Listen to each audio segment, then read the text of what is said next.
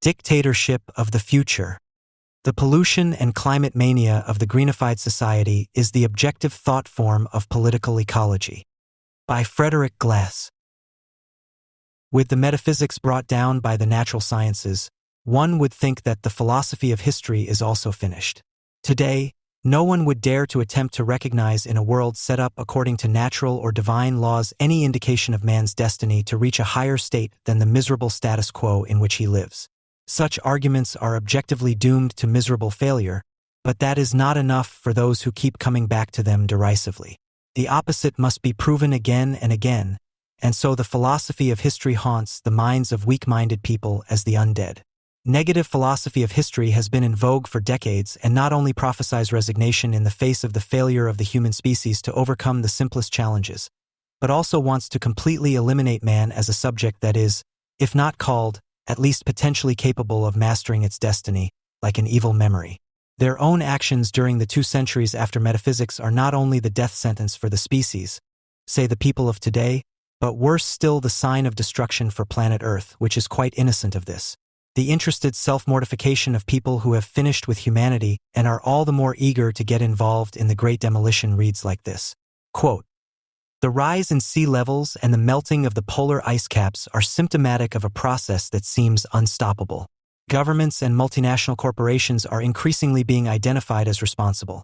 Environmental organizations are submitting petitions and celebrities are calling for action. Researchers are publishing alarming figures. Over 1,400 billion tons of carbon dioxide have been pumped into the atmosphere since the beginning of the industrial age.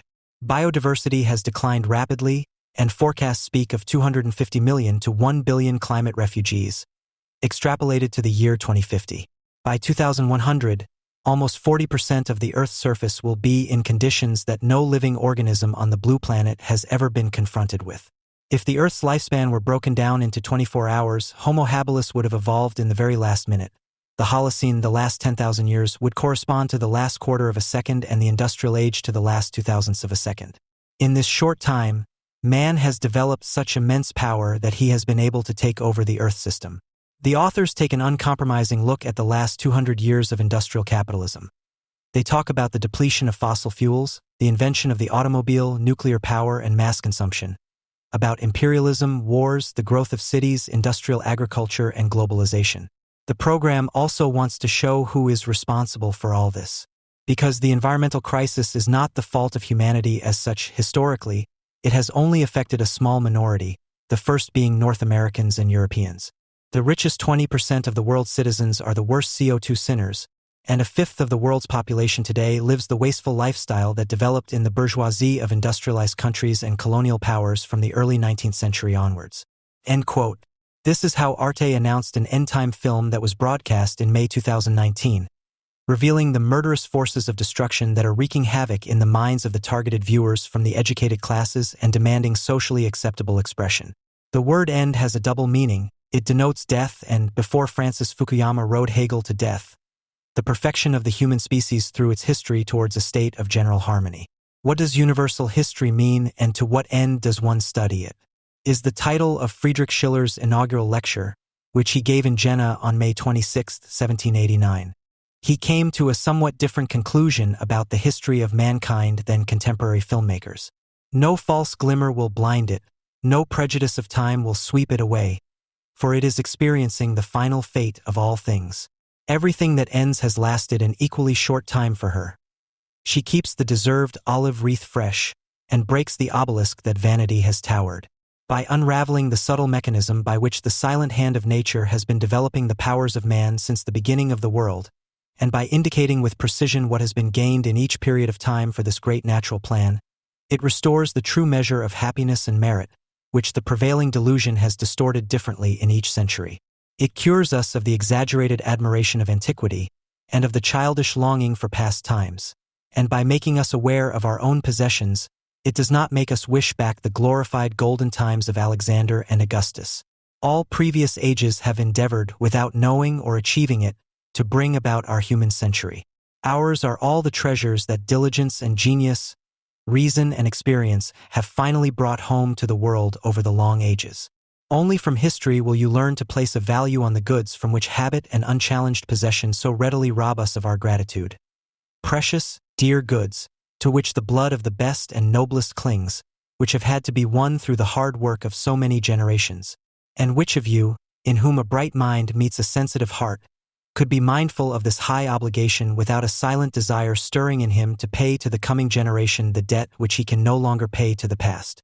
A noble desire must glow within us to contribute from our own means to the rich legacy of truth, morality, and freedom which we have received from the previous world and which we must pass on to the next world, richly increased, and to fasten our fleeting existence to this imperishable chain which winds through all human generations. However different the destiny that awaits you in civil society may be, you can all contribute something to it. To every merit there is a path to immortality. To true immortality I officiate, where the deed lives and hurries on, even if the name of its author should lag behind it. End quote. On the eve of the French Revolution, such optimism may have just about passed muster, but today's wishlessly serene would wave it away. Schiller died exactly a decade before the great emissions began and could not even imagine the great man-made catastrophe. The only way to talk about the bigger picture today is to conclude, on the basis of scientifically compiled material in the style of the Arte film, that the Earth's inhabitants are heading for a certain end, which they deserve.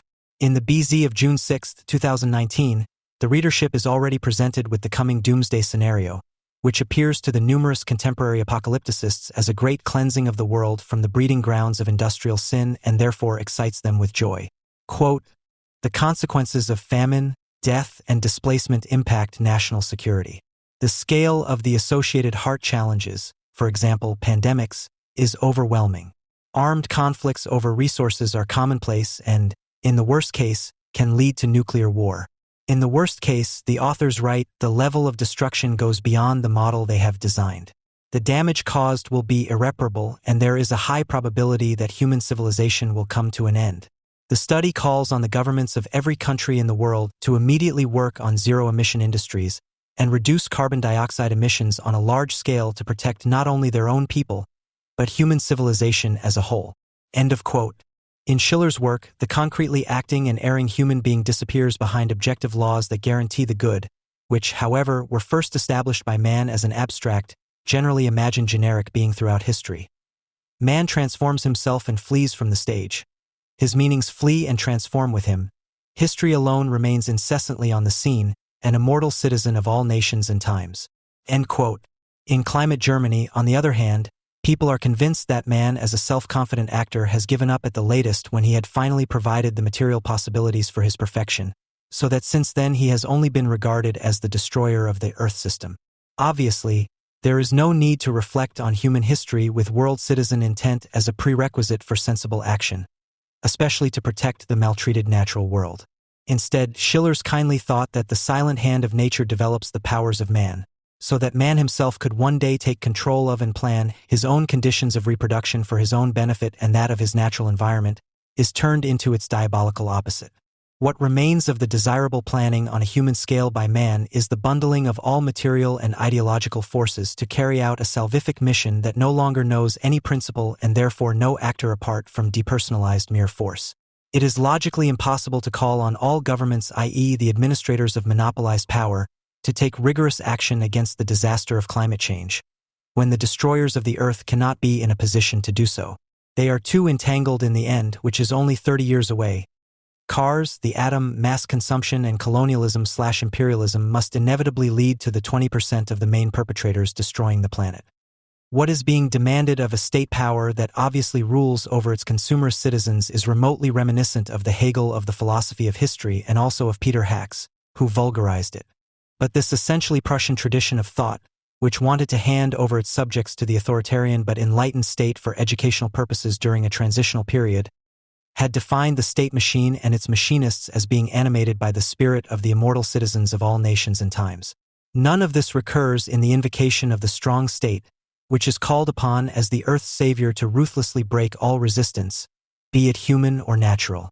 The state set up in this way is only an imagination, a reproduction surface for the annihilation fantasies of a multitude, and is not supposed to take action against every obstacle in a planned manner, but rather arbitrarily but without leaving any residue. Today, we no longer speak of nature as a historically and philosophically charged pledge for the breakthrough of reason, nor as a conglomeration of landscapes and seas, including flora and fauna. There is nothing in it at all, and none of the catastrophe heralds can do anything with it other than exploit it completely. For the beauty-seeking eye, a so-called wind farm is a brutal fragmentation of the landscape. For the ordinary ear, it is a dreadful buzzing, whirring, and howling, and for many birds and insects it is a deadly trap due to windstorms. Landscape is thus turned into pure farmland which, because it is optimally exploited, is even uglier than a spruce plantation called a forest and is therefore avoided by people. The movement for renewable energies, which is also promoting the construction of ever more and ever larger solar parks that are harmless to birds but horrifying to the human eye, and is cutting highway-sized paths through forests and floodplains in order to bring wind and solar energy to the consumer, is proceeding according to plan. Jan Philip Albrecht, energy minister in Schleswig-Holstein by profession, sees salvation in more wind turbines in state planning. Quote, "This will give the entire state planning security and a perspective for expansion, while at the same time taking into account the legitimate concerns of the population." End quote. He openly states what these concerns are all about. Quote, "For us Greens, there is no way around meeting the climate targets. That is why we are now urging that other concerns be subordinated to a certain extent." End of quote. These other concerns are obviously of a more human, and therefore earth-destroying, nature, which is why the minister continues threateningly, "There are discussions everywhere about how we can reconcile energy production with other interests, including nature conservation." End of quote. So what do we need? That's why we need planning, which liquidates nature conservation to a certain extent, because nagging doesn't work in difficult times. It has to be planned through and then executed. Quote, "I would like the federal government to make it clear why the expansion is so important, instead of constantly being the echo chamber of those who are simply against change as critics. That won't get us anywhere." While similar invective from critics of landscape-eating measures was once rejected as pure mockery, today, when nature conservation is being liquidated in the name of climate protection, not only does hardly anyone take offense at such a statement, worse still, critics of total overplanning are publicly pathologized, incapacitated, and politically assigned to the enemy camp. Back in 2017, a completely interchangeable Florian Schmidt, who works at the Göttingen Institute for Democracy Research, provided an example of what an echo chamber and its inhabitants, who are to be controlled through discourse analysis, are. Quote, "These are ideologically homogeneous discourse spaces that lead to the radicalization of opinions and positions. The logic behind this argument is conclusive, therefore this strand of echo chamber research has proven useful for describing and explaining certain radicalization phenomena, both within and outside the internet." End quote. The radicalization phenomena are most alarming where the unseemly insistence on nature conservation continues to spread and the claimed need for survival, indeed the very meaningfulness of the current environmental degradation, is disputed. Thus we are confronted with the hideous face of the climate denier, who is presented as a totalitarian clone of Reichsbürger, Donald Trump, and right-wing populists in an endless Wikipedia article that reads like a commentary on a criminal law yet to be passed. The climate denier, who is not even sufficiently described as a climate change denier because he does not even deny it, claims that the rise in temperatures that has been observed worldwide for several decades can only be attributed to a small extent to the burning of fossil fuels by humans, and also considers the doomsday scenarios that are now presented on a daily basis to be dubious. The environmental movement has never had it in for humans. The fact that it is now at odds with nature and discredits nature conservation as backward-looking homeland protection and, even worse than the social democratic and Christian socialist land use fanatics of the 1970s, has the bulldozers brought in by the state is only seemingly a paradox. What has always resonated in the use of the term nature, i.e., the fact that it is to a certain extent the result of the planned workings of scientific laws, has been most brutally asserted as a certainty of salvation against all metaphysics by those who once took up the cause of nature conservation. The use of an entire organism, which was once referred to quite kindly as creation, for the purpose of its total domination and exploitation, not for the benefit of mankind, but strangely enough for the protection of the planet on which we live, is even more groundless than the industrialization and development of transport routes of earlier centuries and decades, which still proceeded in a disorderly manner in many cases. Wanting to give nature its own voice has always been a dubious formulation and first served to propagate pseudo-shamanic substitutes for religion, only to arrive in pure culture in the whimpering of elephants and dolphins endowed with human voices, facial features and characteristics in animated films, whose intrusive educational message is animal protection. Since climate protection has dominated the homogeneous discourse space of Germany, this too has become a thing of the past. The contradiction between reconciled and unreconciled nature needs to be discussed just as little as the objections of some Black Forest residents to the wind turbines that are hurriedly fighting their way up the mountain slopes from Freiburg. Cranky nonsense at best, right-wing populists sand in the gears in reality. No one is allowed to stand up against the urgently needed planning of nature.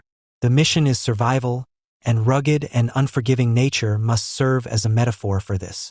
What a classicist once meant on a winter hike in the Harz Mountains as a private escape from the confinement and planning dictated by the state, society, and even the economy into the untouched and therefore already rugged, the place for reflection that pushes for a more humane arrangement of the world, to which nature belongs just as much as human society, is now being used against the more humane arrangement of the world in general, which has always been a poor success. This kind of thinking seeks its counterpart in nature and its climate, of all things, on which people relentlessly act out what in reality threatens mankind: deforestation, desolation, degradation of the attractive, the different in general. The once successful, friendly coexistence of humans and the surrounding nature is now a thing of the past. They themselves are part of the organic and what lifts them above the laws of nature, forcing them to extract from it what they needed for their very different existence, also kept people at a distance from the relative superiority, initially in almost magical horror or shy admiration. Nature per se is not beautiful, and it took the longest part of human history to fend off the threat it posed. Natural beauty is purely man-made, a progress of civilization. In Renaissance paintings, it made a tentative appearance through the windows of rooms rendered in exact perspective, almost to the exclusion of all else.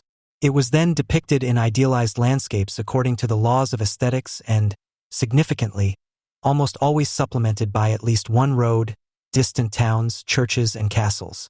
These are ingredients of the human being who assured himself of barely overcoming the worst impositions of the jungle, the forbidding mountains, or the unpredictable river. What has been achieved can be seen where, centuries ago, small areas of cultivated land were reclaimed from relatively rugged landscapes and farmsteads. Villages and chapels built at prominent points pointed to a compromise, precisely because they were immediately followed by completely uninhabitable and therefore uninhabited natural areas. It was a successful compromise between a landscape that does not want to allow people to stay and an intervention that preserves this nevertheless fascinating realm beyond mankind, diminished by its original horror. The Christian idea of creation as a self-contained, harmonious unity of man and the surrounding nature was developed into a second nature long before the term was used in an ideology-critical way: the nature of man. In a frequently cited passage from Kant, this sounds like Schiller's inaugural lecture. Nature has thus again used the non-contractuality of men, even of the great societies and state bodies of this kind of creatures, as a means of finding a state of peace and security in the inevitable antagonism of the same. They are driven by wars, by the overlapping and never-diminishing armament for the same, by the distress which every state, even in the midst of peace, must feel inwardly to initially imperfect attempts, but finally, after many devastations, upheavals, and even continuous inner exhaustion of forces, to what reason could have told them without so much sad experience, namely, to go forth from the lawless state of the savages, and to enter into a league of nations, where that even the smallest state could expect its security and rights, not from its own power or its own legal judgment, but solely from this great league of nations, foedus amphictionum, from a united power and, from decision according to the laws of the united will. End quote.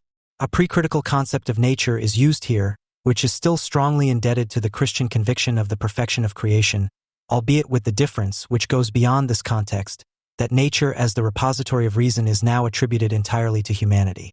What remains is the corrective that increasingly disappears in the terminology: nature as the educator working behind human beings, guiding them on their predetermined path. Kant had written with some verve against the clumsy glorification of real nature, which for him could only be analyzed with the means of the exact sciences. Quote, "For what is the use of praising and commending to contemplation the glory and wisdom of creation in the unreasoning realm of nature, if that part of the great arena of supreme wisdom which contains the purpose of all this, the history of the human race is to remain an incessant objection to it, the sight of which compels us to turn our eyes away from it with displeasure, and, despairing of ever finding in it a perfect rational purpose, leads us to hope for it only in another world?" End quote. Accordingly, in his work, nature more inexorably than in Schiller's somewhat rapturous work, is absorbed and also lost in a conceptual apparatus that pursues the nature of things and turns further and further away from the idea of creation without being able to save anything of it with a reasonable intention. Quote, since the word nature already carries with it the concept of laws, but this carries with it the concept of the necessity of all the determinations of a thing that belong to its existence, it is easy to see why natural science can only assume the legitimacy of this designation from a pure part of it, which, namely, contains the principles a priori of all other explanations of nature, and only by virtue of this pure part is science proper, and likewise that every doctrine of nature must ultimately lead to natural science and end therein, because this necessity of laws is inseparably attached to the concept of nature and therefore must be thoroughly understood. End quote. As you can see, the nature of man cannot be deduced from the nature that surrounds us. It can also be seen that the establishment of pure natural science as the basis for laws, which are responsible for regulating human destiny, is not capable of constituting a concept of freedom, which Kant was well aware of. While Kant and others were still aware of the contradiction between necessity and freedom, the laws of nature and the establishment of society as one of the free and individual in accordance with human nature, the climate movement, which began as an environmental movement, has answered the matter one-sidedly as submission to the inexorable laws of the realm of necessity. Entirely subjugated to natural science, they deal with non-human nature as if it could be separated from human nature, without working against it with reasonable intentions, without at least promising consolation in another world in trivialized Catholicism. As is well known, all preoccupation with the question of nature has long enough also been a question of human survival. Of course, something had to be wrested from hostile nature, in material terms as well as in rebellion against an ultimately fatalistic natural decay. The fight against hostile nature also turned into a subjugation of friendly nature, a disenchantment of the world that, in the joy of spring, for example, forgets the joy of releasing the cows from their winter stables, which particularly enjoy their first trip out to pasture. Planning over the last 20 years has caused the familiar image of the pasture to disappear. Today, milk, which is often given the label organic, is produced in huge barns that are operated all year round, with a prison yard in the middle as a substitute for pasture. The survival of mankind in the fight against nature and for the climate, this topos that seems to dominate every discussion, has almost nothing to do with real challenges. Global warming, which cannot be countered with wind turbines anyway, is a perfectly manageable challenge that has absolutely nothing to do with the end of the world, and the currently peddled third-hand philosophy of history, which peddles catastrophes that will not occur, only serves the evil goal of one day bringing people completely to their senses through rigorous regulation. Those who propagate the even stricter domination and control of mankind for the climate and the millions and millions who parrot it, resign to their fate and macabrely hoping for salvation for this very reason. These are not people in the way that Schiller or Kant assumed in their philosophical considerations of history. Neither committed to humanity nor to nature conservation, not even really interested in the climate, Fridays for Future also rejects any philosophy of history, i.e. any thought about a friendlier world. What is actually being staged here is a fight for survival, only it has nothing to do with the climate and even less to do with nature, but with the question of who should still have a right to life, whereby it is no longer about the better life but life in general. Those who terrorize the end of the world are already reconciled in their minds to the idea that there will have to be millions of sacrifices to save the planet. The fight against climate change in the form currently being discussed and euthanasia are linked because in both cases life unworthy of life is identified. While the friends of euthanasia already have the ideological sovereignty and, in ever younger cases that are often not even characterized by life-threatening illness, rely on the seemingly voluntary renunciation of life by the person to be injected away, the rhetoric of the climate protectors is filled with brutal threats in perpetuity, which include the demand for the disenfranchisement and expropriation of the opponent until he voluntarily hands himself over to the executors of mercy death as a devalued nothing, that our dealings with the nature around us are violent and that this also reflects what man once intended to do with his own kind. This insight was popularized decades ago with a bit of late Eric from Herbert Marcuse and soon only life reform rhetoric and has quickly become an evergreen that no longer has anything to do with the basic idea. There is no longer any talk of life without coercion, which should at least mitigate the domestication of the surrounding nature, no longer any talk of human conditions, which should be arranged in such a way that people are finally helped to achieve their happiness, to which the beauty of nature urgently belongs. Isolated and cold, unspiritual nature and man, who constantly violates it, stand opposite each other. But how could it happen that the human being forced to abdicate, who has since been passed around as a mocking image, old, white, and male, has somehow given rise to a counteractor charged with historical philosophy? And precisely among the 20% who are known to be to blame for everything. So how is it possible for the kids, right down to the magazine Gegenstandpunkt, to become the avant-garde of the historical process?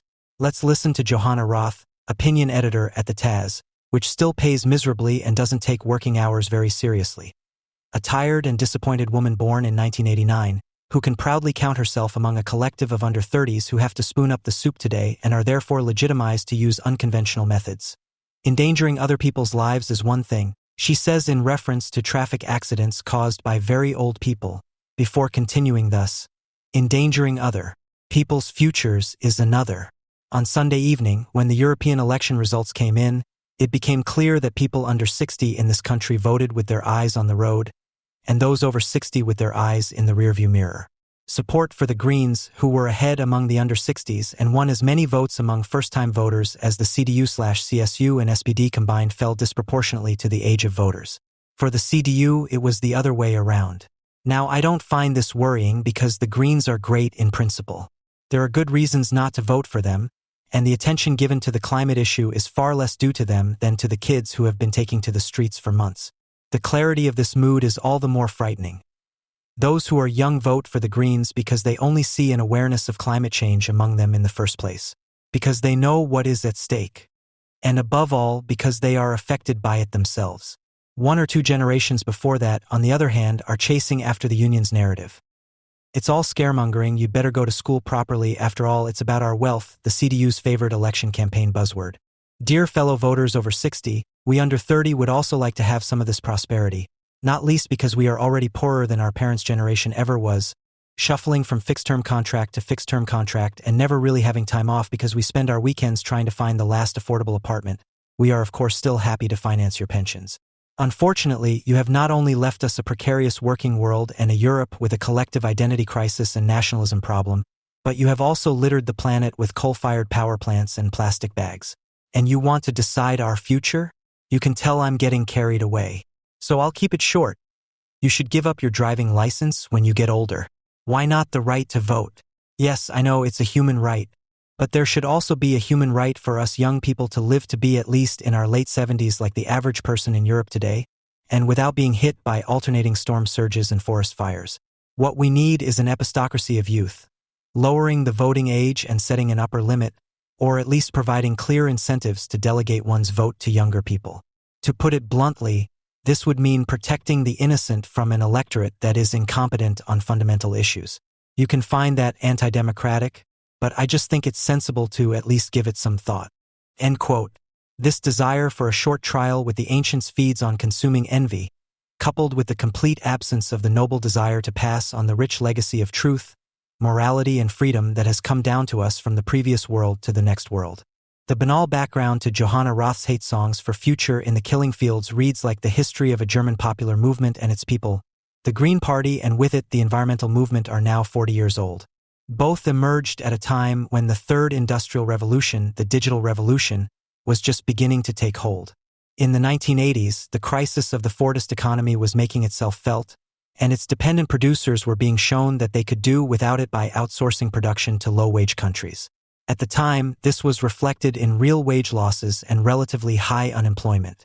In the 1990s, the labor market began to become more flexible across the board, and it is not just temporary employment agencies that stand for this. In the years since then, precarious self-employment and 17% of full-time employees across Germany earn less than €2,000 gross per month.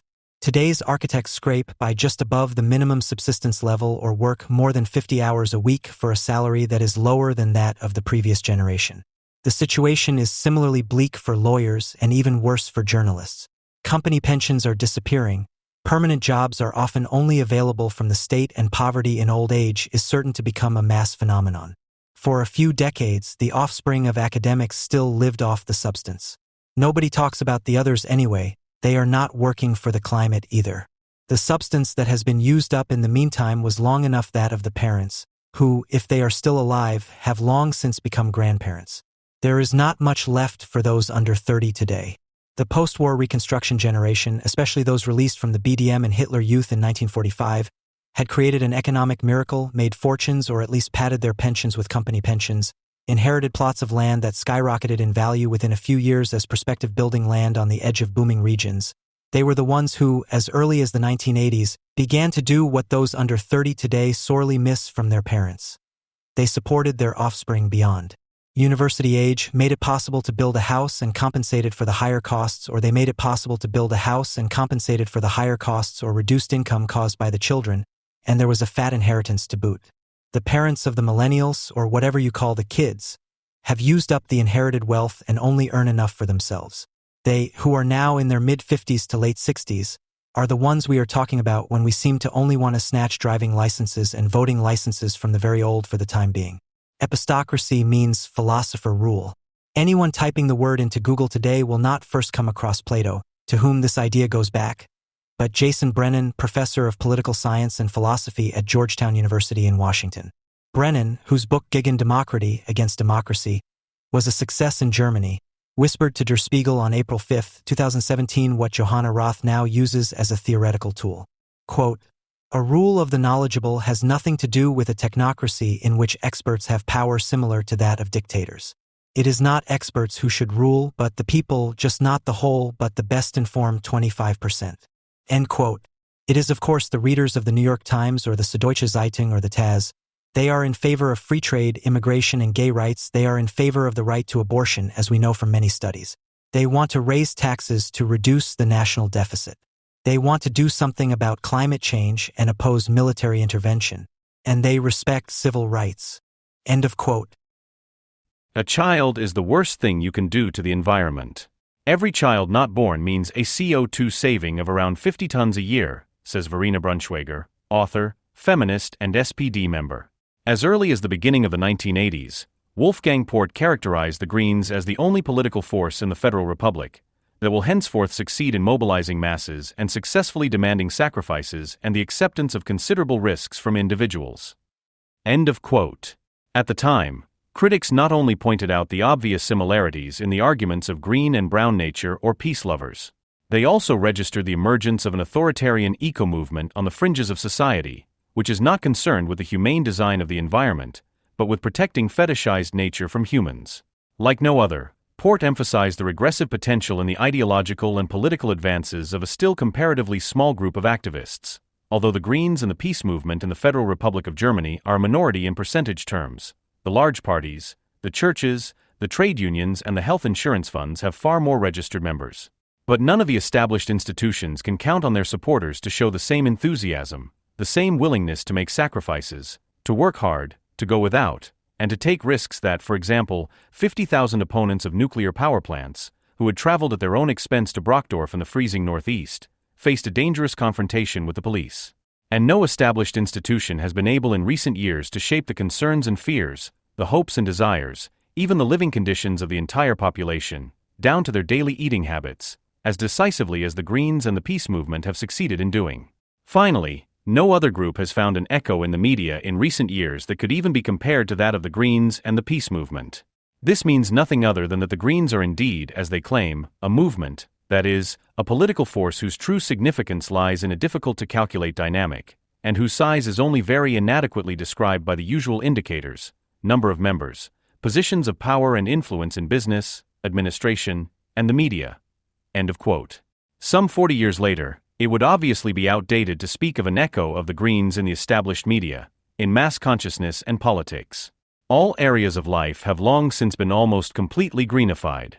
For example, the energy transition, which is primarily based on climate policy, is being driven forward in a powerful effort across society as a whole, which, according to current surveys, is welcomed by an absolute majority of the population across all social strata. The phase-out of nuclear power and coal-fired energy is a foregone conclusion, completely independently of whether the Green Party is part of the government or what percentage of votes it gets in the current political climate. Today, a great many people, including those who don't vote for the Greens, believe not only that climate change is man-made, that it must be stopped to avert an impending apocalypse, and that something like green electricity actually exists or could even exist, but also that people who don't believe this are, at best, weird, at worst, Reich citizens, AfD supporters, or Nazis. Not so long ago, electrical devices and their carcinogenic electrosmog cause tormenting nervousness among the particularly anxious health-conscious. The same people now see salvation in extensive electrification, including batteries, formerly hazardous waste, and the exorbitant lithium exploitation required for the future energy industry and electric cars, which Germany and its auxiliary peoples intend to carry into the world. It is noticeable that the Greens and their supporters have changed radically in one sense during their seizure of power in the public sphere, which greatly favors the success of the movement. While the old nature lovers were rather hostile to progress and technology, in this respect opponents of the zeitgeist of capital, today they are, at least as far as the renewables are concerned, in a way optimistic about progress and thus lobby, and capital compatible, which appears as a hasty over-adaptation and at the same time has lost all touch with reality. For fans of alternative energies, there seem to be no limits to what is feasible. As long as the will and the money are available, anything should be technologically possible.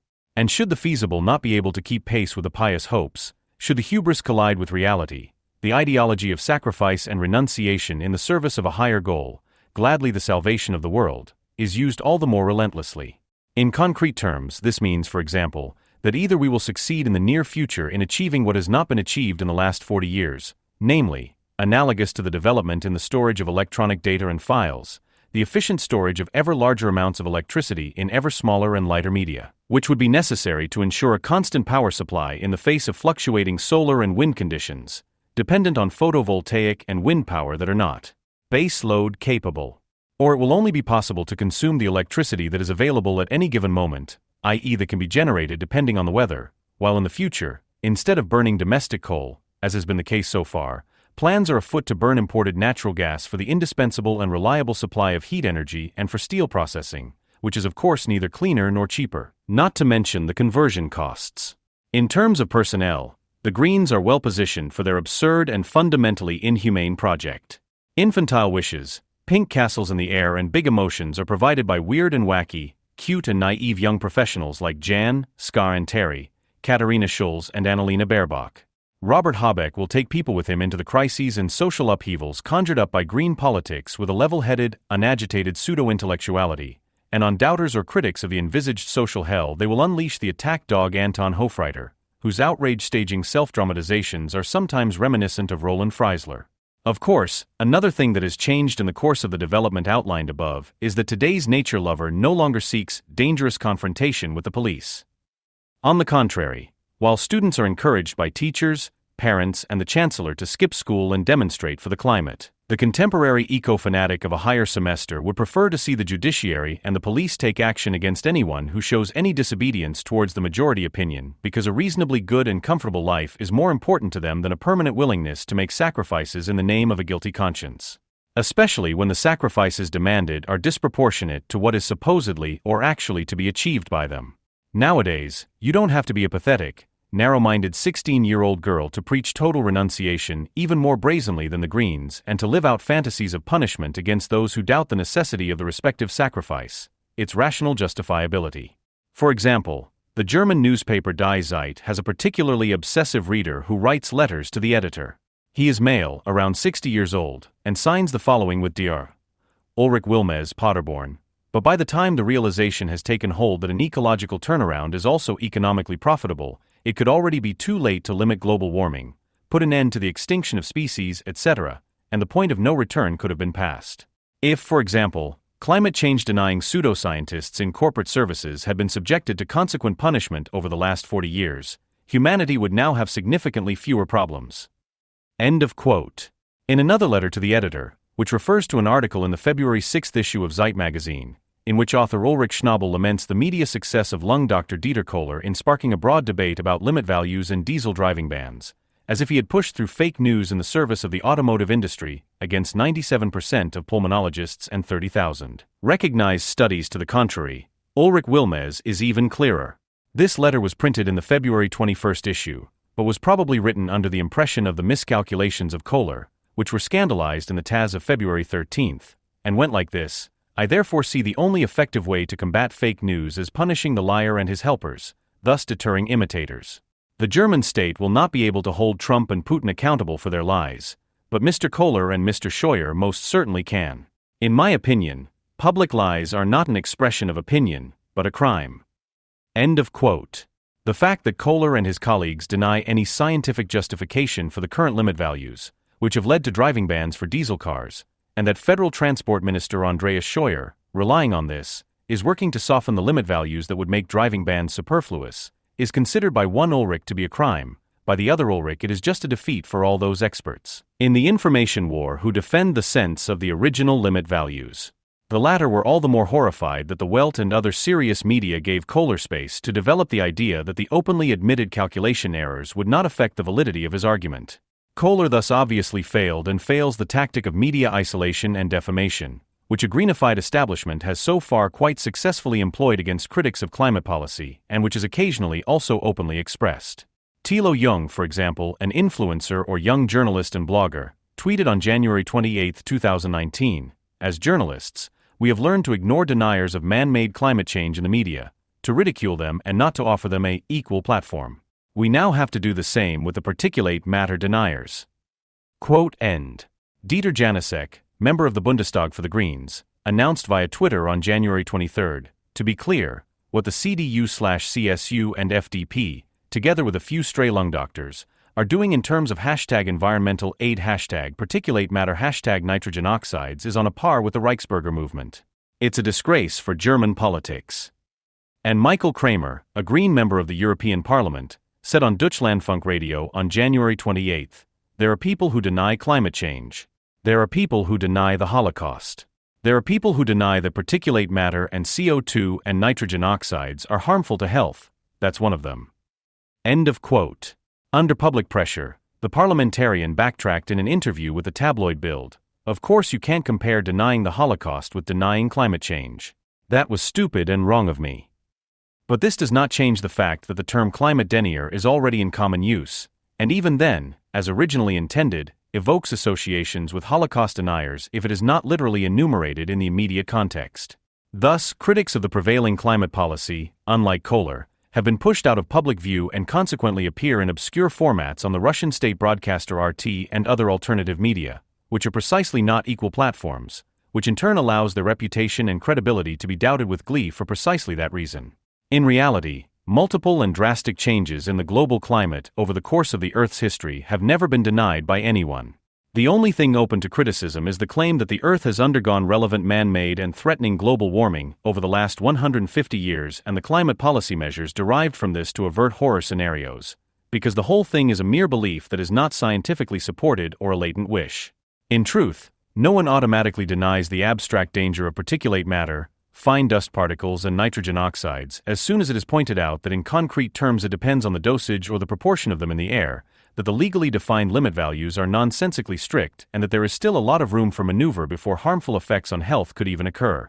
In reality, Kramer's list of CO2 does not aim to prove the toxic and hostile nature of the gas, but to blame its increase in the atmosphere for global warming. Industrial or other CO2 emissions are therefore, contrary to what Kramer suggests, in no conceivable way a health-damaging air pollution that could be denied.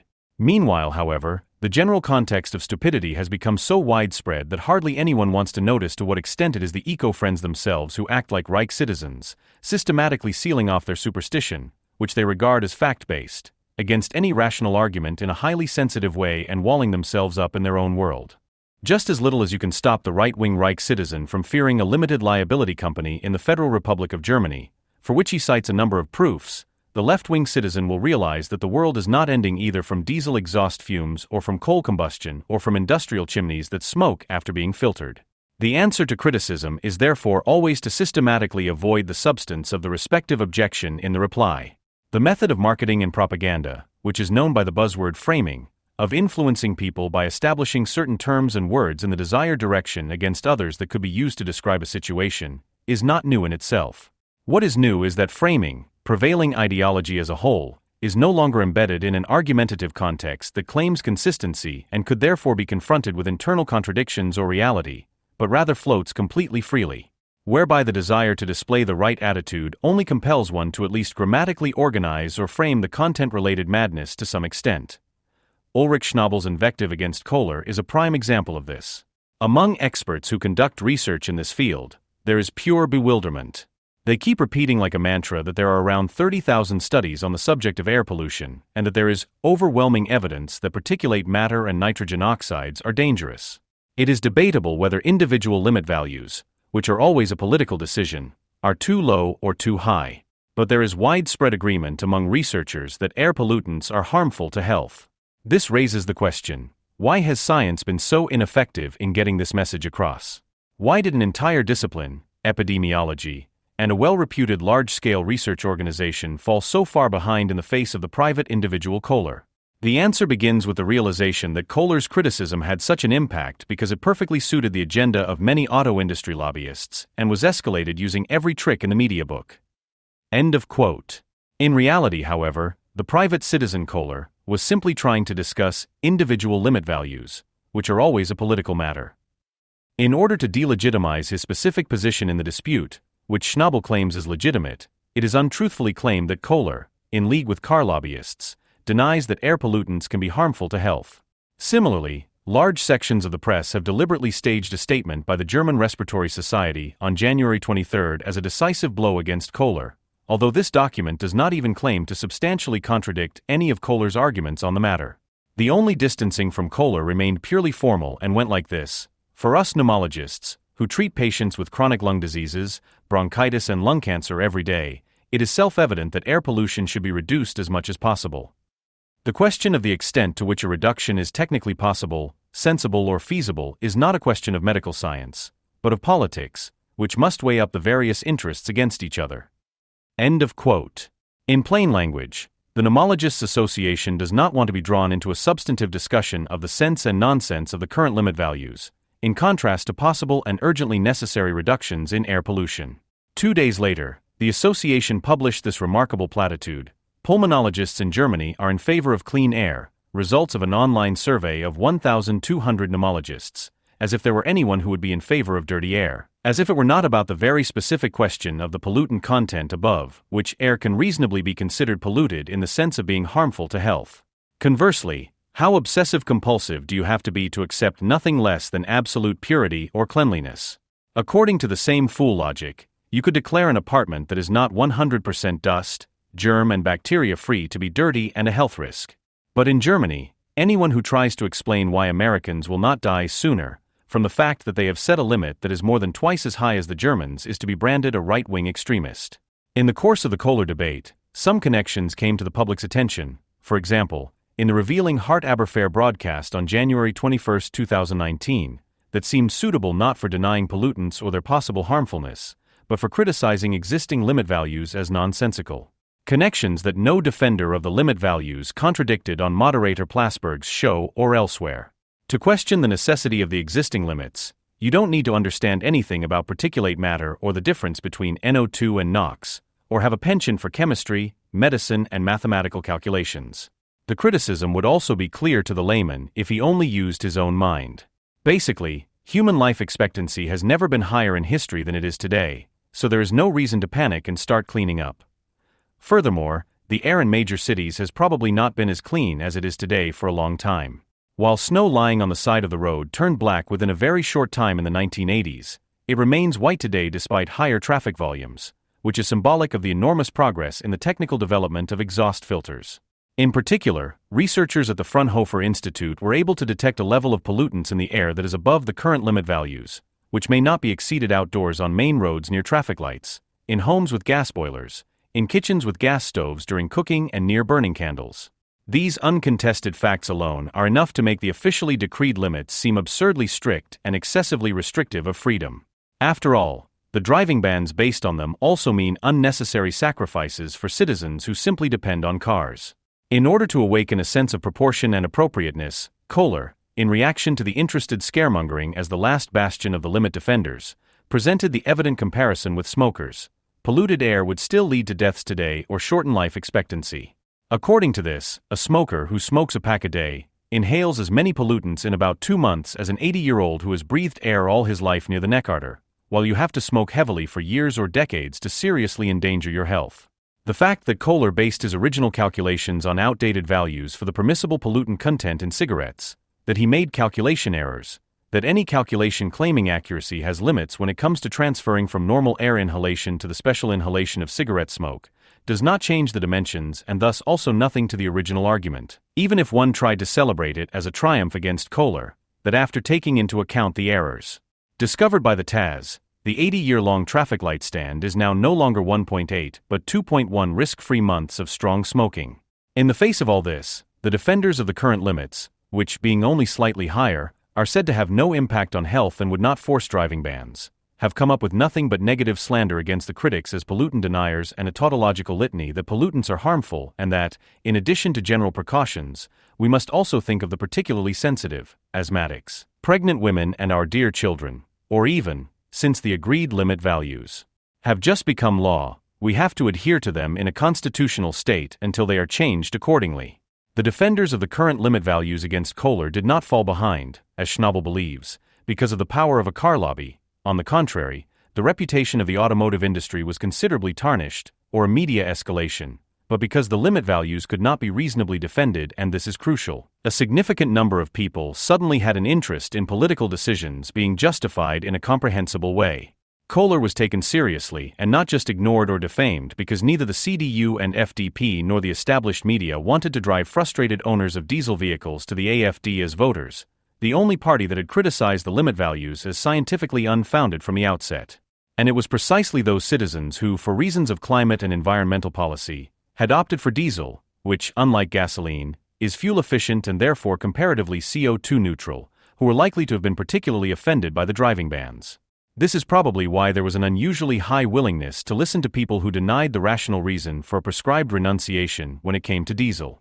So far, namely, and this could be optimistic, the appeals for willingness to make sacrifices are mainly directed at those who can have a clear conscience for free or can afford it as a luxury. The topic of climate change does not trigger a comparable willingness to discuss as with the driving bans. Not because the climate saviors have more residual reason on their side than the defenders of the limit values, but because the negative consequences of climate policy and energy system transformation are apparently still perceived as less drastic than those of the anti-automotive limit value regulations, despite rising electricity prices.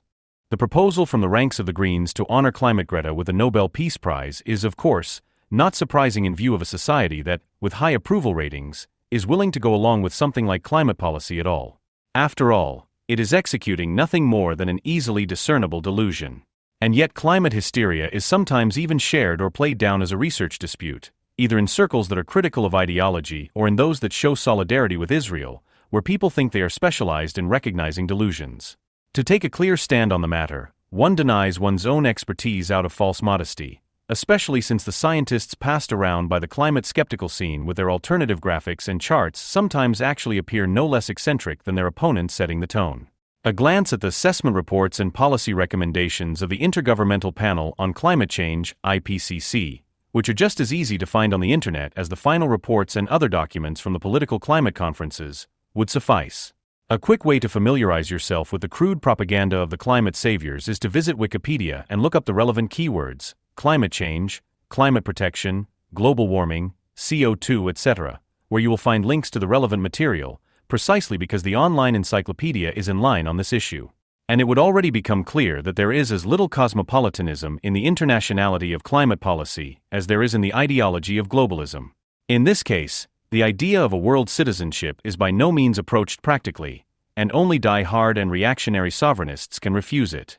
Rather, it is the case that international conferences on the protection of the planet bring together a global citizenry that has taken action, and whose climate policy ideas suggest that a world government, which does not exist, and is therefore being imitated at climate conferences, can, based on the recommendations of a world oracle, which does exist with the IPCC, by means of a machine that can extract and add CO2 to the atmosphere at will, which also does not exist, can adjust the Earth's average temperature in the same way as an ordinary citizen adjusts the empirical indoor temperature using a radiator controller. Only more precisely than the latter, that is, to the degree or even 2 places behind the decimal point. The work of the IPCC, the climate conferences, and the climate policy measures of the governments obliged to them, which are now devouring billions, are aimed in a boundlessly insane way at preventing the average temperature of the Earth, which is supposed to depend monocausally, proportionally and linearly on the CO2 content of the atmosphere, from rising by more than 1 degree or 0.5 degree, respectively. because otherwise the end is nigh.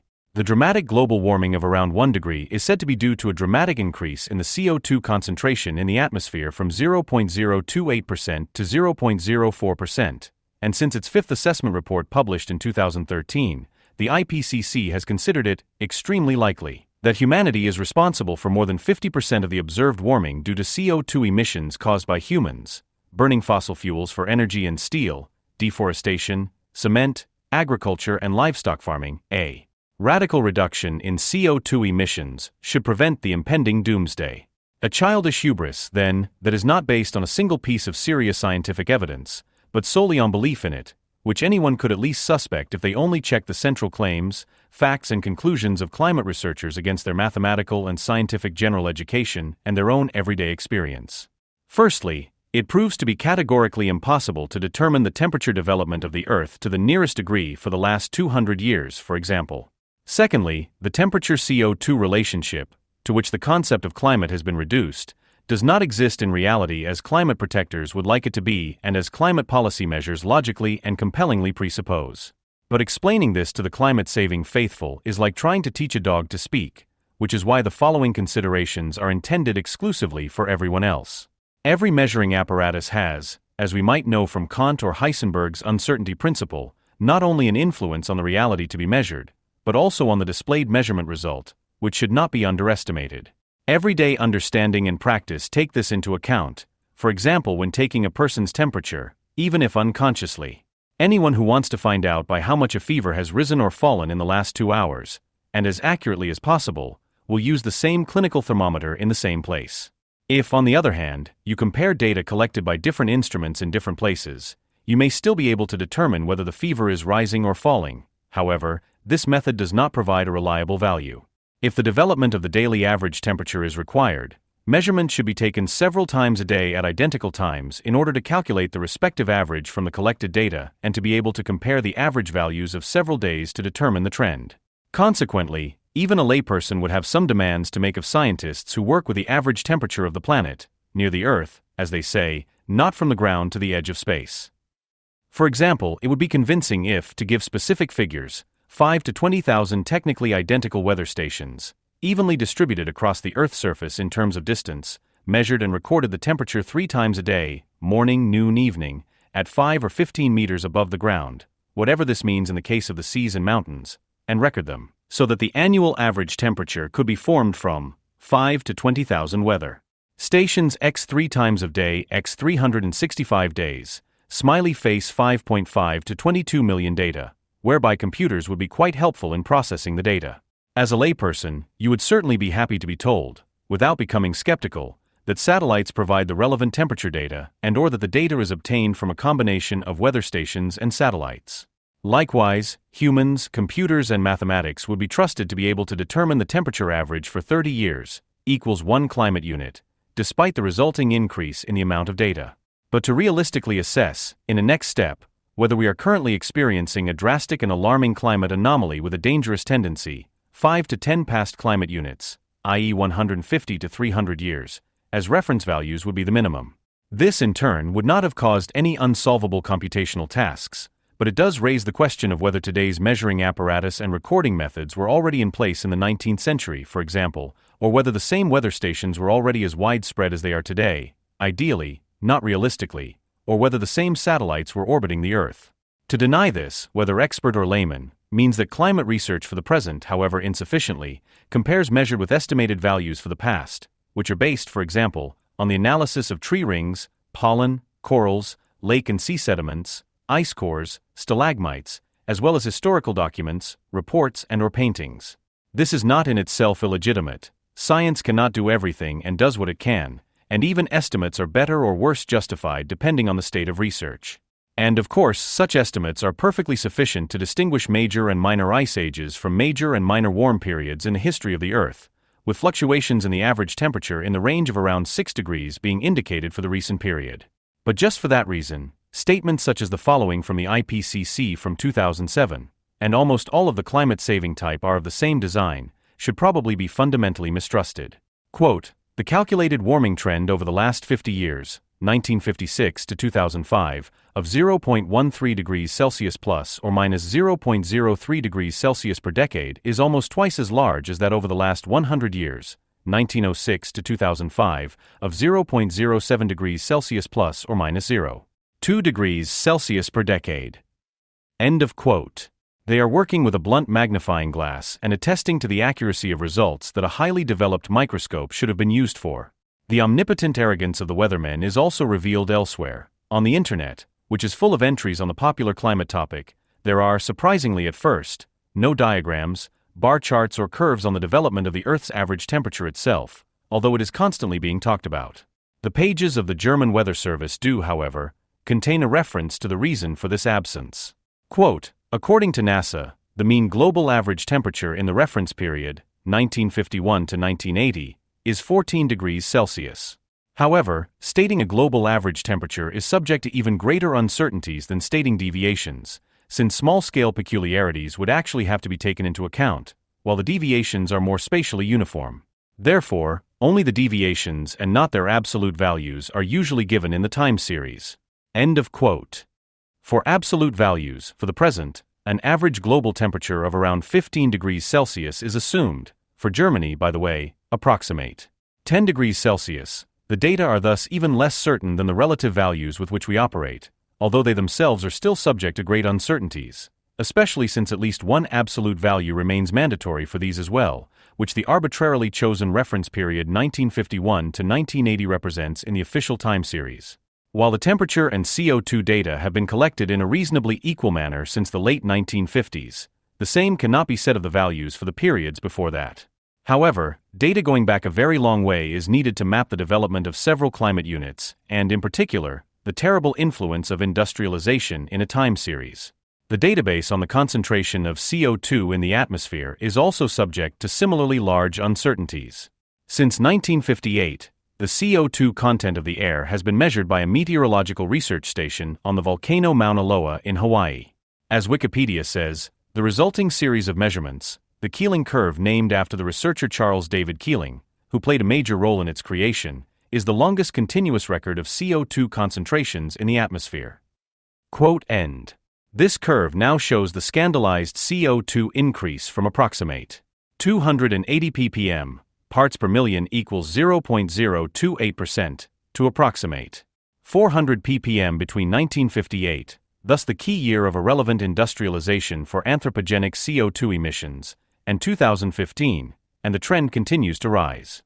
Assuming, for the sake of the climate saviors, that this one place on Earth can represent the development of the average CO2 content for the entire atmosphere, the question remains, when comparing temperature development and CO2 concentration over the centuries, where science gets its exact knowledge about the CO2 content in the atmosphere from about 3,000 years ago.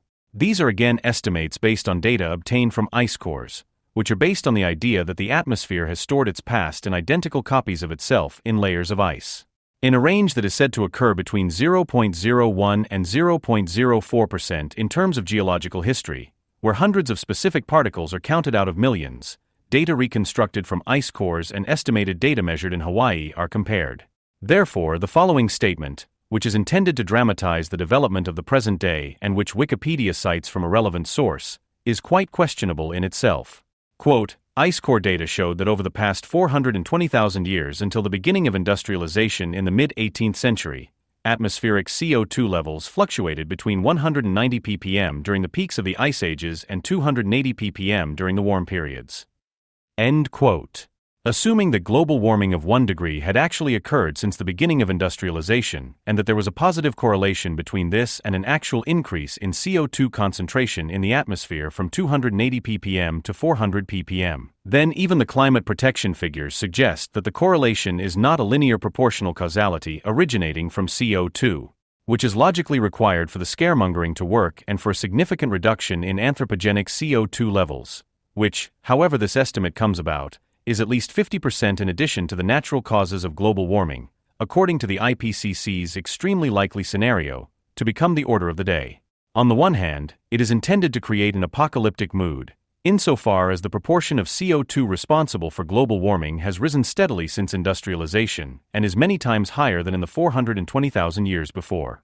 On the other hand, the same figures show that before industrialization, a difference of only 90 ppm CO2 caused temperature differences of 6 degrees, while since industrialization, 120 ppm CO2 has only caused a 1 degree increase in temperature, which suggests the reassuring conclusion that more and more CO2 leads to ever smaller temperature increases, tending toward zero.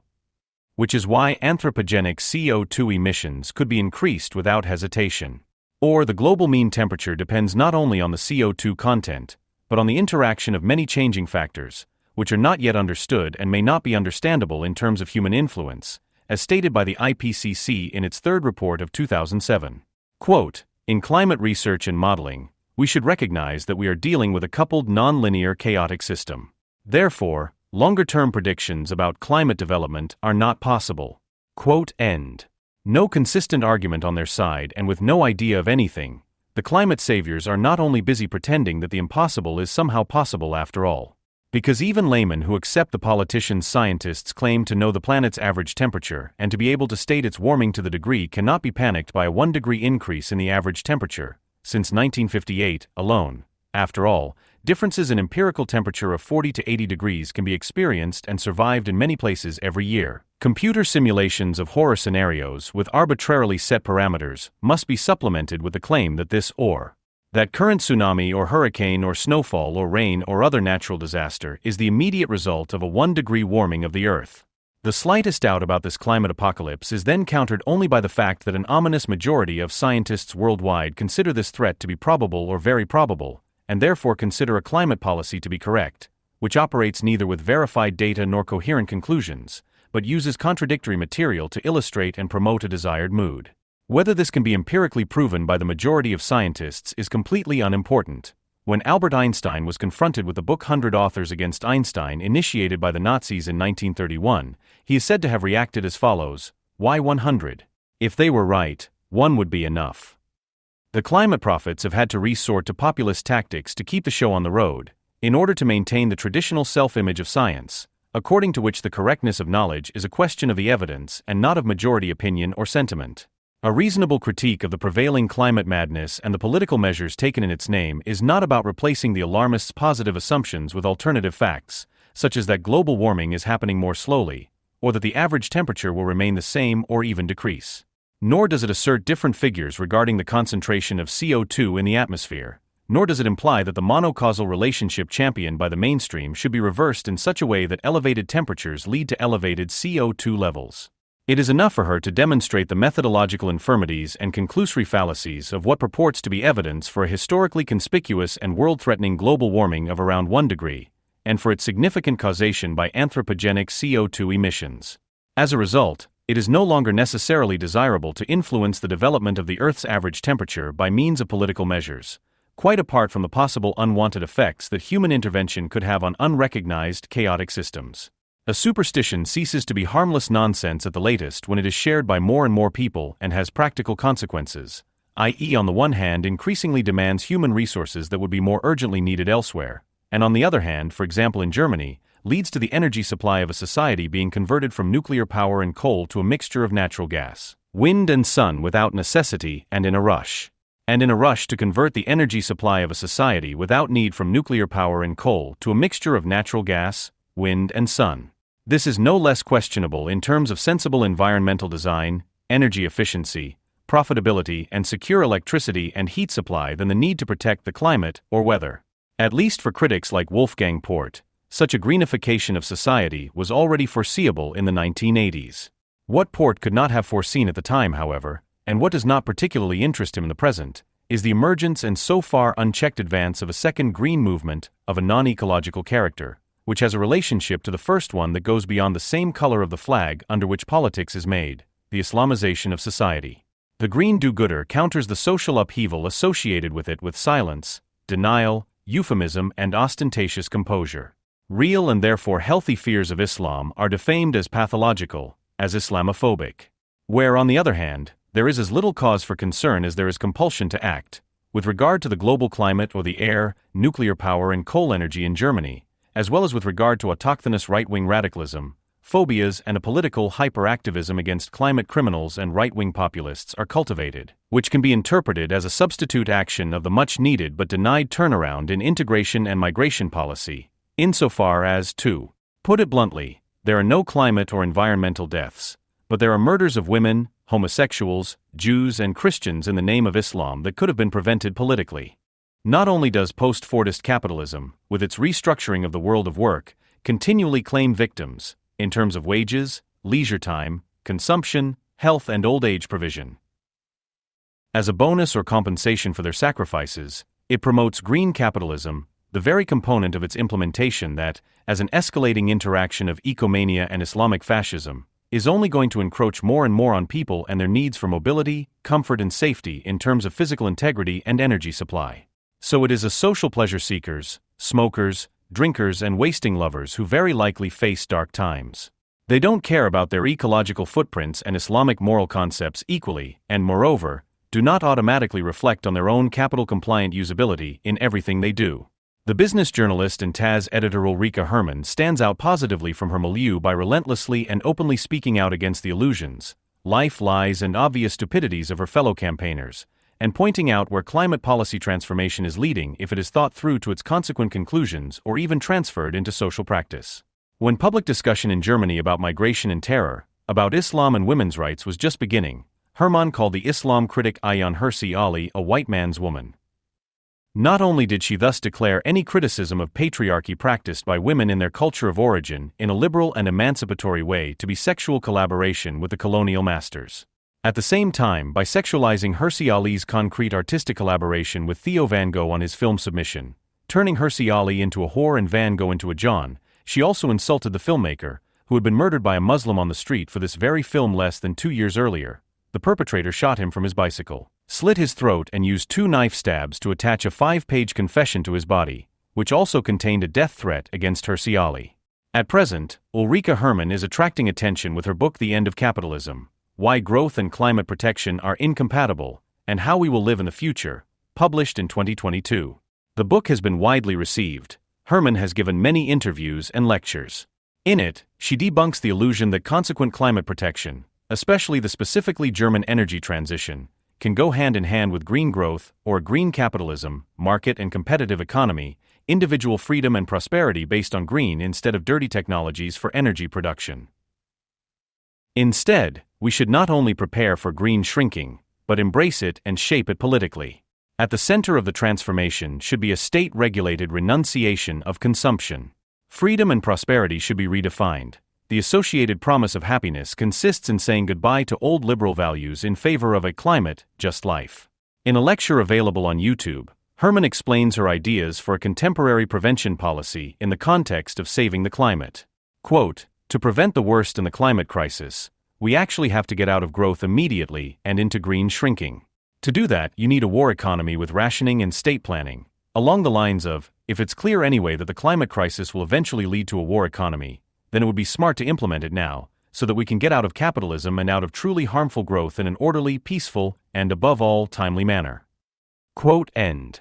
Suicidal mind games of this kind, in which the instigation of a state of emergency in the present is demanded in order to be prepared in case the abstract risks should one day materialize, were already articulated in the Corona period. For this reason alone, one should avoid playing down Hermann's emergency-inspired sophistry as a radical outsider position. Just as she was only ahead of her time with her apologia for Islam, her authoritarian program of dismantling socio-economic living conditions in the name of climate protection is in line with the zeitgeist. For several years, a combination of panic production, scientific end-time prognostication, and media-based population mobilization has created a social mood in which economic deterioration and restrictions on freedom appear as the last, even meaningful solution to problems of apocalyptic proportions. It is no wonder that the corona crisis was declared a test for the climate emergency at an early stage, even though the corona policy measures have so far exceeded climate activism. While Hermann derives the necessity of a war economy with rationing and state planning at this point, at least from the duty to save the climate, she identifies the energy transition in its German form as the reason for the need for transformation elsewhere. As a reminder, in the West, the idea that the use of fossil fuels for heat and electricity, oil, gas, coal, must be overcome dominates the energy policy debate. Not because pollutants would pollute the air when burned, with negative consequences for humans, animals, and plants. This has been empirically and essentially verifiably resolved with the development of filter technologies, or because the resources would only be available for a limited time in the Earth's interior. The only reason for the acute need for action is that burning oil, gas, or coal releases CO2, and that an increase in the CO2 content in the atmosphere from 0.02 to 0.04% since industrialization is responsible for an increase in the Earth's average temperature, which can hardly cope with a warming of more than 2 or 1.5 degrees. While all industrialized nations except Germany are relying on nuclear power and only partially on renewable energies, with political reason and the blessing of Greta and the nuclear power lobby, which played a not insignificant role in enforcing the CO2 delusion in order to demonize fossil fuels in recent decades, Germany has said goodbye to nuclear power.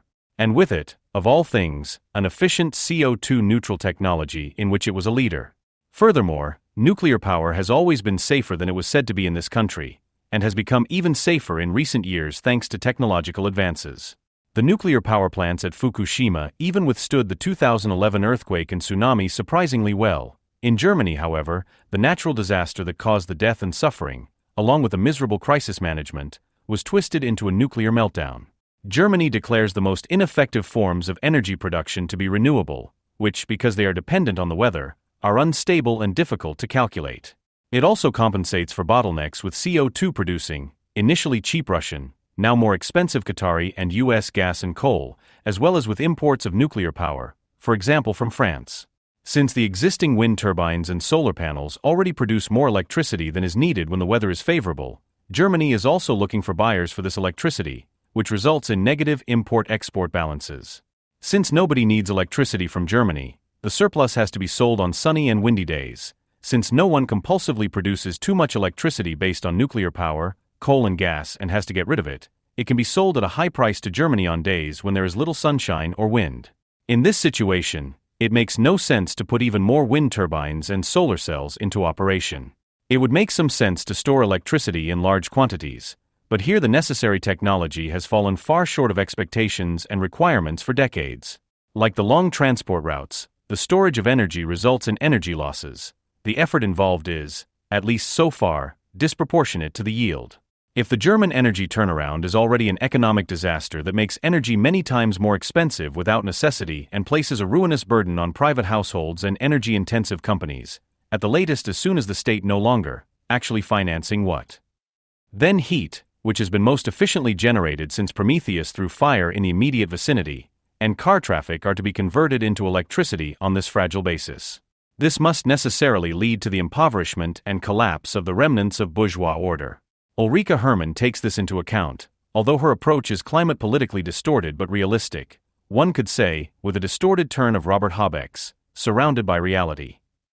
Although she shares her milieu's CO2 mania, she accordingly idealizes the German energy transition towards renewables and away from nuclear power and presents it as having been imposed by the climate crisis with no alternative. In contrast to official politics, however, she sticks to the truth on one thing. Even if the renewables really did have a significantly better environmental and CO2 balance than conventional energy producers, because the production of wind turbines and solar panels also releases CO2, they also have a harmful impact on nature and people in the immediate vicinity, and they also mean the disposal of hazardous waste at the latest after use. This gain would be disproportionate to the exorbitant loss of energy efficiency. Firstly, oil, gas, coal, and nuclear power plants produce as much energy as is needed 7 days a week. Apart from maintenance interruptions, the actual energy yields correspond to the potential ones, and the nominal capacity of the respective plant is actually utilized. By contrast, the renewables only produce energy when the wind blows and the sun shines. In the one case, nothing happens when there is no wind and little when there is a little wind. In the other case, nothing when, as every night, there is no sun and less when, as every winter, the intensity of the sun decreases, and almost nothing when the solar panels are covered with snow or clouds move in front of the sun. The renewables therefore have difficulties in realizing at least half of their nominal value. They stand around uselessly for a large part of the time. Secondly, they take up many times more space than traditional power plants, both in terms of area, which is sealed, which affects the surrounding area and which disturbs aesthetic sensibilities, and, at least in the case of wind farms, in terms of height, so that modern windmills can be seen from miles around. Thirdly, the cost, production and operation, compared to oil, coal, gas and nuclear power is disproportionate to the yield. In the language of economists, renewables will always be many times more expensive than conventional forms of energy production. Basically, green electricity and heat are therefore not affordable, which is why the German energy transition also demands a high price, metaphorically, a sacrifice. Ulrike Hermann in an interview with Philosophy magazine on July 27, 2023. What do you think of this idea of green growth? I think it's an illusion that climate protection can be achieved with the help of technical solutions by simply replacing fossil fuels with solar and wind power. Of course, we should install as many solar panels and wind turbines as possible, but even then green energy will not be enough to fuel today's capitalism plus growth. Why does the idea still have so many supporters? Because green growth would mean that we would hardly have to change our lives. The electric car is typical of this idea. Everything should stay the same: German garages, German streets, the German automotive industry. Only the engine is replaced. Instead of a combustion engine that requires gasoline or diesel, a battery is charged with green electricity. Similarly, people dream of green chemistry, a green steel industry, green flying and green shipping. But that won't work. Why not? There are technical and physical reasons for this. Many Germans think we've already made half the energy transition. But that's a mistake. Because it's not enough just to make today's electricity consumption climate neutral. We have to run the entire economy on solar and wind energy, including industry, transport, and heating. And the figures are staggering. Wind and electricity currently only cover about 9% of Germany's final energy consumption. That means we still have to convert over 90%. Besides, the sun doesn't always shine and the wind doesn't always blow. So we have to store large amounts of energy, for which batteries and green hydrogen are particularly suitable. However, both technologies are not cheap. Green energy will therefore remain scarce and expensive.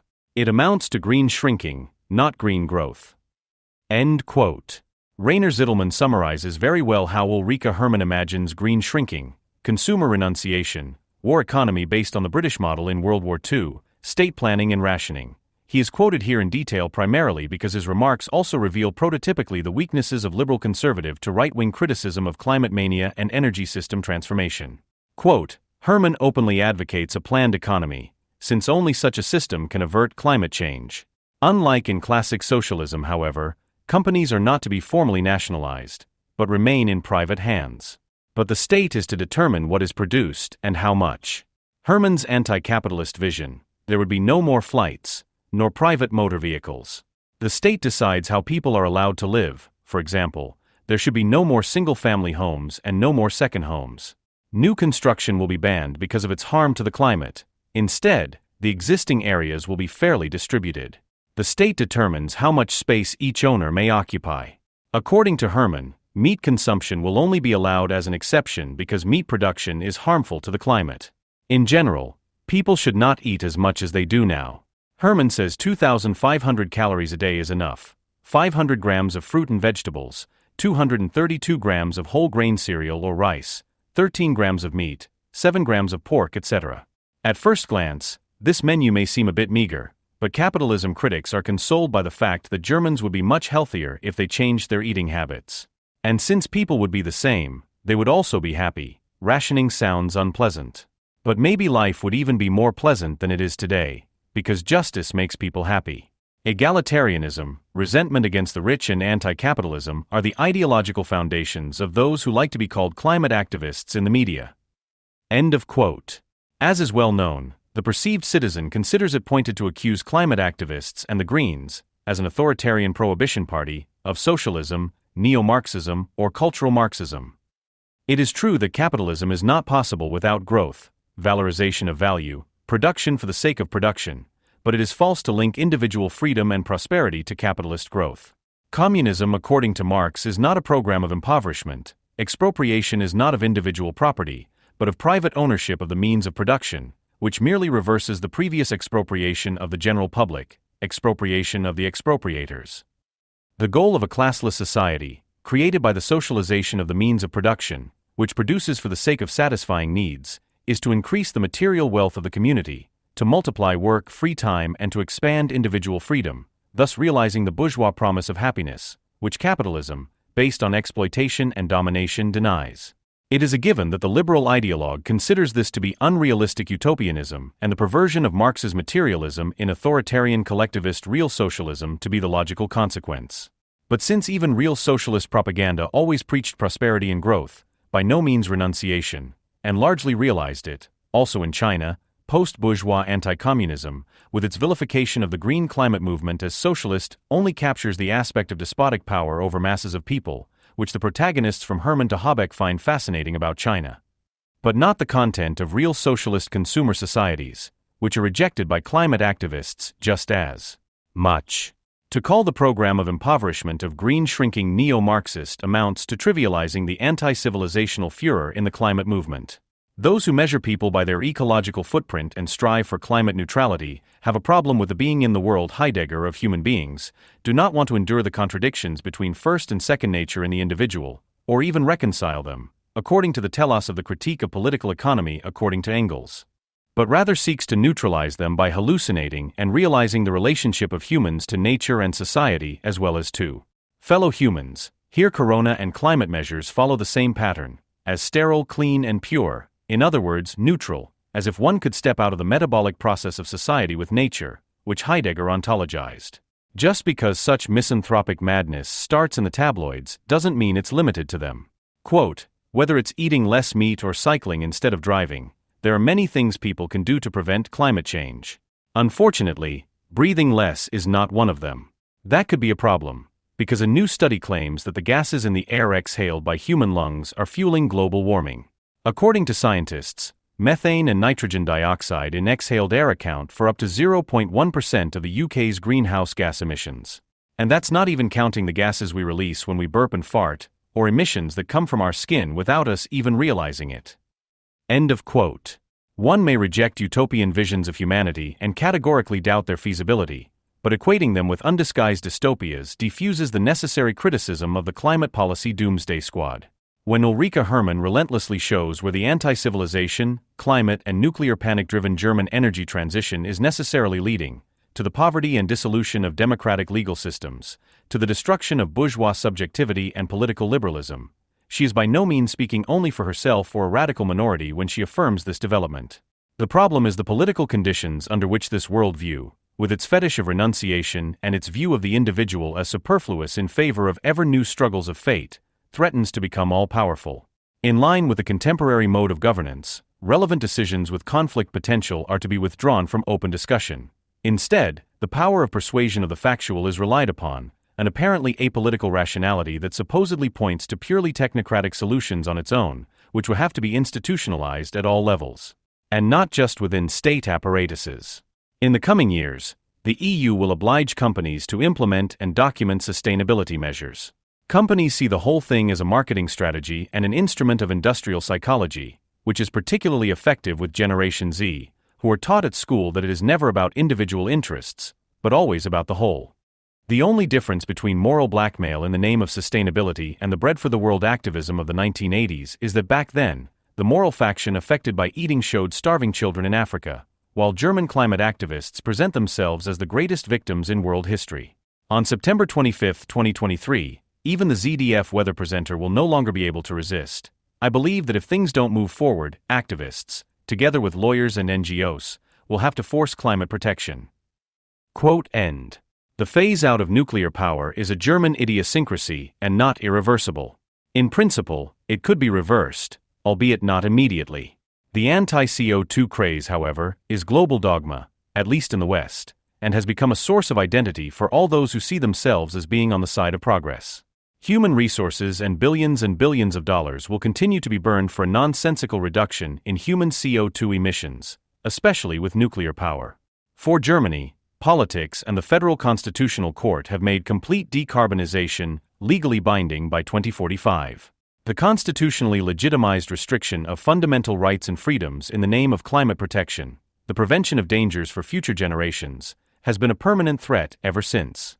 The dogma is that human CO2 emissions, mainly from fossil fuels, lead to an increase in the average temperature of the Earth, which in itself is already threatening and acutely responsible for an alleged increase in natural disasters. The tendency is that man-made climate change is the answer to every problem, the excuse for every political failure. Infrastructure failures and incompetence in crisis management in ARTL, climate change is to blame. Poverty migrants become climate refugees. Social conditions of immediate exploitation and domination, as well as failed development aid, can ultimately be rationalized as consequences of bad weather. It seems that at the stage of advanced stupidity, no low level is left unturned. After the massacre of 160 Christians by Islamists on Christmas Eve 2023 in Nigeria, Zeit Online reported, according to official figures, gunmen attacked 17 villages in Nigeria on Christmas Eve. There are land conflicts in the region that are being exacerbated by the climate crisis. End quote. Shortly thereafter, climate change was removed from the teaser, but the perpetrators were still not named. Some people are indeed said to be afraid of the impending man-made climate apocalypse, which is inseparable from the lust for hubris and the delusion of omnipotence. A survey in Great Britain in 2021 showed that 1 in 2 school children suffers from serious fears and panic due to climate change. As a result, young and very young people are flocking to Extinction Rebellion, The Last Generation, and other doomsday cults. These are known to incite panic, as the child Saint Greta Thunberg, now also the holder of an honorary doctorate in theology, put it, "I want you to panic." Those who can only shake their heads at the climate and CO2 nonsense are denounced as science deniers or even pathologized by the climate saviors.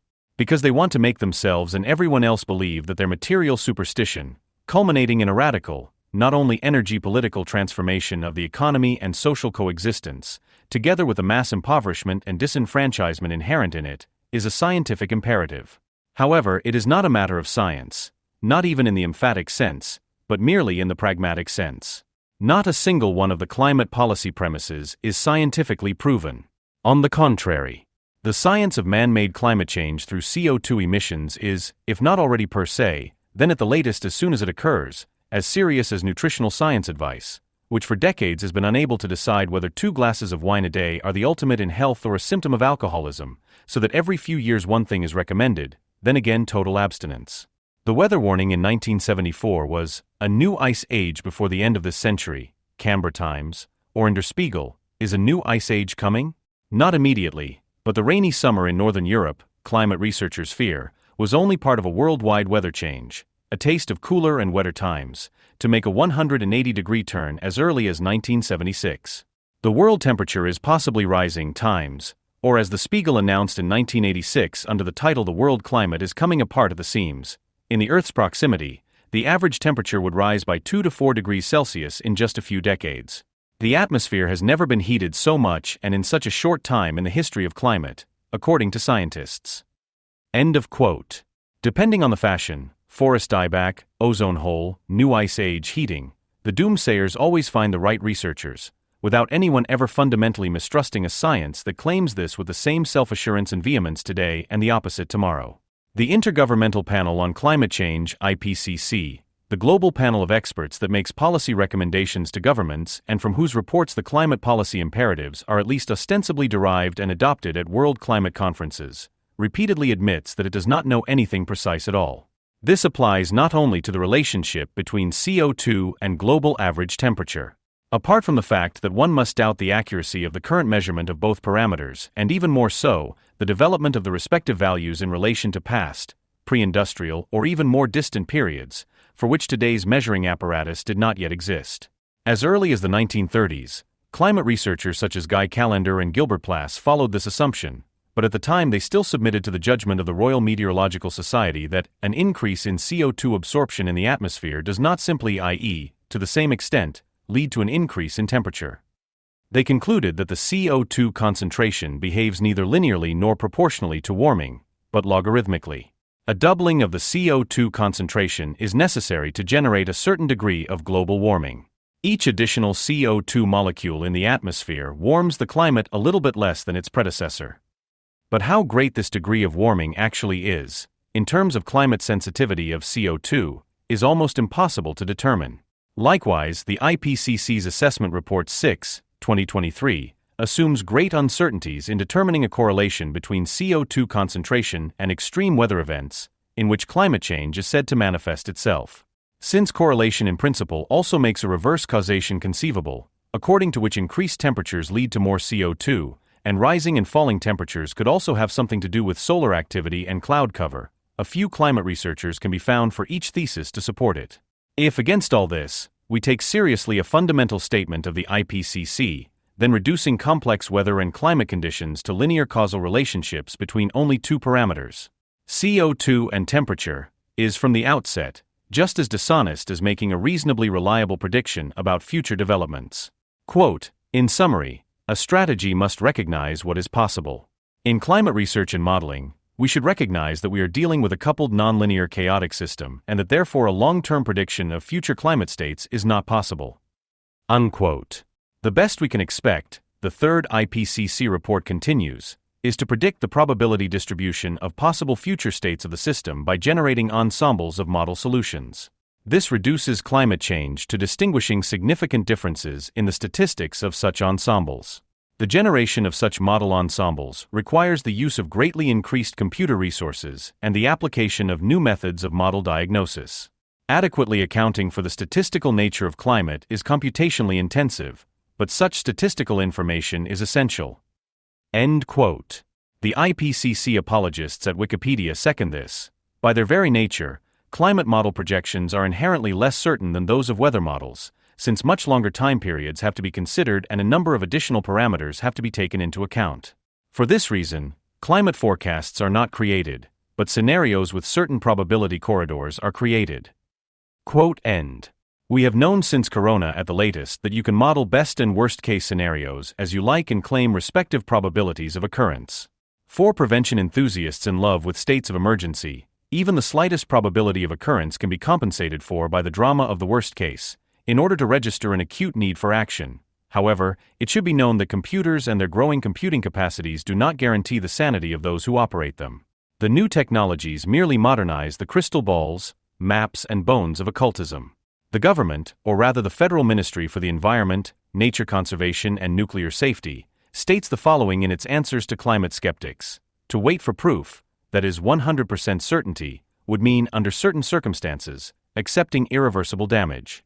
Environmental policy, however, is committed to the precautionary principle, which means that the crucial question is the impending danger, even if it does not occur with absolute certainty, so great that action must be taken? End of quote. The answer of those who don't even have a 0.1% certainty on their side is, yes, and put into practice, generate electricity with or without nuclear energy, including heating and driving. The inevitable consequences are denied or, as with Ulrike Herrmann, admitted and welcomed. It is difficult to argue with German climate and energy policy because its drivers are obsessed with the idea of saving the world through sacrifice. Environmentalism is a bleak religion. It punishes sin and demands penance, offsets humanity's debt with sacrifices to be made, and obliges its joyless followers to perform all kinds of neurotic actions. From locomotion to product selection to waste disposal, almost all areas of daily life are subject to strict regulations.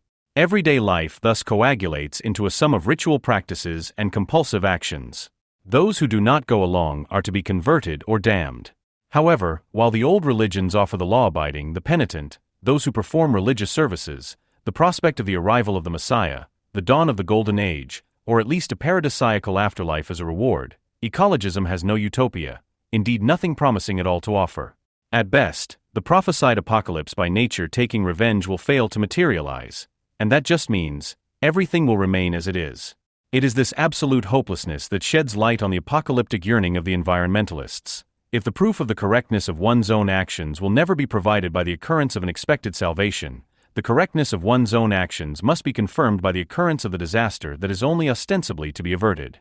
That is why there is a barely disguised greed among environmentalists for horror stories about natural disasters, environmental pollution, scarcity of resources, overpopulation, and climate refugees. The apocalyptic scenarios are then triumphantly held up as a testament to the incontrovertibility of their own ideology. In the final phase of ecological collapse, humanity is threatened with a global battle for the last resources. This vision of an overpopulated planet, on which the useless and superfluous can finally be cleared away, has been the program of political ecology for 200 years. Fear of the impending end of the world, like eco-alarmism as a whole, is clearly one of the constants in the history of mentality in post-bourgeois capitalism. Although humanity has not only survived population growth, acid rain and the hole in the ozone layer, contrary to the once immensely popular catastrophe scenarios of mass starvation, forest dieback and cancer deaths, but has been able to counter their real consequences without drastic population reduction, ecological dictatorship, and spiritual revival. As the recipes of political ecology were called at the time, a very similar hysteria has been clouding people's minds for a good 30 years. The supposedly imminent climate catastrophe. When the talk turns to the looming climate change, by no means the first in written history, by the way, people suddenly act as if humanity were facing a fundamentally new problem. A problem whose consequences would not only once again call into question the survival of the species, but would also require a completely new policy in which all previous social, political, and legal conventions and procedures will have to be thrown overboard so that, as Obama advisor Timothy Snyder painted on the wall, a kind of global holocaust could be permanently prevented. The fact that so many believe and want to believe that the end is really nigh may have something to do with the way our memory works, which is particularly unreliable when it comes to embarrassing and nonsensical things we did yesterday. In any case, you don't have to dig too deep to realize that the fear of so-called anthropogenic climate change has long been part of the arsenal of misanthropic and die-hard reactionary popular ecology, which was drummed into the German public decades before the current pseudoscientific hate speeches of a television professor Harald Lesch, for example by his role model and predecessor Heinz Haber. In his last book, Eiskeller oder Treibhaus, Ice House or Greenhouse, he focused on the climate catastrophe in 1989, after various other fear topics, in order to end up with only a renewed ticket at the stereotype of political ecology since Malthus days. It seems to me that the only hope for the future is that we change morals worldwide. History shows us that man often reacts defiantly to commandments and prohibitions, and often acts as he wills. It is a different matter when he wants to maintain his prestige and honor in society. Then man can suddenly be very disciplined. It must come about in the near future that the third child is regarded as a crime against humanity. It must be a disgrace for every parent to have more than 2 children.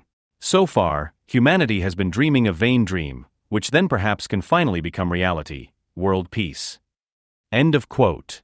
In general, the whole political and media fuss about saving the climate, an expression that acts as if the climate were not just a statistical variable, but a beloved being, which presents itself as new, all-human and colorful, obeys a repetition compulsion that is ingrained and really stands out at the latest major event of this kind. In Bonn, the traditional capital of the peace movement, around 25,000 people gathered in November for a mammoth international conference on climate change. The Secretariat of the United Nations Framework Convention on Climate Change, which is also based in Bonn and employs around 100 people there, had invited people to this 11-day event.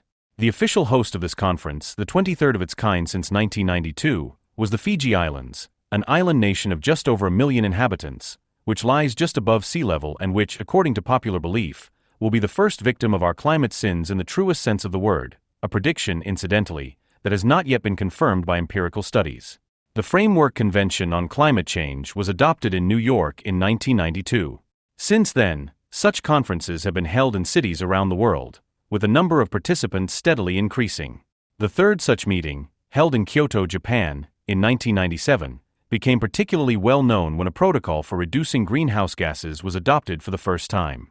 This protocol came into force in 2008 and largely expired in 2012. Since then, new negotiations have been ongoing.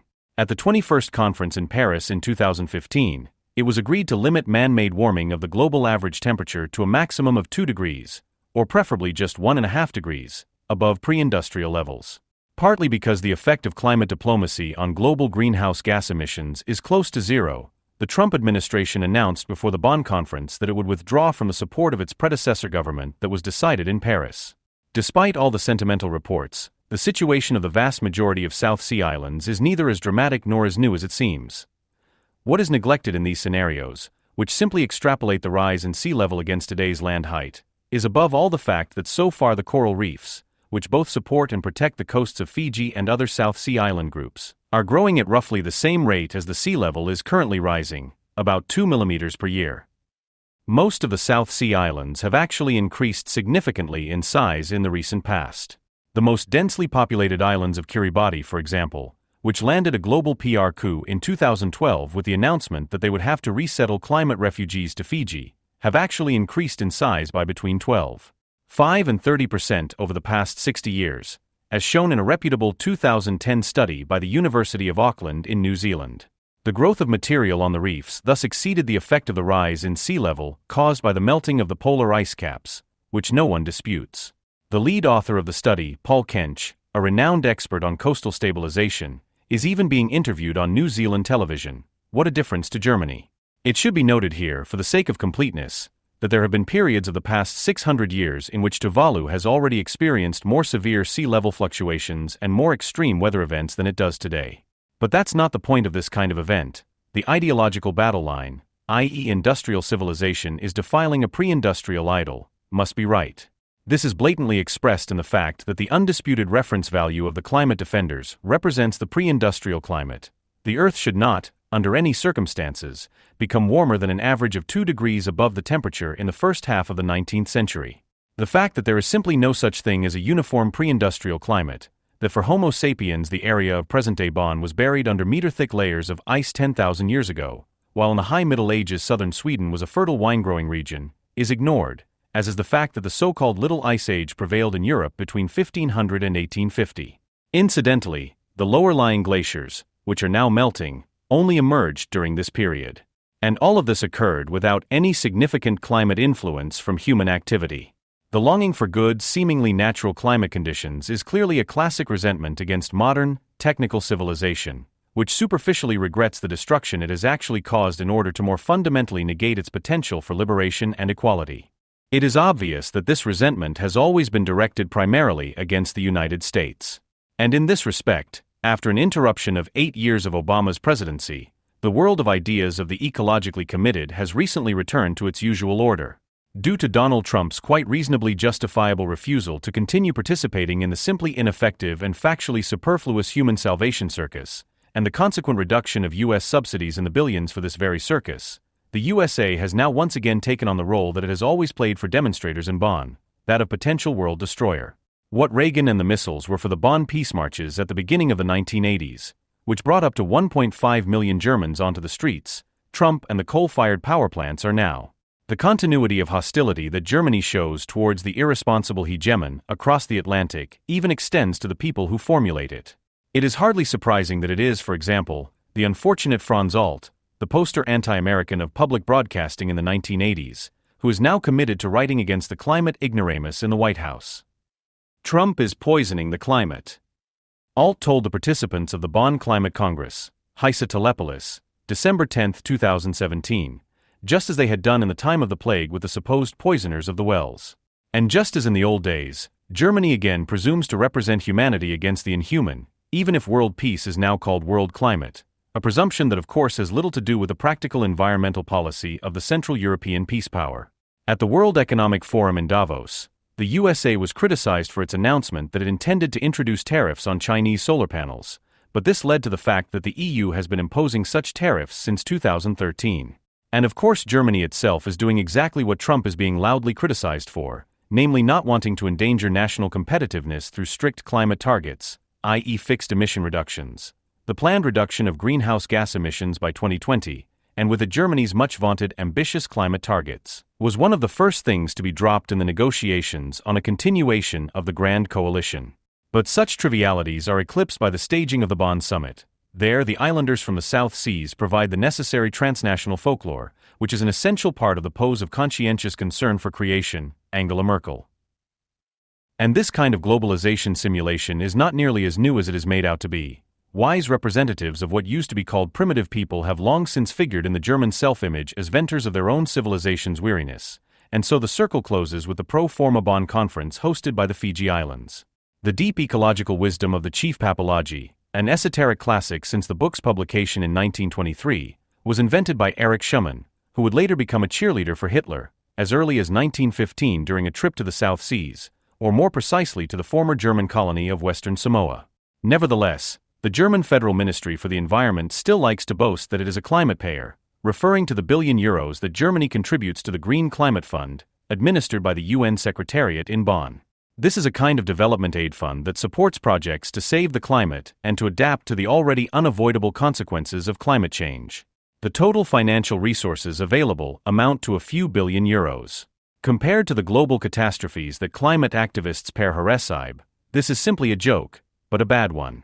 This glaring disparity between prognosis and expense clearly indicates that the doomsayers themselves do not believe what they want to believe and make others believe. They provide a contemporary example of what Adorno once identified as unbelieved belief, using the example of astrology, the tendency to code unacknowledged motivations as higher morals and the workings of higher natural powers. It is not that the unbelieved belief is merely a case of interested manipulation, because social appearance also deceives the consciousness of the swindlers, that social conditions appear natural, that their compulsion takes on the character of natural compulsion, lies within them. Society, which is as illusory as it is cast in ironclad natural laws, suggests that the rules of the natural state, which appear to be just as predictable as they are cruel to deviations, should be presented as social ones, thus rejecting practical social responsibility in favor of a quasi-metaphysical responsibility for nature and the planet. This character was already pronounced in early high capitalism. Thomas Robert Malthus, the progenitor of political ecology, can be considered a prime example of misanthropy as a law of nature. In 1798, the Anglican priest and economist published his seminal essay on the principles of population. In it he asserts, firstly, that humans, like biological populations, would multiply exponentially if left to their own devices and provided with an unlimited supply. Secondly, he assumed that social productivity could, in principle, only be increased in a linear fashion at best. The gap between a linear and an exponentially increasing function grows exponentially, as much as mathematically certain. And Malthus interpreted this difference as a natural cause of the hunger that was rampant among the proletarians at the time. He consequently and openly denied the right to life of all children who could not be fed by their families and all others whose labor was not needed. They were simply superfluous on the earth, and therefore, in their case, society had to give free rein to the will of nature. Malthus, who in 1805 was appointed to the world's first chair of political ecology, ultimately mitigated his consequence by recommending sexual abstinence to the proletarians as a means of alleviating their misery. Karl Marx developed a much more convincing explanation of overpopulation a good half-century later. He refuted Malthus's notion of absolute overpopulation by conceiving of the unemployed proletariat as a relative overpopulation that was constitutive for the success of capital. It arose from rationalization measures that tended to make the need for human productive capacity in existing branches of production redundant. However, the proletarians had to secure their existence through wage labor. In Marx's time, they were almost immediately available for new production areas, since factory work rarely required much training at the time. But if a surplus labor population is a necessary product of the accumulation or development of wealth on a capitalist basis, this overpopulation conversely becomes a lever of capitalist accumulation, indeed a condition of the existence of the capitalist mode of production. It forms a disposable industrial reserve army, which belongs to capital just as absolutely as if it had been raised at its own expense. It creates the ever-ready exploitable human material for its changing needs of exploitation, regardless of the limits of real population increase. However, the increase in productivity was by no means linear, but rapid and erratic. The capitalist organization of society was able to triumph precisely because of the growth of productivity and population. And it was then also in its own hands to alleviate the hardship of its workers, as the later introduction of minimum wages or social security showed. But Malthus only saw external and supposedly natural causes as reasons for the hardship, and his call for sexual abstinence transformed a social problem into a seemingly existential dilemma, into an individual guilt of those affected. And that provides the blueprint for the arguments of ecological alarmists to this day. Solutions supposedly derived from a completely objective, supersocial perspective shift responsibility completely away from society and onto the individual. Just as Malthus's demand reflected the bourgeoisie's reluctance to at least recognize the unmet needs of the poor proletarians, political ecology continues to this day to repeatedly advance the practically irrelevant argument that an infinite number of people cannot live on the Earth's finite surface. The premise for this debate: in the 1950s, the world population had roughly doubled compared to the beginning of industrialization. A new discussion began about the absolute limits of agricultural yields, which found its most blatant expression in 1968 in the book The Population Bomb by U.S.-American professor Paul R. Ehrlich. In it, Ehrlich predicted severe famines and mass extinction in the coming decade, even if the drastic population control he advocated were to be implemented immediately, and thus landed a world bestseller. Of course, Ehrlich, like Malthus, was completely off the mark. The industrial modernization of agriculture was able to increase yields to such an extent that this progress is now referred to as the Green Revolution in agriculture. Since then, it has become clear that no one has to go hungry because modern methods cannot produce enough food, but simply because needs are still not a sufficient reason to produce. The scenario of a natural exponential population growth, which in theory could really one day exceed the capacity of the planet, has long since been refuted by reality. In Western industrialized countries, the relatively high standard of living goes hand in hand with a shrinking population, as in Germany, for example. And falling birth rates are also known from economically emerging nations, whose population explosion was once particularly avoided. The best-known example of this is India, and the author Rema Nagarajan summed up the situation succinctly at the end of her article. It's the same all over the world. The better educated women are, the higher their status in society and the easier it is for them to use contraception, the fewer children they have. And in developed countries, men also prefer smaller families. The matter is basically simple. If women's rights and opportunities are strengthened, the population bomb will defuse itself. End quote.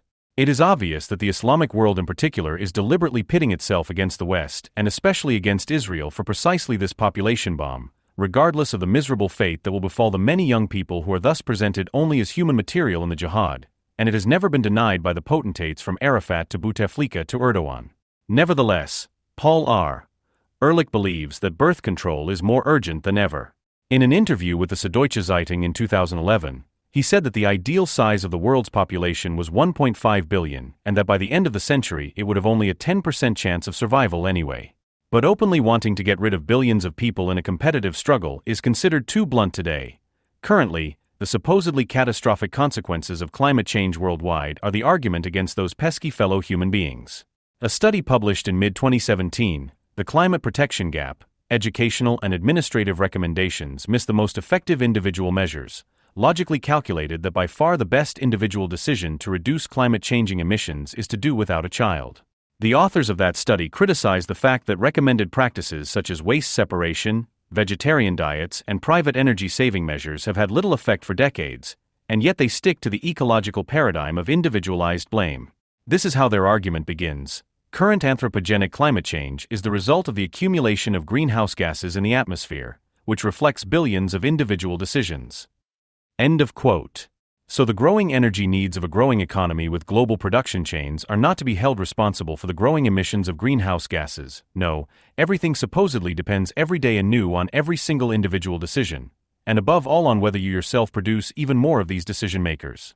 The ecological justification for a drastic reduction of the population in Western industrialized nations is based on the credo that each of us has a particularly large ecological footprint, with which we trample on the natural balance. Everyone should be aware of their original sin, of being born to pollute the earth and destroy the climate, and therefore should not want to develop their life to full bloom, but should kindly make themselves smaller. In doing so, the ecologists themselves praise their sense of social responsibility, although they place their ideal of nature above the lives of future fellow human beings.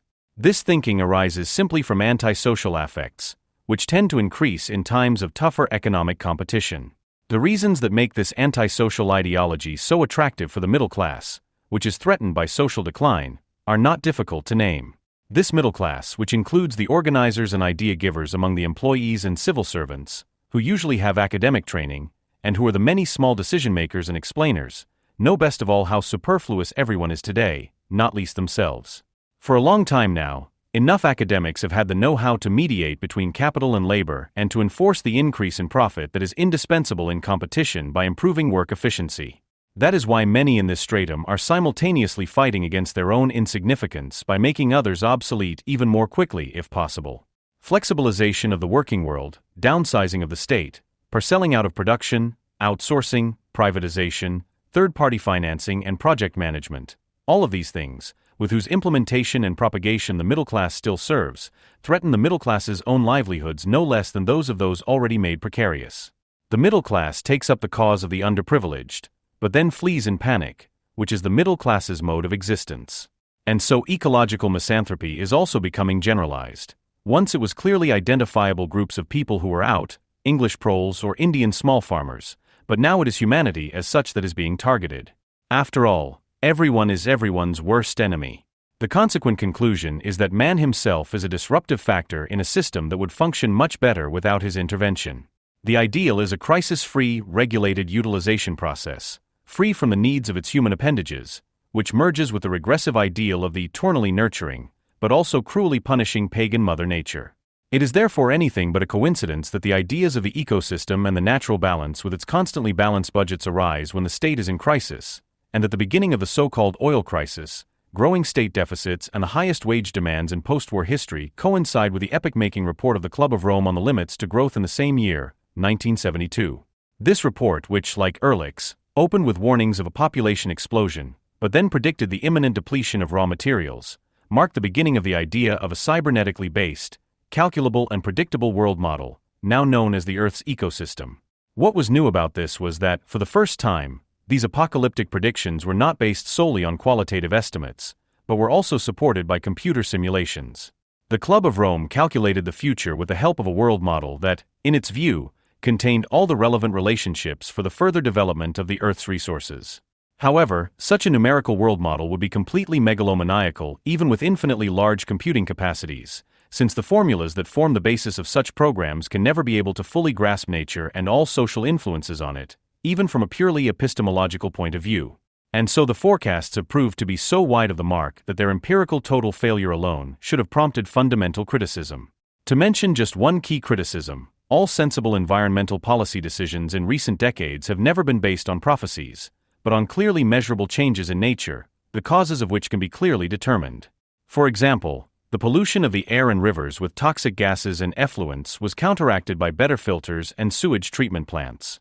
When a dangerous depletion of atmospheric ozone was detected, a complex analysis of the chemical reactions responsible began. And when it was known for sure that halogenated hydrocarbon gases were ultimately causing the hole in the ozone layer, their production was immediately abandoned.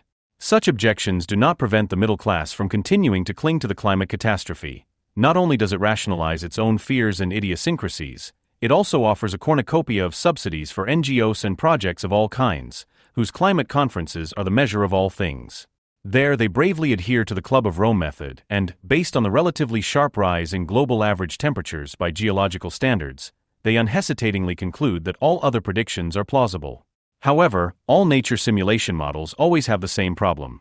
They cannot anticipate changes in their dynamics that appear as unexpected external influences or feedback effects that are inherent in the system. But when it comes to the climate, there is once again a dead certitude that reinforcing feedback effects in the future will cause global warming to trigger new warming mechanisms, thus setting in motion an ever-intensifying spiral of disaster. The officially recognized results of the Intergovernmental Panel on Climate Change are simply the result of averaging all the forecasts and future models circulating in the scientific community, which, of course, cannot be subjected to experimental testing. How could they be? Global forecasts cannot be empirically studied at the time of their publication, but only in retrospect, with a great deal of effort. And even if a very good description of a past period is achieved, this does not prove that a model will also apply in the future in a case of open, complex dynamics such as those prevailing in the Earth's atmosphere. This would only be possible for time-invariant systems with stable dynamics. Here is an example. During his lecture at the University of Bayreuth on the subject of climate change, Professor Harald Lesch was annoyed that the discoverers of gravitational waves are praised for their precise work, while climate researchers constantly have to justify themselves. And he suggested that the physics of climate research and gravitational waves are basically the same, and that the criticism of climate research is therefore based solely on resentment. But he has not grasped the crucial difference. The measured gravitational waves corresponded very closely to a signal that could be expected from two extremely heavy stars collapsing into each other in the model. Their movement can be calculated so precisely because all the relevant laws are known. This is not the case with the climate. There are quite a few causal chains, some of which are still insufficiently understood, interlock and interact simultaneously, as Lesch himself has at least hinted at elsewhere. A dynamic developing in this way goes beyond the scope of scientifically exact descriptive possibilities. In the case of open complex systems, the only thing that remains in the here and now is the examination of formal correctness and the observance of the generally accepted conditions. Due to the remaining uncertainties, many different speculations can therefore coexist as equal possibilities. The IPCC's results are therefore merely the intersection of the speculations accepted by its scientific community, something like their democratic mean. However, the question of how the climate will change over the next 100 years cannot be calculated democratically either. Numerical simulations can support our understanding of open complex systems, but since they are open and complex, they are only suitable for qualitative studies. Extrapolating them beyond short-term trends is simply dishonest. The reference to exact degrees, to which the Paris Agreement of 2015 wants to limit global warming, is based precisely on the alleged precision of the predictions. The climate saviors talk about the global temperature of the coming decades as if it could be regulated in principle like room temperature, while at the same time the crude statistical nonsense is spreading, even claiming that individual weather events are the result of the global trend. The fetishization of the respective status of capital socialization as nature, the consequent hostility towards useless eaters and unwelcome competition, the narcissistic self-exaltation of the harbingers of disaster as discoverers of world laws and heroes of existential decisions, all these are rigid motives of political ecology from day one. They all recur in the current climate hysteria, but the same is not always the same. With the development of capitalism, the constellations of motives and, of course, the apparent causes for concern change, Malthus sought to prevent the state from intervening in society at all, whereas Ehrlich appealed to the authoritarian state to clean up properly. Today, in the era of the downsizing of the authoritarian state, ideas borrowed from ecology, such as balanced budgets and individualized provision for the future, dominate again, with the threat of doom if they are disregarded. That Germany, the country of Lorenz, Barrow and Grull, has elevated so-called climate protection to a moral raison d'etat is both historically and politically consistent, since no one in the Western world benefits as much from austerity policy as Germany. Without ever wanting to admit it openly, the propagated ideas of nature, as an alleged interest of humanity, perfectly cover up the very narrow national interest of the gluttonous fat man Port in Central Europe. This superimposition works so well because no one actually takes the fear of global warming seriously. Otherwise, it would be all too tempting to counteract atmospheric warming by avoiding the emission of carbon dioxide, methane and others, not individually, but systematically. If the reduction of emissions was really meant, the first step would be to argue against storageless, global lean production and its packaging and transportation explosion, and yet it is precisely the apologists of this mode of production who crow the loudest for climate protection agreements, whose measurable influence on the global climate tends toward zero. However, their influence on the political climate, if you will, should not be underestimated. The climate conferences are not just part of the long history of the delusion of world sovereignty, which would like to undermine the US hegemony, which is the only one to counter the most gross arbitrariness. What has emerged from the climate conferences of the past quarter century is the formation of a transnational informal NGO bureaucracy that no longer has to legitimize itself democratically within the framework of the nation-states, but which feels morally legitimized. It cuddles up with the emerging counter-sovereigns India and China. It delegitimized the economic and political plans of the US government. It presents Syria, of all countries, as a model country for climate protection, and its intrusive muttering about climate neutrality makes every desirable step by nation-states in social and housing policy more difficult. What could have been dismissed as mere madness in 1990, when Rudolf Barrow's Logic of Salvage was published, has actually taken shape. Barrow had wanted to entrust the salvation of the world to an ecological council that would stand above and beyond all national parliaments. It would have included lawyers who ritually identify with the natural faculties of earth, air, water, and fire. And only children and immigrants would have been allowed to represent human interests. Neither in practice nor rhetorically is this new transnational bureaucracy very far from such horrors. It is doing its best to make the vision of a madman, who in this respect embodies German ideology in its consistency, come true. The tsunami that hit the east coast of Japan killed well over 10,000 people. A similar number have been missing since then and are also thought to have fallen victim to the natural disaster. About 500,000 people fled the devastated area. Many were injured and lost all their belongings. Video footage of the terrifying tidal wave, which swept away ships and houses like toys, was in demand. The cause of the death and suffering could be explained scientifically, and the media presented detailed models of tsunamis. However, the disaster was less sensational than the more devastating tsunami in the Indian Ocean in 2004. The giant wave flooded a shorter strip of coast.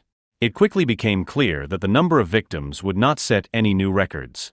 Within a few days, the topic would hardly have been worthy of breaking news in Germany. But the water also flooded the site of the 6 nuclear reactors at Fukushima Daiichi, destroying their power supply and all backup systems. As a result, the cooling of the fuel elements, which is necessary even when the plant is not in regular operation, failed. The enormous heat of the ongoing nuclear reactions, known as afterburning, evaporated the remaining cooling water, and the nuclear reactors spiraled out of control. Some of the fuel rods melted and burned leaks in the reactor cores, with highly radioactive and toxic material leaking out to a dangerous extent. Workers on site were and are exposed to dangerous doses of radiation, and the population was eventually evacuated from a large zone around the nuclear facilities. Even though the situation has since calmed down somewhat, the damaged reactors and the contamination on site remain a major hazard. However, There is no longer any fear of a significant worldwide spread of radioactive material. In Germany, the spectacular nuclear accident was considered to be of enormous relevance, the first reactor accident that had a good chance of surpassing the Chernobyl super-GAU. The speculation about the radioactive contamination of domestic fish shelves was faster than fish can be delivered from Japan to Europe. Rumors of cinematic horror scenarios for the metropolis of Tokyo shot up like weeds. Current readings of radioactive radiation on land, at sea and in the air were reported at such a pace that no one could possibly follow them. The flood of data ensured that no one forgot where the danger and the varied entertainment could be found. If there were no new figures from Japan, irrelevant measurements from somewhere were turned into short messages that repeatedly explained that the measured radioactive traces originated in Japan, but thank God, posed no danger at the place of measurement. In Germany, a political chain reaction developed. On the day after the disaster, an anti-nuclear demonstration that had been planned for some time received so much support that it was able to form a 45-kilometer-long, completely closed human chain from the Neckarwestheim nuclear power plant to Stuttgart. The collection of images documenting the mobilization website shows nothing but laughing people in creative costumes. They held up ironic protest banners or colorful balloons, danced hand in hand and blew party horns. The participants could hardly believe their luck. A clear sign from nature had confirmed their innermost convictions. Under the triumphant motto "Fukushima is everywhere," the nuclear power plant opponents immediately planned several vigils nationwide. Renate Kunist, chair of the Bündnis 90/Die Grünen parliamentary group in the Bundestag, spoke from the heart: "We do not control nature, nature controls us." Jürgen Kasek, a member of the Green Party in Leipzig and Bund, Friends of the Earth Germany, repeated the sentence in his closing words at the 25 years of Chernobyl demonstration and then explained, "All the catastrophes and victims are a sign that humans are excessive." Excessive in his striving. Quote end. The Greens reinterpreted the senseless suffering of the disaster victims as a warning sign from nature and, with a practiced demagogic tremolo, lent weight to their political demands. 2 weeks after the nuclear accident, there were elections in Baden-Württemberg and Rhineland-Palatinate. And many voters were impressed by the green omen. Even Peter Altmaier of the CDU party described the cause of his party's defeat more aptly on the same evening than he himself was aware of. "I believe that the events in Japan have thrown the political landscape into disarray."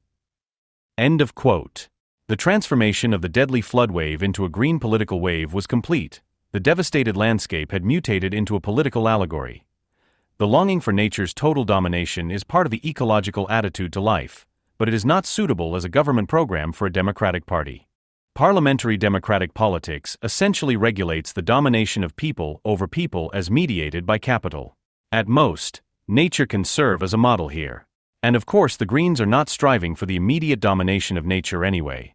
After all, their long march through the institutions should not end in unemployment. They want to mediate a sustainable ecological status quo in the relationship between nature and humans and between humans. On the one hand, they aim for a stable social order, the shining example of which is current ownership. On the other hand, they essentially understand society as a subsystem embedded in the organic biological rule of nature, whose supposed equilibrium must not be disturbed. Balancing both current society within itself and its relationship to nature in lasting harmony, that is the whole poor dream of a world administered by the Greens. The Greens cannot imagine anything more than cementing the prevailing conditions as natural ones. Winfried Kretschmann, the new head of the Baden-Württemberg state government, had his hands full after the election, in numerous interviews and appearances, dispelling fears that arose from the sometimes radical left-wing past of Green members. Were the Greens planning a hostile takeover of Baden-Württemberg, or did they still harbor the leftist idea of redistribution? Far from it. The Swabian Messiah proclaimed the reassuring good news that, under his aegis, basically everything would remain as it is. After all, the Greens are masters of politics when it comes to tight budgets. Quote, "Real modernity means achieving a good and worthwhile goal with scarce resources. I love scarce resources, because only they make people creative." End quote. Kretschmann wants to integrate Swabian stinginess and Protestant zest for tightening belts into the Green concept of networked thinking.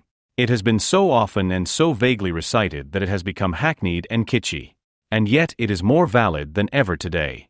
The kitschy idea of networked thinking was coined by Frederik, a German biochemist and popular science book author. He published the game Ecology in 1980 as a supplement to the magazine Natur. Its name clearly identifies the game as an ecological alternative to the American game Monopoly. Accordingly, The focus is solely on the state, which does not need money but acts immediately. The aim of the game Ecology and its current, politically correct successor eco-policy is to maneuver fictitious states into a sustainable equilibrium through forward-looking ecological policies. The game goes something like this. The situation in the game states is described by a few parameters such as population, quality of life, production, and environmental pollution, the current situation of which is represented by an associated score. So, a high score for quality of life is desirable, as is a low score for environmental pollution. The parameters influence each other in each game step. For example, a high environmental impact automatically lowers the quality of life by a predefined number of points in each game step. Therefore, the situation of the game state automatically changes with each move, even without intervention. At the beginning, the game state is in a poor state and in a catastrophic downward spiral. A player as a political autocrat or a group of players as a political caste can now use the action points for politics to change the parameters a little. The aim of the game is to first save the state and then transform it into an ecotopia. You can only win if you recognize and exploit positive feedback mechanisms in the system, so that the game state slowly but surely moves towards the desired equilibrium thanks to economical interventions by a networked politics. So, how could it be otherwise? To a sustainable constant size of the population, with the highest possible quality of life, and a stable production with low environmental pollution. The closer you get to this ideal state, the more action points you get for politics as a reward. Once you had got the hang of it in Ecology, you would mechanically create one ecotopia after another until you were sick of eternal harmony. Even the constant competition in Monopoly was more exciting. Networked thinking simply transfers Norbert Wiener's cybernetics, the art of controlling, to the state, society and nature, and imagines them all together as a huge complex ecosystem. What were already critical attempts by Wiener to describe isolated biological or even psychological processes with the help of control loop models have been propagated by Vester through Ecology in a socio-pedagogical and playful way as an ecological form of totalitarian rule. State, society and nature are transformed into an interlinked system of control circuits that can be brought into a harmonious balance by experts with targeted interventions. Ignorance and disregard of negative feedback effects, on the other hand, are said to lead from green happiness to ecological disaster. However, nature as it appears does not offer eternal harmony and can only be understood exceptionally and in isolated parts through control circuits. It changes and develops without any clear direction or final equilibrium being discernible. Its reactions to human influences can only be predicted by extrapolating from previous experiences. But the fixed idea that the state of health of Mother Nature can be checked so that our rescue assistance can be provided in the event of illness no longer lets go of the ecologists. In return, they hope for security and protection from social crises. They believe that nature is protesting against human excess and that its pioneering responses can guide them precisely where they are overwhelmed by their own freedom and responsibility. Ecology thus enables political regression in a progressive guise. Today's ecological scientists no longer want to simply understand and manipulate, but also predict the future. The possible scenarios of the models developed for this purpose are presented as admonishing omens to urge politicians into action. Ecology requires additional scientific expertise and not its abolition, as the longing for a direct rule of nature might initially suggest. In the disaster films of recent years, a type of eco-conscious scientist has increasingly appeared, who, on the basis of his impressively complicated and calculation-intensive computer models, unerringly warns of impending natural disasters. He can often only prevail against ignorant politicians at the last second and only just escape disaster with his knowledge. The citizen, who fears for his existence, can identify with such protagonists. He always knows better than the politicians, and nobody listens to him either. At this point, the supposedly dead German forest comes to mind to study the prophetic function of science in more detail.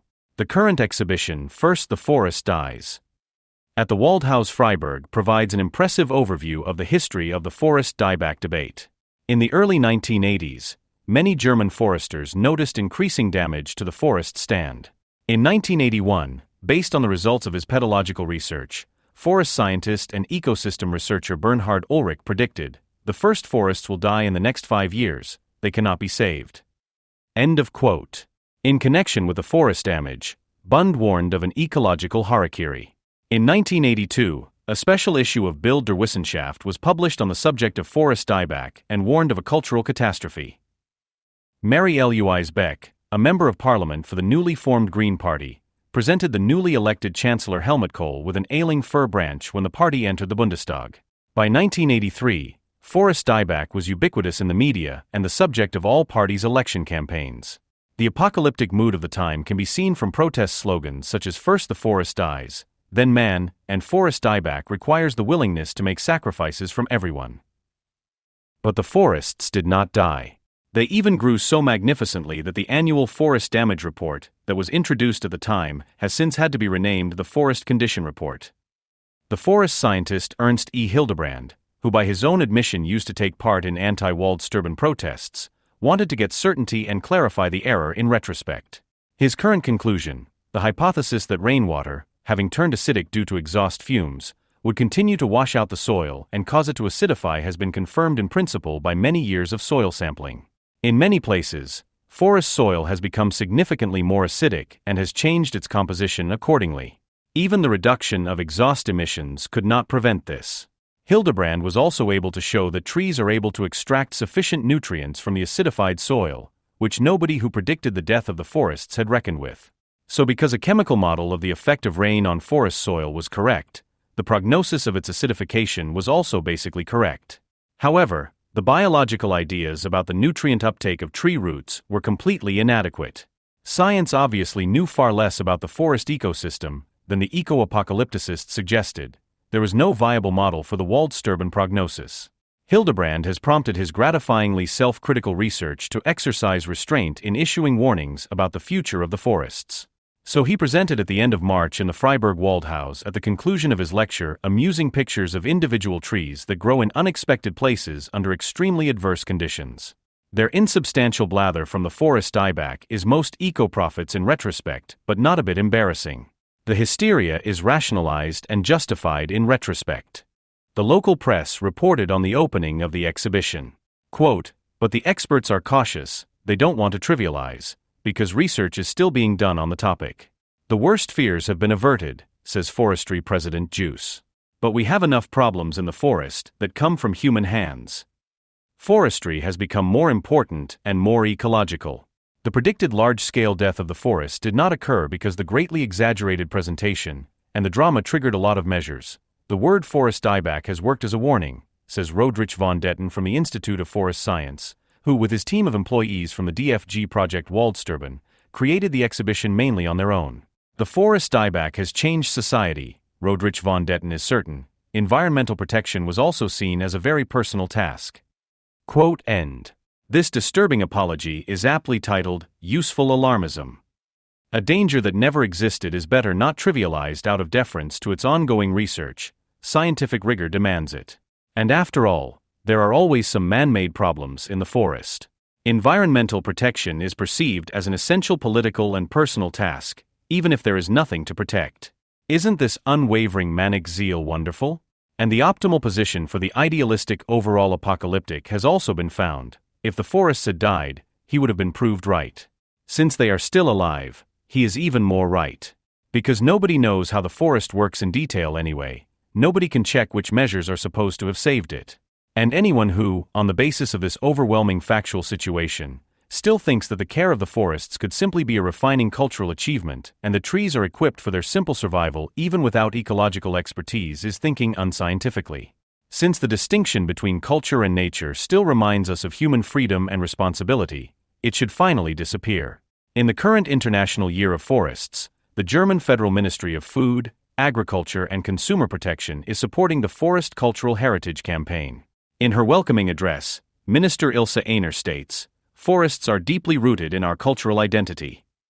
Under the menu item identity, the clear-cutting continues just as bluntly, and the Germans are attested a forest disposition.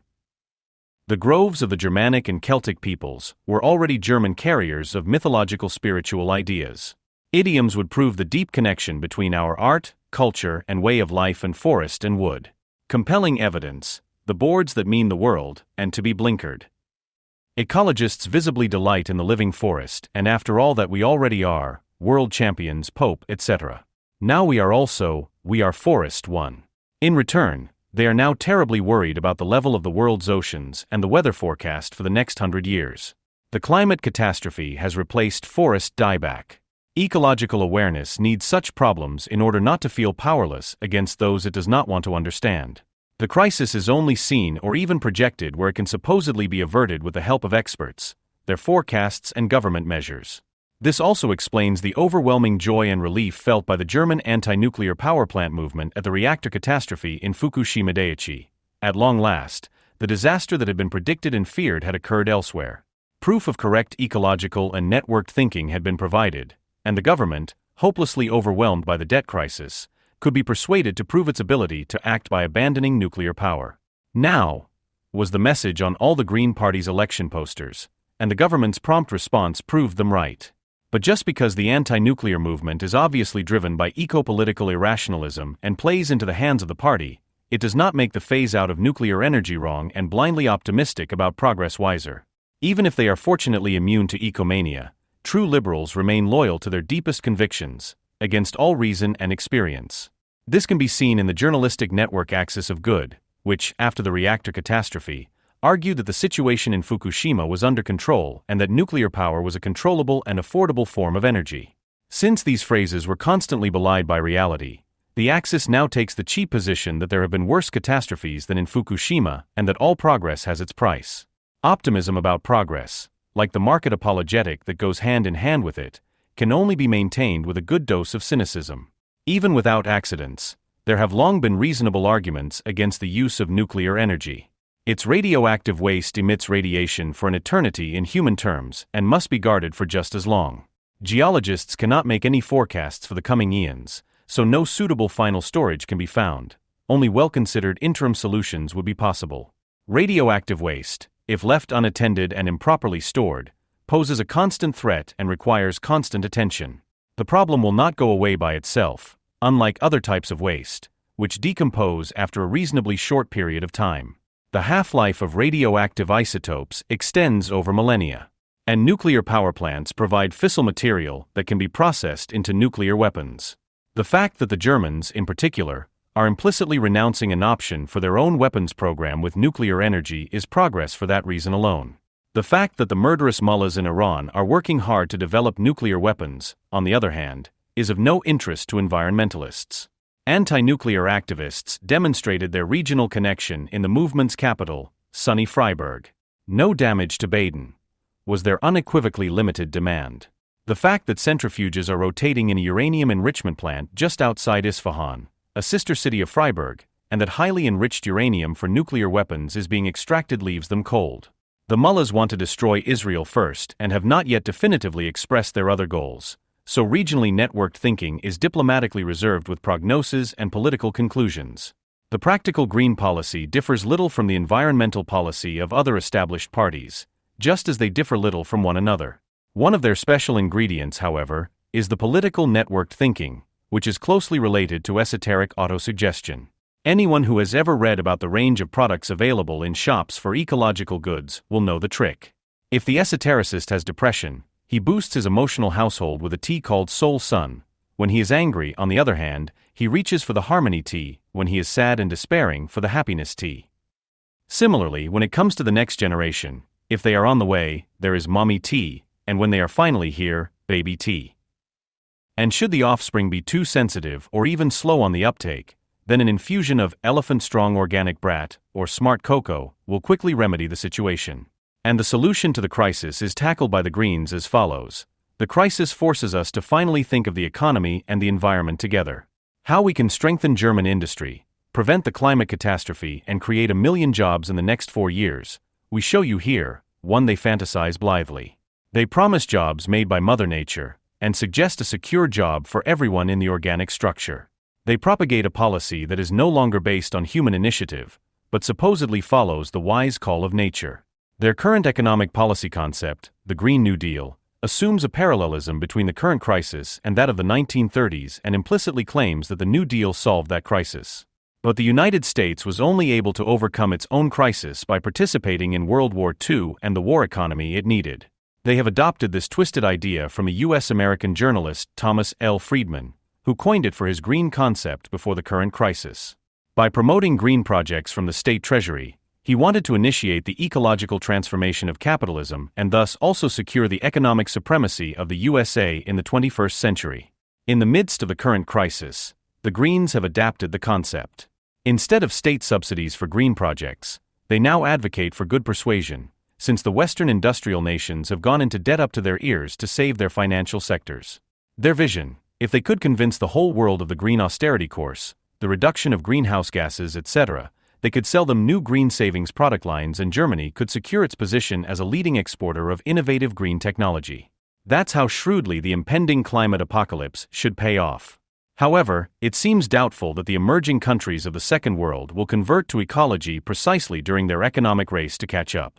But just as organic food stores are prospering because they serve a mass private need for self-deception and not because their expensive products taste better or are healthier, green political concepts could dampen frustration with economic decline and political powerlessness in Western industrialized nations by promising a better green future. And just as an esoteric seeks to gloss over his personal plight by prettifying it with a gulp of soul sun, the ecologically aware would like to forget the horrors of the constitutively crisis-ridden exchange economy through state environmental activism. They become all the more desensitized the more they think economy and ecology together. The number of people who have a green board in front of their head could grow. Every party likes to use sense in their election campaigns, because loyal supporters can recognize them without the need for further clues. The Green Party slogan for the 2014 European elections, "Nuclear off, nature on," is a prime example of this. Although nature without atoms is theoretically impossible, this demand, which is completely idiotic in a physical sense, undoubtedly arises from an ecological need, precisely because it defiantly defies scientific logic. The nuclear disaster at Fukushima Daiichi in Japan catapulted the issue of energy to the top of the domestic policy charts in March 2011. A streak of success began for the Greens, but it ended just as abruptly as it had begun.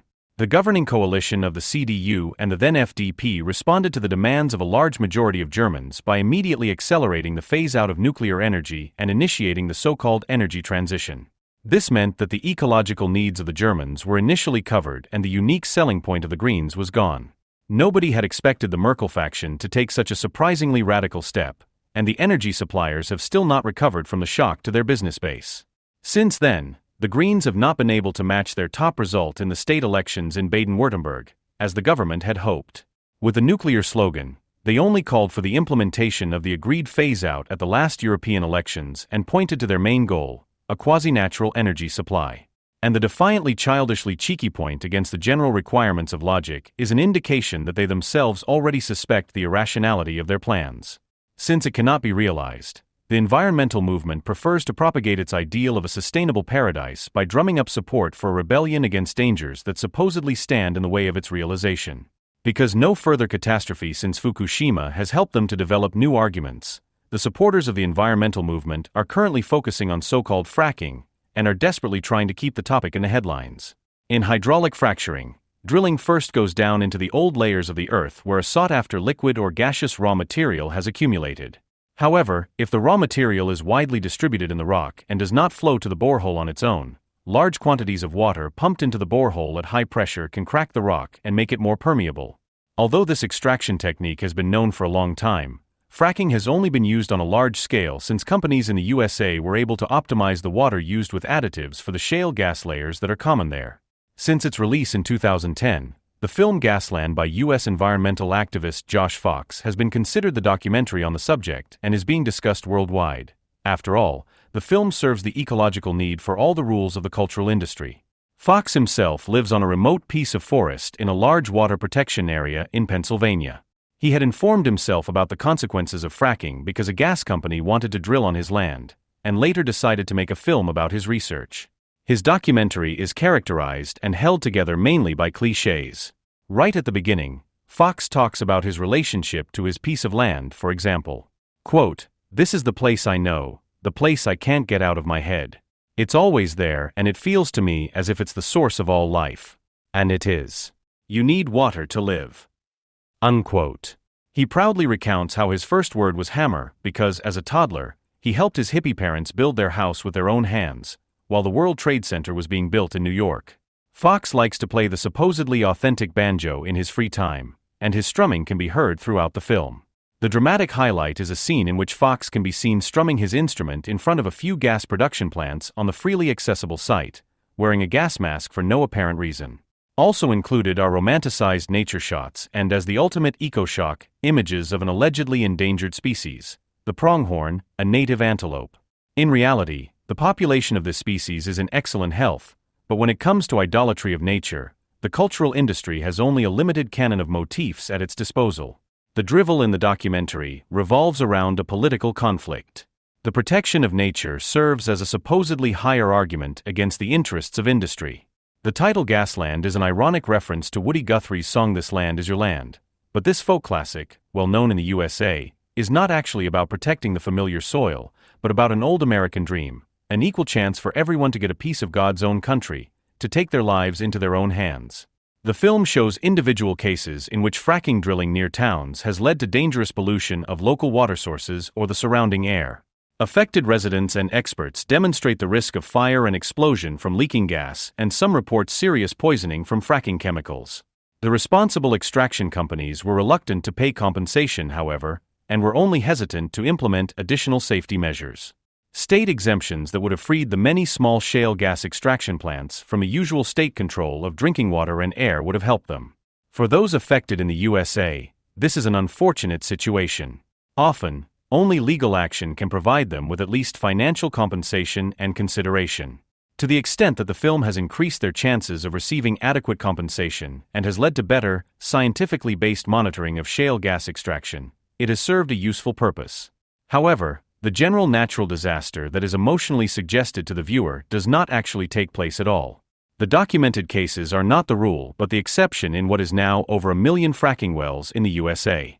The U.S. authorities have reasonably become more cautious in awarding drilling licenses. Gasland owes its success above all to the insatiable greed, particularly of its European audience, for environmental disasters that are supposed to justify the constant preaching of ecological conversion. In 2011, France was the first country in the world to generally ban fracking in the face of widespread protests and to withdraw already awarded drilling licenses despite claims for damages. They can afford it. France's energy supply is secured for years to come at its current cost because more than 2/3 of France's electricity comes from nuclear power, which is rightly considered the most dangerous way to produce it. The zeal with which fracking is being banned is intended to compensate for the country's continued reliance on nuclear energy. Poland, where the largest shale gas deposits in Europe are thought to be, along with France, supports fracking. But it was only at the beginning of this year, after many companies had already left due to the foreseeable lack of profitability, that an efficient extraction was achieved for the first time in a test drilling.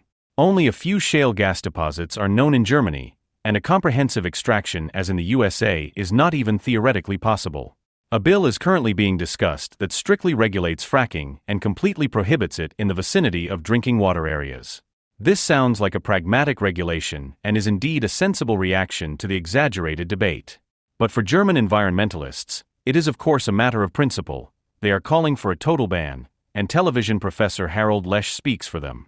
In his program Frag den Lesch, he presents an associative torrent of thoughts on fracking that has little in common with science, but all the more with resentment. He is outraged that we would now even break open the Earth's interior. However, no well has ever been drilled more than a few kilometers deep, and that is generally just enough to reach the Earth's crust. And with the rhetorical theatrical self-accusation of we, Lesch is hardly hiding his target on the United States. After all, we in Germany have hardly any shale gas to extract. He only mentions in passing that natural gas has recently become much cheaper in the USA, because Germans would never admit that mundane envy was a motive anyway. Instead, he suggests that the contamination of individual springs during fracking, as known from Gasland, is to be constantly expected and warns of exploding homes. And this American madness has a deeper reason, according to him, in that we are exploiting the earth more and more violently. Resources are finite and precious, Lesch preaches. The earth has done a lot of work on itself, and now we are simply burning up it, he laments into the camera. And as he talks himself into a rage, he feels a sense of deepest moral contempt for fracking and empathizes with the earth's desecration. Quote, well, it's a bit more brutal, the method. The earth wants it a bit more brutal, then it gets it more brutal. End quote. Finally, Lesch recommends thinking instead of fracking. He enthuses about renewable energies and comes up with a problem that most of the electrical form of energy obtained from regenerative sources cannot be easily stored. As a possible solution, he suggests the power-to-gas process. In this process, electricity from wind power, photovoltaics, etc. is used to break water down into its component parts using electrolysis. Although the hydrogen gas obtained in this way is theoretically a highly efficient fuel, it can only be handled safely with a great deal of effort. Therefore, it is then synthesized with carbon monoxide to methane, for example, i.e. artificial natural gas, which can then be used similarly to natural gas. When Lesch first cites the finite nature of fossil gas deposits as an argument against their consumption, and shortly thereafter describes a process by which such gas can be artificially produced, then his thinking is not so far advanced. Because the finiteness of the natural deposits does not argue against extracting them cheaply from the ground for as long as possible, if natural gas can still be produced artificially if necessary. Unless you give natural deposits in the Earth's interior a deeper meaning. The widespread recourse to the pagan Mother Earth myth among fracking opponents also leads to openly aggressive outbursts. At the Regulars Table 2.0 of the Action Group No More Fracking for Healthy Water and Common Sense in the Diepholzer Moorniederung, Klaus Dieter aims at the final elimination of the inherent contradiction between nature and technology and calls for the hunt for fracking users. Quote, mining law dates back to the century before last. At that time, there were no such things as dirty tricks. Now they are taking advantage of it to poison nature, water. In the Middle Ages, they made short work of those who poisoned wells. End of quote. Demonization and displacement are also practiced by more reputable environmental organizations and anti-fracking initiatives, which are springing up wherever the idea of shale gas extraction is raised in Germany. In its statements, Bund constantly warns of incalculable risks and uncontrollable interactions and uses such generalizations to avoid adequate argumentation. A world in which all risks are calculable and all interactions are controllable exists only as an ecological phantasm.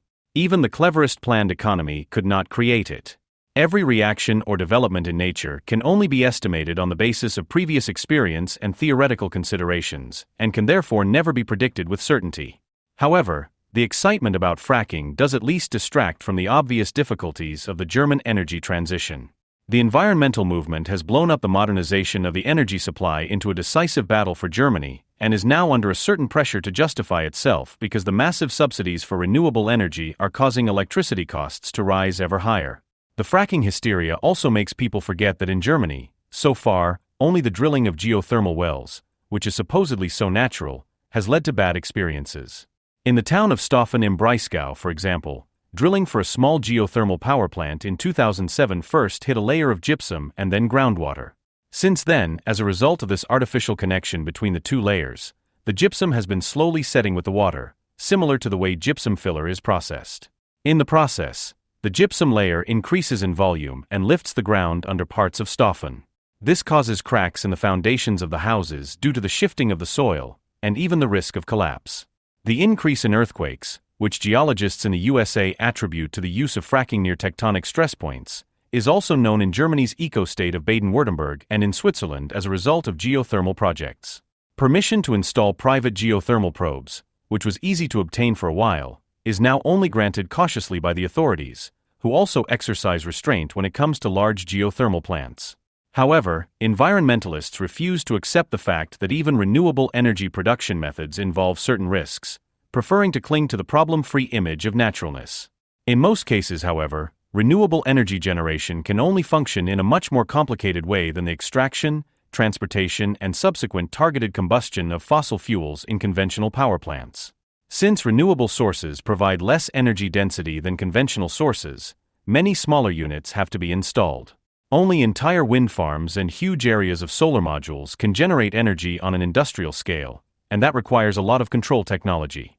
Since the electricity generated in this way has to be fed in from many locations, most of which are not exactly where the electricity is needed, the entire power grid needs to be modernized and expanded.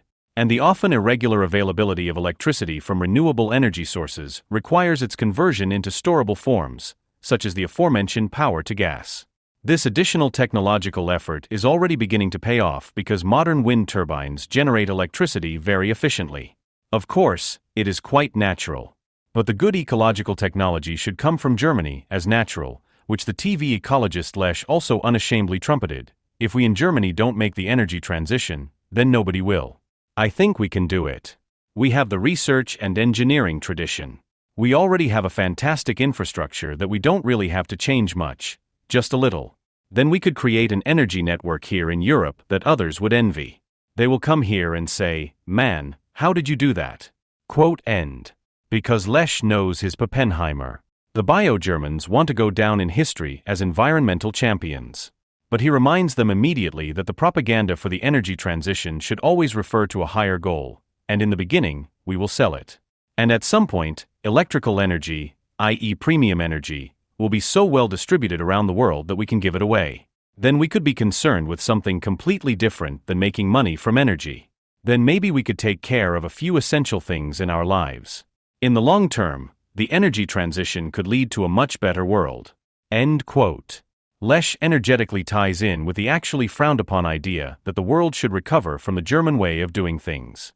And in doing so, he rants about Germany's technological advantage in the field of renewable energies, which never existed at all. Currently, China has the largest wind energy capacities because the country is also strongly committed to renewable energies and can produce most of the plants itself. And the fact that EU-wide tariffs have been levied on the import of Chinese solar panels since 2013 does not exactly speak in favor of European competitiveness and market leadership. The energy transition does not live from an unchallenged ability to innovate, but rather, especially in Germany, to a large extent from state subsidies and protection. In particular, the many small private solar systems are only worthwhile thanks to the state-guaranteed feed-in tariff. Despite the fracking boom, there are quite a few large-scale industrial plants for the production of renewable energy even in the much-maligned USA. A lot of capital is currently flowing into these industries, which want to produce energy at market prices without large subsidies. The expansion of renewable energies is taking place worldwide, and Bio-Germany is only leading it in its green fantasy. But even Bio-German ideology is no longer a German monopoly. Gasland and the debate about the film show that ecologism has already become established in many industrialized nations. Oliver Gedden already took apart the weird universal claim of popular ecology 20 years ago.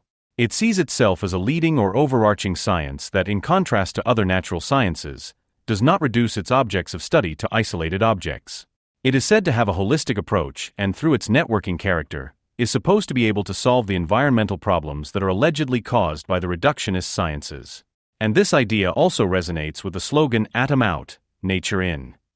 The atom stands as its best-known achievement for reductionism, for which empathizing with the whole of nature is supposedly an alternative. From the very beginning, popular ecology has harbored a resentment against subversive analytical thinking and mistrusted technology as its practical application because it does not simultaneously integrate organically into the environment. The artificiality of technology is abhorrent to ecological awareness, precisely because it is the purposeful synthesis by the mind that so obviously distinguishes it from nature. This mistrust often goes hand in hand with a general resentment of conscious mediation in general. But scientifically objectified experience is always based on reductionist methods, whether they be isolating experiments or repeated observations of specific phenomena. And the data obtained in this way can only be understood if they fit into ideally mathematical formal theories. But these, in turn, can only explain the interrelations that fit into their necessarily rigid formal structures. If ecology wants to overcome this fundamental limitation of scientific knowledge by virtually amalgamating its individual sciences into a complex whole, then it has little more to say about the whole than that it must be viewed holistically. That is why this word is often tacked on like a seal to scientific projects or entire courses of study that somehow consider themselves ecological. When ecology really becomes scientifically active and does not just carry its irredeemable claim around with it, then it limits its analyses to isolated sub-areas, like every natural science. For example, it likes to examine ecosystems. In a first approximation, which it rarely gets beyond, ecology describes the dynamics of such systems by means of a kind of balance sheet accounting, in which all the substances or quantities considered to be essential at the decisive nodes of exchange are given their own accounts, whose inflows and outflows are then registered. Ecology, from the ancient Greek oikos, meaning house, and nomos, meaning law, seems to be immediately understood as the logic of nature itself, rather than as a more or less appropriate model. The famous ecological balance is therefore little more than the boring ideal of balanced housekeeping, dressed up as natural. This may help to explain why ecosystems have become mythologically charged entities. Regardless of their content or function, they appear to be worthy of protection per se because they represent the dream of a successful exchange economy, which is obviously unattainable in times of crisis, a win-win situation for all involved that lasts forever. The fact that this ideal has little to do with nature itself has been understood by the manufacturers of modern hardware and software. Because they want to sell all of their customers their entire range of devices or comprehensive software packages, they like to advertise their products as an ecosystem. In this way, the term comes full circle. Under capitalism, you can now also purchase its own ideal of harmony, objectified in a quasi-natural context, as a range of coordinated digital products. Now that it has become a matter of course for eco-slogans to be used by food or energy suppliers to distinguish the segment for more discerning customers, IT companies and electronics discounters can also profit from the yearning for organic capitalism. All those who still claim that ecology reflects the contradiction between nature and technology, and could at least gradually improve the world, are therefore lying to themselves in their biodegradable fabric bags. Eco-ideology is a reaction to this contradiction, but it tries to resolve it in ever new ways in a false identity, thereby precisely not allowing it to become conscious. And the famous merciless nature no longer provides the hackneyed justification for eating and being eaten in the age of monopolies and rackets. For modern ecology has left such flat social Darwinism behind. The invocation of natural harmony is rather intended to repress contradictions and conflicts that can hardly be tolerated any longer. Everything is supposed to fit into the, if you want to say it with Freud, oceanic unity of everything and everyone. Nature thus develops into a metaphor for the exit not only from nuclear power, but also from the reality principle and for a collective practice of irrationalism. That is why fracking cannot be considered as a possible method of energy production in green Germany. It is seen as a breach of taboo, condemned by ecological superstition as a technical abuse of Mother Earth. Quote, "This body gave nothing away. It digested everything. It absorbed everything. Diarrhea, vomiting could have worked wonders. But no way, it didn't give up anything. There were days when, in his greed, he didn't even want to give away his stool, but only the gases." End of quote. What grows again in Elsner's novel, in strict observation of its growth by the breadwinners, as the narrator calls his parents, exists in constant self-reference. But there is nothing about this self except its body, which the narrator constantly pulls, plucks, cradles, paints, rubs, and pokes, constantly fumbling at something that, locked inside itself, gives nothing and wants to give nothing. A product of the 50s and 60s, when German society, in the narrowest circle of the family, ate the fruits of its politics of destruction and annihilation, in never-ending fear that in the end something might be demanded of the profits from war and murder.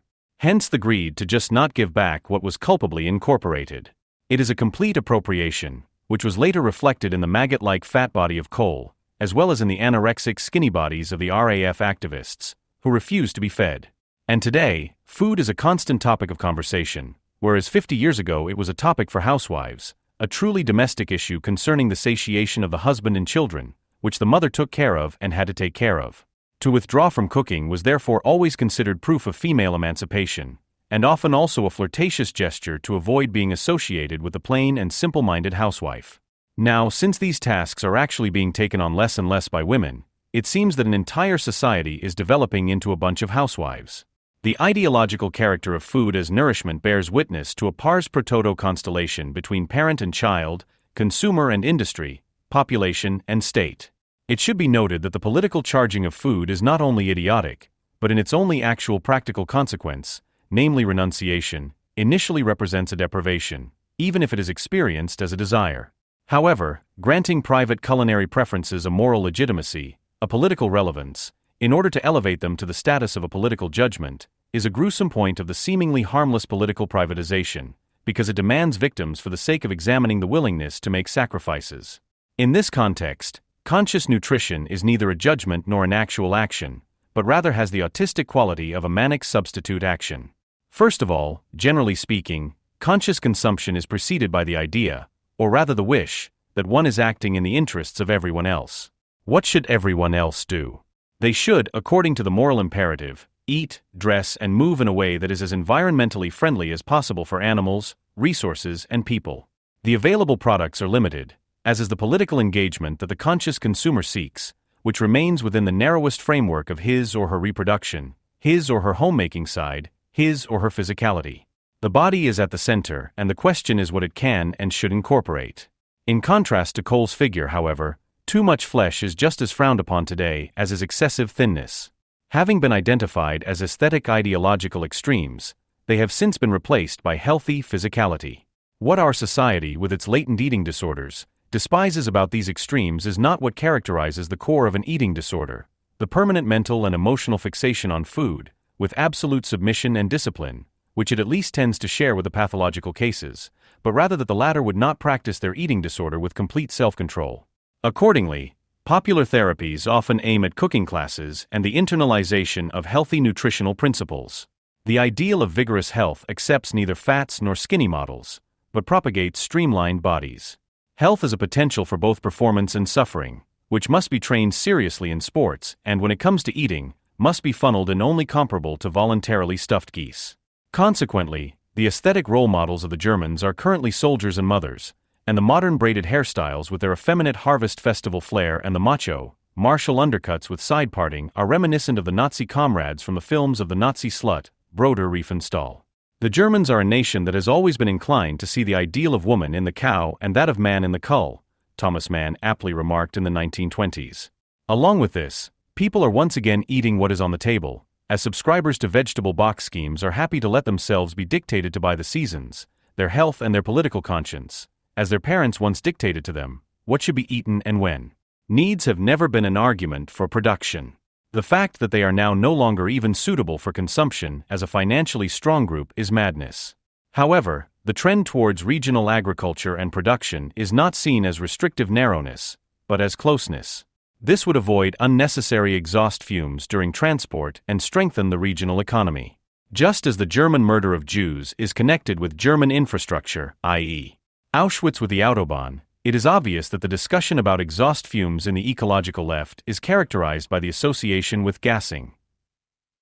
Things are not necessarily that simple, however, since an imported Argentinian beefsteak may, under certain circumstances, consume significantly less CO2 than a German one, where more grain has to be added to the feed due to smaller grazing areas.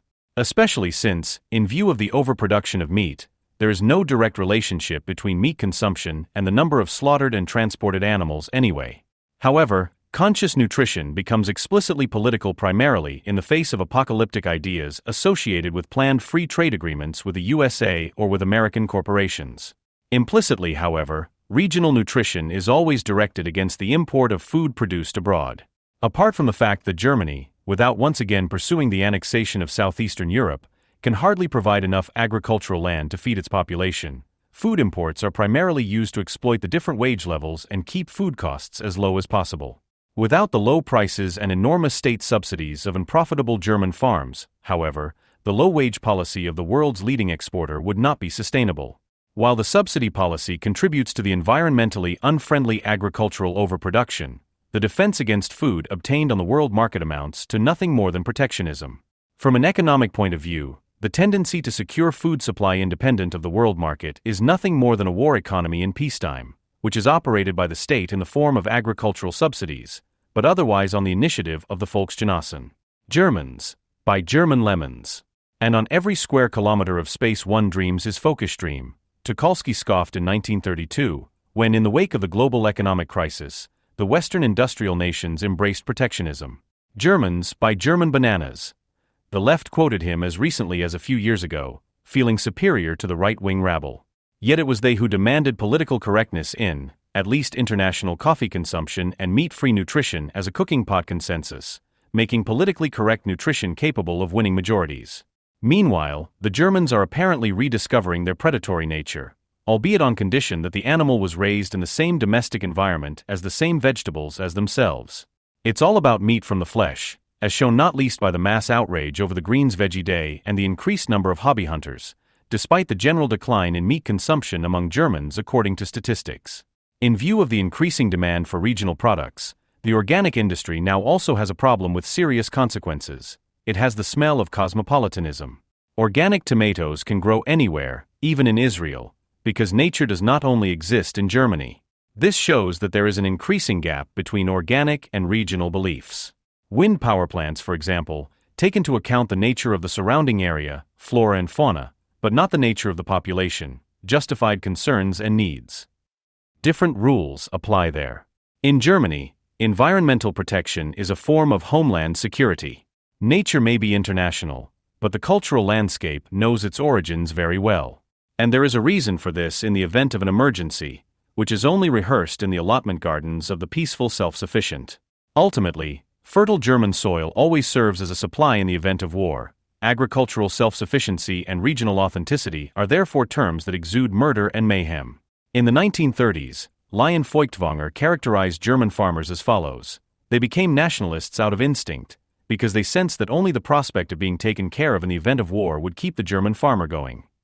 Despite the general enthusiasm for urban gardening and gardening in general, however, there is currently no explicit political reference to this emergency among consciously consuming consumers. Even the advertising magazine for health food stores, Schrott und Korn, only contains military defensiveness for punning critics in its name. Nevertheless, the relationship to nutrition, as food is called today, is shaped by Germany's political situation.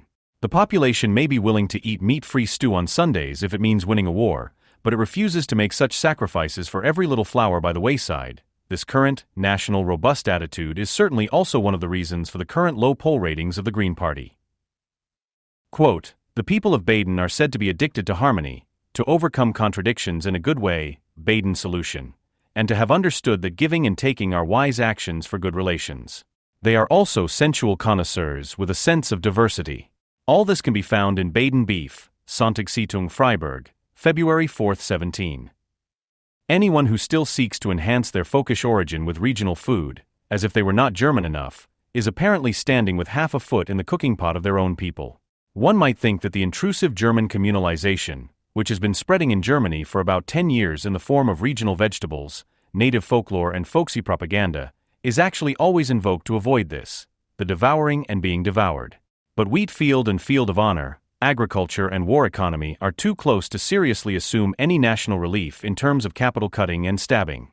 Because German agricultural yields are not competitive on the world market, farmers in particular fear international trade agreements such as TTIP, which could reject the national subsidies that are invested in agriculture in this country as anti-competitive. All the more reason for farmers to rely on their special national status, and the Germans, whose supply is at stake here, hope and fear with them. After all, arable land in Germany is becoming increasingly expensive despite low yields, as Deutschland Radiokultur complains. At least since the financial crisis, farmland has been in high demand and therefore expensive. Financially strong people and investors are hardly getting any interest on their money, so they, like many pension funds, are desperately looking for safe investments. Land is one such safe investment. End of quote. Relying on Germany's ability to defend itself, its territory is cultivated accordingly. Even if it is not profitable, the land is to be made fertile for the ideal surplus value that the farmers are to produce and the citizens are to defend. A rural versus industrial agriculture, in which the farmers themselves get to work, in order to at least generate a decent yield, the blossoms of the misery of technical progress.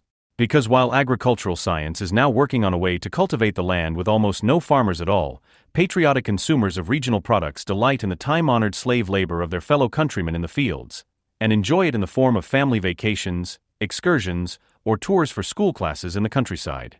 A comprehensive program of agitation that a great many organic farms have to offer to keep themselves from going broke. But it would be too simplistic to just attack the hard-working authenticity tourists. The Kulturland e.g., which recruits these financially strong people, note, well-meaning Germans are never profit-hungry investors, for its sustainable credit systems. Kulturland e.g. cooperatively buys land to lease it to organic farms, cites further abysses for the support of German small farmers in its preamble. Quote, "The use of agricultural land and soil must not be determined by the rules of self-perpetuating cash flows. Rather, agriculture should preserve the fertility of the soil in the long term, produce plant products in conjunction with the greatest possible biodiversity, and thus create a livelihood for people and animals. It maintains and preserves cultural landscapes as a place and home for human communities." End quote. Self-perpetuating cash flows? If the authors of the self-image of Kulturland e.g. were not so modest in their formulations and civilized in their demands, they might call a spade, which the human community of the Germans they represent has traditionally given to the supposedly effortless income, Hitler the damned Jewish usury. Of course, the people of Kulturland e.g. would reject such words. But where exactly the destructive worm in their fertile soil comes from remains the secret of the unnatural and unproductive copulating money streams themselves. The programmatic of the land cultivators prefers to stick to positive connotations. It is about native fertility, not about the monetary wasteland, about natural long-term reproduction. It is about enough space for biodiversity. What is it that we are supposed to be protecting from all this? Like the entire regional consumption culture, the propaganda of the Kulturland, e.g. lives from the observation, which is usually completely true, that market economy competition and nature do not go well together, although the highly praised dense forest cover in Germany, for example, is also a product of forestry over the last 200 years. On closer inspection, nature is less natural than the products advertised with it. Of course, everyone tends to treat both their own human nature and the world, which cannot be seamlessly integrated, compensated for and disciplined, as hostile, in the sense of nature, as cultivable, under threat to their economic existence.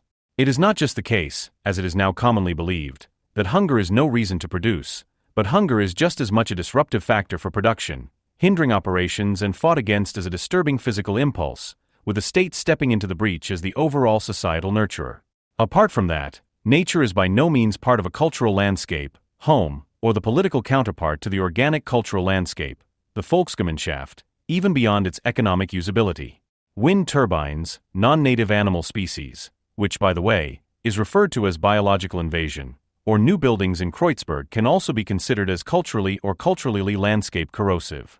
The way out, the basis of life that is to be protected by the green economy, is to overcome the dilemma of the permanent threat to nature by demanding the renunciation of market competition, the associated wage and price fixing, and environmental protection at the lowest possible level, and to suspend the globalization of this process through regionalism.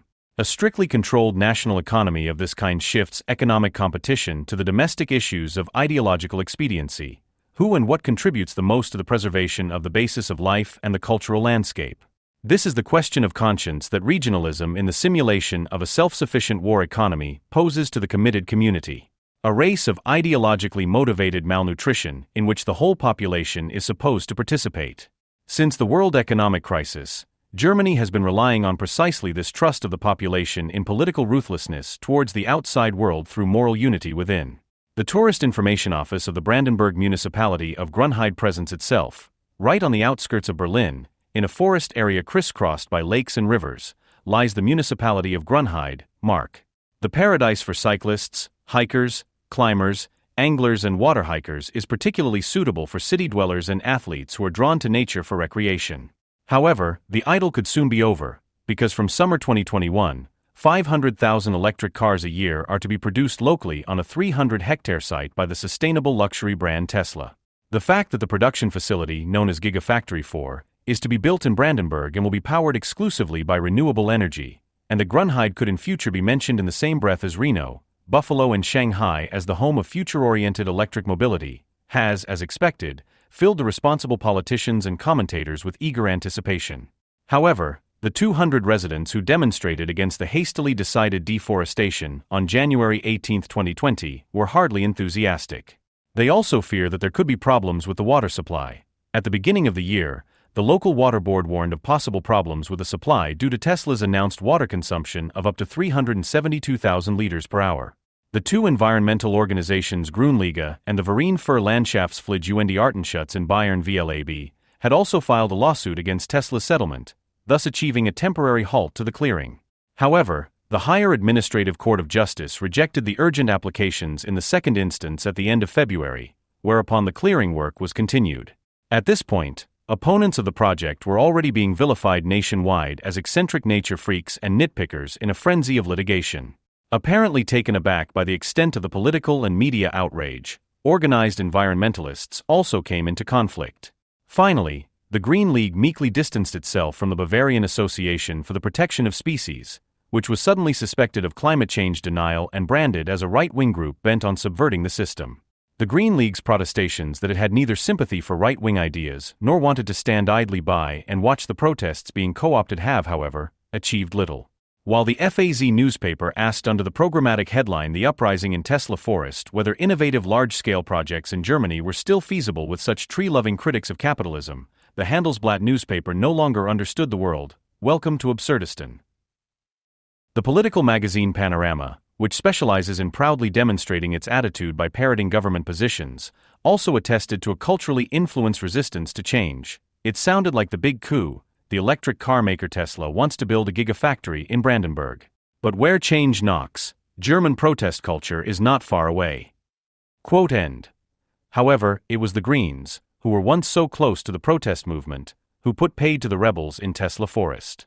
It is neither legitimate to declare a pine plantation a forest worthy of protection, nor is it always necessary to be against everything, conceded the Green Senator for Economic Affairs, Ramona Popp, and concluded with a sermon for the location. One should keep one's feet on the ground and quickly make Tesla's investment in the future possible. For clean mobility and climate protection, for Berlin and Brandenburg. Quote end. The parliamentary group leader Anton Hofreiter immediately supported her and declared the plaintiffs to be a bunch of insignificant busybodies. It is absurd that the smallest regional associations can block nationwide lawsuits, and added, that should be changed. Quote end. The irritated tone was remarkable if only because, unlike in past protests, the forest was neither converted into an adventure playground for militant tree protectors, nor did the opposing residents feel tempted to threaten Tesla staff. Although there were isolated calls for the protection of the habitat and identity from advancing U.S. capitalism, the majority of the concerns raised did not sound completely eccentric. In any case, the state chairman of the Green League in Brandenburg, Hans-Herwig Mascher, did not give the impression of being an irreconcilable green Kulhus. Quote, I expect more caution from politicians and a response to the fears and concerns of those affected, as well as a legally and technically sound review and approval process for all concerns and open questions related to the Tesla plant. Less time pressure from Tesla would definitely help the whole process. End quote. In fact, Tesla pointed out from the start that they would pull out again in the event of delays. Company boss Elon Musk did not miss the opportunity to joke about the construction of the capital city airport BER, which has become a national laughingstock, when the project was announced in November 2019. The political leaders in the Brandenburg government immediately took the hint. Just 2 months after submitting the relevant documents, and before a building permit was issued, Tesla had a permit to start clearing the land early. However, such details were lost in the excitement that someone would dare to stand in the way of the expansion of electric mobility for regional reasons, instead of welcoming the sustainable development of the east of the country. Of course, the jobs that will be created are an argument that cannot simply be dismissed. However, they only play a role in the public discussion because they are promised by a company that embodies the post-industrial age like no other, and therefore usually has no problem at all with cutting jobs. It is simply presumptuous to expect a sense of responsibility for the greater good from local residents, given the politically sponsored economic wilderness that is taking place everywhere, when realistically they have little to gain from the company's arrival other than noise, deforestation, and a company that is so sect-like in its missionary zeal for improving the world that a walk in a spruce plantation seems like a promise in comparison. For years, loosely organized regional citizens' initiatives against aircraft noise, nuclear power or underground train stations could rely on their parliamentary representation. The Greens were still there even when the pamphlets failed to ignite, and concerns slowly began to spread that the absolute majority did not appreciate the relentless commitment to Carl the Beetle. That is no longer the case. Today, the Greens also have other priorities and vote in favor of concrete measures for climate protection. Not only the Greens have changed, but also the conditions and forms of political engagement. The perfectly reasonable purpose of spontaneous political cooperation is to jointly draw attention to problems that would otherwise be lost in the political arena. But in citizens' initiatives, people can also take the lead who do not care about laws and procedural orders, and in an advanced phase of the fight, adopt the leitmotif that the state in its current form must be smashed because it does not act as decisively as they themselves would like. As long as the tendency of such active citizens to self-empowerment is in line with the raison d'etat, it is perfectly acceptable to speak in the name of civil society, which has experienced an enormous increase in importance over the last 2 decades. However, this upgrading to a state-supporting project has also given rise to obligations. Civil society has to represent a Germany that is open to the world, progressive and sustainable. Anyone who, like the Tesla opponents, blocks a central issue, quickly becomes an opponent of the state apparatus and must expect to be presented to the public as a right-wing destroyer of Germany. The Greens, who have long since been acting as the ruling party for the whole of Germany, now see their primary task as securing the accumulation capacity of the sustainable capital faction. In this role, they act like a citizens' initiative that has become a state party, integrating into government action all the crucial elements of angry citizens that have matured in extra-parliamentary direct democracy, from insulting their opponents and unlawful administrative action to declaring a state of emergency. Relevant decisions with potential for conflict are to be withdrawn from an open discussion. Instead, the dignity of the factual is relied upon, because once things get off the ground, the mob gets used to even unpleasant things. Relying on parliamentary majorities, on the other hand, entails risks, especially since one has anything but humane measures in the program. The fact that the Greens have no objection to climate political state authoritarianism is not only openly evident in terms of individual prohibition proposals and insults against the lower classes.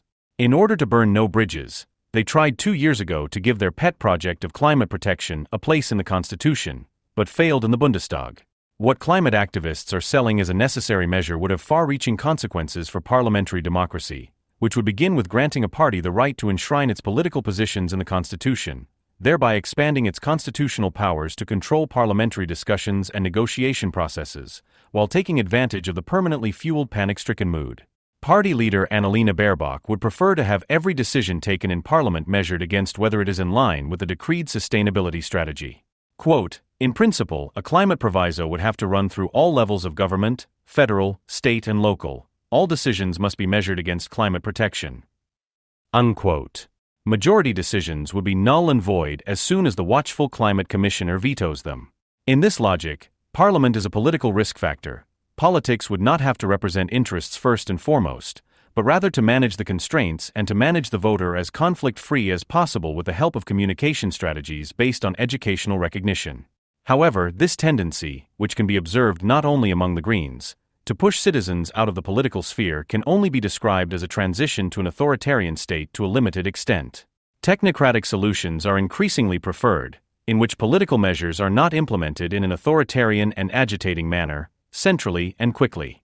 Instead, the focus is on the persuasive power of seemingly apolitical rationality. Experts are brought on board, scientists are encouraged to discover political solutions, so that governing appears as an undogmatic and pragmatic realization of primarily evidence-based research results. Furthermore, it is ridiculous to polemicize against the Greens as a prohibition party. Not only because the fundamental outrage over prohibitions is silly, because there are also reasonable restrictions.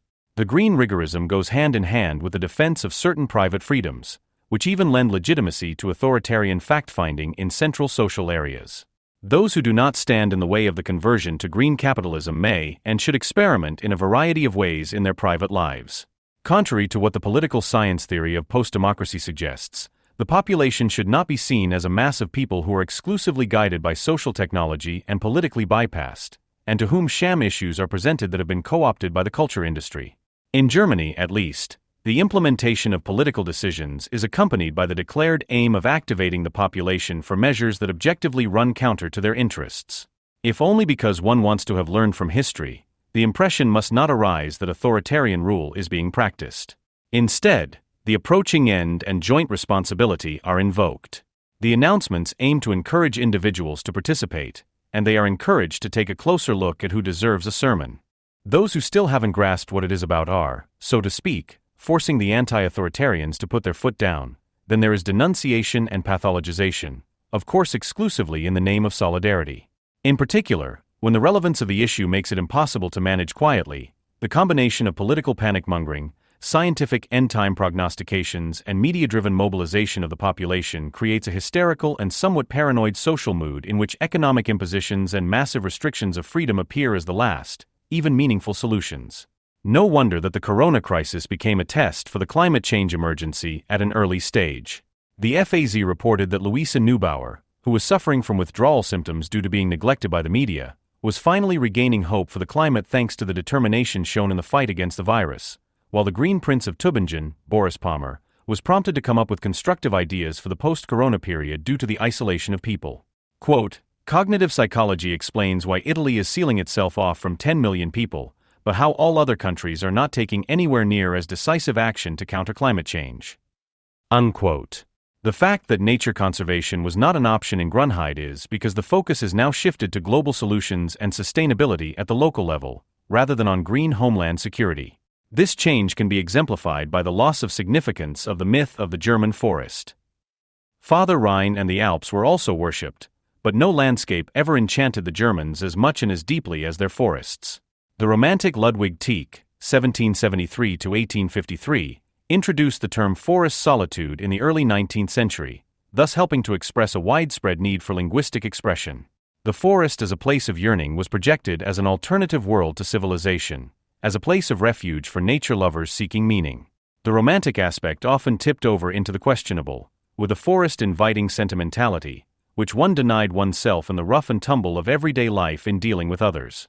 It was no coincidence, Adorno noted in his by no means scathing critique of Eichendorff, that the latter's pleasing forest poetry inspired generations of traditional male choirs. Gradually, the forest came to be associated with a German way of life and soul, the origin of which is presumed to lie somewhere in the Germanic forests. Ultimately, a biological strand of reception became independent of the formerly apolitical forest romanticism. The sociologist Werner Sombart, who was active in the Heimatschutz, homeland protection, no longer regarded the forest as a place of retreat for spiritual contemplation of all kinds, but used the German forest as material for his nature-based sociology of peoples.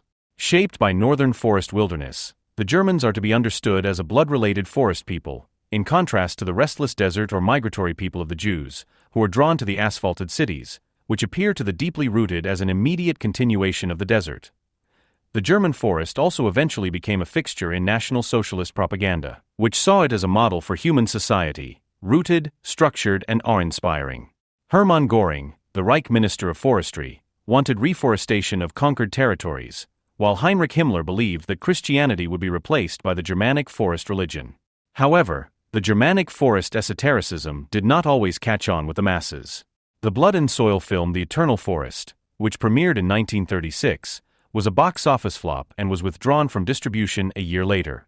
The research community of German ancestral heritage, Forschungsgemeinschaft Deutsches Ahnenerbe, which was subordinate to the SS, was also unable to implement its major humanities project Forest and Tree in Aryan Germanic spiritual and cultural history, as desired because of ideological conflicts between the esoteric Germanic wing around Hermann Wirth, who propagated an Aryan feminism, and the SS men's fighting community, which was more than irritated by this.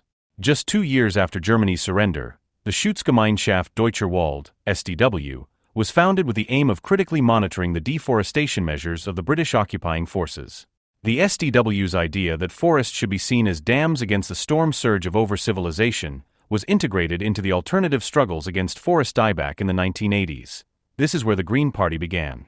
Today, reforestation is only carried out for climate protection, not for the German way of life.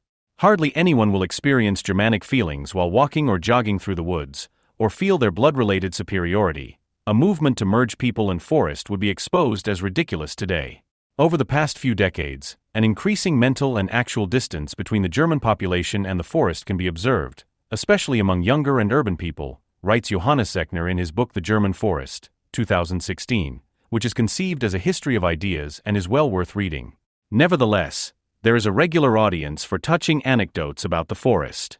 This is attested by the passionate forester Peter Wollben, who has achieved one sales success after another with his books. Wollben advocates protecting the forest by leaving it to its own devices. The secret of his success is that he tries to bring his readers closer to forest conservation by ascribing mostly positive human characteristics to trees. If there is anything frightening about all this, it is not some political moment, but simply the fact that people can get excited about his kitsch, which is rather overused, and which reaches full bloom when Wollben deduces from the fact that the trunks of beeches do not stand very far apart that group cuddling is desirable. Nothing more would need to be said about this if every quirk were not currently being painted as an obstacle to progress. With his review of the film adaptation of Wollben's book The Language of Trees, Jan Simonk of Die Zeit testified that criticism of proximity to nature has now itself become a hackneyed phrase, occasionally presented in an aggressive manner. Quote, "So is humanization harmless? No. Because in order to emotionalize, it blurs the line between humans and nature." Wollben's film thus becomes, whether intended or not, part of a social trend that has elevated closeness to nature and naturalness to moral maxims. Many radical anti-vaxxers, people who are against genetic engineering across the board, or diet fanatics also seek to escape from the alleged alienation of humans from their origins by reconnecting with a nature that is idealized as good and gentle, thereby misjudging how ambivalent the relationship between humans and nature has always been. End of quote. As long as popular favorites like Herbert Grönemeyer score big with lines like "The Earth is friendly, so why aren't we?" or national soccer coach Joe Guillot starts philosophizing about nature's revenge in his free time, as he recently did, there is no doubt that pointing out that nature, to everyone's disappointment, has no feelings is justified. His emphasis on the boundary between humans and nature, which should not be blurred, also sounds enlightened, but there is a small catch. nature constantly tends to cross human boundaries without being asked, while the attempt to tame it under the conditions of capitalism has only led to further constraints on nature. It becomes even more complicated with invincible nature within, which, as is well known, is what Freud is talking about. The main purpose of the theoretical outline was solely to mark out a social current as the enemy. Probably because Simek suspects that the tree whisperer Wolben cannot pose any danger when viewed soberly, he includes radical anti-vaccination activists, opponents of genetic engineering across the board, and diet fanatics, i.e. problem groups on whose re-socialization society as a whole is already working. When Simek dramatizes the mere idealization of nature as the original sin, he fails to see that the truly dangerous currents that had taken a fancy to nature not only idealized it, but, out of misanthropy, elevated it to a principle that allows them to establish society according to the rules of the fittest. What inspired the vengeful partisan of the false society in which nature is domesticated without rhyme or reason was not enthusiasm for tall trees and rustling leaves, or even a longing for reconciliation with oppressed nature, but rather the hateful expectation that natural processes might one day triumph over corrupt humanity by restoring ecological balance.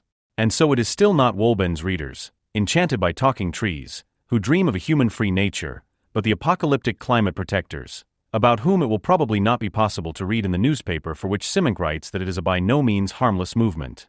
The planners are annoyed with the nature lovers because of their refusal to readily embrace an industry of the future that stands for the exploitation of nature in the name of the climate.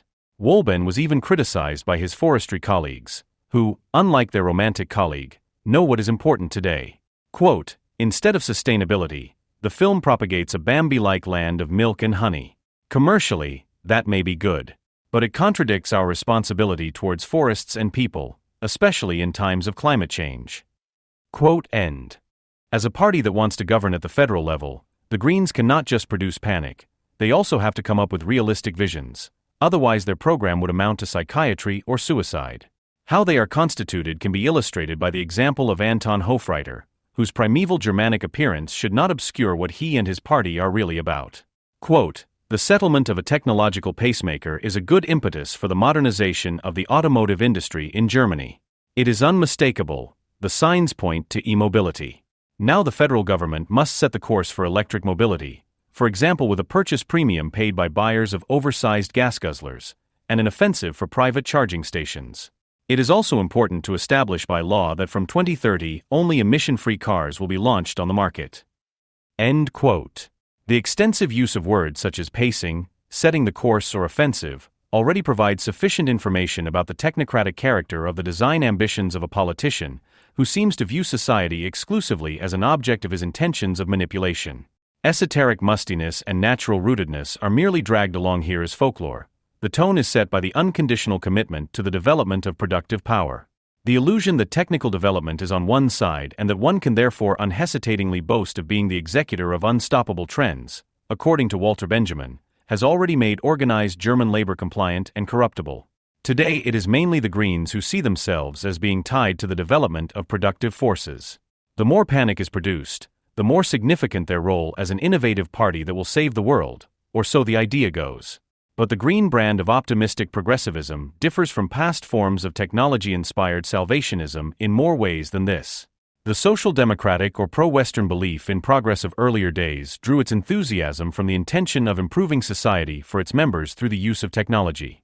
The Green fetishization of productivity is about orchestrating modernization processes in which individuals are merely seen as requiring sanction. At the same time, the spectacle created around future technology serves to push the production conditions into the background, because the signs of e-mobility obscure the particular interests of those who organize and advertise them.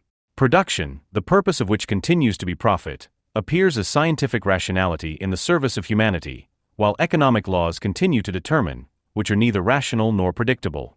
The hype surrounding electric cars stands, as it were, for the magnitude of total production de board, which is advertised as green capitalism. On the other hand, anyone who defiles the fascination of technology by pointing to the material interests of those producing it is considered presumptuous. Tesla's marketing strategy aims to draw the viewer into the spell of technically produced phenomena and possibilities, which are endowed with the promise of solving the most pressing problems of the present. The electric cars represent the superiority of responsible capitalism over the owners of gas guzzlers, who are given the opportunity to make amends by consuming the products of the future.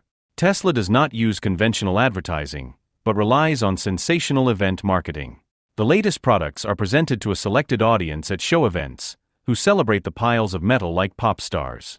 Whether they are admirers, customers, or employees, everyone is lucky to be part of this future-oriented community.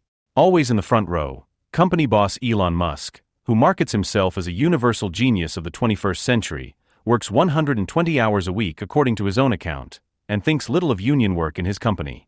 After all, a wage struggle could have a bad effect on the mood of employees, who are required to identify completely with the company. On March 11, 2020, he announced on Twitter that a mega rave cave was to be incorporated into the factory not far from Berlin. This means that in the future, workers who discover techno as a company sport in order to spend their money in the company will meet Berlin students who incorporate the charm of sustainable industrial culture into their weekend program.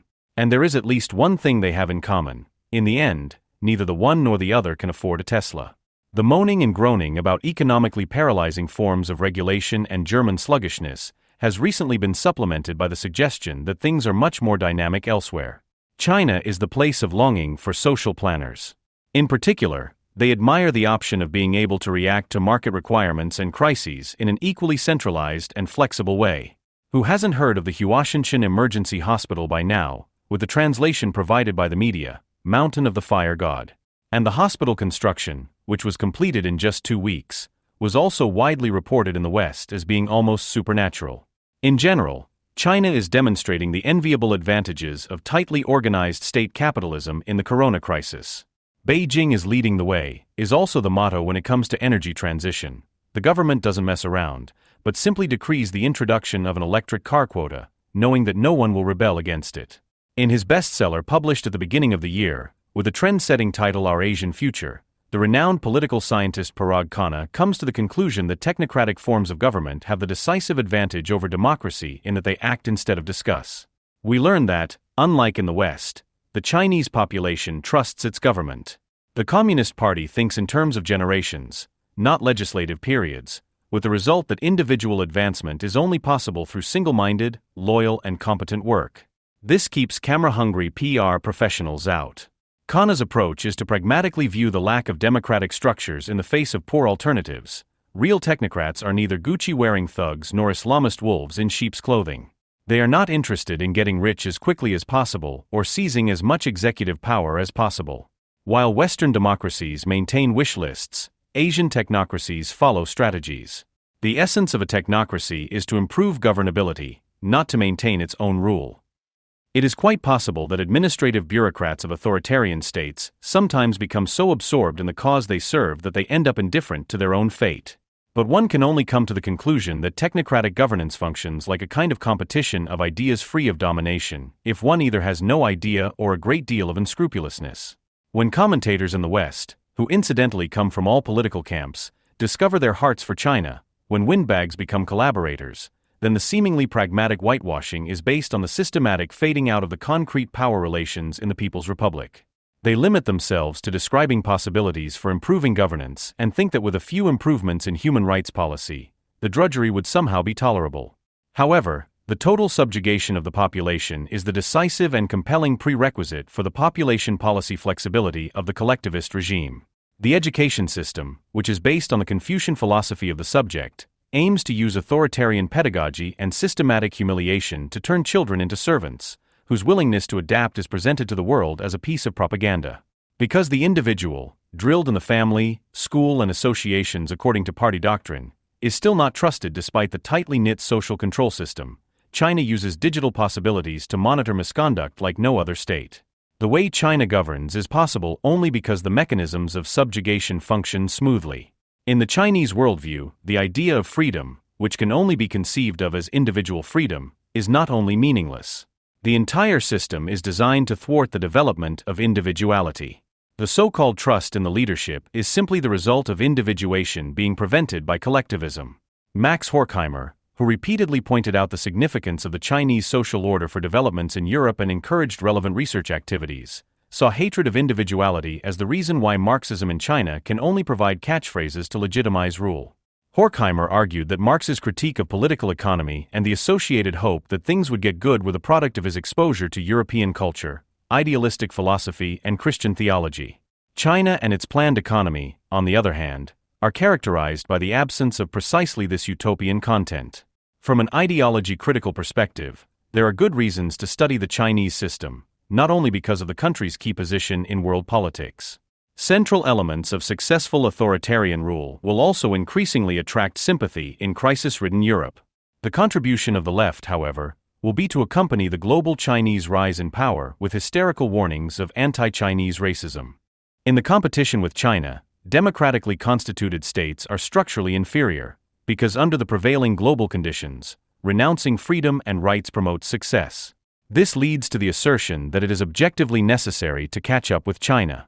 One could also come to the conclusion that there is nothing to be gained in this competition and think more fundamentally about the rules of the social game. However, a German solution is more likely. It is convergence through demarcation, or in the words of Richard David Precht, the Green Party's favorite dialectical materialist philosopher, if we want to prevent the eco-dictatorship, we have to make bans now so that the situation does not escalate to the point where we need an eco-dictatorship. End quote. In 1974, the Socialist Federal Republic of Yugoslavia had given itself its fourth constitution, which was astonishingly extensive, comprising 406 articles. The first of these stated, quote, "The Socialist Federal Republic of Yugoslavia is a federal state as a state community of voluntarily united peoples and their socialist republics, as well as the socialist autonomous territorial authorities of Kosovo and Vojvodina, which are in the Federation of the Socialist Republic of Serbia, based on the power and self-government of the working class and all working people, as well as a socialist self-governing democratic community of working people and citizens, and of equal nations and nationalities." End of quote. As paradoxical as it may sound, this constitution was that of a Soviet state. It meticulously regulated a system of self-management that extended from the federal level to the republics, down to the municipalities and even to residential neighborhoods. Workers and peasants, supplemented by all other professional groups, were not only to determine the fate of the state themselves, but also set production targets in the factories and decide on the distribution of wealth. Even administrative matters carried out by the federal government or the individual republics were theoretically within their decision-making scope. The greatest attention was paid even to the smallest units, for example when it came to setting up and maintaining playgrounds in residential areas. That the comrades took their self-management socialism seriously is evidenced by a passage from the introductory Basic Principles, which unequivocally states that a prerequisite for self-management is social ownership of the means of production, which precludes a return to any system based on the exploitation of man. Only by abolishing the alienation of the working class and the working people from the means of production and other conditions of labor, is it possible to ensure the self-management of the working people in production and in the distribution of the results of labor, as well as in the governance of social development on the basis of self-management. This constitution deserves to be studied not only as an ambitious, albeit misguided, model of political and economic participation of all in public and corporate affairs, but also because it takes up the few passages in the work of Karl Marx on the future liberated society and is intended to transpose them into reality in the form of a constitution. Paper, as we know, is patient, and the practical constraints to which the state economy, unsuccessfully competing with capitalist foreign countries, was subjected, have from the outset destroyed most of what the Constitution supposedly promised. What remains significant is that it spoke of the active self-management of free producers, in whose hands it wanted to place all power. For a few years now, there has been increasing talk in Germany of a Soviet model, but one that has absolutely nothing to do with the Yugoslav constitution or the principles of the Paris Commune. In the Commune of 1871 and after it, especially in revolutionary Russia from 1917 to 1921 and briefly in revolutionary Germany in 1918-19, the idea of the council stood for a time of transition to a liberated society. The working class and the straight allied with it claimed for themselves the right to break the power of the old elites by organizing the councils, which sometimes happened spontaneously, and also to protect themselves against the claims to power of a workers' party. In Germany, the word has remained to this day as a reminder of a defeated working class. In 1920, they were granted the works councils as a consolation, which until their ban in 1933 and since their readmission in 1946 distinguished themselves as valued stewards of industrial peace, constructively contributing to the success of the company's purpose, which was beyond their influence, and to increasing productivity, and also helping to cushion layoffs in a socially acceptable way. However, the question of ownership of the means of production no longer arose in West Germany after 1919.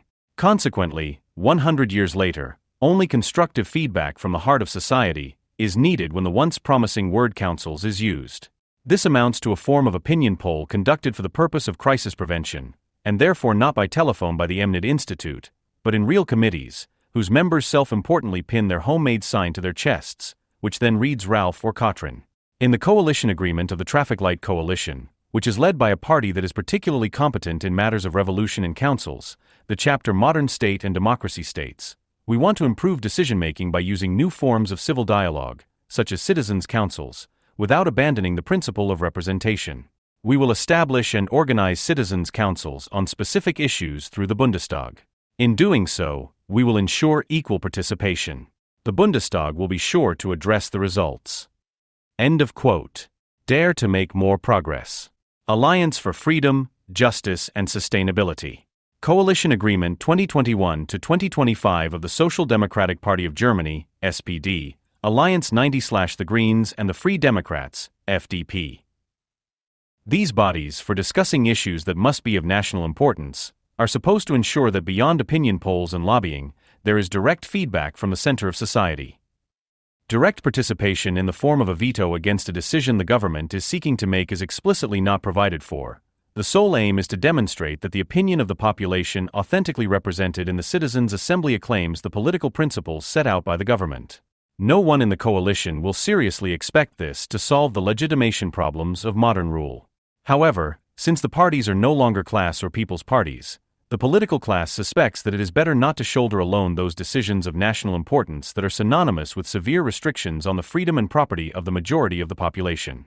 They also know that the administration is less and less able to manage, and that the large financial injections from the state treasury do nothing to change this, and that the dissolution of established value systems accelerates the decline of social and public security in postmodern capitalism.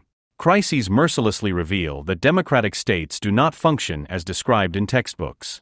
The direct feedback is given in an unhelpful manner on the streets in exceptional cases, but more often the protest remains silent and is only discharged on election day by voting for a party that is opposed to the system. Setting up citizens' councils without giving up the principle of representation, but explicitly not involving them in power, is absurd for the simple reason that every council model means the participation of those employed in the company in the exercise of power, who can hardly all gather in one place. The coalition declaration unintentionally left open the question of whether representatives of the sovereign, other than the members of parliament assembled in parliament, should also have a say in matters of national importance, ultimately even in the form of extra-legal but state-related pressure groups. The electorate itself was not to be directly involved in power through the instrument of the plebiscite, and for good reasons. At the latest with the financial crisis of 2008, the public in EU countries became aware that state insolvency can also result in the suspension of national sovereignty by a supranational insolvency administrator for a member state of the alliance. The example of Greece showed that fresh IMF loans are tied to conditions that leave the elected parliaments with no choice but to approve and implement austerity programs, while the rating agencies stand ready with the threat of downgrading and recommending the replacement of politicians with experts. When it became known on November 1, 2011 that the Greek head of government, George Papandreou, intended to submit the EU rescue package to his people for approval, Spiegel reported, the EU partners are perplexed. Until then, there had been a consensus that substantive decisions affecting the entire Union should not be decided by plebiscite, and the discussions in the media at the time also rejected such a demand, some of them with outrage. It was not only about the unreasonable demands on the Greeks, who in turn were seen as an unreasonable demand on the Eurozone, but also about the state of democracy. It is only against this background that it becomes understandable why political decision-makers have been publicly considering ways in which citizens can participate beyond parliament and plebiscites for years. Even during the pandemic, expert councils were set up and publicly staged to relieve the burden on politicians and increase the legitimacy of increasingly unpopular decisions. Their work as omnipresent and uncontrolled ideological loudspeakers only appeared to be forward-looking for a short time, because soon it could no longer be denied that they were increasingly also disavowing their claimed expertise. The tool for the fight against the climate crisis, which is constantly being reported in the media, is provided by a citizens' assembly lobby consisting of politicians, scientists and institutions from the fields of research, politics and business. It claims to also listen to the ordinary citizen instead of always only letting experts have their say. Citizens' councils have existed in Germany since 2019. They operate at the regional level, in the federal states and already at the federal level during the Grand Coalition. The Scholz government merely adopted a ready-made concept that was first tested in 2019 with the nationwide Citizens' Assembly on Democracy, moderated by former Bavarian Prime Minister Gunter Bechstein. Since then, citizens' councils have been held on topics such as climate, research, artificial intelligence, and Germany's role in the world. Tax-funded state associations or foundations such as Mehr Demokratie e.V., Beat Pol Bürgerpolitik or GmbH, and Demokratie Innovation e.V. were responsible for initiating these. The decision of the new federal government to initiate citizens' assemblies on its own did not mean the displacement of these aid organizations, but it did mean a considerable enhancement of this supposed participation model. However, the result proved to be dysfunctional. Conceived as an instrument to discipline parliaments, which stand together like one man across party lines on questions of fate, the powerless committee model, designed to strengthen an expertocracy, threatens to become a parallel sovereign in its own right.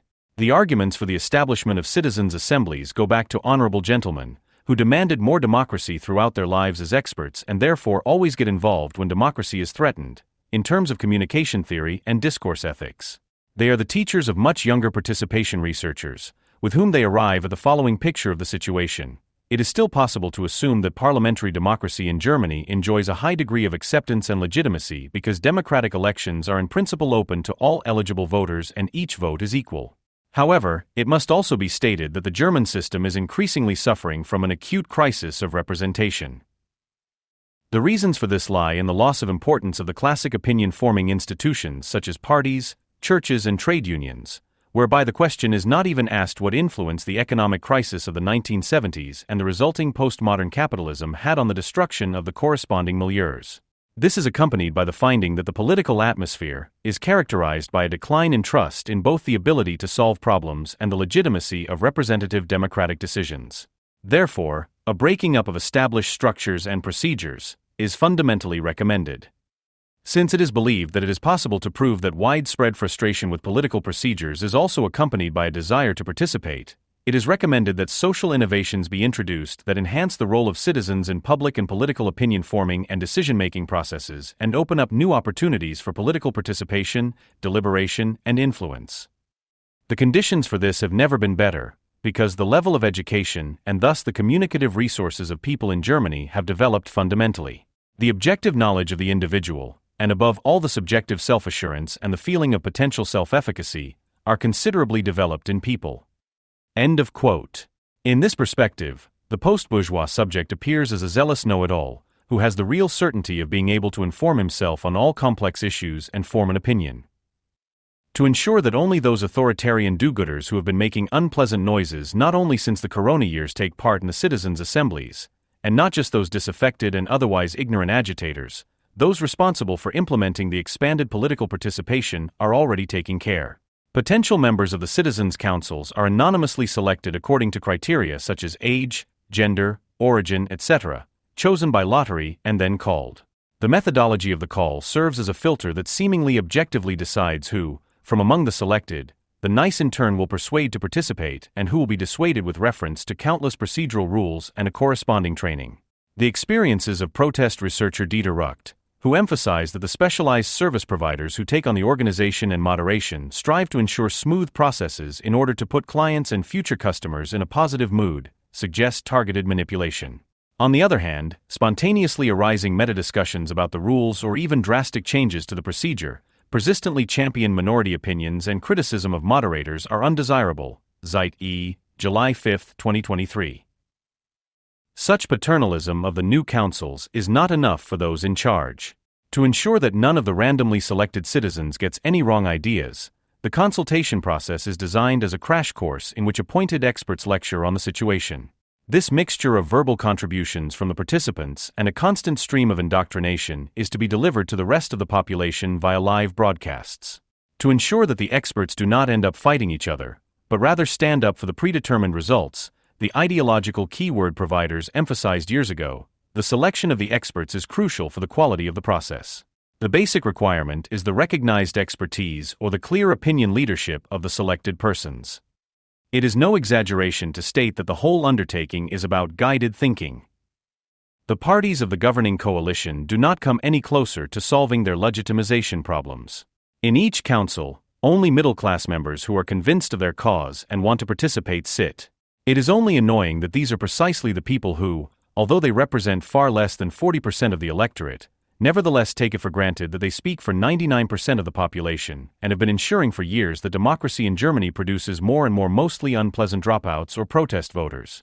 The manipulative role that the state assigns to the acclaiming encouragers is not even denied. What professional politics does not dare to say so bluntly, because the poll numbers would then plummet, is to be taken over by affable figures like you and me in the context of citizens' assemblies, who are first taught the rejection of the parliamentary principle of representation by participation experts. In this way, the political system gets rid of the only principle that is still capable of inflicting a defeat in a vote on the frequently invoked practical constraints. The case of Greece has taught us that the all-too obvious exclusion of the sovereign presented in the government can lead to massive resistance in the population. The disempowerment of Parliament should therefore be institutionalized in the form of citizens' councils and executed by Parliament itself. Parliamentarism is criticized for the basic political principles that make dissent and deviation from the state-mediated position possible in the first place: dispute, but also changing alliances and taking into account the mood at the grassroots. The ideologues of expanded citizen participation are certain that normal political operations are essentially characterized by conflicting, short-term interests and fragmented responsibilities, and have led to a colossal failure on ecological issues, especially among professional politicians, a finding that cries out for a system change. The alternative comes across as human and cuddly as the redundancy notice delivered by the empathetic superior, who draws his concentrated knowledge from management coaching enriched with Far Eastern wisdom. Unlike the confrontational, even divisive behavior of some parliamentarians and their loud comments, which reverberate through the entire House, as climate-conscious participation experts shudderingly must witness during live broadcasts from the British House of Commons, a very different tone should prevail outside of and against Parliament. One that gives sensitive figures the opportunity to get involved without having to reckon with criticism. Where citizens' assemblies come together, on the other hand, islands of cooperation and empathy oriented towards the common good would arise, and with them the protected space in which alone constructive and long-term solutions to serious political problems can be developed. The people gathered there are not up to any mischief and are far from propagating a change of system. On the contrary, they inform politicians and administrators about the considered attitudes and values of citizens that cannot be determined by the usual opinion polls. In this way, citizens' councils contribute to increasing the legitimacy of political decisions. In addition, their random recruitment has an inclusive effect, which is believed to counter the trend towards resignation in precarious sections of the population. In spring 2023, the parliamentary groups of the governing coalition and the left presented a joint proposal for the establishment of a citizens' assembly, the title of which alone foreshadowed trouble, nutrition in transition, between private matter and state responsibility. It received the required majority on May 10th, so that one could really get started with the preparations in the fall, as Bundestag President Barbel Bas, SPD rejoiced. In contrast to the unproductive run-up in 2021, when a citizens' assembly was supposed to discuss the topic of Germany's role in the world, which was subsequently deemed too abstract, the proponents of the current project are counting on concrete instructions to the Council, since nutrition is a real issue for citizens, to which every person has a personal connection, according to Stefan Thome, the Member of Parliament responsible for the FDP faction in terms of the Citizens' Assembly. To avoid a revolt by the meat-eaters on the committee, statistical precautions have been taken, completely anonymously of course, in order to obtain a realistic picture of the center of society. In the specific case of drawing participants, in addition to the usual socio-demographic characteristics, additional attention should be paid to the corresponding proportion of vegetarians or vegans in the population. A newly created staff unit in the Bundestag administration, in cooperation with an association of specialized service providers whose task is to support and research democratic participation processes, is responsible for organizing the event. The costs for the implementation are estimated at 1.5 million euros. All-round support is therefore guaranteed.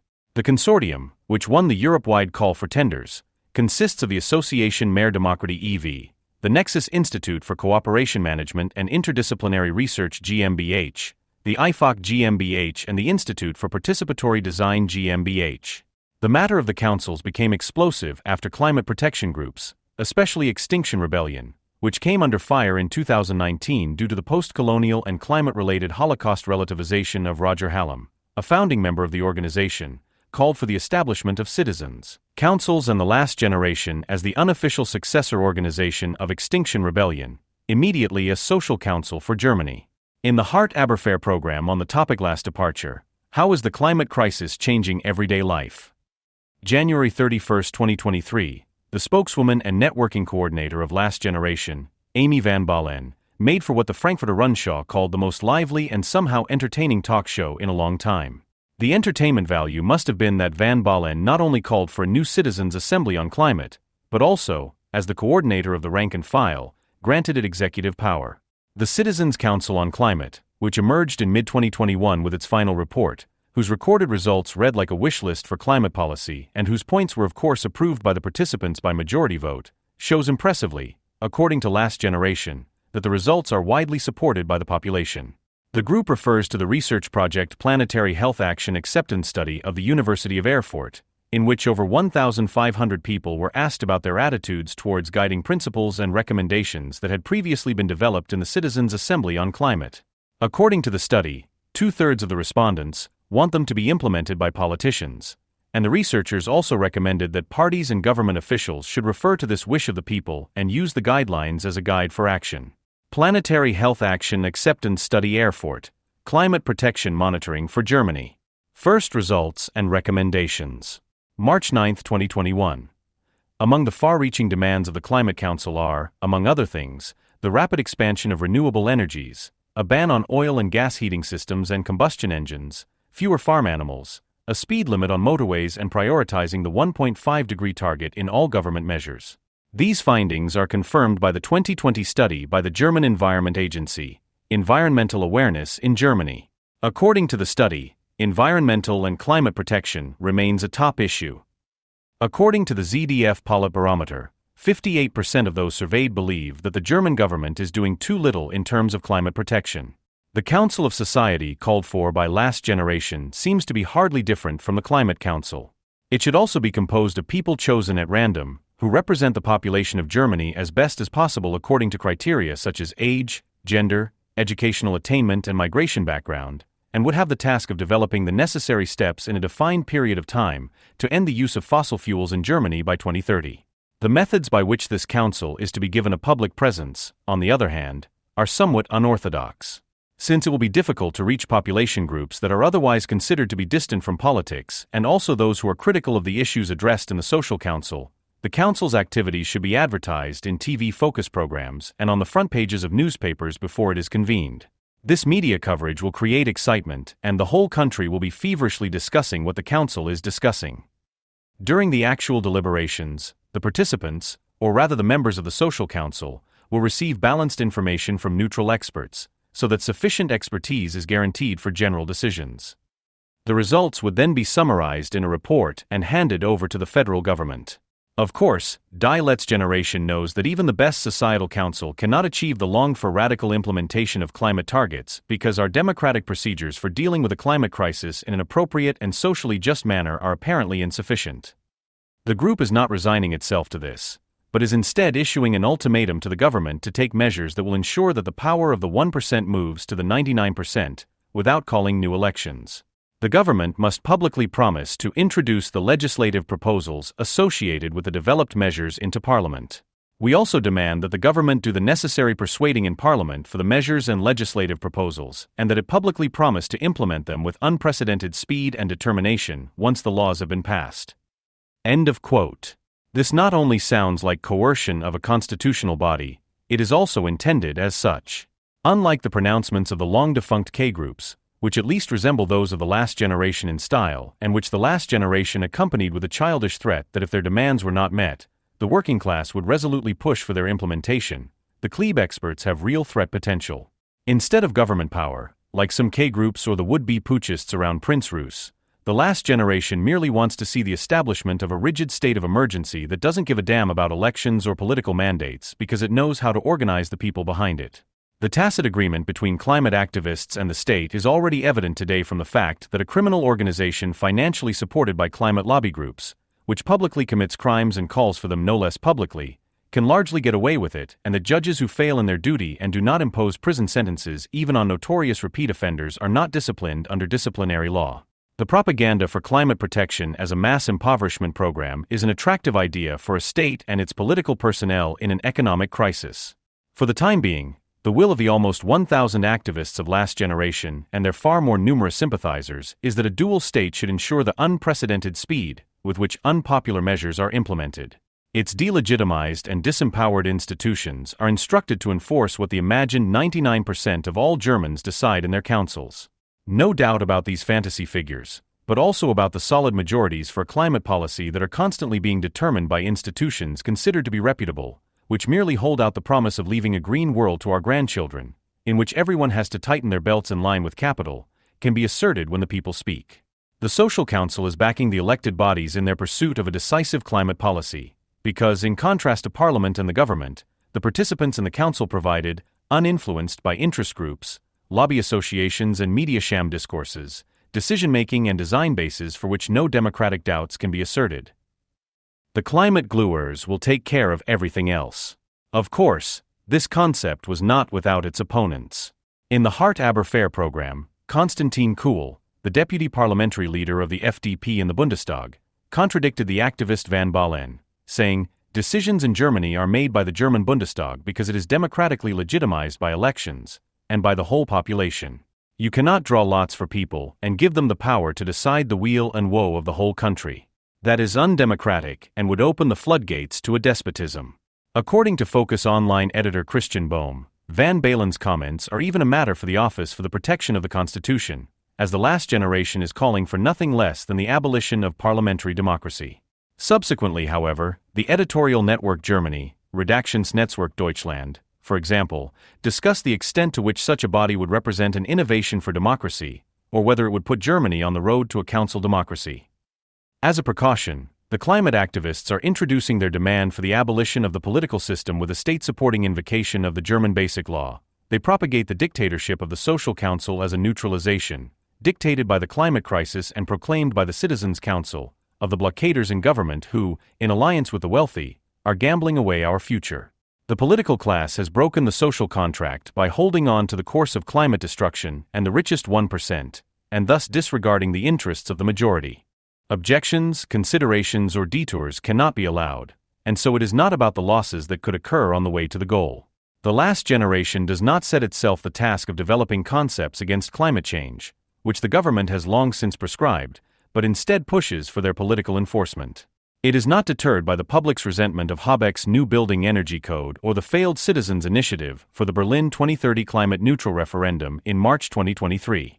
Organizations like the last generation seek to reframe a general sense of crisis among their academic target audience as class-specific to the climate issue, ultimately aiming for an expertocracy. The use of the word council invokes a libertarian tradition, without, however, showing the slightest reference to the methods and objectives of the historical workers' councils, which were committed to the increase of freedom and property in a reconciled society. Significantly, the last generation, which has so far only been criticized for its activism against motorists and airline passengers, is not discredited for its authoritarian goals. On the contrary, the media and experts associated with the SPD, and even more so with the Greens, constantly express respect for their consistency and radicalism, that is, their ruthlessness. The authoritarian confession is not only delivered in libertarian packaging, but also cultivates an actionism that goes hand in hand with a glorification of self-sacrifice for higher purposes. Claudia Roth was thrilled. "The word climate terrorist really has no place in a civilized democratic debate," said the Minister of State for Culture and the Media after the Unword Commission of the Philipps University of Marburg chose the term as the Unword of 2022. Baden-Württemberg's Prime Minister Winfried Kretschmann also welcomed the decision, stating, "I find the expression completely inappropriate and advise against using such expressions." It was no surprise that government staff approved of the Commission's decision. Since the Unword to Jars was first chosen in 1991, when the choice fell on Ausländerfrei, free of foreigners, its function has been to promote public speaking that is self-reflective, critical of authority, and yet conforms to the state, by simulating a civil society language critique. A good citizen is therefore someone who criticizes undesirable developments in their own country and yet avoids any and every non-word. Someone who criticizes the government in exactly the language that is approved by the government as the language of criticism. The annually nominated non-words, which were selected by the Society for German Language until 1994 and since then by the Language Critical Action of the University of Marburg, add up to an index of politically correct speech. At least as revealing as the provisionally named non-words is which words are not declared non-words. For example, even before the climate terrorists in 2019, climate hysteria became the non-word of the year. A year later it was the corona dictatorship, used in particular by right-wing extremist protagonists. In 2017, it was alternative facts, a phrase that, in the Commission's opinion, serves to make false claims acceptable as a legitimate means of public debate. On the other hand, the climate death, which, according to various eco-activists, threatens humanity if the energy transition is not taken seriously soon, was never nominated. The Tyranny of the Unvaccinated, by which Frank Ulrich Montgomery, honorary president of the German Medical Association, saw all those vaccinated against COVID-19 as being acutely threatened even in 2021, a formulation that defamed innocent people across the board and from which he refuses to distance himself to this day, was also not selected. The same civil society that approves of the apocalyptic diction of the climate protection movement sanctions the polemical naming of this apocalypse drunkenness by nominating apt non-words. And the same civil society that has always been at the forefront of denigrating critics of measures is meticulously monitoring their own language. It makes sense to reverse the logic of the unword critique and ask how those speak who are seen by unword critics as victims of a discriminatory, politically incorrect, somehow right-wing diction.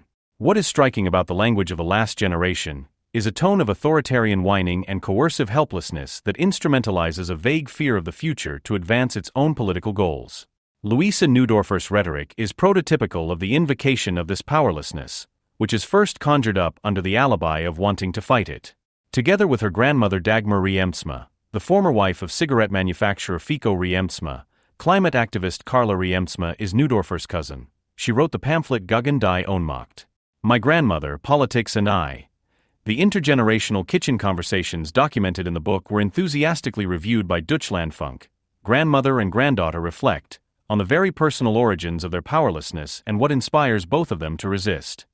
In her personal life, Neubauer experienced a very difficult feeling of powerlessness when her father died of cancer in 2016, and she, the daughter, could do nothing about it, but had to watch helplessly.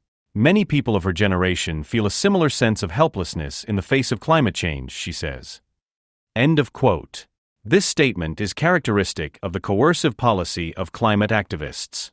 For one thing, Neubauer shamelessly uses a private and contingent experience, the feeling of helplessness in the face of her father's terminal illness, as a means of legitimizing different political interests.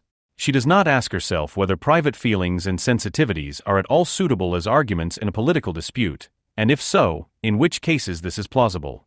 On the other hand, by equating private experience with political opinion, she elevates her father's cancer from a mundane disease to a socio-ecological metaphor. Just as cancer corrodes the human organism, man-made climate change destroys the foundations of society. The proximity of such social biologism to fascistic social theories, which Susan Sontag examined in her 1978 book Illness as a Metaphor, does not strike either Neubauer or Deutschlandfunk. Thirdly, by conflating the personal and the political biology and society, Neubauer insinuates that there is a solidarity between generations, an empathetic identification of the young with the old, which is in fact being brutally renounced by the protagonists of the last generation. By standing up against climate death, and for the energy transition, she, Neubauer suggests, remains true to her personal powerlessness in the face of her father's cancer. What young climate activists really think of the older generation was probably more accurately revealed by Amelia Fester, when she was in a conversation with Wolfgang Schäuble moderated by Focus magazine last July. Schäuble's theologically intended comment that Fester would also not finish with the question of what makes a person, until the end of your days was met with a grumpy response from her, "That's still a while away for me." Despite her self-assurance that she would outlive Schäuble, she used almost identical words to Neubauer's on the same occasion to conjure up the fear of the new youth, which bears witness to their moral integrity. My generation is not greedy but afraid. In their presumptuous certainty that they are good people and therefore superior to the old people of yesterday, Fester and Neubauer resemble 20-year-old Lena Eichler, an activist of the last generation, who has been charged with various offenses. Among other things, she taped herself in August 2022 at the Berlin Gemäldegalerie Gallery to the painting Rest on the Flight into Egypt, by Lucas Cranach the Elder, and in January of the same year, she and fellow campaigners from Extinction Rebellion entered the canteen of the Bayer Group. A case is pending at the Berlin Tiergarten District Court. Eichler, who describes man-made climate change as probably the greatest crime in human history, asked during the hearing in the direction of the prosecutor and judge, "What would you do as a young person with fear of the future?" and announced on behalf of her fellow campaigners, "We are the alarm." She also appealed to the court, Let's ask ourselves who the real criminals are, those who irretrievably destroy our livelihoods, or those who draw attention to it. Eichler sounded just like the spokeswoman for the last generation, Amy Van Balen, whose Twitter motto is "The government is knowingly breaking the basic law, we are resisting." Van Balen justified the actions of the last generation against climate and energy policy with the words, "There is no neutrality in this crime." Last fall, a video made by activists who had glued themselves to the walls of the Elbphilharmonie Concert Hall in Hamburg after occupying it used a similarly pseudo-revolutionary tone to call for resistance against the criminal business as usual of our leaders. In the face of a climate emergency and resource wars, the video said, it was up to citizens to stand up against their leaders. Perceived liberals feel increasingly encouraged by this quasi-military rhetoric to actually call climate activists eco-terrorists and compare them to the RAF. Although the lament of legitimate resistance against those in power, and that those in power, and not the dissidents, are the real criminals is actually reminiscent of the milieu of lateral thinkers and Reich citizens, who would of course be labeled as enemies at any time by climate activists, but the last generation is not just another, particularly influential manifestation of political extremism. Nor does the comparison with corona deniers work. Rather, the opposite is true. Most of those who are now agitating alongside the last generation against the supposedly criminal state were firmly on the side of the measure and zero COVID apologists, i.e. the state, during the past 2 years. While the German state's actions against critics of the regime of measures did in fact show some similarities to the actions of the old Federal Republic against so-called sympathizers, from eviction notices to regular identity checks to job bans, last-generation activists do not have to expect such state bullying in the future, even if politicians from the governing parties distance themselves from them. On the contrary, the distancing of government officials from climate activists is always accompanied by barely concealed sympathy. The fact that some of the Green politicians in Lutzeroth took to the streets against the very policies that they helped to implement as members of the state and federal government is not a contradiction, but a consequence. The members of the last generation are precisely the enemies of the state that the German climate, hygiene and energy-saving state desires. The maximum disruption and the symbolic stop that Amy Van Balen longed for in economy and everyday life, in order to shock people into facing the fact that the bourgeois normality they are familiar with would result in the suicide of humanity, have been drummed into the population more thoroughly under Corona than Lisa Neubauer would ever be able to, even by politicians who now distance themselves from the militancy of the last generation. The elective affinity between policy measures and climate activism was inadvertently summed up by Austrian climate activist David Sonnenbaum in an interview with The Standard in January, when he explained how a film about the practices of the meat industry converted him to animal and climate protection. Quote, "I realize that something is going completely wrong in the system. Since then, I have also been dealing with food waste and I see how much is still being thrown away. And I ask myself, how can I stand by and watch this? I had to act because doing nothing only made me more and more depressed. I felt it in my body, in my head, that I couldn't handle it. Incidentally, many of us feel the same way. So civil resistance is also a bit like a form of therapy." Quote end. Just as the measures taken against the spread of COVID-19 were no sign of a unity of state reason and scientific reason, the protests of the last generation are no sign of a sense of political responsibility. On the contrary, both express, in different fields and on different occasions, the insane desire to be part of a therapeutic community, a mass cult in which participation is supposed to free individuals from all social and economic contradictions as well as from their most intimate fears. Those who really stand on the side of enlightenment today are those who want to put an end to this cult-like behavior. The German public has discovered young people as a beacon of hope in a world that has gone off the rails. In this spirit, the magazine Stern published an article entitled, "We are Changing the World. Why Young People Around the World Are Fighting for a Better Future," in which it presented protagonists of a new global movement over several pages. The authors of Stern felt the need to honor the icon of the social media intifada, Ahed Tamimi, who's certain that she would become a symbol of resistance, slapped the face of an Israeli soldier in December 2017, who along with his colleagues, had to endure the stone-throwing attacks of Palestinian victims every Friday. This act, which she posted on the internet, not only earned the young woman 8 months in prison, but also landed her interview appointments and attention in Europe. The fact that the magazine seriously claims that the young woman is concerned about a better future, when she was merely interested in taking another step towards becoming a professional Palestinian, says a lot about the magazine and its readers. Thankfully, the activities of other adolescents seem less spectacular. There is, for example, an American computer nerd who enjoys discovering security holes on the internet and whose hobby has encouraged him to study computer science at Stanford and work for companies and the Department of Defense on the side. Whether he is aiming to save the world by doing so, however, seems more than questionable. There is also a 17-year-old Russian woman who advocates for a democratic and liberal Russia. She is joined by a young Brazilian woman who, although she is devoted to the Afro-Brazilian religion Umbanda and the Black Power movement Consciência Negra, is nevertheless demanding the right to an education so that she too can escape the miserable living conditions of the favelas, along with the gang terror that prevails there. Even the two sisters who have succeeded in initiating large-scale beach cleanups on the island of Bali, which is flooded with plastic waste, and in addition, have persuaded those in power to ban the use of plastic bags and disposable packaging, are primarily striving for clean beaches on their own doorstep. So the Stern can't present a unified global youth movement, and certainly not with the ethically post-material agenda that it actually wants. But this journalistic failure is made up for by the global star of the climate protection movement, Greta Thunberg. She is inspiring thousands of students worldwide and increasingly, adults as well. It was probably no coincidence that she landed on the cover of the news magazine at a time when the student strikes inspired by her in Germany were forming a movement whose supporters have almost nothing to fear except for missing lessons on their report cards.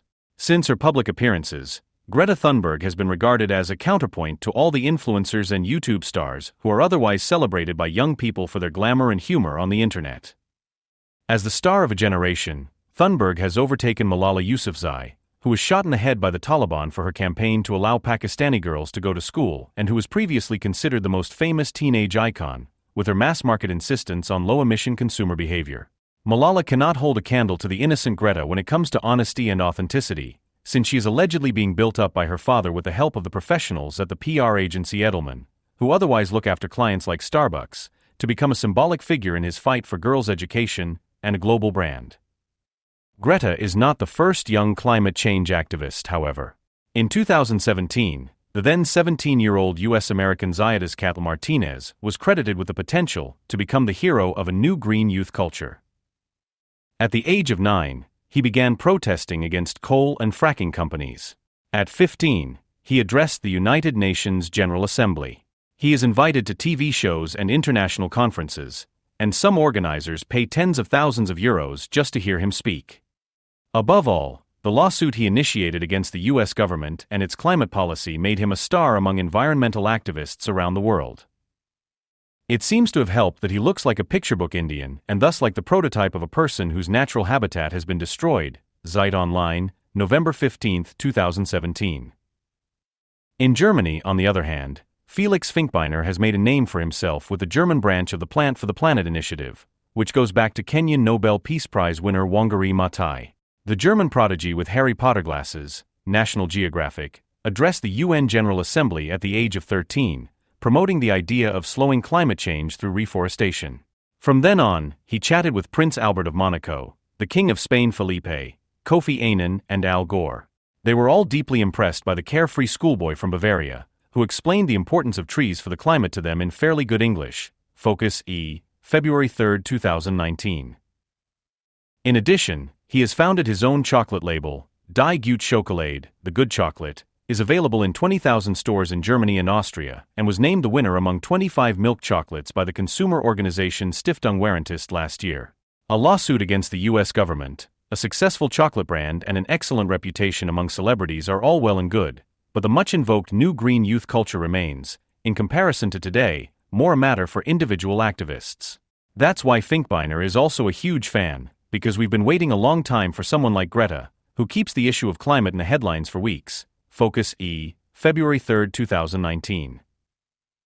In gratitude for this, the childlike-looking world star from Sweden was elevated to the status of a savior by Berlin's Bishop Heiner Koch, whom the Friday demonstrations remind a little of the biblical scene of Jesus' entry into Jerusalem. Welt Online, April 13, 2019. Just as Greta has washed her parents' brains, Spiegel Online, February 2, 2019, and since then veganism and flight renunciation have applied to the entire nuclear family, this blackmail strategy, which George Cecilin celebrated as a personal story of salvation and liberation, has been taken up willingly as a universally valid message, as the last chance for the survival of all humanity. According to Greta, the prerequisite for this was her Asperger's diagnosis, which she said was helpful in realizing that the greatest crisis in human history is about nothing less than the survival of human civilization, and therefore a matter of life or death. I think that if I didn't have Asperger's, this wouldn't have been possible. I would have just lived and thought like everyone else. Quote end. That the disease is not so much a problem for aspiring prophets as an essential resource of paranormal abilities is also confirmed by Greta's mother in the family saga Scenes from the Heart. Our Life for the Climate, which, as luck would have it, came out the week Greta went on strike for the climate for the first time. Quote, Greta is one of the few people who can see our carbon dioxide with the naked eye.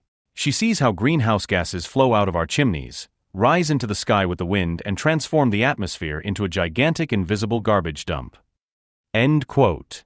For someone blessed with such talents, however, the mundane school day proves to be a real challenge. Quote, new iPhones are pulled out of classmates' down jackets with fur collars, and everyone who has ever been to New York raves about how many cool shops there are, and you can do some great shopping in Barcelona, and everything is super cheap in Thailand, and someone is flying to Vietnam with their mother during the Easter holidays, and Greta can't get it all together. In the school cafeteria there are hamburgers that day, but for her this greasy piece of meat on the plate is no longer food. It is the crushed muscle of a living being that has feelings, consciousness, and a soul. Quote end. The German face of climate protests does not have such paranormal abilities and goes by the name Louisa Neubauer. As a member of the Green Party and a professional climate activist, the student has plenty of professional expertise in campaigning and politics. Although she also sees Greta Thunberg as a role model, it was clear to the young Green Party member from the outset that the school strike in Germany had to be approached quite differently. A climate revolution will not be sparked simply by an individual standing in front of the Swedish parliament armed with a cardboard sign or by someone like 20-year-old Berlin political science student Tracy Ose-Tutu chaining herself to the Bundestag. Rather, a tight agenda is needed for mass mobilization to succeed. Regional groups, delegates, telephone conferences, working groups for press, website, social media. For movement beginners like 15-year-old Linus Steinmetz, these activities also have an educational character outside of school. I'm learning a lot right now. How to lead a plenum or bring people together, for example. End of quote. In this sense, he can see the organization of the climate protests as the first internship, and an honorary one at that, in which skills that are in demand for later professional life are not only taught but also trained independently. Therefore, Louisa Neubauer finds the debate about skipping school inappropriate, since no one sees the thousands of hours we spend organizing, late at night, early in the morning, and even when we should be at school or university. End quote. Basically, missing class is not a reward, but a sacrifice. In the opinion of the Göttingen student, the sacrifice was definitely worth it, because now they are managing the first internationally networked youth climate movement via social media, which is not least due to the fact that interested parties only have to click on a WhatsApp link to find out all the latest news and quickly get involved, as Jacob Lassel, a student from Kiel, adds. Despite all the enthusiasm for organizing, the fact that the internet mobilization machine and the energy requirements of the necessary devices, i.e. smartphones, computers and data centers, are currently and will continue to be associated with a problem, is not lost on the otherwise keen scientific affinity. The internet and related services are already responsible for more CO2 emissions than air travel. And by 2030, the current share of around 3.7% of global greenhouse gas emissions could rise to 8%, which would mean that the internet would replace cars and motorcycles as climate killers, as researchers from the French think tank The Shift Project have calculated on behalf of the French government. However, the crass generation Louisa Neubauer is not expected to want to restrict or even abolish the internet. That would go too far for the smartphone junkies, especially since it would effectively mean pulling the plug on themselves. If we want to uphold the dictum that there will soon be no stopping, and that there is therefore no way around all of us having to restrict ourselves, but at the same time the internet and its accessories are not even up for discussion as climate killers, then the digitized life reform movement must proceed all the more radically in other areas. A participant in a Berlin demonstration put it as follows: no more plastic. No flying, no driving, no meat. She called on Chancellor Angela Merkel to just make flying and meat more expensive, because there is no reason to eat meat, it is not healthy and not good for the climate. Then there will be no more meat. For anyone. Or only on Sundays. End quote. The commentators are really enthusiastic about such calls for renunciation. Not only did the protesters fight their way through public transport despite the BVG strike, but also at home the strikers celebrate sustainability. Many live vegetarian and eat only bio meat, they pay attention to second-hand clothes and waste separation. End of quote. In fact, these observations are confirmed by a survey. According to the survey, the protesters bought or avoided certain products for political, ethical, or ecological reasons, changed their diet, reduced their energy consumption, or did not take a flight. All of this may be harmless in itself, i.e., as an individual act, even though the unease of affluent kids with civilization could hardly be more openly expressed. However, such attitudes become a major political problem when they develop into a collective program of renunciation combined with a panic-stricken invocation of an impending apocalypse. For the protagonists of the strikes, it then follows almost inevitably from this panic that personal renunciation is not enough to prevent the future from being stolen from young people. Therefore, it is necessary to bring about a change in the whole of society, which goes beyond anything we have seen so far. In an opinion piece in the FAZ, Greta Thunberg, Lisa Neubauer, and others explain that the current system is failing because it only works for the rich inhabitants of the North at the expense of the suffering people in the South, which is neither right nor wrong in this platitude. In a newly designed world, it would then be a matter of keeping fossil fuels in the ground and phasing out subsidies for dirty energy production, seriously investing in renewable energies, and starting to ask difficult questions about how we reorganize our economies and who the winners and losers will be. Quote end.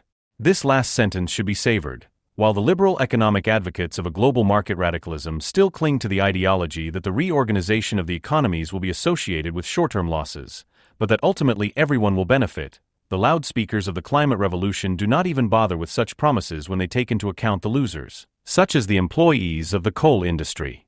Despite all the cautiously emerging concerns about socio-political challenges, which the adults are then supposed to take care of, the fact remains, but it is important to us that the coal phase-out happens, and quickly. End of quote. Losing these jobs would even be an act of creative destruction, and at the same time a speculation that an energy transition would create an enormous amount of job potential. End of quote. If this surge in innovation fails to materialize, then of course those affected must be supported.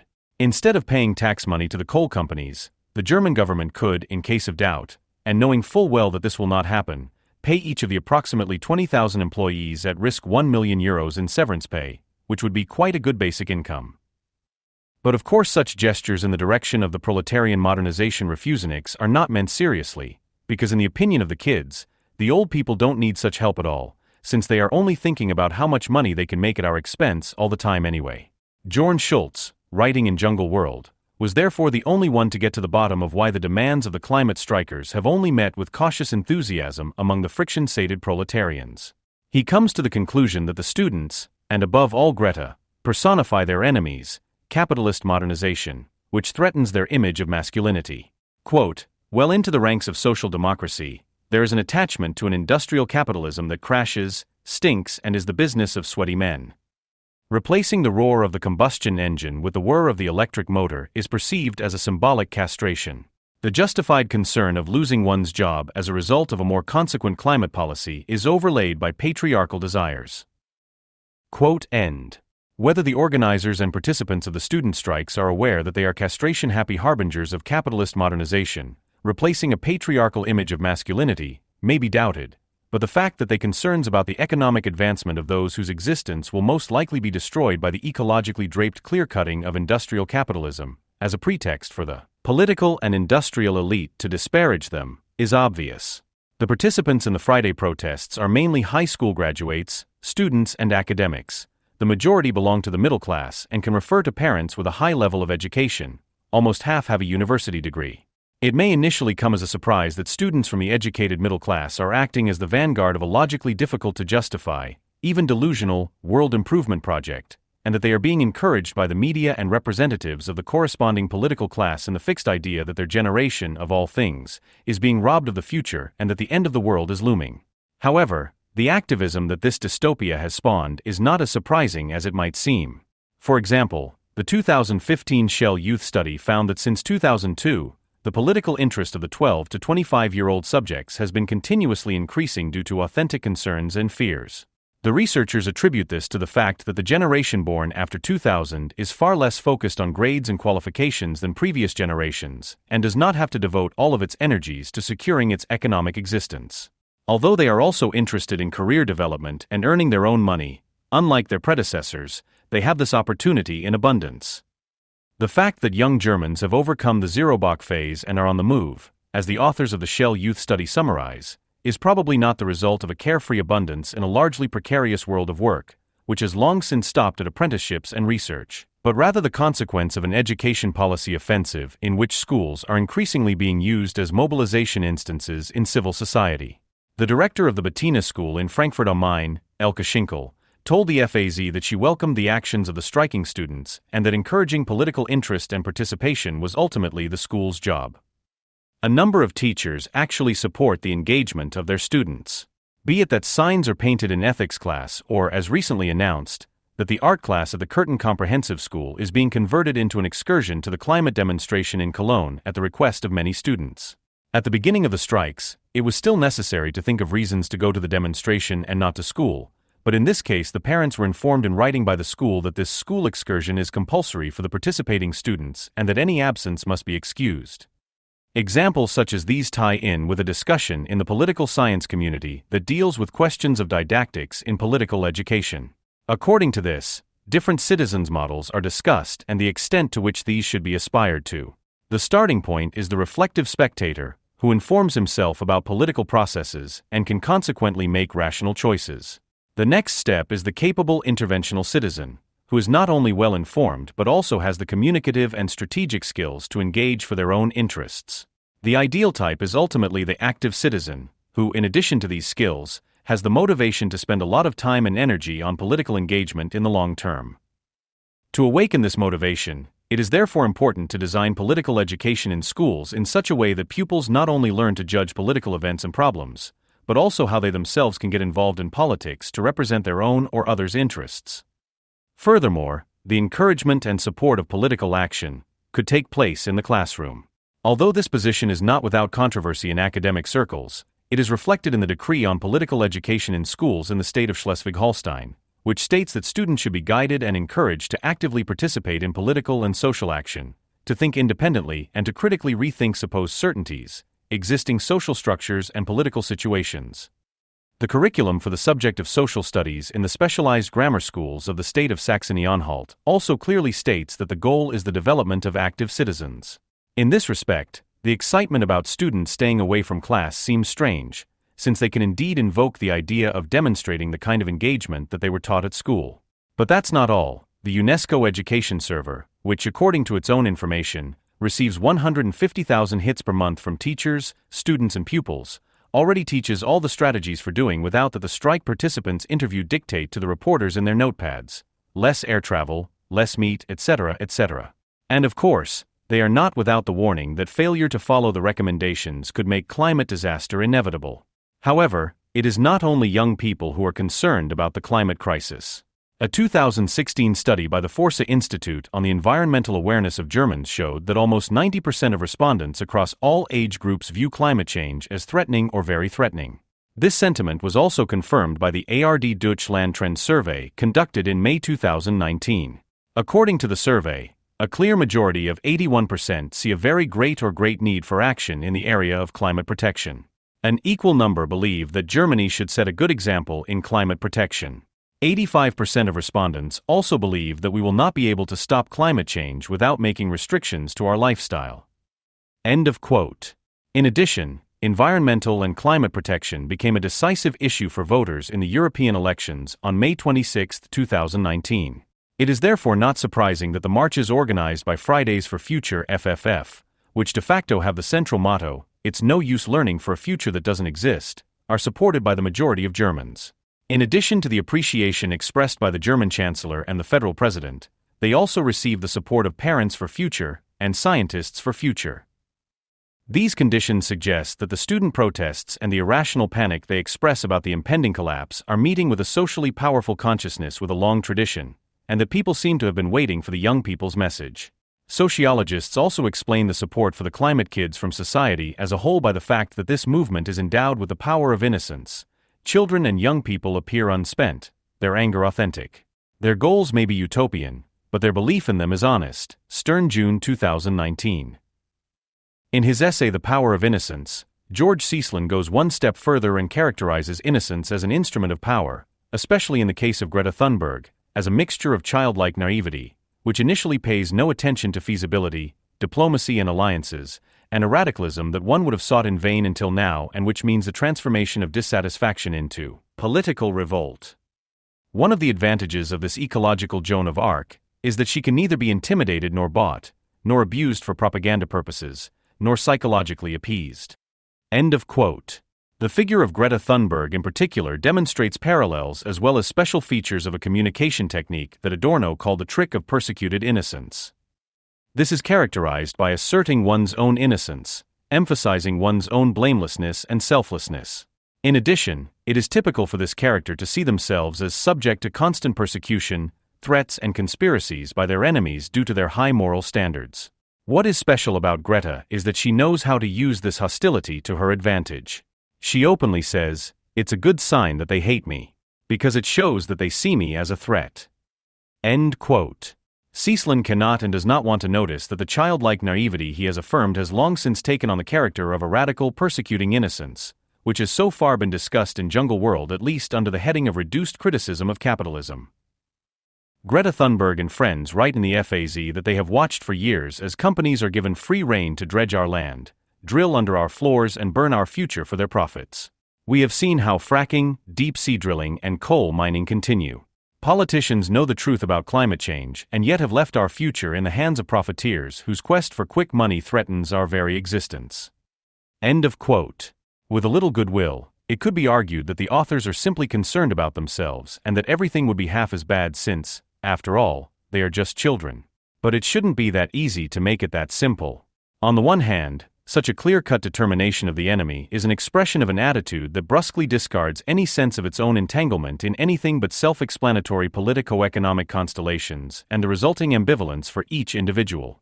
On the other hand, a trait that Adorno also pointed out comes to light, namely to interpret one's own, supposed danger, as a danger threatening everyone and to rationalize aggressiveness under the mask of self-defense. In other words, the naming of culprits and the necessary threat of punishment and possible annihilation is declared an inevitable protective measure.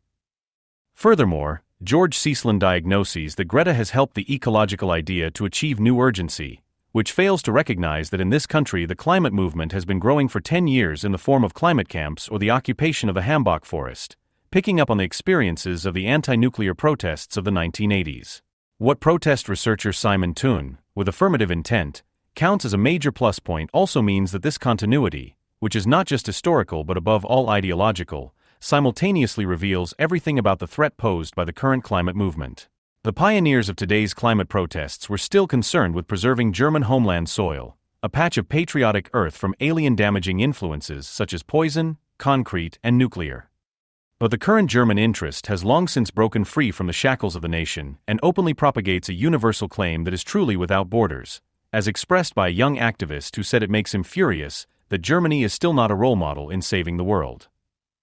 Just as the pacifist ecological conscience of the Germans was once used to serve the turning away from National Socialism, so today the nation that still hasn't managed to introduce a speed limit on its autobahns has to compensate for all the BMWs, Audis and Mercedes with climate rituals. In any case, the boundary between the fear of an actual or fictitious danger, in this case climate-related doomsday, and the longing for precisely that, as practiced and demonstrated in the 1980s, is at least a fluid one. Since a secretly hoped-for apocalypse inevitably amounts to a radical cure for all the evils of the civilization, for those who have escaped once again it means a fresh start that corresponds to the misanthropic dream of a simple, unbound life in close touch with nature.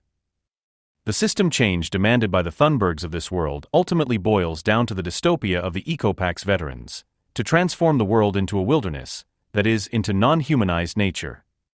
Port pointed out elsewhere that the glorification of nature and of barbarism and primitiveness in general inherent in the idea of climate war is simply another expression for the glorification of poverty, renunciation, inability to enjoy and misery. Currently, this is compounded by the fact that those denials and renunciations, which are no longer natural but forced by social conditions, are being reinterpreted as a morally justified dictate of austerity and abstinence to save the climate and thus ensure the survival of the younger generation. That the ecological form of thinking cannot found humanity, but only barbarism, proves not least from the fact that, according to its abstract content, the possibility of abolishing the concrete suffering of people is no longer on the agenda. Rather, the consequence of making overpopulation, the plundering of nature, the wasting of energy, the dying of the forests, and environmental pollution, a topic of discussion is that even the opponent has changed. Not a specific, false social relationship of people, not a ruling class, but rather the human being itself is the enemy and the pest. And here, ecology works particularly well with the German desire for elimination and the will to destroy unworthy life, embodied in gluttonous and pollutant-emitting people. The protagonists of the student strikes are thus waging a bitter fight against the old, who have been found guilty of being climate sinners. The number of old people and their life expectancy seems to be constantly increasing, and they will literally be a burden on society in the future, not only when they are ill or in need of care. Linus Steinmetz, who has already been mentioned, puts it as follows: "It's a mess how the old are destroying the planet and we're just supposed to watch. We young people must finally be given the right to vote in federal elections." End quote. In view of the fact that they score above average among younger voters and, in particular, have a secure voter base among participants in student strikes, the professional youth wing of the Green Party proposed lowering the voting age to 16 years. After all, young people not only advocate for climate and species protection, but are also considered to be unsusceptible to right-wing populist tendencies. In the de facto party organ, the TAS, the editor Johanna Roth even went so far as to demand that the incompetent and backward old people be deprived of their right to vote. What we need is a youth epistocracy, lower the voting age and set an upper limit, or at least create clear incentives to delegate one's vote to younger people. To put it bluntly, this would mean protecting the innocent from a voting public that is incompetent on fundamental issues. End of quote. It seems to be only a matter of time before the elderly and otherwise incompetent are taught fundamental issues at adult education centers in addition to the usual activation programs, and after passing an exam they are issued an election qualification certificate that can be revoked. The expulsion of the old and the incompetent from the ballot boxes, which for the time being is still rhetorical, means conversely that the panicked climate kids, who are already being drilled at school to become active citizens, appear as saviors and bearers of hope in a society that has completely fallen into delusion and now wants to exorcise any better times that may still be remembered from the past. The process of purification, according to the formula, "We are the generation that did it," has begun, as is satisfyingly noted, but this must be flanked by more pressure and prohibitions. What is needed is finally an executive hardness in everyday life in order to enforce the renunciation as a punishment for the repentant admission of the lottery through the circumstances. The climate-concerned youths from the better homes, on the other hand, are the product of parents who are keen on early childhood education and, instead of the delinquency typical of adolescence, display a penetratingly precocious sense of responsibility. It is a generation that is unbearably more adult in every one of its impulses than its parents ever were. The students are completely adapted to the requirements of a society that no longer has more to offer than the necessary fight for the pure survival of the species. Through their intellectually underdeveloped over-identification with what they have just learned, they have internalized the civil society stupidity that is necessary to authentically and honestly set an example of the self-elimination of desire, individuality, and happiness for all those who are not yet completely convinced. These borrowings from the early Christians, doomed to death, or the heroic claim that revolutionaries are merely dead on leave, which in reality establishes a cult of martyrdom, are indispensable if only because the movement's goals are not even vaguely supported by utopian, humanity-glorifying hope, even if, as with the early Christians, it is at least for the afterlife. The only thing on offer is nothing more than a climate-ascetic purification, to ensure the survival of the species. Instead, the community is sworn to absolute submission to a bleak reality without redemption, which could be translated as submission to the social reality created by the capital relationship in crisis. Quote, "If we recognize the climate science reality, we must end the age of fossil fuels by 2030. This is not our prescription, but the physical reality." Last Generation, an emergency session to initiate the turnaround. It may be a rare occurrence for a book like Black Earth by Timothy Snyder, which revisits a topic as often covered as the Holocaust, to be published in 23 countries at the same time. This may be seen as an indication that this is an attempt, reaching beyond the academic field, to counter the usual ways of presenting the facts with a new one, to postulate, so to speak, a new narrative, as if the presentation were not a question of truth but of politically interested interpretation. The person of the author also supports this assumption. Timothy Snyder is not only a well-known student of the Hannah Arendt adept Tony Judt, who, in addition to a necessary comparison of the mass murders of Hitler and Stalin, equates them by tearing their respective motives out of context and generalizing them in an inadmissible way. Snyder is particularly well known in Eastern Europe because he has recently sought to distinguish himself by lending those seemingly underrepresented nations, such as Ukraine and Poland, the respectable voice that they are said to lack in pan-European contemporary history, which largely revolves around determining their contribution to the Shoah. And his voice carries weight. Snyder, a professor at Yale, is also a member of the U.S. Council on Foreign Relations, and Black Earth gives us a glimpse of why. The book advocates the political program of those in Barack Obama's Democratic Party who want to subordinate U.S. foreign policy to climate policy.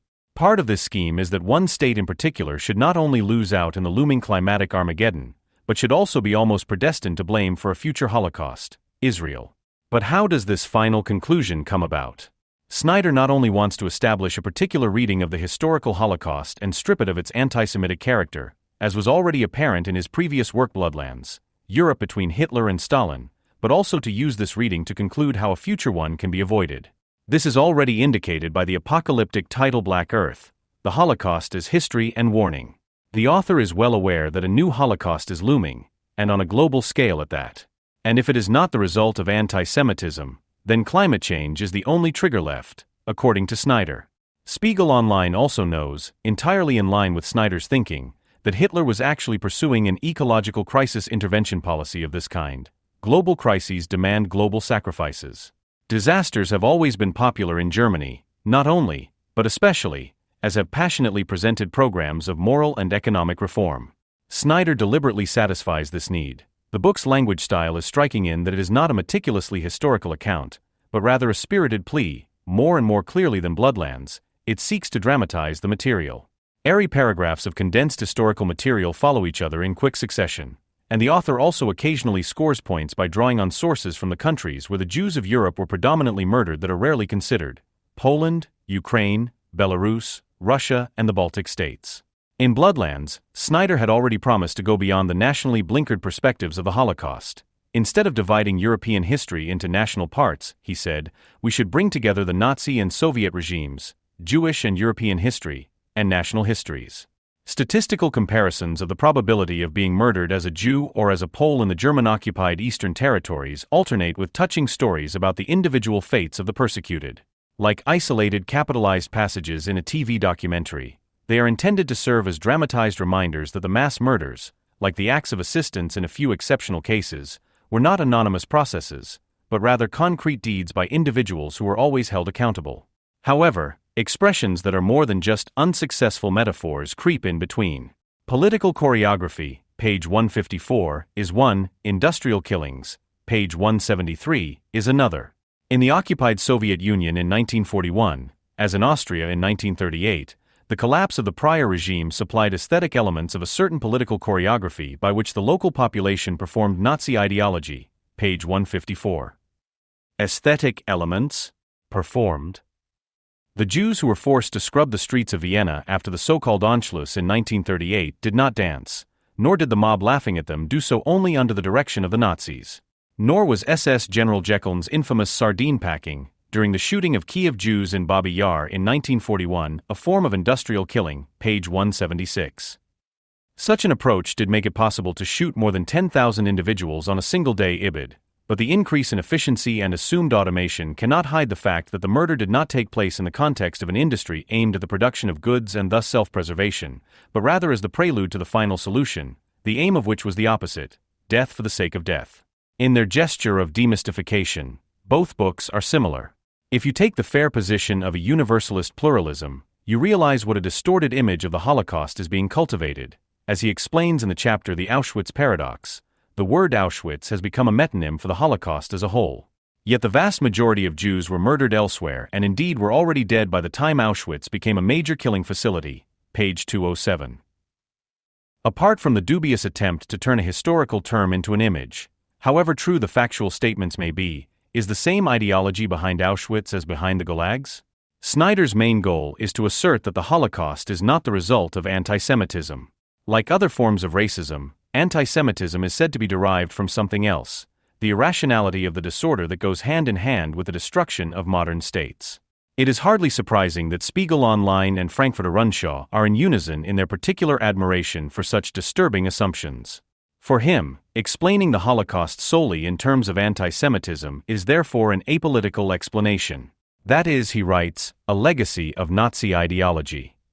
This is as cheap as the accusation that anyone who generally attributes an anti-Semitic attitude to Nazis is a racist themselves. When we fall into the trap of collective responsibility, we also collude with Nazi and Soviet propagandists in the abolition of political thought and the lifting of individual responsibility, page 150. This is implicitly directed against Daniel Jonah Goldhagen's book, Hitler's Willing Executioners, which clearly shows how ordinary Germans, more than 500,000 of them, immediate executioners of the Holocaust, did not participate for economic or security reasons, but rather out of anti-Semitic resentment, freely participating in the gradually radicalized strategy of extermination up to the final solution.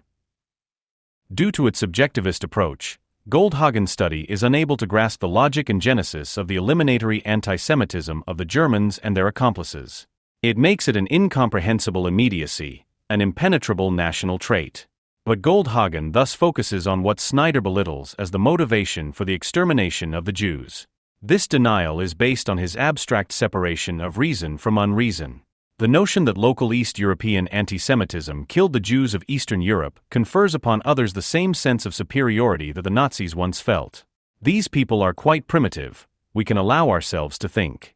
Not only does this account fail as an explanation of the Holocaust, its racism prevents us from considering the possibility that not only Germans and Jews but also local peoples were individual human agents with complex goals that were reflected in politics, ibid. The epithet primitive is immediately applied to anti-Semitism in order to accuse those who use the term scientifically of racism. For the same reason that Snyder constructs an ideal type of the constitutional state, in which everything should be done according to rational research methods, for him the anti-Semitism of Hitler and his Germans is merely an inexplicable aberration from abstractly conceived universal reason. Hitler's ecological policy, his fatal equation of politics and nature, as feature writers attach to Snyder's trivialization of the Nazis' anti-Semitic madness, has no cause, at least none that can be explained. In Germany, people are happy to finally leave behind the annoying questions about the impossibility of representing the Holocaust.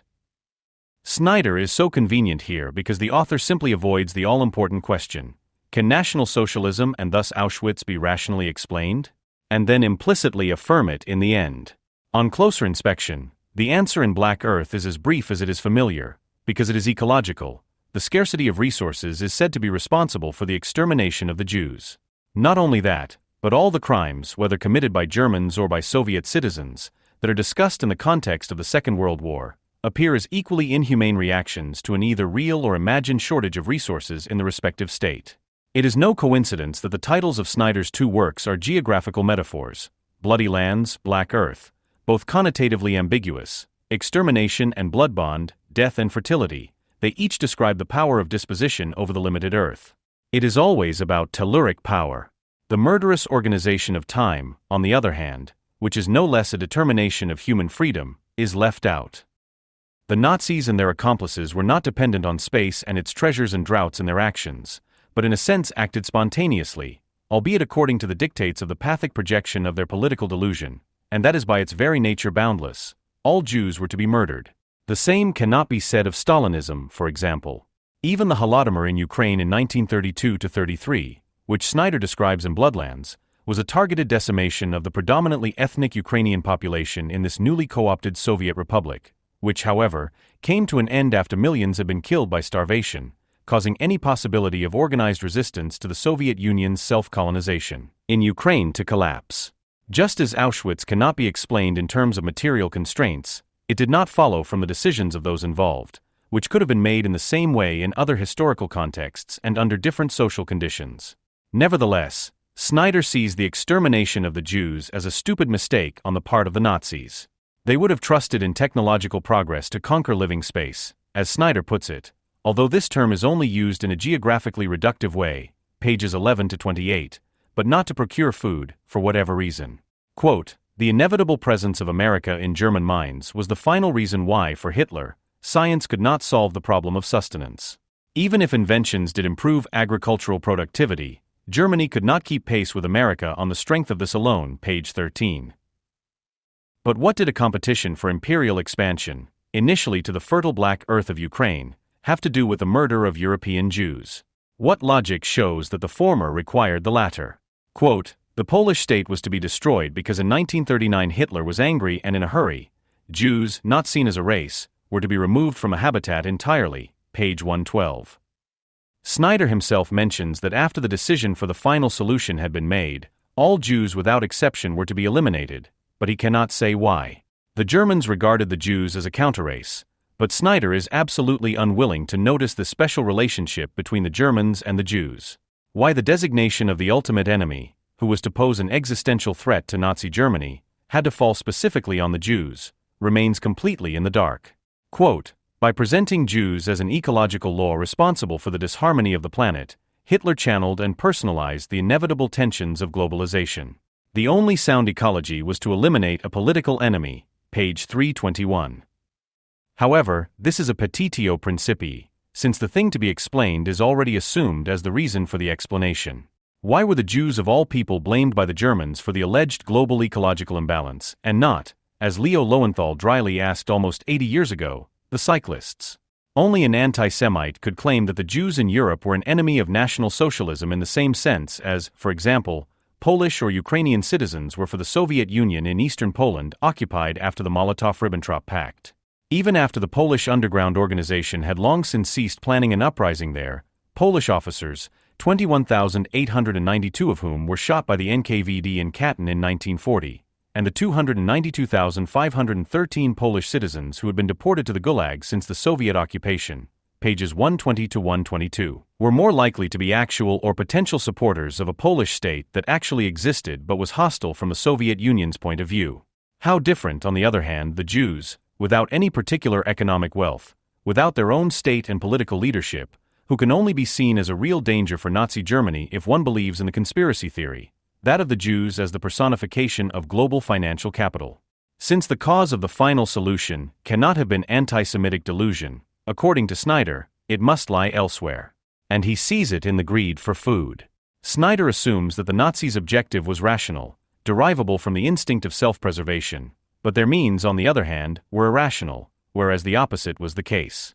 The Nazis' objective was delusional, and as such an incommensurable transgression of libido for the Volksgemeinschaft, but the means, except for those that came into conflict with that objective, were rational.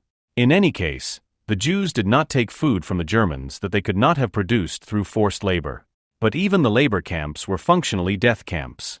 And even if the Americans had done it in perspective, the Germans were far too dogged to let such a problem deter them from the final solution, which was supposed to be just the beginning of their empire. The Jews were persecuted because they were hated and feared as eternal bloodsuckers of the German people. They personified the economic crisis that causes unnecessary suffering in society, and not only because of its cyclically recurrent character. Since the conditions of the crisis could not and would not be recognized as social, the Nazis presented the Jews in a taboo mimesis as those who would always emerge from the crisis as winners, the nefariously clever profiteers. The means of choice for the reorganization of living space, according to Snyder, was anarchy. Wherever the state had been destroyed, especially in the double-occupied territories such as Poland and Ukraine, mass murder was easier to carry out on all sides. The local population also behaved more cooperatively or even took the killing into their own hands.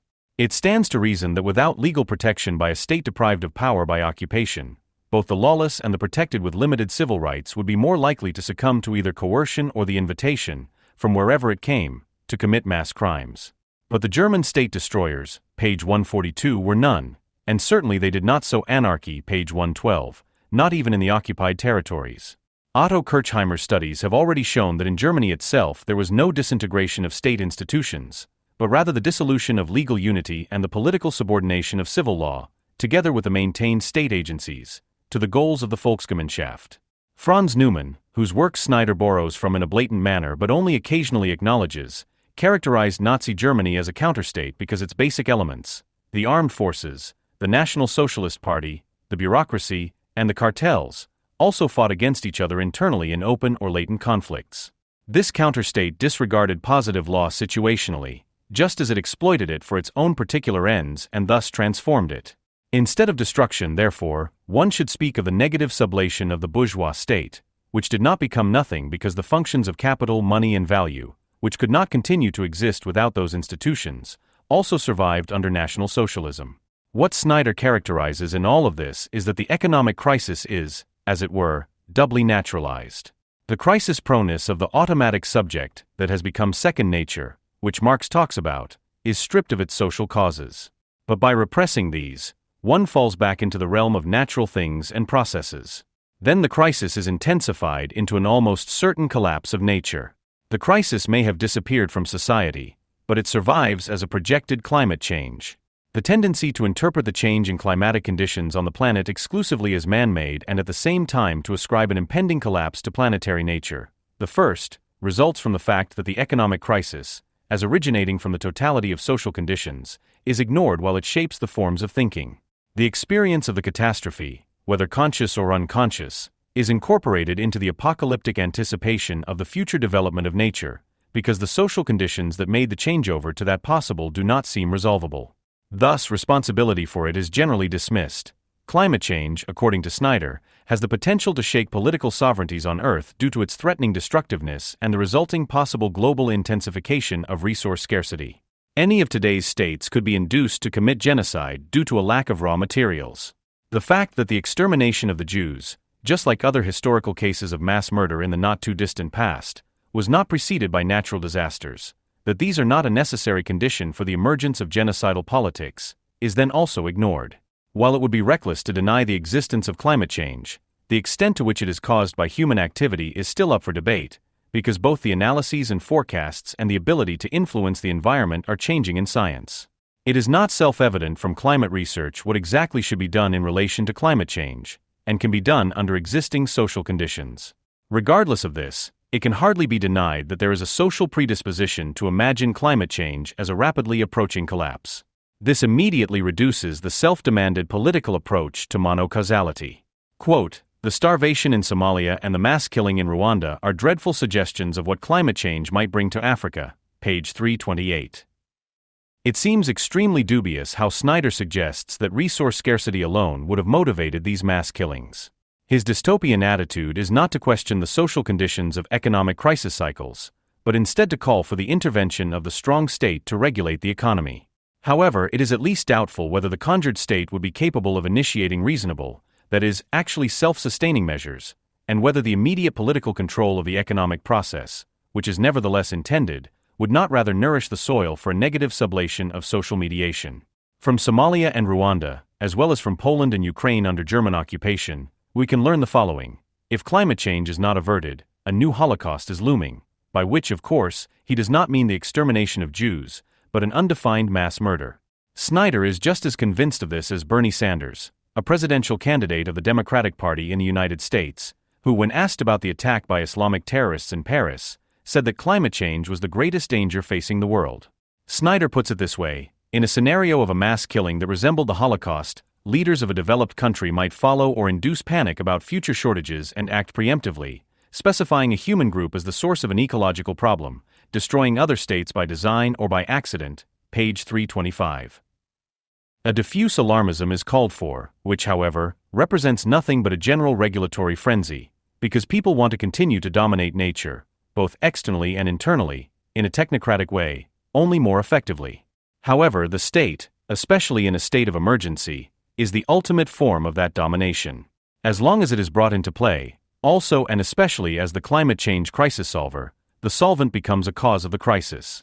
The state, which is only conceivable as one of capital, including the allegedly deregulated and privatized, page 338, right-wing state feared by Snyder, page 338, is supposed to serve to provide the social framework for steering science and industry in such a way that the dangers of climate change are neutralized.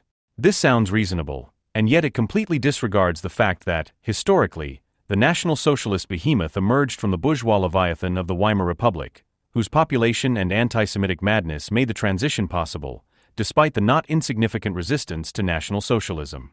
Moreover, in the present day, there are mass movements in political Islam that have either already made a similar transition or are in the process of doing so, with the aim of realizing it worldwide.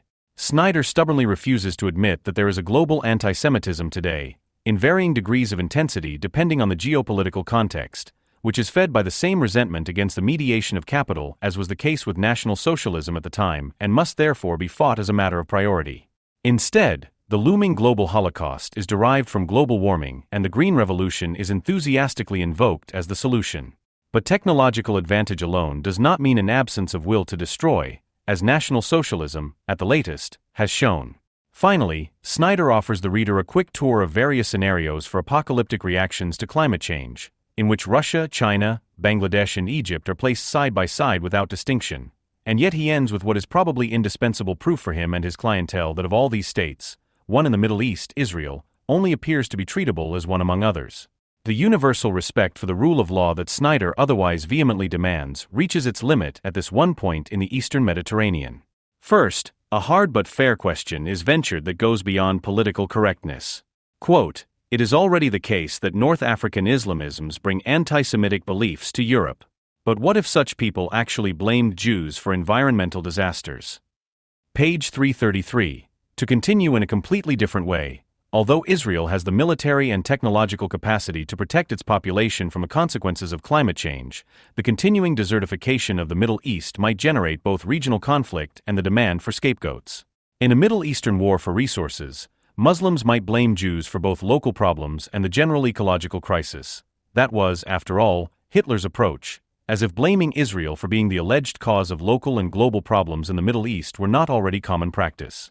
And then, almost as an afterthought, comes the self-exposing denial. Naturally, Israelis could also blame Muslims and seek to draw their American allies into a larger conflict. Page 333. Naturally. With this, he restores the balance of the declared impartiality. According to Snyder, the Israelis could easily become the Nazis of tomorrow, even though they have the only democracy in the region and maintain the rule of law, which he values so highly, in the otherwise predominantly anti-democratic Middle East. At the same time, the fact that Iran and the Islamic State have long been waging a mediated or immediate war against Israel is kept secret. It is of no further interest that Israel has been exposed to existentially threatening attacks by Islamic states almost continuously since its warlike founding, and yet has not itself waged any war of expansion. Some historical facts are bypassed by the historian Snyder by transforming himself into a futurologist. And very strangely, the Jews are credited with the almost magical ability to draw even the United States into a war of extermination when the ecological end times arrive. Such a thing is nothing more than vulgar anti-imperialism in an ecological guise. Snyder's praise for the revisionist Zionists Munich and Begin, on the other hand, is actually only hypocritical. Page 334. At the same time, the Zionists of today in Israel are warned not to rely too much on the evangelical Christians in the United States, traditionally the strongest pro-Israeli force there. Zionists were correct that statehood protects Jews, but their allies can be people who see Israel as a means to some other end. Page 335. Here, Snyder enters the realm of day-to-day politics. He points to the common doctrine of some evangelicals in America that they would only support Israel because they believe that the upheavals there herald the parousia, the eschatological return of Christ. Israel's Zionists would have to be careful, because some of their American patrons support policies that could hasten a catastrophe that would endanger the state of Israel, whose destruction they see as a stage in the redemption of the world. Ibid. This refers to the so-called climate deniers, a phrase that has been coined not only in Germany in reference to Holocaust deniers, who would lead evangelicals to support the hydrocarbon policy that accelerates climate change. In other words, a conspiracy theory is being dished up according to which evangelical Christians in the United States, through their rejection of climate policy, which is pro-Israel on the surface but anti-Semitic in its depths, of the U.S. Democratic Party, in fact want to abandon Israel to destruction, as though economish final chapter of the history of salvation. Anyone who disagrees with the Democratic Party's official climate policy under Barack Obama is accused by Snyder of the very same abstract unreason that already characterized the Nazis, in order to be able to place at least the conservative sections of the population in America and Israel on a par with autocratic states such as Russia and China, not to mention Iran or even ISIS. While the United States and Israel are precisely those states that have always been committed to upholding the rule of law for their own national interests, especially with regard to their politically conservative currents. However, if the question is raised as to whether the respective security policy in the USA and Israel should not take precedence over climate policy without undermining it, Snyder promptly concludes that the USA and Israel are both unreasonable rogue states that act self-interestedly to the global detriment of the world. The coming Holocaust will result from the ecological catastrophes caused by climate change. Wherever the wind blows, there will be fires. For Snyder, the Holocaust changes with the climate and like the climate itself. To prevent this Holocaust from happening, the projected world sovereign must intervene everywhere, although so far only Germany, a few European states and their allies in the Middle East are able to realize this. Perhaps the United States will join them at some point, possibly depending on which policy they pursue after the 2016 elections. However, Russia is more likely to be considered a suitable partner for the world sovereign in the making. And according to Snyder, the rule of law should be taught preventively to the one sovereign state in the Middle East that does not want to be limited to powerless reasonableness. Israel is to be reprimanded, its weakening of sovereignty, if not its destruction, is accepted. The political climate change takes the actual one as an opportunity. Israel should perish. The radical right-wing Australian Brenton Tarrant, a self-described former communist and anarchist who found his way from environmental protection to homeland security and from the natural order of the earth to that of the races populating it, no longer wanted to wait for the prophesied final battle. On March 15, 2019, he massacred at least 50 people in 2 mosques in Christchurch, New Zealand, whom he identified as invaders, overrunning the countries of the Europeans and members of a race overpopulating the planet. In his manifesto published online, entitled The Great Exchange, the majority opinion among nature lovers that humans are a pest devastating the earth is combined with racist imperatives and elaborated into a battle plan. The environment is being destroyed by overpopulation. By killing the invaders, killing the overpopulation, you save the environment. End quote. The title of the manifesto refers to the slogan of the Great Exchange, a conspiracy theory invented by Renaud Camus and spread by the European identitarian movement, according to which Islamic mass migration is a planned ethno-cultural repopulation with the aim of destroying the identity of white Europeans. The cover picture shows a black sun, an esoteric symbol of the SS, with the keywords environmental protection and anti-imperialism, among others. Despite its clear ideological positioning, Tarrant's manifesto was already partly dismissed as not to be taken seriously shortly after its publication because it also contains some ironic comments and allusions to alt-right internet memes. Overall, however, it is a work of art that strives for the greatest possible consistency. He describes himself as an ethno-nationalist eco-fascist who is concerned with the ethnic self-determination of all peoples with a focus on the preservation of nature and the natural order. Green nationalism is the only true nationalism.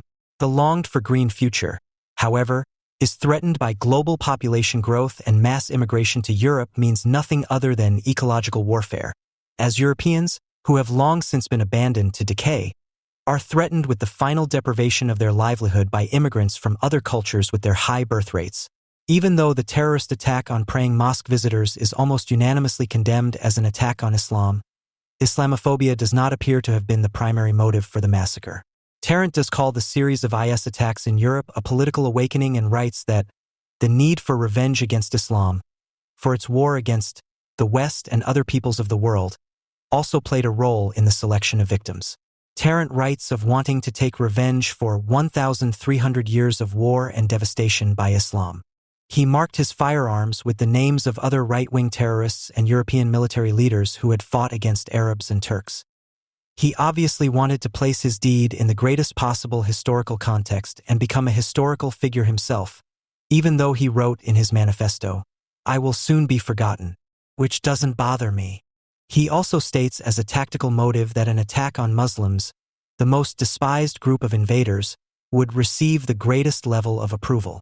In his manifesto, however, Tarrant explicitly insists that he is not Islamophobic. "I have no fear of Islam, except that it will grow and replace other faiths and peoples because of its high birth rates." He expressly does not hate Muslims as long as they live in their home countries. Otherwise, they are invaders like all other foreigners, from whom they differ only in their above-average number of children. He feels real hatred towards converts, those of our people who turn their backs on their origins, culture, and tradition. Nature and culture should remain inextricably linked in all people, not just white Europeans. Tarrant also has a heart for other peoples, whose exponents have given him a pleasant feeling of warmth on his many travels. Dam is also not sparing in his recognition of the claimed characteristics of Muslims, which Tarrant finds lacking in the over-foreignized, decaying whites. Muslims not only have a higher fertility rate, but are also characterized by greater social trust and strong, robust traditions. Therefore, those among them who occupy the white man's land should die. The environmental and cultural friend, who wants the world to be a zoo of peoples in which everyone remains well-behaved in their enclosure, there is no interbreeding and harmful overpopulations are decimated in an ecologically correct manner, logically presents himself as a staunch defender of global diversity. The attack was not an attack on diversity, but an attack in the name of diversity. To ensure that different peoples remain distinct, separate, unique, unadulterated, and unrestricted in their cultural or ethnic expression and self-determination. To ensure that the peoples of the world remain true to their traditions and beliefs, and are not diluted and corrupted by outside influences. The attack should ensure the preservation of beauty, art, and tradition. In my eyes, a rainbow is only beautiful because of the variety of its colors. Mix the colors and you destroy them all and they disappear forever, and the result is anything but beautiful. End quote. The fact that he later proclaims diversity is weakness, unity is strength, does not contradict this, because he is merely castigating the diversity within a nation. He describes the People's Republic of China, whose political and social values are closest to his own, as a prime example of a homogeneous nation. This ethno-pluralist fantasy of cultural diversity is the vision of multiculturalism on a small scale projected onto a global scale. The politics of recognition outlined by Charles Taylor was no longer merely to protect the dignity of distinctive but formally equal individuals, but their seemingly unbreakable cultural identities. Taylor could only explain their nebulous existence by recourse to Herder's concept of the Volksgeist, which is still used today, whether consciously or not, by both left-wing and right-wing identitarians. The National Socialist formula, blood must become spirit, spirit must become blood, means precisely the fusion of nature and culture that racists such as Brent and Tarrant postulate, but which is also circulated by anti-racists who defend the unity of cultural and ancestral community and, in this sense, scandalize the appropriation of foreign cultures by people of the wrong skin color. The common enemy of racists and anti-racists, who are all culturalists, is therefore the bourgeois nation, as embodied by the USA, which is not based on shared origins but only on political agreement.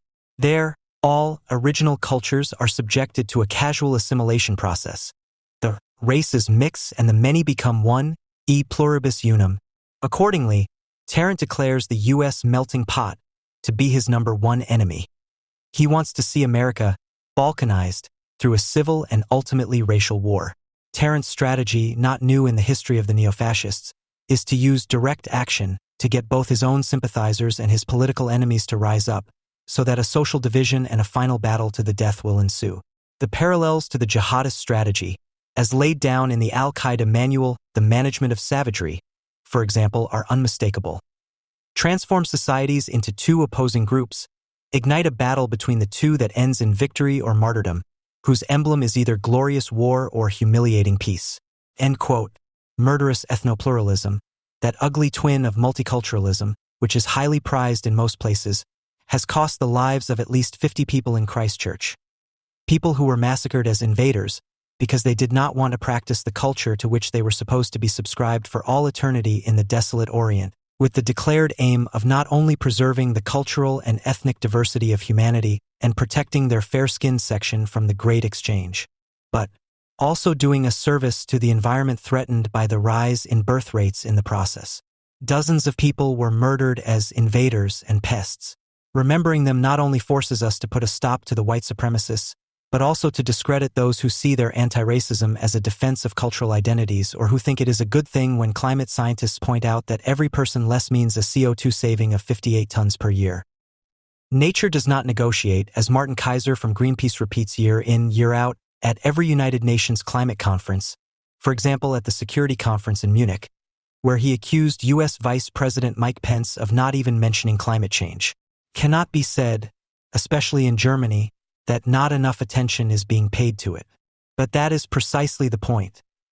Anyone who ignores climate change and its consequences for future generations is complicit, regardless of the political issues at stake.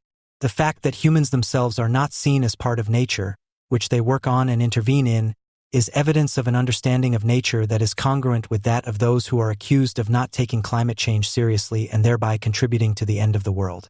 Nature that is supposed to be something in itself, subjugated and at the same time absolutely dominant, lovely and worthy of protection, but equally cruel and merciless, wild and untamed yet following iron laws, beguilingly beautiful and yet life-threatening, the basis of life and death zone in one, but above all, speechless. Because nature's speechlessness allows both those who believe that man-made climate change is a fact, even if all the predictions, from the desertification of the planet to the dying of the forests and the hole in the ozone layer, have not come true or have been resolved by countermeasures, and those who believe that global warming is a process independent of human activity to speak on its behalf. The positions thus fluctuate between omnipotence, we can make the climate, and powerlessness, nature does what it wants anyway. The common point of reference is an understanding of nature that separates the second, social nature, from the first, biological organic nature. In formulations intended to suggest that man is a foreign body in nature, i.e. that he has invaded the innocent earth like an alien from the planet's second nature, but also in fantasies in which the earth becomes a mixture of self-service store and robber baron's property, the opposite of the creative claim to make the world a human one in the confrontation with the first nature is revealed. The basic assumption of historical materialism that social progress becomes necessary and possible through the mastery of nature, and that the separation of first and second nature represents a working hypothesis that is supposed to shed light on this connection, has disappeared from thought, because the consequence would be a denial of the assertion that nature does not negotiate. It does so by means of its linguistically gifted animal. Unfortunately, this animal does not use its gift of language to reflect on the responsibility that could arise from this. For this it would need a corresponding subject. Humanity, but rather language is used either to disavow humans as a misstep in evolution and to indulge in doomsday fantasies, or to surrender to a nihilism of the boundlessness of the capital relationship, which is secretly also doomed. The subject of talking about climate change is neither man nor nature nor diesel fuel, but the powerlessness that is only shifted from the second to the first nature because we no longer indulge in the illusion that we can still save something about society. The fact that the second nature has become overpowering and that man is no more than a felled tree in the Amazon or an oil-smeared bird can be understood as an indication that humans have become just as much appendages as the first nature from which they originate, and that accordingly only the mastery of the second nature could bring salvation. Instead, however, salvation is sought in the absolutization of the second nature. In line with the compulsive neurotic mechanism of the more of the same, in which what has long since been proven to be nonsensical is constantly repeated, people have been talking about climate change for over 50 years in order to avoid having to talk about how hunger can be eliminated from the world. The debate about climate change as a question that determines the fate of the species ensures that many other questions are not asked that are crucial for the species, if it ever wants to be humanity, but at the same time allows the fiction of the subject of humanity in the face of nature, before which we are all equal and all have the same responsibility, regardless of whether we are diesel drivers, soy farmers, frequent flyers, or morning grouches. This is so wonderfully inescapable and at the same time so abstract that, as Wolfgang Port noted back in 1991, there must be a disproportion between the fear of doom and the concrete fear of being affected ourselves. The more abstract the content of the expectation of doom is, and the more distant the claim is from the horizon of experience and imagination of an ordinary citizen, one can perhaps still form an idea of one's own possible cancer, but hardly at all of the end of the world after the climate catastrophe.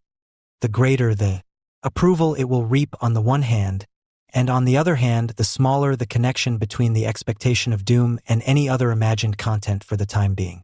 It seems as if the end of the world as an abstract idea is an appealing concept for everyone, and as if differences only arise when it comes to the question of how far we want to go with its realization and what price we want to pay for it. The maximum approval of the end of the world caused by the ozone hole and the somewhat lower, but still very high approval of cancer death caused by pollutants could then be interpreted as meaning that not all those who wish for the end of the world also want to face their own death from cancer, but that many realistically classify the risk of their own premature death from cancer as so low that they do not allow it to spoil their pleasant image of a poisoned world drifting towards its demise. In his study Der Weg zur inneren Einheit, The Path to Inner Unity, Port found that the esoteric fear of doom associated with the 1980s in the eco-movement of the time was transformed overnight with the collapse of socialism in 1989 into a hearty participation, thus creating the conditions for green participation in government. However, the fear of doom, or rather, the desire for doom, which had initially clung to radioactivity, then bound itself to acid rain, then shifted to medium-range missiles and soon to the hole in the ozone layer, apparently remained as virulent as the internal and external conditions that unconsciously fueled it in the subject, as a substitute for criticism of a social relationship of exploitation that also endangers its beneficiaries, the fear of creeping poisoning and treacherous rays set in. The climate catastrophe is the most abstract form of doomsday fantasy, one that cannot be served solely by images of starving polar bears, melting glaciers, or weather anomalies. Rather, Benjamin's dictum that things will go on like this is the catastrophe applies here. At least for many middle-class young people in Western Europe who project their own bleak life prospects onto the world and the climate and unite against the adults whom they blame for the bleakness of their future prospects. The hype surrounding Greta Thunberg and the climate school strike she staged gives direction to this diffuse fear. The pleasant horror that sets in when Greta, as everyone calls her, calls for panic in front of the economic elite of the world, in Davos, and seemingly withdraws her allegiance from the adults in the name of her generation, has more to do with the figure of the avenging angel than with that of a young activist who confidently creates publicity for herself. The fact that she looks younger than her 16 years and, with her pigtails and rigid facial expressions, is reminiscent of Wednesday, the middle daughter of the Addams family, contributes to the creepy factor that others call authenticity. Wednesday is the only character in the Addams family who is truly creepy. A bit of a sadist, she never misses an opportunity to torment and subdue others.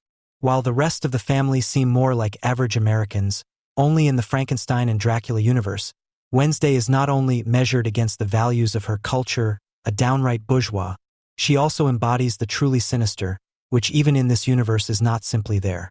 In the TV series, Wednesday is gently shown boundaries by her loving parents, and even though she doesn't seem to have a superego of her own, she usually complies, albeit sulkily. Greta, the sheltered daughter from Sweden's upper middle class, her mother Melina Ernman is a well-known opera singer. Her father, Svante Thurman, an actor, seems to be a different story. The fama, which is spread by the parents by means of a book, describes it as Greta learning about climate change at the age of 8. At first she just switched off the lights in the house, then she went vegan, stopped flying, and her parents and sister went along with it all. Marketing her Asperger's autism also makes Greta immune to criticism. Her diagnosis has made her the ruler of her family, and now she presents herself to the public in the same way she did to her parents. She doesn't have to justify this. Quote, "I see the world a little differently, from a different perspective. I have a special interest. It's very common for people on the autism spectrum to have a special interest." End quote. However, this interest is usually not in saving humanity, but in dealing with public transport systems, streetcars, buses, train lines and stations, or anything else that can lend external structure to the inner chaos of people on the autism spectrum. With Greta, it is different. Her warnings and demands become increasingly shrill. There is no discernible special interest other than the absorbed, unconscious fear of others and herself. Of course, it cannot be a question of making fun of Greta or simply denouncing her as ideologically blinded, as has often happened in ideology-critical circles. Those who have not yet lost all sense of shame and compassion should ask themselves what it means when a 16-year-old girl with severe mental health problems, who is told by her parents that her condition is simply fate, becomes a public figure. When numerous articles about Greta say that so-called Asperger's autism is a mild form of autism, they hide the fact that this is a classification within the autism spectrum. Just as there is a mild depression, which is by no means mild for those affected and their environment, but simply means that the patient is usually just barely able to go to work and cope with everyday life. The classification in the autism spectrum does not provide any information about what belonging to one form or another means for patients and relatives. The German Diagnostic Manual states, in general terms, the core symptoms of autism spectrum disorders include age-independent deficits in social interaction and communication, as well as restricted, repetitive patterns of behavior, interests, or activities. Interaction disorders relate to the initiation, maintenance, and organization of interpersonal relationships in the context of family, friendship, partnership, and peers in kindergarten, school, and work. Communication disorders relate to language development on the one hand, and in particular to nonverbal communication including gestures, facial expressions, and gaze behavior on the other. In addition, those with good cognitive abilities also have paraverbal skills such as understanding the transferred meaning of proverbs and humor or irony. Restricted, repetitive behaviors, interests, or activities include special interests, ritualized daily routines, and a strong aversion to changes in one's own life circumstances. These phenomena must exist from early childhood and remain present throughout life. End of quote. Characteristic is a pronounced lack of empathy, i.e. recognizing the emotional states of others, paired with a lack of understanding of the reactions of others. In the foreground is the lack of ability to use metaphors and symbolization in cognitively well-gifted sufferers. The fact that people on the autism spectrum now do not want to be considered disabled or ill has to do with the exorbitant increase in diagnosed and self-diagnosed cases of Asperger's autism. There are forums on the internet where you can test yourself, and there are self-help groups of offended people who have been denied the diagnosis they wanted by psychiatrists. The message here is also that nature does not negotiate. Whereas autism used to be described as an early childhood psychosis, and Bruno Bettelheim, for example, blamed the refrigerator mother, i.e. a failure of the parents of newborns, for these early disorders, autism is now seen merely as a way of perceiving things that deviates from the social norm. In line with the complaint about heteronormativity, the neuronormativity of the medical diagnosis is denounced, and autistic people are said to have a special relationship to reality. Although there is no evidence for this so far, this assumption is supported by biological psychiatry. Where there seems to be no other help, it apparently helps to declare the state of suffering normal. Michel Foucault, who made a useful and necessary contribution to the critique of psychiatry in his description of the normative power of psychiatry, would be turning in his grave to know that this rejection of the normative is associated with him. The inability to empathize as a biological fact becomes a justification for acting like an ass everywhere without a guilty conscience. The reality of autism is different. Autistic people often suffer from an inability to make contact and from not understanding reality. Even if they have so-called island talents, they can only be integrated into normal processes, for example at work, to a very limited extent, and they feel it. Last but not least, there is a high degree of comorbidity with other mental illnesses and cognitive disabilities. There is no mild form of autism, but there are obviously people with little empathy who claim the diagnosis of autism because it makes life easier for them and they don't have to take on any responsibility. This is not the case for Greta. She has achieved a high degree of social adaptation that enables her to present herself in public. She certainly wants this herself, but the extent to which she can assess and determine her own public impact remains to be seen. As a figure, she presents unsavage a savage in the sense of Rousseau, who, precisely because she is different, is able to speak an uncomfortable truth straight out, and as such she is an invaluable weapon in the undeclared war of the European middle classes against the poor and neglected. For as aggressive, accusatory, even scathing as their words are, they lack passion, and that seems to be what mobilizes many of their peers, who are characterized by a similar lack of empathy, especially towards their parents' generation. Autistic emotionlessness is what characterizes the entire half-baked climate protest. Pupils have their parents take them to school on Friday.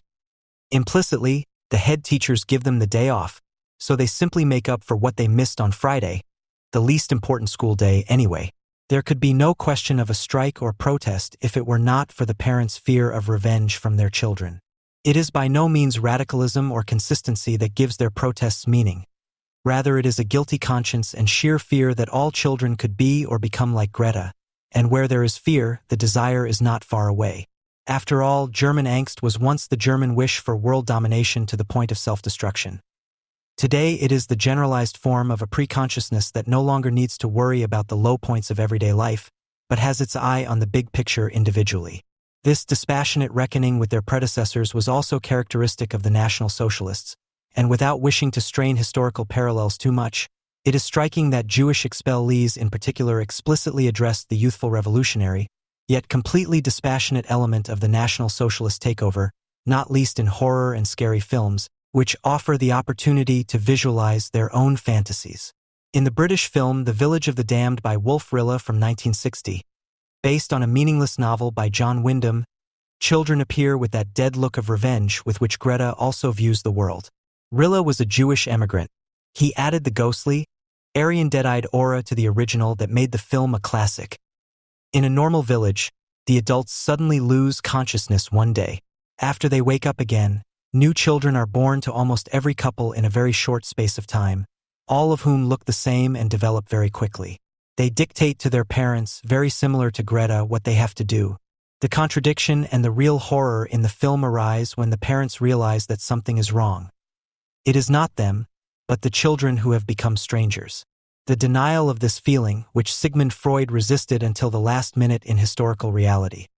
That a generation is growing up that is doing away with the succession of generations because it believes that only the destruction of the parents can secure its future, has cost the lives of many others because it represented an impossibility for them to think. Today, the situation seems to be different. The standard of living of the middle classes has been falling for decades, and their children suspect that they will by no means maintain or surpass that of their parents. Rationalizing the renunciation ecologically, presenting it as one's own choice, helps to avoid the disappointment that the parents cannot fix it, that they are just as powerless as you are and can only offer you educational opportunities and a relationship. The Nazi clones in the village of the damned stand for this murder of the parents, the murder of tradition, a threat that Greta unconsciously voices. In the fantasy that the parents and grandparents live at the expense of their children and must therefore be punished, even liquidated, the deep core of antisemitism is expressed. The envy of the assumed unconditional parental and filial love of the Jews, which makes the denial of heritage and the return to it a necessary phase of development, because there are not unjustifiably great doubts as to where one could return to. The separation between man and nature, which is assumed to be almost organic, only reflects the denial of one's own natural depravity, which can be summarized in 3 facts of life: the long dependence on the external object in the first years of life, the necessity of procreation, and the passing of one's lifetime, which ends with one's own death. These biological facts become the basis of the individual's conscious and unconscious experience in corresponding psychological translations. The recognition of the experience of sufficiently good care in early childhood forms the basis for love and hate, as well as the distinction between good and evil. The recognition of exclusion from parental sexual intercourse, from one's own primal scene, establishes the incest taboo and generational succession, but even more so, this recognition creates the psychological space that goes beyond the dyad with the mother, and thus the possibility for both fantasy and a sense of reality, as they are performed in Oedipal productions at all times of life. Finally, the recognition of temporality and death protects against narcissistic delusions of grandeur and is the basic condition for every form of desire and rebellion, because you only live once. All 3 together describe the prerequisite for development and change, whereby it depends on how the psychological translations are or can be carried out in the subject, i.e. how the unconscious fantasies that are linked to them according to subjective experience structure the perception of inner and outer reality.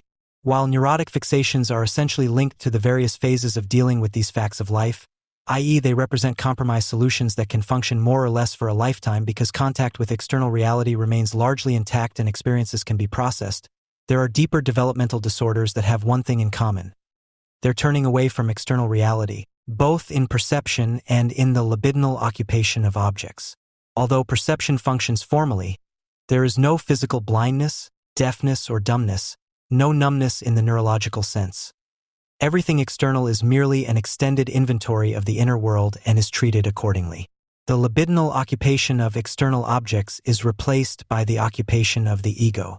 The necessity of denying the individual's depravity of nature only arises from the withdrawal of the libido from the objects to the ego. In contrast to splitting off, which takes place by means of projective identification, the denier is unconsciously or preconsciously aware of his denial, but is incapable or unwilling to undo it. It can therefore be assumed that in the latest doomsday movement, firstly the necessity of the providing external object, secondly the Oedipal triangulation and the succession of generations, and thirdly the fact of the passing of time and one's own death are to be denied. There is a banal reason why this inevitably goes hand in hand with the rise in hostility towards Jews, as Port has already pointed out. Quote, "What connects the Jews and the ozone, for example, is the fact that the average German or average European only knows about both from hearsay. He would therefore consider talk of the end of the world caused by the ozone hole, like the slogan 'The Jews are our misfortune,' to be at least far-fetched and absurd, if not stupid, provided that he judges according to his own experience and his own understanding. Quite independently of the content or the truth of the climate catastrophe prognosis, it must be noted that the willingness to believe it is in no way different from the receptiveness to the belief in a Jewish or other danger. Moreover, the data show that the content of the eco-syndrome is what is arbitrary and coincidental about it, and the form of thought is what will have to be reckoned with in the future." End quote. A form of feeling should be added to the form of commodity and the form of thought in that logic, because there is no mediation here. The desire for parricide cannot be explained by the 2 former alone. It could only be analyzed from the interplay of affective entanglements, which could only really grasp the hatred of the old and the parents. In Jungle World, for example, Bjorn Schultz decrees. Young people have the role of adults who must use the voice of reason to remind us that time is a decisive factor in the fight against global warming and that Donald's and Vladimir's lack of understanding must not be an excuse. End quote. What they fight against global warming is really supposed to be, Schultz obviously doesn't know either. He is concerned with the eros of youthful revolt, however conformist it may be. The social revolutionary has no idea that rebellion today could mean resisting the invitation to rebel. In concrete, Bernhard Torsch complains, as always, with heavy criticism. Quote, "Now there are also leftists who find Thunberg's Protestant stubbornness a bit affected. You feel reminded of the bad poems and even worse songs you sang or even wrote when you were 16. Perhaps also of not having done much else and of having shied away from the ultimate consequence of destroying what destroys people and nature. For the most part, however, these remained private and inner impulses. Mocking 16-year-olds and, as in Thunberg's case, wanting to incapacitate them by remote diagnosis is the thing of the right and some liberals who go out to defend the right to private ownership of automatic weapons as well as a form of economy geared towards perpetual growth in a world with limited resources. The particular baseness of Thunberg's choice of words, which went as far as subtle threats of annihilation, is due to the seriousness of her offense, namely threatening the meritocracy with a refusal to perform and the consumer society with a refusal to consume." End quote. Unlike Donald Trump, no one is making a remote diagnosis of Greta. The problem is rather that she and her parents carry the diagnosis in front of them like a protective shield. However, Torsch's rejection of progress is interesting. The phrase "an economy geared towards perpetual growth in a world with limited resources" suggests that it is all about renunciation. The renunciation that Greta has imposed on herself and her family.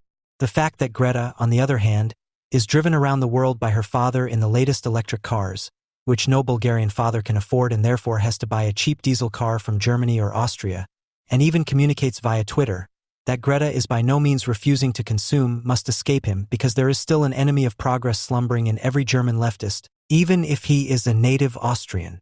Even Greta is more progressive, even if she doesn't want to admit it.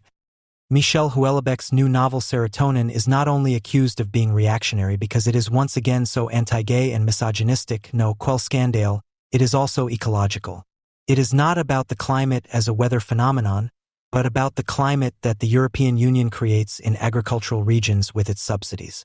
This version is of course too concrete for feature pages and environmental protection, simply because it contrasts too humanely with Greta's abstract talk about nature, the planet, and hatred of the ancients. When, in the 1980s, people from the movement against the runway west at Frankfurt Airport raised the slogan "The Jews were gassed in gas chambers, we on the street," they were anticipating what can be considered the average ideology on a European scale today. One's own murderous desires are projected into the air in the truest sense of the word, of which one becomes a victim and against which one can defend oneself by any means necessary. Everyone has their own private holocaust to contend with. The Jews at least had something like privacy. You can't say that about Greta. Back in the 1980s, psychoanalyst Janine Schaskets-Mergel noted that this was an inability to transform persecutory guilt into depressive guilt and to overcome it in this way, arguing that this, then still German, catastrophic way of thinking and feeling prevented us from thinking about the real dangers. When, in Serotonin, Houellebecq negotiates the connection between first and second nature precisely with the antidepressant drug, which starts precisely where it is no longer possible to distinguish in the nerve tracts which metabolism belongs to which register, a negativity becomes tangible that is still able to recognize registers in the distinctions alone. The author responds to the atavism to which Greta invites us with the terrible realization that it is second nature that compels us to atavism, because the civilizing bond that once justified the distinction between first and second nature has been severed. The beauty and bitterness of the immediate confrontation with external nature has given way to the hopelessness and futility of dealing with inner nature. In the flood disaster in mid-July 2021, 133 people died on the AHR alone. In total, the floods claimed more than 220 lives in Western Europe, including at least 183 in Germany and 41 in Belgium. There, the Walloon region, the French-speaking and German-speaking parts of the country were particularly affected, while here it was primarily the federal states of Rhineland-Palatinate and North Rhine-Westphalia. In terms of the number of deaths, this was the biggest natural disaster in the history of the Federal Republic of Germany since the storm surge in Hamburg in 1962. In addition to the deaths, Almost 800 people were injured in Rhineland-Palatinate alone and billions were lost. After 2 rather hot and dry years, there had already been above-average rainfall in the spring. In mid-July, more than 150 liters of rain per square meter fell within 24 hours in various areas of Germany and Belgium. It rained continuously between July 12th and 19th, with the rainiest day in the AHR Valley being July 14th with 94.5 liters of rain per square meter, more rain than the average for the entire month. The floods caused massive devastation in the Ahrweiler district in particular. 62 bridges were destroyed and a further 13 were severely damaged. On the AHR Valley Railway, at least 7 railroad bridges and around 20 kilometers of track were destroyed by flooding and undermining. 19 daycare centers and 14 schools suffered considerable damage. In the municipality of Schuld, 6 houses collapsed and numerous others were severely damaged. In the town of Sinzig, 12 residents of the Lebenshilfe House facility for the disabled died. People are still missing. Reports on the floods were soon accompanied by drastic criticism of the crisis management. British hydrologist Hannah Cloak from the University of Reading criticized the protective measures in the affected regions and blamed the significant failure of the system for the high death toll in Politico magazine. "I would have expected people to be evacuated, not for so many people to die in a flood in 2021, said Cloak. The state authorities had not responded adequately to warnings. Normally, if there is a danger to life and you know where this will be the case, you prepare for evacuation. That's how disaster risk management works." End of quote. The growing number of accusations in the media placed a particular burden on the crisis team of the district administration around District Administrator Jürgen Fahler, who had been warned several times on July 14, 2021 by the Rhineland-Palatinate State Office for the Environment, including of an impending extreme water level of 6.9 meters in Altenaar. Despite this, Fahler did not declare a state of emergency until after 11 p.m. and only ordered a partial evacuation. On August 4, 2021, the Public Prosecutor's Office in Koblenz opened an investigation into suspected negligent homicide and negligent bodily injury by omission in connection with the storm disaster in the AHR Valley. In recent history, flood disasters have already proved to be a political test for ambitious politicians. Edmund Stoiber was the CDU/CSU candidate for chancellor in 2002, which was up to 7 percentage points ahead of the SPD in the polls until the beginning of August. At the time, the incumbent Chancellor Gerhard Schroeder was able to present himself as a crisis-proof fighter by quickly traveling to the flood area on the Oder and having himself photographed in the middle of the action in a raincoat and rubber boots for media attention. His rival Stoiber, on the other hand, hesitated and initially remained on vacation in the North Sea. When he finally turned up in the flood area wearing a light blue polo shirt during his visit, it was quickly agreed that a latecomer in a casual look could not be an adequate crisis manager. Schroeder, on the other hand, subsequently invited representatives of various EU states to a crisis summit in Berlin and invested billions in flood aid. In the end, the SPD won another Bundestag election. To this day, Schroeder's appearance in the crisis regions is considered decisive for the election. He won the battle of images. The archetype of rubber boot politics is generally considered to be the deployment of Helmut Schmidt, then Hamburg's Senator of the Interior, during the storm flood of 1962. While the incumbent mayor was taking a cure in Austria, Schmidt is said to have called in not only the Bundeswehr but also NATO forces to protect his hometown. At least that's the legend. In fact, Police Commissioner Buell had requested Bundeswehr helicopters the night before, while thousands of soldiers were already on their way to Hamburg from Kiel and Hanover in the morning, even without Schmidt's involvement. The reputation as a doer and quick decision-maker that Schmidt earned in this situation is said to have helped him become chancellor and still has an impact today. The leading members of the Bundestag parties, who were already campaigning in July 2021, knew that the flood zone was also about the hearts of German voters, who not only want strong men in crisis situations, but also a good dose of community kitsch. Both Armin Laschet, Minister-President of North Rhine-Westphalia and this year's CDU/CSU candidate for chancellor, and his rival, Finance Minister Olaf Scholz from the SPD, naturally made appearances in the flood areas and tried to score points from there in terms of electoral politics. Laschet's appearances marked the beginning of the end of his political career. He was quickly criticized for lacking a penchant for absolutes at crucial moments. Overall, he tended to behave in a reserved and jovial manner, showing little drama and determination.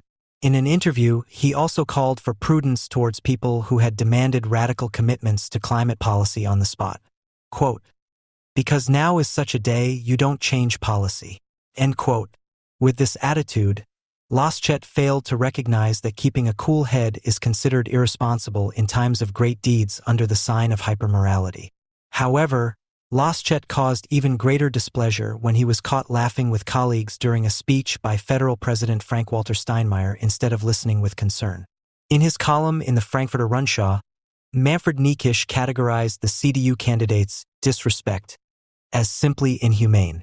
Quote, "On the contrary, it must be seen as a mockery of all those affected whom he wanted to visit together with the federal president, and all those who were so badly affected."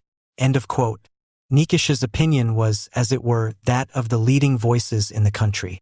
It seems as if the representatives of the people on the crisis front are expected in all seriousness to shuffle through the crisis area for days on end, depressed and showing no human emotion other than deep sadness and consternation.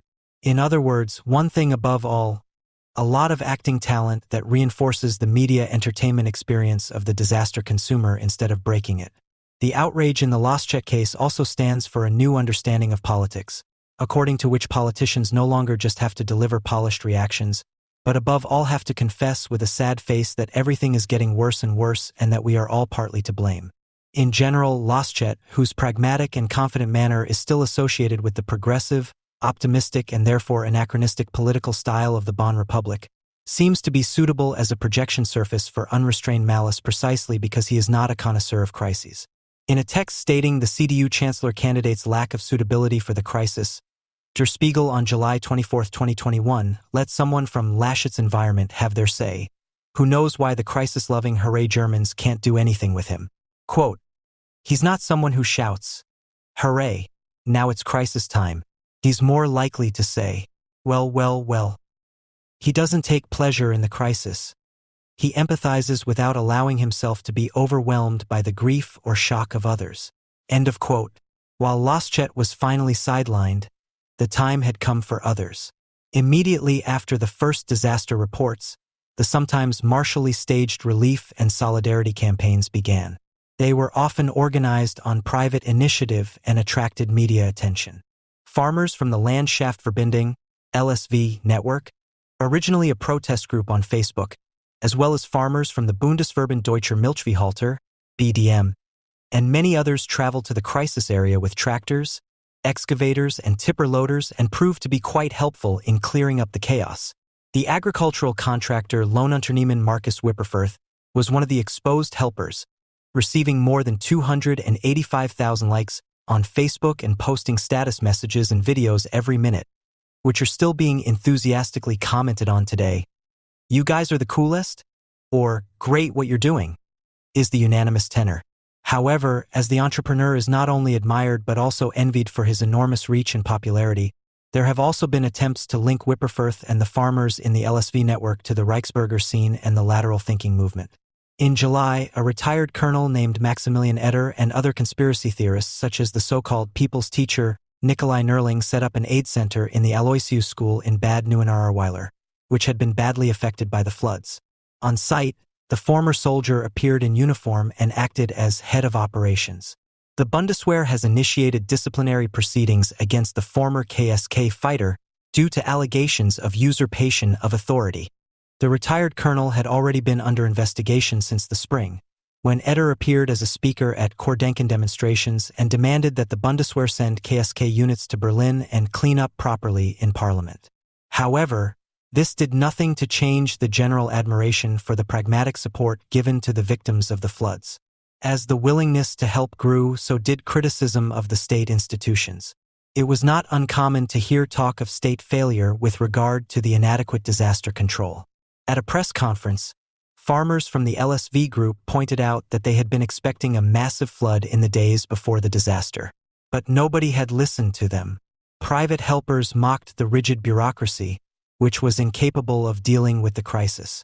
The sometimes justified criticism, which was fueled by the amateurish actions of the responsible politicians, was accompanied by the gesture of the energetic braggart. That unsympathetic mixture of know-it-all attitude and unconditional willingness to get to work, whose protagonists sometimes believe that they are not only more capable in the event of a crisis than the overly lax state, whose small-scale institutional competition they present themselves as if natural disasters and their consequences could be prevented in their entirety if the state consisted of nothing but determined individuals who rise above themselves in the floods. However, the state can at best mitigate risks, while local authorities are naturally dependent on private helpers. The lust for disaster that drove some helpers, but above all those commenting on Facebook and elsewhere, also spurred on those journalists who, as Karl Kraus put it, make a mockery out of death and a business out of catastrophe and particularly recommend the detour to hell as an autumn trip.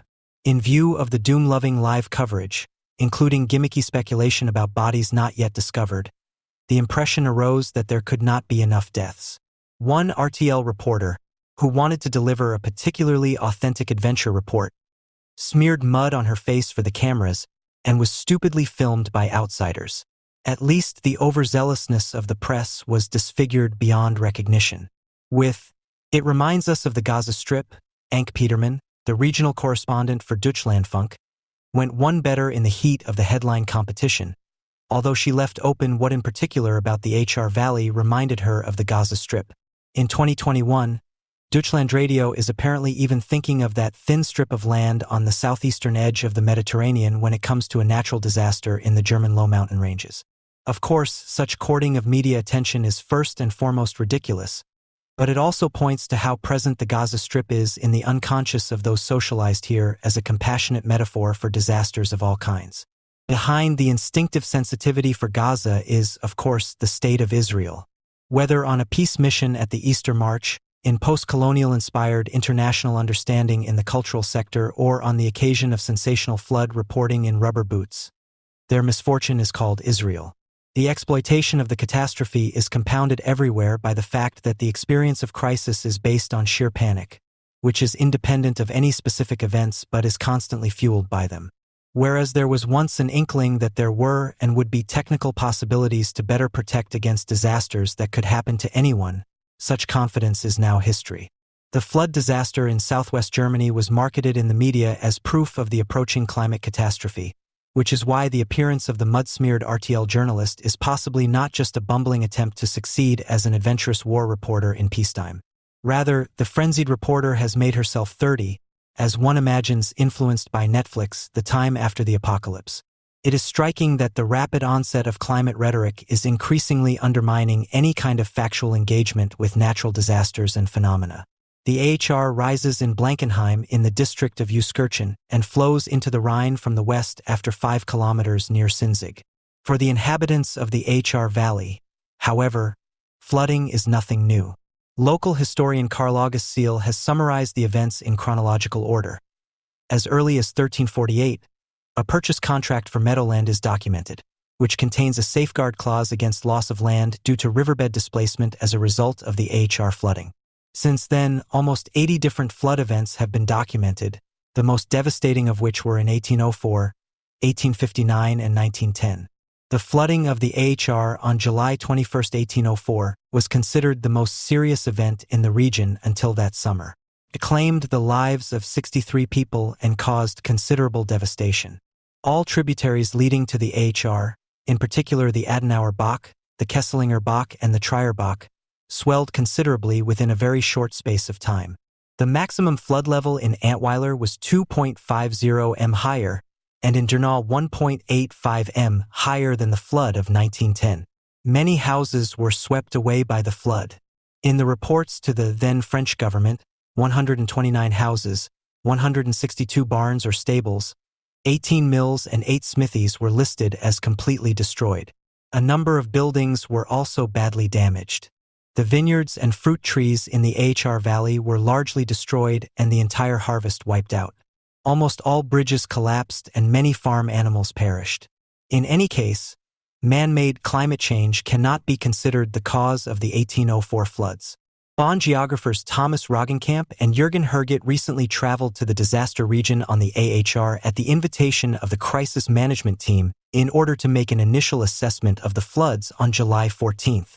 Roggenkamp and Herget have been working scientifically on the reconstruction of historical floods since 2012.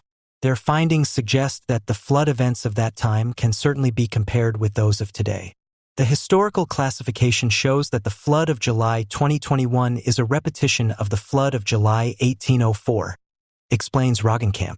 Then, as now, heavy summer rainfall was the trigger for the flood, which nevertheless reached its highest level this year.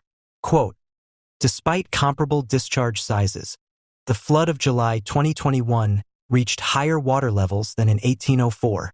In Durnau, the water level was approximate 1.5 meters above the water level of 1804. Today's denser development of the floodbed reduces the area through which the water flows and cause the water levels to rise disproportionately locally. End of quote. In the 1920s, concrete plans for flood protection were drawn up as a result of the flood disaster of 1910, including flood retention basins that could have held back a total of 11.5 million cubic meters of water.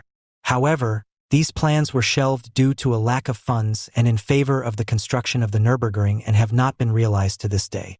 Even when numerous roads in Altenaar were flooded after heavy rainfall at the beginning of June 2016 and federal and state roads had to be closed to traffic, this did not happen. Water retention in the area should therefore be improved for flood protection. Retention areas were to be created again in the floodplain areas on the banks of the river, where the AHR can spread out without causing damage. As of 2019, a total area of 32,000 meters squared was planned.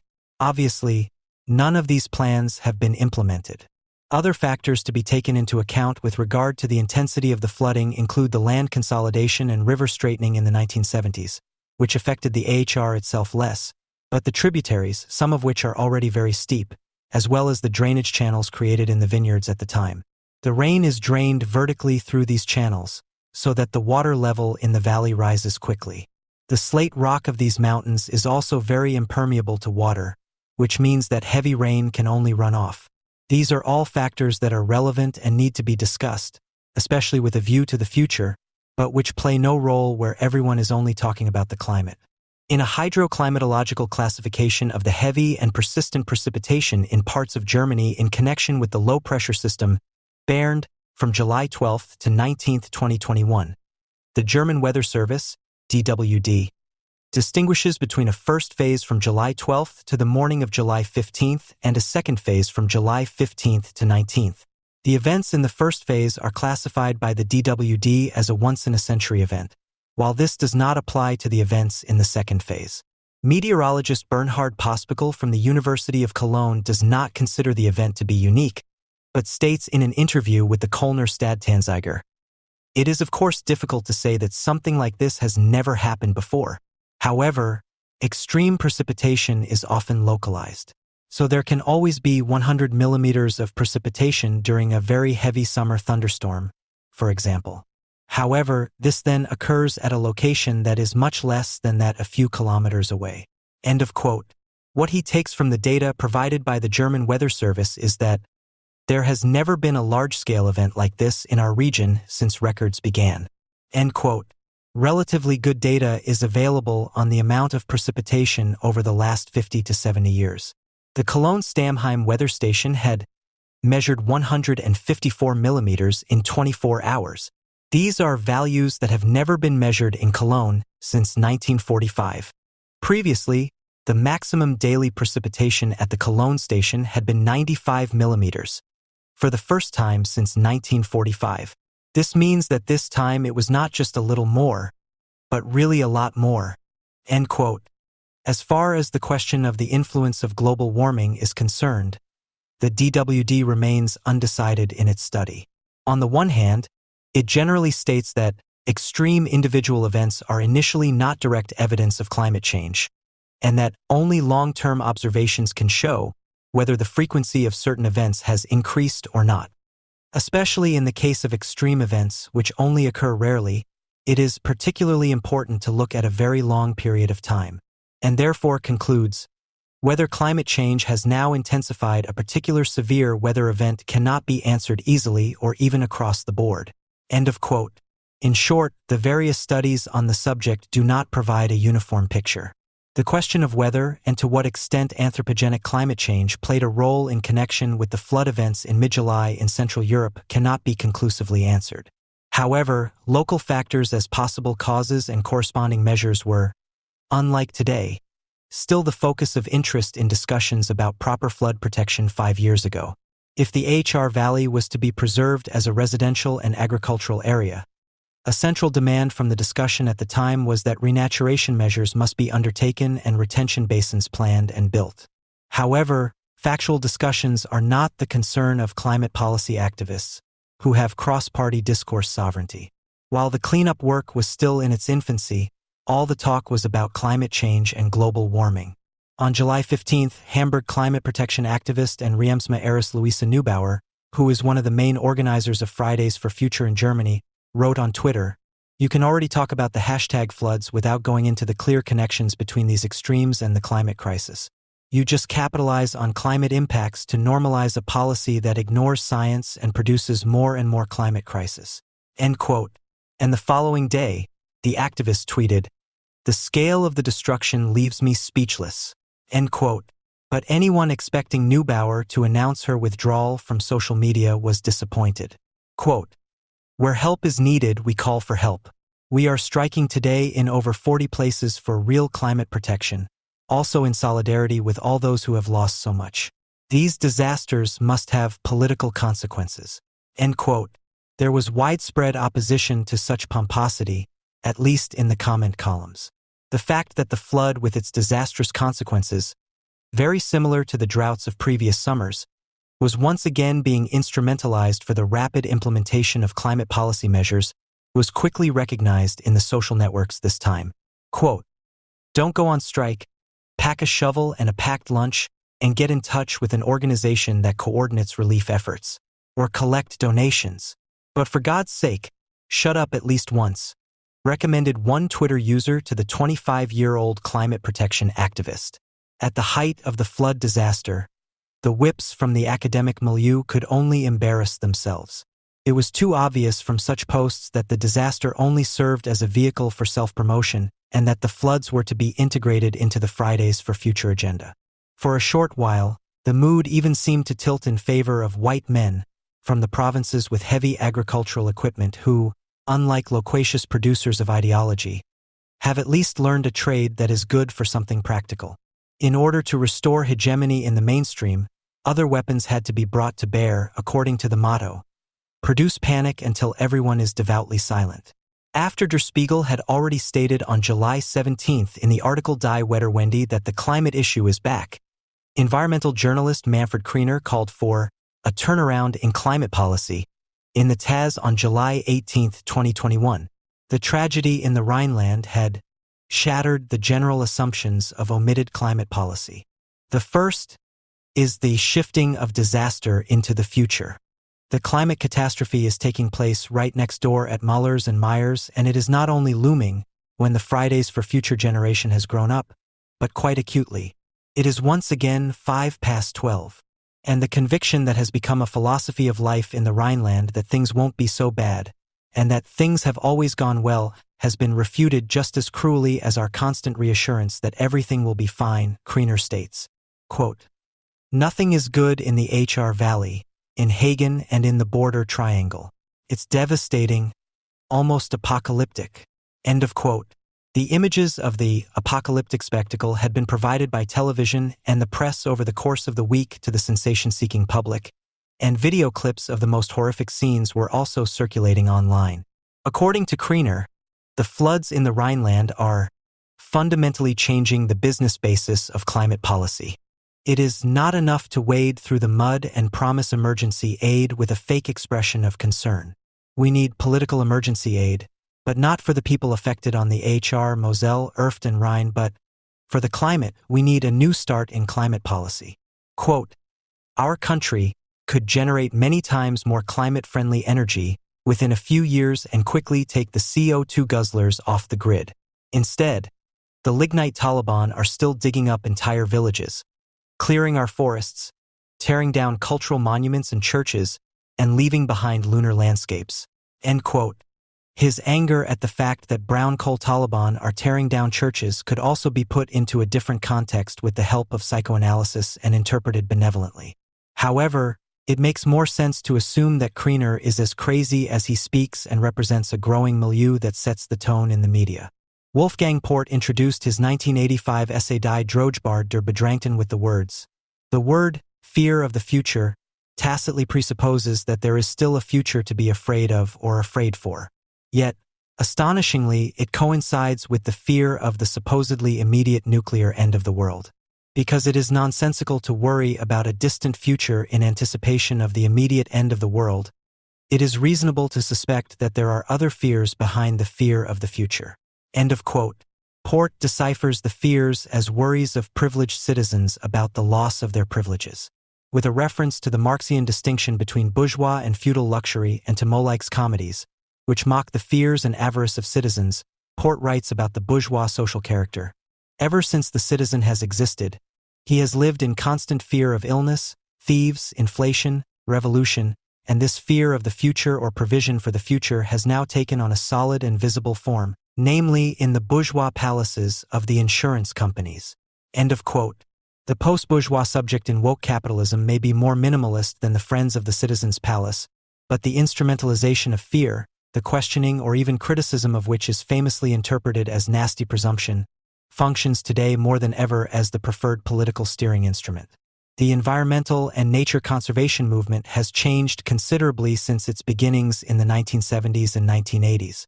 Emerging from the alternative movement, the environmentalists of that time, despite all their esoteric deformations, including their engagement for the preservation of floodplains and marshes, still had a concrete interest in the environment. If their demands had been put into practice, the effects of many a flood disaster might even have been mitigated. The contemporary eco-movement, which is fixated on the global climate and therefore relies on the continuous sealing of further areas with wind and solar power plants, is completely different. It is not controllable nature and thus concrete political goals that can be achieved with local measures that are at the heart of the increasingly aggressive climate protectors, but a mystified nature that humanity is powerless in the face of. With the end of religion in the West, the ecology movement, or today the climate movement, has become a substitute religion, and climate change appears in this ideology as a punishment for human hubris. The earth is covered in floods and conflagrations to punish people for their environmental sins. People must do penance and practice renunciation and abstinence. Ultimately, this is what all those incantations and sermons boil down to, which no longer know any other topics than climate change and the achievement of ominous climate targets that leave the prevailing order untouched, while the unanimously demanded increase in CO2 pricing primarily affects those who have too little anyway. In Germany in particular, since the energy transition, all other interests seem to be subordinated to this one point. When the word climate is mentioned in the relevant talk shows, almost everyone starts nodding in agreement, which the Greens know how to use to their advantage. While the environmental movement that emerged from the alternative movement still wanted to be a grain of sand in the gears of the machine of capital, the current movement for climate justice is itself completely intertwined with the apparatus of domination. Ecocracy is the mode of post-industrial late capitalism and goes hand in hand with the service society and its ideological agencies, from university chairs to media fact-checkers. The big companies, above all the big tech monopolists, have recognized the signs of the times and are loudly getting involved with a clear conscience. There's hardly a company that doesn't talk about its philosophy and how environmental awareness and diversity are at the heart of its agenda. As the Yellow Vest protests, for example, have shown, the workers left behind in the periphery are well aware that they will be the ones to suffer as a result of climate policy. Practicing climate protection is class politics. The quintessence of all the quasi-religious, eschatological messages is that people should tighten their belts. Less money, less mobility, and less security. But the main thing is to alleviate the concerns of the urban middle class and their panicked kids, whose particular interests are successfully sold as general ones, in the course of what is now declared to be sustainable capital accumulation. Meanwhile, the political vanguards of the new middle class, whose concern for the climate corresponds to their hatred of the people, are increasingly blatant about what they are all about.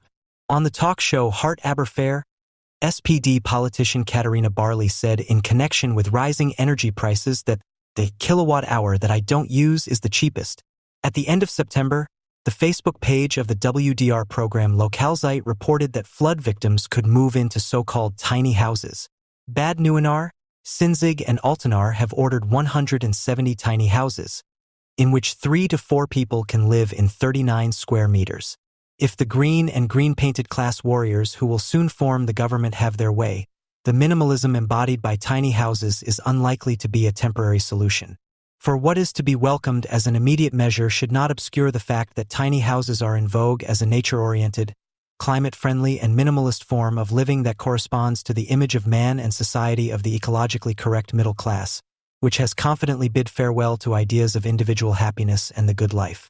In this context, climate alarmism has the function of making perfidy appear morally impeccable. For example, by calling on those who are already struggling economically to do even more without and selling the need to adapt as well-intentioned advice. The offensive delegitimization and annulation of everyday habits in the total state, according to Hannah Arendt in Elements and Origins of Totalitarianism, causes a loss of the sense of reality. The invalidation of everyday reason based on experience thus corresponds with the inability to act in one's own interest in a way that is compatible with reality, which increases susceptibility to collective delusions. The never-ending popular and state campaigns of recent years have produced comparable effects. There is no resistance, although the absurd political impositions cannot simply be ignored simply because the private sphere is increasingly being directly regulated. The combination of the words restrictions and necessary is omnipresent in the media. Every new crisis is taken as an opportunity to make life even more meager. The former economically based logic of necessity has been replaced by a catastrophic logic of legitimacy. If this or that does not happen, the end will inevitably come. It is now almost impossible to tell whether this is a case of excited exaggeration or an unrestrained desire for doom. The Marxist critique of the state still saw political indoctrination as a means of the rulers to prevent revolution. In transnational and postnational capitalism, however, the bargaining power of wage earners has dwindled to such an extent that compromises with a social pacification function can be increasingly dispensed with. The political form corresponding to the post-industrial accumulation model is genuinely technocratic. It is about the capital-compatible administration and positioning of the amorphous masses. At the same time, government action is elitist in the sense that so-called experts with a political function in all areas explain total disruption to the people in such a way that they have to trustingly accept the lack of alternatives to what is given. The self-labeling of those in power as an association of well-informed problem solvers with good intentions makes any opposition to the status quo appear both unreasonable and malicious, at least to those who have already lost the aforementioned sense of reality. Every reasonably rational society pursues, or at least proclaims, the goal of achieving prosperity for as many people as possible. Elsewhere, degrowth or post-growth are consequently regarded as fads that are cultivated in mostly harmless sections. In Germany, on the other hand, the real impoverishment of broad sections of the population is being driven forward top-down from parliamentary level. The euphemistic assertion that people here are still comparatively well off would have been perceived as a cynical declaration of bankruptcy in earlier times.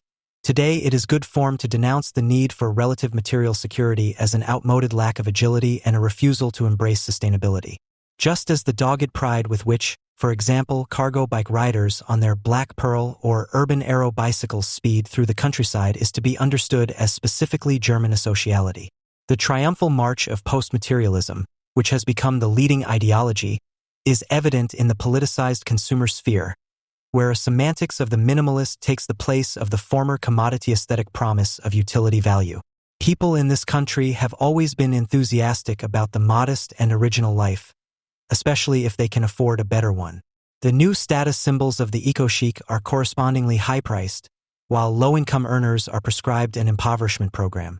For Marx, it was still self-evident that the productive potential of capital should be used for the benefit of the individual. Capital states, as a fanatic of the utilization of value, the capitalist ruthlessly forces humanity to produce for the sake of production, and therefore to develop the social productive forces and to create material conditions of production, which alone can form the real basis of a higher form of society, the fundamental principle of which is the full and free development of every individual. Marx polemicized against the German philosophers, semi-philosophers and aesthetes because they were as mendaciously anti-materialistic as the sustainability activists today. According to Marx, German philanthropy is limited to an abstract of man in general, of man who belongs to no class, who does not belong to reality at all, who belongs only to the haze of philosophical fantasy. This moralistically tinged elitism, which combines anti-capitalist rhetoric with unconditional commitment to national capital, should be the subject of criticism.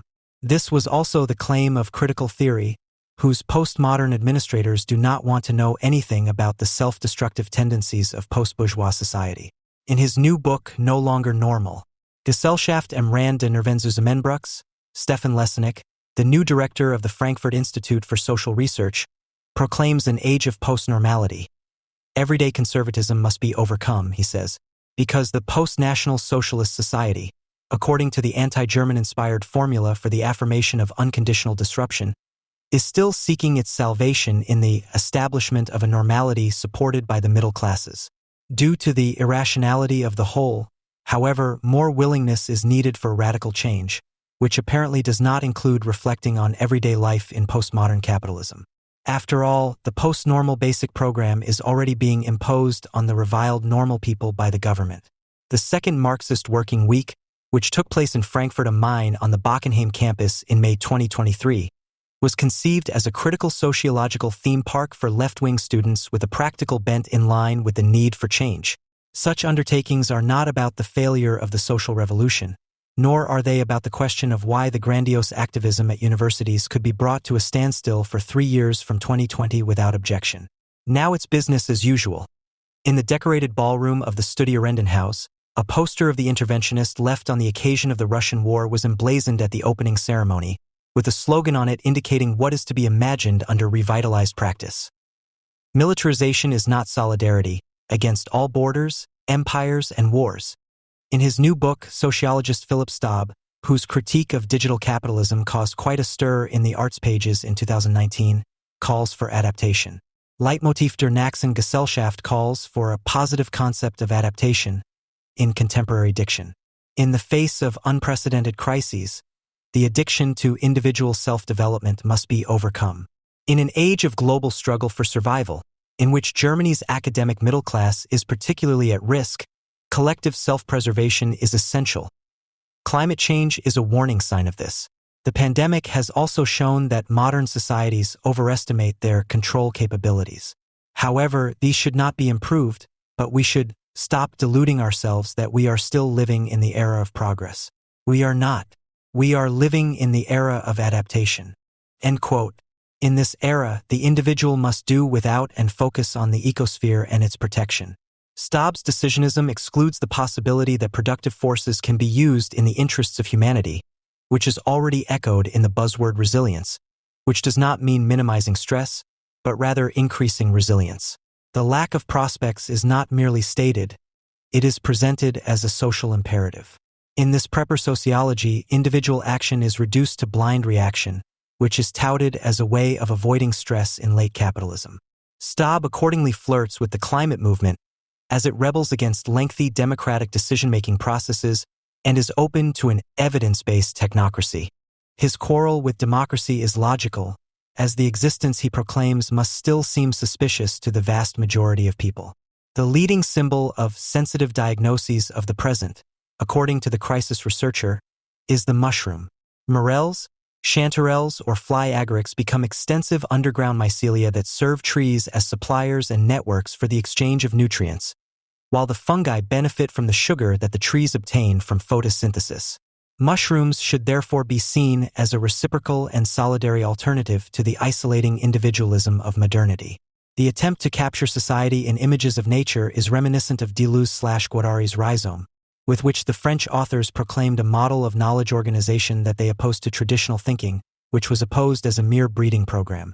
The interwoven, uncontrollably proliferating rhizome was to be understood as a non-centered, non-hierarchical, and non-significant system without a general, whereby the celebration of subjectless and objectless multiplicities already anticipated the state ideal of diversity that is hammered into everyone's head today, which, as a contemporary form of industrial psychology, refers to the undertaking of appropriating the individual need for authenticity and uniqueness for the optimization of post-industrial accumulation. The botanically inspired romanticism of the post-structuralists was meant to be subversive. Today, the naturalization of sociology is openly state authoritarian. Staub's reverential portrayal of the climate movement as a haven of resistance, however, is practical evidence of what the here unintentionally parodic regressive sociology of survival amounts to. The fraternization of the avant-garde of climate activists with the Palestinian cause, which became manifest after the Hamas massacre on October 7, 2023, is no coincidence. Rather, the conformist rebellion in the name of an expert state that advocates more renunciation is aimed at the achievements of Western societies. Natural communities are supposed to replace the abstractness, artificiality, and coldness of modernity, which in the eyes of scrappy middle-class martyrs is embodied by the State of Israel. Leo Lowenthal had already been preoccupied with this kind of petty bourgeois ideology in the middle of the last century. He was wary of a way of thinking that propagated immediate contact with nature as entry into the realm of human freedom. Whereas in the 19th century, in an almost homogeneous manner, all bourgeois classes still hoped for the fruits of individual engagement with nature in a self-confident manner and trusting in the collective spirit, the metaphysics of nature produced self-imposed regression. Progress was often only seen as an orgy of devastation, Ludwig Klages, in which the aversion to life, Nietzsche, lies dormant, but which justifies the equally vengeful and apocalyptic hunger for action. Today, we look at people as if they were already dead. The talk of the Anthropocene signals nothing else, implying that the end of the age of man has also eliminated the reason for the unease. It is sometimes forgotten that even in its early days, sociology was dedicated to the restoration of repressive orders. The holistic variants in particular, which positioned the concept of social objectivity against the psychology of peoples and the economy, have always tended to affirm the given.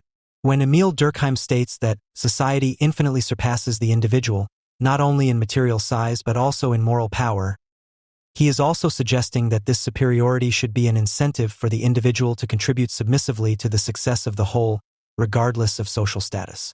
Positivist sociology is based on a concept of objectivity that ignores its social constitution. The more strictly it disregards individuals who are degraded to role-bearers or statistical elements, the more unshakably it aligns itself with the prevailing tendencies. Today's sociology of adaptation, however, no longer even has the concept of society that regulatory sociology, for all its conservatism, was concerned with.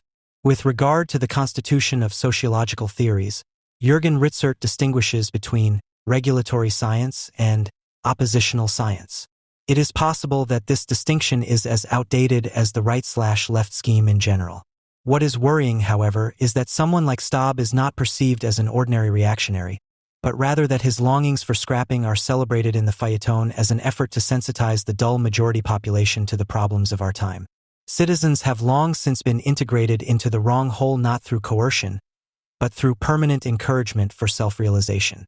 While more individual initiative has long been the order of the day in companies, the shrunken state is mobilizing its citizens to become more civically engaged. At the same time, the culture industry motivates people to be themselves, i.e. not only to be ready for anything, but above all to reinvent themselves at any time. Adaptation is no longer enforced, but succeeds best precisely where individuals believe they can pursue self-realization and, in doing so, find themselves unnoticed in agreement with social imperatives. This subjectivism, which has nothing in common with individuation, is fueled by a social constellation in which the rational understanding of how conditions should be arranged for the good of all is seen as a waste of time in times of crisis, where political concepts are psychologized and the political is understood as a space in which it is a matter of expressing one's entire personality. An opinionated cult of rage is, precisely because it remains removed from reflection, both hypersensitive and malicious. However, the criticism of socially produced subjectivism has itself long since become the battle slogan of the catastrophic political middle class, which attacks any refusal to participate as narcissistic arrogance or even as antisociality that delegitimizes the state. Recently, the jargon of critical theory, under the slogans of offended freedom, narcissism, and conformist rebellion, has been pleading for more conformity.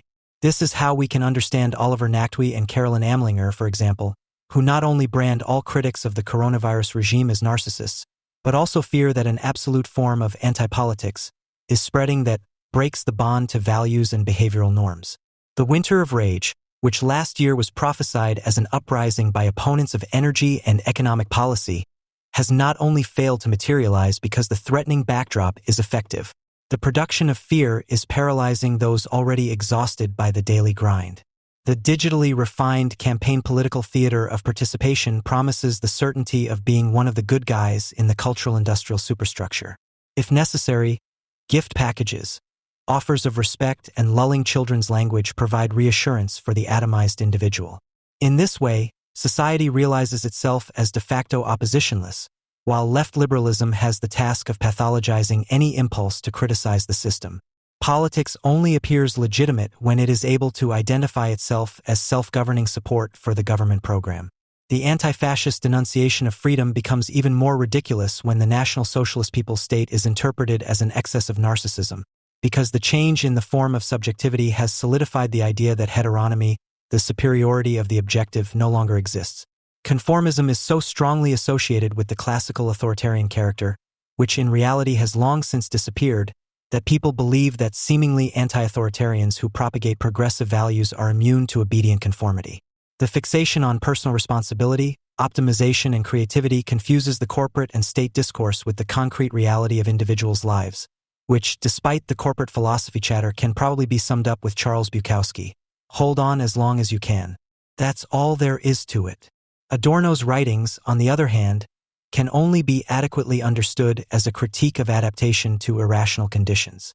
This has its roots in the early history of critical theory, which was initially concerned with the proletarian revolution and not with founding a Frankfurt School. After the failure of the November Revolution and the experience of the National Socialist collaboration of workers since the 1930s, the question of why people came to terms with a system that made a mockery of their interests became central.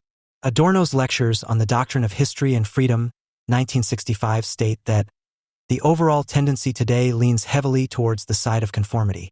What matters to Adorno is not the formal fact of approval or rejection of a social condition, but whether people reflect on their experiences in relation to the current possibilities, or whether they capitulate and idolize the existing in perverse gratitude. Under economic pressure, the conformist shifts his libido concretistically to what is immediately present to people. Existing institutions, hip ideologies, broadcast-conscious vanguards, these can also be pseudo-individualistically labeled.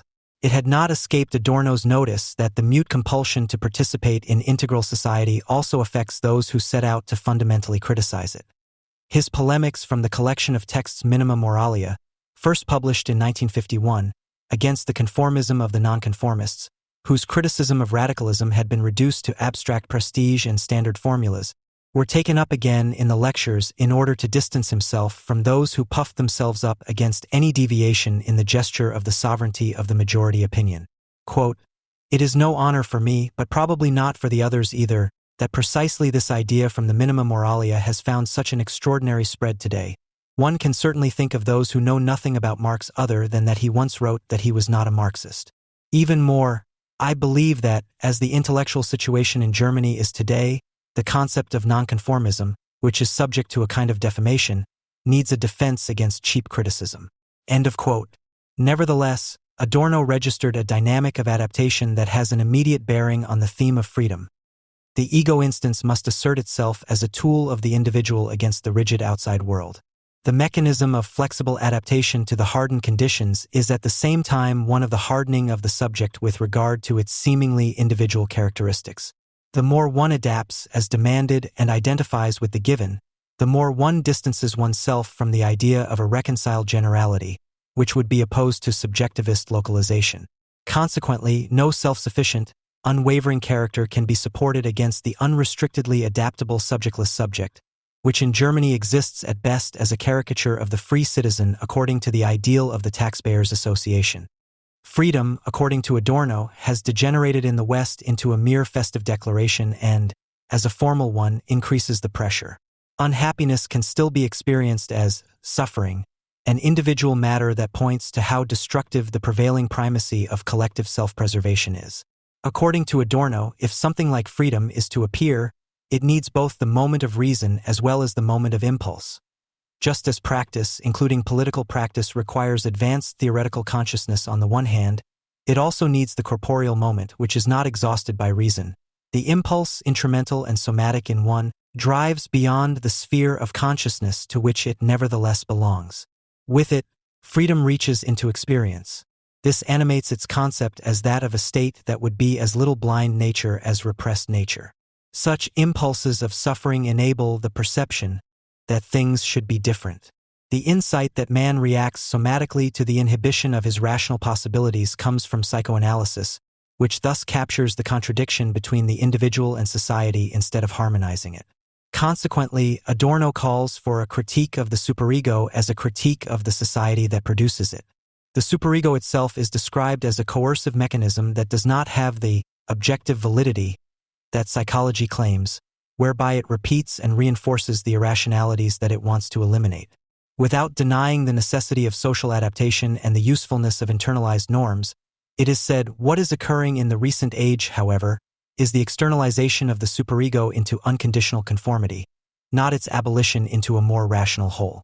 The ephemeral traces of freedom, the messengers of possibility to empirical life, tend to become rarer. Freedom becomes a limit value. Unregulated experience does not mean fetishizing the spontaneity of the individual by virtue of its origin in the physical, which would amount to yoga. Michel Foucault has probably done away with the vitalistic cult of the body in the most radical way. The state and civil state apparatuses do not merely have an external effect on subjects and their bodies. Rather, they constitute them. With the expansion of freedom of movement and the sportification of sensuality, a combat zone has also emerged in which the repressively desublimated can be driven to peak performance and are ultimately exhausted for the mere opposite, namely asceticism. The moral philosophical dilemma described by Adorno consists in the fact that what is philosophically stated has to be fought for politically in the disguised practice. Wherever people unromantically and however crudely invoke seemingly banal remnants of freedom, they insist on the promise of a normality that was taken for granted until recently, which includes being able to go about one's business unmolested by coercion and paternalism. The insistence that they should not be subjected to any additional constraints in the name of some delusional idea in an already stressful everyday life proves to be a right of defense against the increasingly encroaching state, which aims to impose biopolitical regulations. The ideological accompaniment is provided by fashionable terms such as resilience and agility, which indicate that adaptability is no longer just negotiated as a banal prerequisite for society, but that adaptation is propagated as an end in itself, no matter what. Philip Lepines, professor of politics with a focus on sustainability and author of the programmatic Schurkamp book Verbot und die Verzicht, Prohibition and Renunciation, laments a lack of effect control in the population with regard to the prohibition and renunciation proposals that he believes are necessary. Effects are always those of others, as if the permanent governmental stimulation and propagation of fears of death had nothing to do with effects. Lepines cites the Yellow Vests, whose militancy worries him, as an example of exaggerated love of freedom. Their struggle shows the presumptuous attitude that there is a right to consumption and traditional habits. Against the smell of fags and diesel, the state fetishism revitalized by the crisis relies on esprit de corps and allegiances. Quote, "With yourself as the perceived center of the universe, you can cling to the illusion that only you, only your own needs and opinions count, that neither the state nor others have the right to influence the individual with prohibitions and demands to renounce." End of quote. In this way, the real state is once again idealized as a rational state, while in reality the state apparatus encourages individuals to make irrational adjustments. More and more often also to sheer asociality against dissenters, who are hystericized into state delegitimizers. What is particularly infamous about the German fantasy of subjugation, which comes across as a critique of neoliberalism, is that it blames the individual alone for the selfish limitation to which they are coerced on a daily basis in a preachy tone in the false order. In contemporary society, growing material and social disintegration is compensated for by moral blackmail. The leveling that Helmut Schelsky spoke of with regard to the middle-class society that he diagnosed, today primarily concerns the ideological pressure to reach a consensus in the academic milieu. Diversity is also about thinking in the same way as far as possible despite the most diverse costumes. Even minorities no longer claim exclusivity, they want to be normal and receive a lot of praise. Recently, in the increasingly panicked effort to defend oneself against anyone who does not go along with such generalized conformism, the RAF comparison has flourished alongside the well-rehearsed Nazi comparison. You can think what you like about the RAF but stick to itiveness. Relying on the state and its welfare to scrape them free was not their thing. The members of the RAF were indeed enemies of the state. The climate gluers, on the other hand, put into practice what parents and teachers preach to them in cahoots with the authoritarian welfare state. 70 years ago, David Reisman was already examining subject changes in Western societies and came to the conclusion that the new freedoms in no way diminish dependencies. The disproportion between the formation of the self and the violence of the forces working against it is resolved by the externally directed personality, as Reisman called it, in such a way that the self bypasses the conflictual mediation of its internal and external forces and capitulates to the false general. The post-authoritarian conformist with an increased willingness to receive and follow is characterized by an extraordinarily heightened sensitivity that brings him into a much closer and more complex rapport with others. He reacts less to overt authority than to the finer and nonetheless constricting interpersonal expectations. Recognition is the only norm for success, regardless of what is recognized. The conformist, who is no longer identical to the authoritarian character, strives to adapt and constantly directs his entire sensorium outwards, like a radar system, with the help of which he is able to receive and interpret the constantly changing signals of his environment. He is tempted, as it were, to scout out the actions and signs of others. Identity thus takes the form of constant self-questioning. The flip side of dependency is social anxiety.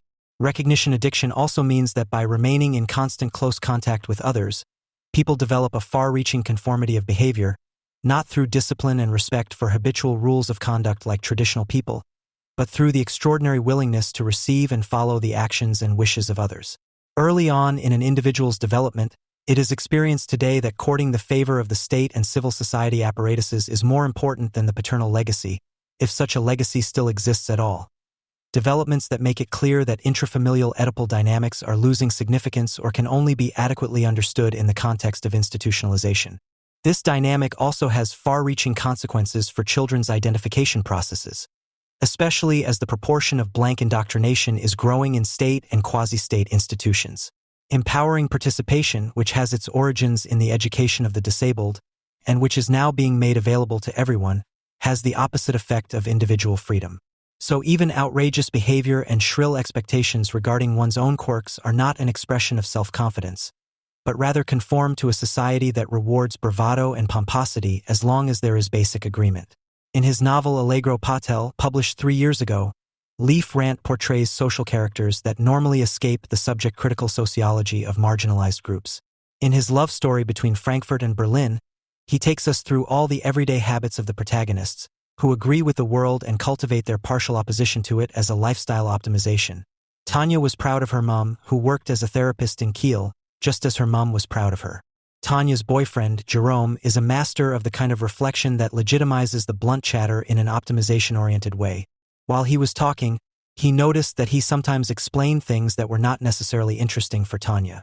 Everything is well measured and strictly controlled. Even intoxication and sex are subject to the premise of achieving a supposedly healthy balance. The characters stand beside themselves and examine themselves according to the criteria of corporate quality management, almost never uttering a bad word, although everyone is constantly in a bad mood. It's the language of our post-therapeutic age. Everyone has been through therapy once. Sometimes it's almost scary, because you almost wonder what abysses actually need to be sublimated here. But only almost. In the milieu described, much revolves around mindfulness, that postmodern form of everyday esotericism that lends depth to the trivial. The contrast between soft participation and the classic authoritarian character, which is defined in the F-scale with the characteristic anti-interception, i.e. the rejection of the subjective and sensitive, is evident. Today, it is precisely through endless self-interpretation that the outside world is warded off. The admission of one's own weakness is a constitutive component of the progressive program Reflection as Parody. In the emergence of nostalgia, he recognized an admission of weakness and need for protection, while nostalgia was the self-righteous and mostly proud glorification of a past that had never existed. To think in this way requires understanding society as a patient collective, despite all generational barriers, in which people think and babble to each other not on the basis of common interests, but on the basis of mutual psychostabilization, a symptom of a reality in which the transformation of productivity into representation is taking place, which also corresponds to the lifestyle-oriented enthusiasm for artisanal foods and for communities that pay sacred homage to the banal coffee, bread or herbs that were considered inedible so many years ago. People don't want to know anything about manual labor in production. In the consumer sphere, things can't be artisanal enough. The flip side of the self-optimization fixated on the state of mind is the larmoyant urge to destroy, which is not the point of the book. The deep relaxation in the respective safe space quickly tips over into disciplinary rage when one's own worldview is shaken by others. In the face of the tendencies outlined, a resistance to experience declared as sovereignty is evident everywhere, even among critics of ideology. Who cares about the little bit of corona and climate authoritarianism? It's much worse elsewhere. Philip Staub explains in an interview with Taz that what people are concerned with today will soon be null and void anyway. Taz asks, but will the society of adaptation remain a democracy? Or will it become an autocracy, like South Korea was during the reforestation? Staub replies, our understanding of democracy will change. When people are seriously confronted with questions of self-preservation, a pre-democratic space opens up, so to speak. Politicization recedes into the background and technocratic functioning comes to the fore. End of quote. Staub would like it to be apolitical. For good reason, because anyone who thinks in social categories might have scruples in the face of the envisaged collective doomsday command. For this reason alone, in seemingly apolitical times, it can do no harm to confront the dystopians of self-preservation with criticism that is sometimes political precisely when it is not politicized. Dear Diary, no one understands me, except you. This is how the secret confessions of teenagers in love begin.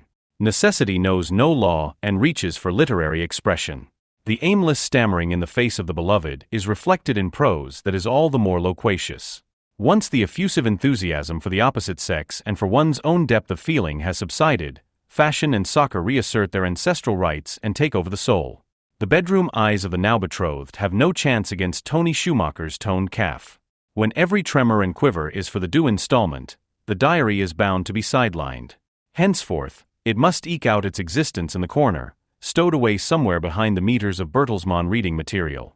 What is no longer suitable for intimate discussion now serves as carefully stored evidence in reserve for the ultimate marital quarrel, proving that there is nothing special and no artistry about orchestrating one's love pain like Donella and Konsalik. It is not the ability that is lacking, only the will. The social and hygienic effect of this devaluation of the diary is considerable. On the one hand, there is a certain scarcity of texts of self-understanding and literature of consternation. The average writer leaves the terrain to poets and politicians. If heartfelt confessions are being made as professionally and as inflationarily as Joschka Fischer's confession to Spiegel magazine, I catch myself longing for myself, then the reader may indeed yearn for his own alienation, but writing it down is no longer worth the effort and only invites the therapist's rebuke for amateurish self-medication. On the other hand, the boredom that arises when reading the diary for the first time forges a bond between generations. The children and grandchildren, who quickly examine the inherited stuff for the alternative, flea market or bulky waste, may reflect contemplatively on the eternal human when skimming through the waste paper and wonder whether the human will ever become clever, but only on the assumption that the suspicion that the old man was always a child's head does not find any later evidence than that from puberty. The fact that passion for self-expression usually fades in adulthood unconsciously takes into account the fact that you can no longer experience anything without immediately putting it into words. No matter how beautiful love may be, its literary reflection becomes its direct opposite. Silence recognizes the sad truth that there must be something about even the seemingly private feeling that forces the commonplace as its necessary linguistic form. It is therefore by no means a lack of vocabulary and power of speech alone that leads to weariness of the diary. Rather, subjective disgust is preserved in silence from the inescapable expropriation of feeling through the flat cliché. For years, Joschka Fischer's work as a politician and author has been dedicated to the decisive opposition to the secret disgust for the phrase. If his engagement had been limited to the complaint printed in the materials against the Factory Society, there would be no particular reason for criticism. At the time, Autonomy published the first installment of the series, now continued in Der Spiegel under the heading Lust am Regieren, The Joy of Governing, under the headline Befreiung and Militancy, a foray into more primitive times. In 1977, at the age of 28, having just reached the outer limits of adolescence, Fischer let it be known that he still lacked something to fully establish his revolutionary identity and make himself comfortable in it. He had taken up the class struggle against capitalism within us as instructed, but a crazy sensibility was needed for the last stand. Producing the desired proved to be relatively easy to accomplish. Fisher simply combined the then common critique of the master thinkers, André Glucksmann, with the concerns against male fantasies, Klaus Theweleit, that have now become the alternative human understanding, and finally stabilized his journeyman's piece with a two-component adhesive made of ecology and feminism. The astounding result: one must now finally take that path that has proven so insanely productive for women, the revolutionization of everyday life, or in other words, our revolution cannot do without the objectification of utopias in our everyday lives. The linguistically sloppy protest hid the dilemma that the liberation from militancy had to be expressed in terms that were still indebted to revolutionary phraseology. It took the whole range of Frankfurt Sponti jargon to justify the actually banal result of the first diary delivery: the discovery and satisfaction of my needs. Seen from today's perspective, Fisher's linguistic bombast makes sense, since at the time he must have felt like Columbus, seeking revolution, finding everyday life in the shared flat kitchen.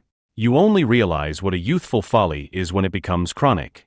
What seems to the half-witted person to be somehow a deviant form of behavior becomes a patented trademark for the aged, now professional freak Fisher about Fisher. What is obvious to the rebellious altar boy, the solemn discovery of the self, becomes second nature to the minister and turns into a promotional technique. On February 9, 1987, for example, Fisher writes in the Diary of Spiegel magazine, "I came here prejudiced against civil servants. My whole life as a freak can be explained by my mother's iron determination to make me a civil servant with pension rights at all costs, and I am disabused." The essence of Fisher's undogmatic attitude is not yet apparent from the admission that bureaucrats are not in fact the malevolent monsters that the parking offender, arguing about his parking ticket, declares them to be. Anyone else who was merely offered the opportunity to have a drink with the fines office would be just as cured of prejudice. Nor is the surprise that after dismissing the prejudice about the officials, the critique of the social function of the administration does not finally begin. This point can be derived without difficulty from Fisher's realpolitik eco-libertarian attitude. What is surprising is that the son seems to have inherited none of the dialectical consciousness of the mother, who probably sensed that nowadays you can only become a man through protest. From maternal materialism, Joschka has retained only the shrewdness that prompts him to pass off his class background as innate, unchangeable, and a special personal advantage. The bourgeois statesman also does not publish diaries because he does not want to admit that it was not he, but his cunning creator, who decided that he should become a politician. He sees himself as a state organ, not as a mama's boy. The mere protocol of political life, which makes the fate of the state appear as pure improvisation, as a busy muddling through from day to day, and the personal charisma of the administrators of power as an eccentric quirk, is not his cup of tea. He leaves this business to the party executives and political apprentices and writes his memoirs instead of a diary. The value of memoirs lies in the fact that the statesman understands the everyday workings of politics as the form in which, unconscious of the workings themselves, the sovereignty of the state is realized. The reason why memoirs are incapable of the naivety of a diary, the reason why political autobiography therefore constantly oscillates between fatalism and cynicism, lies in the fact that the statesman sees himself as the character mask and the human material of the state purpose. In contrast to the generation of politicians that has emerged since Peter Glot's Innenausstattung der Macht, the interior design of power, reading the memoirs of someone like Heinrich Brüning or Konrad Adenauer never gives rise to the suspicion that politics is only done for the sake of self-discovery and the diary. In the diary of the political manager and apprentice, the mere material character of the political life remains raw and unpenetrated, a shapeless mass of life that only finds its unity in the mechanical flow of time and whose literary expression makes one believe that there is no other unity besides this purely formal one. Politics dissolves into an endless chain of negotiations, agreements, talks and compromises, disintegrating into diplomatic maneuvers and cleverly constructed administrative traps. The only thing the blind juggernaut allows is the struggle for what Joschka Fischer calls political survival, the fear of political suicide, and the fear of slowly losing one's political mind. It is understandable that in this chaos, the desire to finally find someone with whom one can speak frankly and freely thrives above all. The remedy of politics is honest dialogue, sincere communication. Only belief in the power of consensus as a therapeutic agent makes it possible to stop the Sisyphean struggle against misunderstanding. Just as the idea of politics consists in the application of the law against everyone, and without exception, so its reality consists in a vast number of people who have no idea about it. It is teeming with Jesuitical characters who with subtle legal logic go around the political problems like a cat around a hot stick, people who are not really ministers, only play them, ragged figures whose political and moral excess is unbearable, and finally a lot of gamblers who confuse politics with cheating. A real hell, a dance floor of political monkey dances around the idol of tactics, which finds its diabolical apotheosis in the class idiocy of the entrepreneurs. All this drives Fisher so far from political rationality that in the end he takes refuge in the theory of state monopoly capitalism. Despite the fall from grace among politicians, who do nothing but embarrass the idea of politics, Fisher can remain relatively calm, for he has an infallible compass for navigating the general direction of this confusion, his political instinct, his maternal inheritance. It is precisely these unconsciously unblemished, naturally animalistic parts of him that allow him to flee to where he picks up the scent of honest communication. In the figure of Holger Borner, he recognizes the down payment on the true idea of the political, a piece of holistically embodied, objectified utopia. Here is a person to whom the spoken word applies, a politician who works through the whole person, who even, if he suffers damage to his very own understanding of the state, gets an identity crisis. The idea of the political has a hard time. The political space is constantly besieged by externally controlled interests.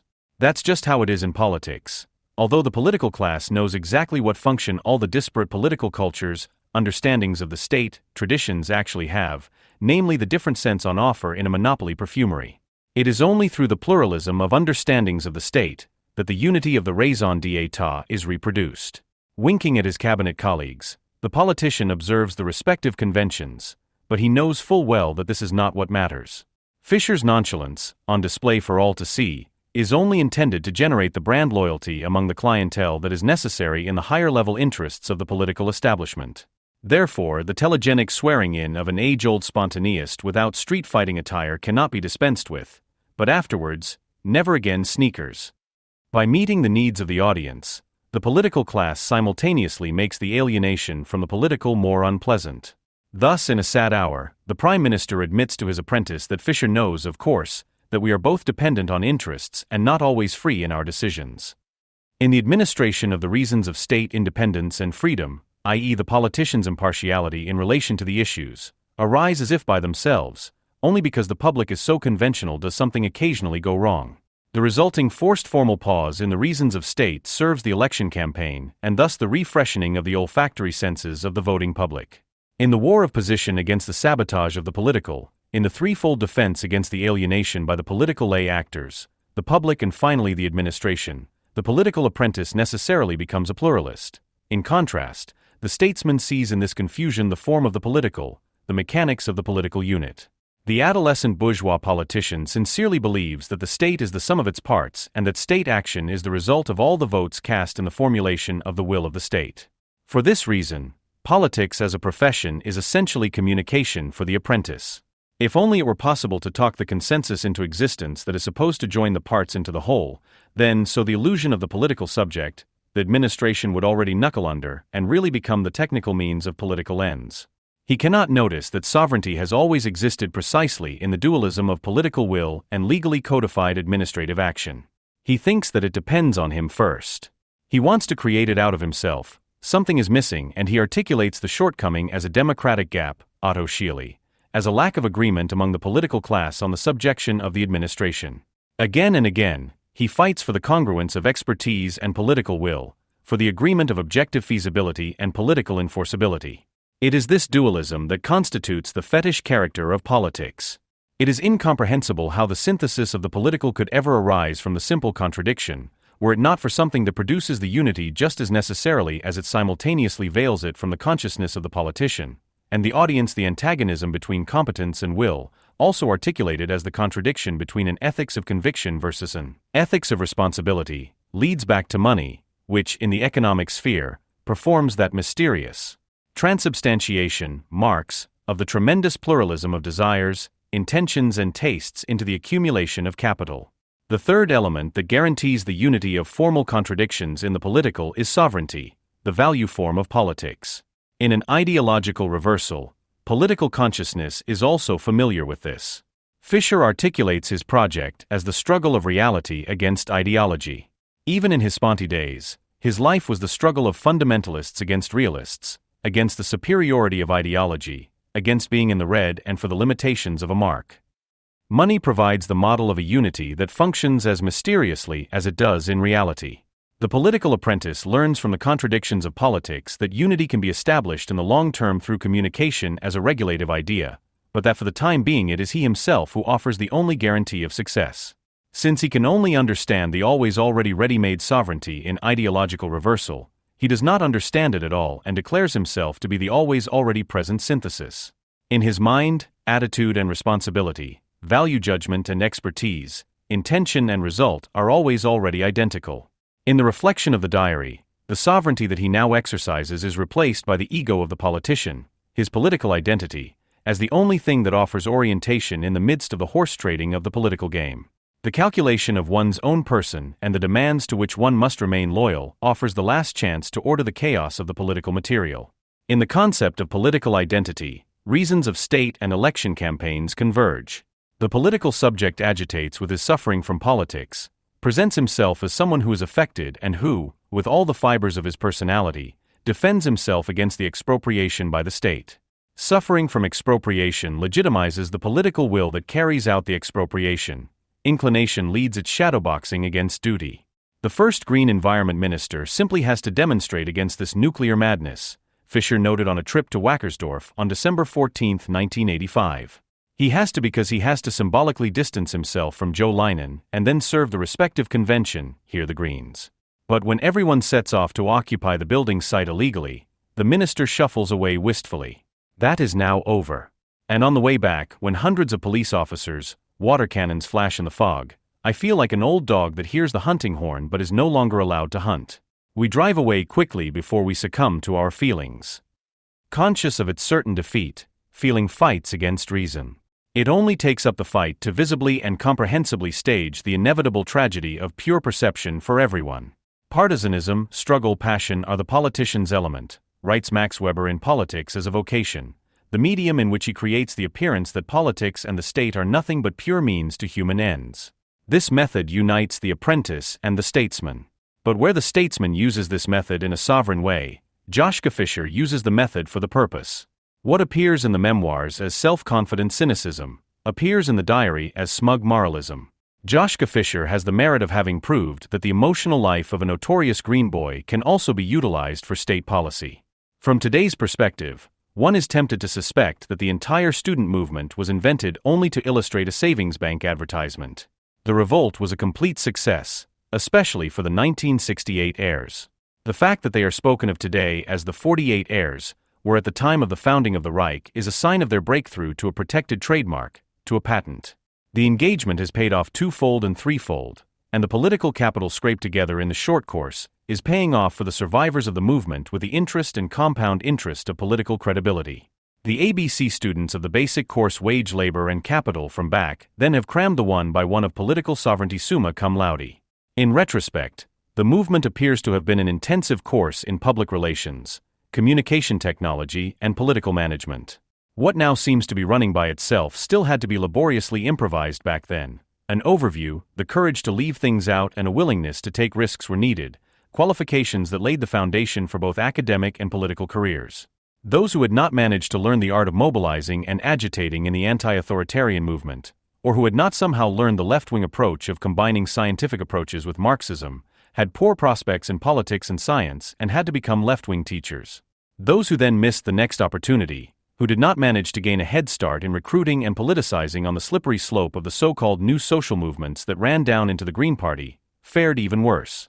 The grammar schools were overcrowded with those entitled to a pension, and the universities were already overpopulated by comrades who wanted to teach Marxism and ecology, or alternatively linguistics, ethnology, or, like a former federal chairman of the MSB Spartacus, anthroposophy.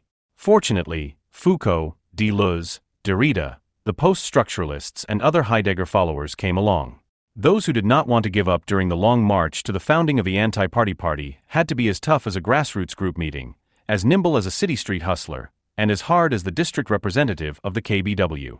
The elite who now took the lead had sufficiently proven that their awakening in '68 was not an external destiny, but an inner calling.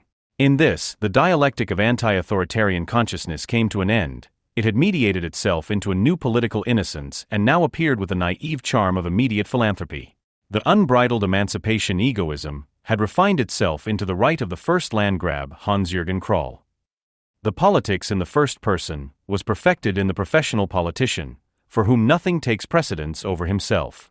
Nevertheless, A modicum of inner distance had to be present, a kind of roguish humor that was supposed to make people believe that politics was about higher purposes and was not so deadly serious. In addition to Joschka Fischer, Daniel Cohn-Bendit is inimitable at this art, who smugly annoyed another cultural revolutionary of the time with the question, "And you no longer fight against the state?" A "you" that melts on the tongue. The interviewee, Jerry Rubin, author of the Revolt bestseller Do It, had to come up with the truth. "No, not anymore. That's unnecessary, it's the wrong fight. The state, I now have to become that myself, not me personally, of course, all of us. All of us from the 60s generation who now make up the masses of the 80s. The best and only way to fight the state today is to put ourselves in its place. And we are numerous enough, we, the bankers, doctors, dentists, entrepreneurs, the state that is us. Why should we fight against ourselves?" This is the art of political communication, the program of the Wandervogel, elevated to a party, the Bundesjugend, to which one attaches oneself with all one's fiber, to tease out of the others. The modern professional politician, drilled in anti-authoritarianism, has learned to maintain a clear mass line while never committing himself irrevocably. He is flexible, knows how to distinguish between his supporting leg and his free leg, he does not get tangled up, and on the long run to himself he never lets himself be caught on the wrong foot. He alternately plays off the demands of the past against the reality of today, then again the party against the movement. He establishes himself as the all-encompassing mediator who, by virtue of his originality, holds the extremes together. This ingenious mediation between zigzag and general line was practiced in the talk of the unity of theory and practice, which the participants of party schoolings and the self-organized seminars under the direction of Wolfgang Fritz Haug, Joachim Hirsch and Elmar Altvater got drunk on. Contradictions were not an issue, because life itself held the whole mess together. And when Adorno spoke of the opiate of collectivity in 1969, in the marginal notes on theory and practice, his assessment of the protest movement, this judgment no longer concerned anyone who, with a distinctly anti-Semitic tone, had dismissed critical theory as out of touch, hostile to the people, and elitist. In 1968, people were opposing the emergency laws, denouncing the state as fascist and trying to virtualize the Germans' murderous collective of the Volksgemeinschaft through the phraseology of class society. Today they are tinkering with draft laws and praising parliamentarism to the skies. But only with mental reservation, of course. For example, a Green faction spokesman in the Bavarian state parliament said years ago, "If you rule out a revolutionary change in the medium term, we will also think about the time perspective that we can allow ourselves in view of the threat to our livelihoods." Quote end. One excludes, and we think about it. For example, about this, we have no reason to overlook the deficits of state action and the corruption of those in government. But it would be throwing the baby out with the bathwater to totally reject the state as such in today's world for this reason. End of quote. Despite all the individual criticism, in terms of the whole, it has to be constructive and pragmatic.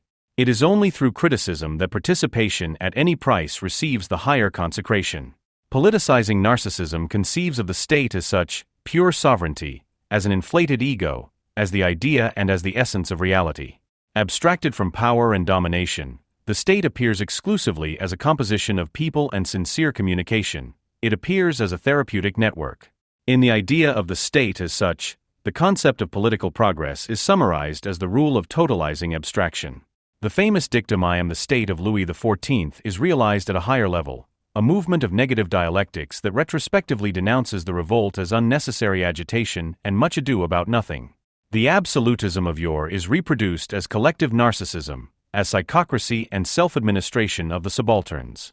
A trained pastor, the former Maoist farmer representative Antje Vollmer, summed up this development on behalf of the heirs of 68 when she once stated in the Bundestag that the state is not something separate from individuals, a collective fundamental evil, but the state is us. Stalin never spoke more colorfully about the dictatorship of the proletariat. 40 years of 68 have fossilized the anti-authoritarian youthful transgressions of the past into German democratic senile stubbornness, and this end reveals the truth about the beginning.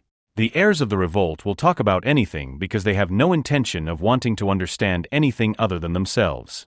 Their unconditional will to power, which the protest movement still had to keep secret from itself in the Leninist nagging question of what is to be done, was the catalyst for Germany's reparation. Thus, the left-wing radicalism of 1968 was by no means, as Lenin liked to think in a different context, a childhood disease of communism, but rather the abyss of Enlightenment betrayal that anyone who wants to achieve something in Germany must go through. Nonviolent, grassroots democratic, social and ecological social democracy has always been that. Nonviolent, its submissive respect for the state's monopoly on the use of force. Grassroots democratic, its loyal belief that only universal suffrage provides sovereignty with a real democratic foundation. Grassroots democratic, too, the slogan for the 1983 federal election. Do politics yourself in the future. Socially, the historical engagement for the welfare state's recognition of the value of simple work. Finally, the goodwill not to harm a fly, at most, like the comrade interior minister people. The sum of everything that is dear and precious to common sense, if it is only progressive, also represents the basic values of social democracy. The rise and fall of the Greens is a derivative phenomenon of the crisis of social democratic hegemony. With Willy Brandt, the pathos of social reform by the state came to an end even before the smooth transition to crisis management in 1974-75 embarrassed social democratic reformism as a mere verbal reflex of the student movement. It is understandable, then, that broad sections of the population, who had been agitated for the SPD by the SPD's slogans, refused to accept this rapid change and began to demand the program of social democratic awakening in the face of its consequent burial. They were post-materialistically oriented even before the word was invented. They not only took the university version of reformism, knowledge is power and equal opportunities instead of elite education, seriously as a possible compensation for economic inequality, but also sought their material livelihood through their engagement. Their clear conscience about promoting social and democratic progress and being promoted themselves, about being, first of all, public enemies in a professorial chair port, and secondly, obliging the state to thank them for it, revolted against its technocratic sellout. Only naked expert knowledge was to count, not the illusions of the experts. The social workers and psychotherapists, the student teachers of German and social studies in particular, began to become politically independent, tentatively at first. They decided to understand the social democratic turn as proof that the labor movement in general and the class struggle in particular were unworthy of them as individuals. The constitution of the new middle class into an autonomous party, which was thus initiated, accelerated through the citizens' initiative movement. It needed the experts along with their illusions. An unimagined labor market opened up, because the academics only had money in the form of their BAföG student loans and thus had to work off their new perspective by formulating ecology as the new leading science and worldview. The Green Party was founded to have this ideal denominator reimbursed in the cash of the election campaign costs. The politics of nature had the effect of a revolution on the market of those justifications of how the common good is to be placed before self-interest. Once present on the political market, it was immediately exposed to fierce competition. The Green synthesis of particularistic egotisms now seems to be breaking up in this competition. The varnish is cracking and the asserted generality of the generic interest in survival is becoming, in the face of the economic crisis, precisely the ideology that it has always been. Roughly, 3 piles of debris can be distinguished. First, the folkish life reform spiritualist faction, which, depending on the interpretation of what the true needs might be, is once again breaking up into tribes, communes, and circles. The occult journal Neue Zeitung formulates its general denominator as longing for a revolution of the bowels, i.e. for a turning point that extends into the body's sensations. The world is to be saved and supreme fulfillment, created by the spirit-strengthened enjoyment of peristalsis. Naturally, social democracy has little more to offer this faction than the declaration that the problem is close to its heart.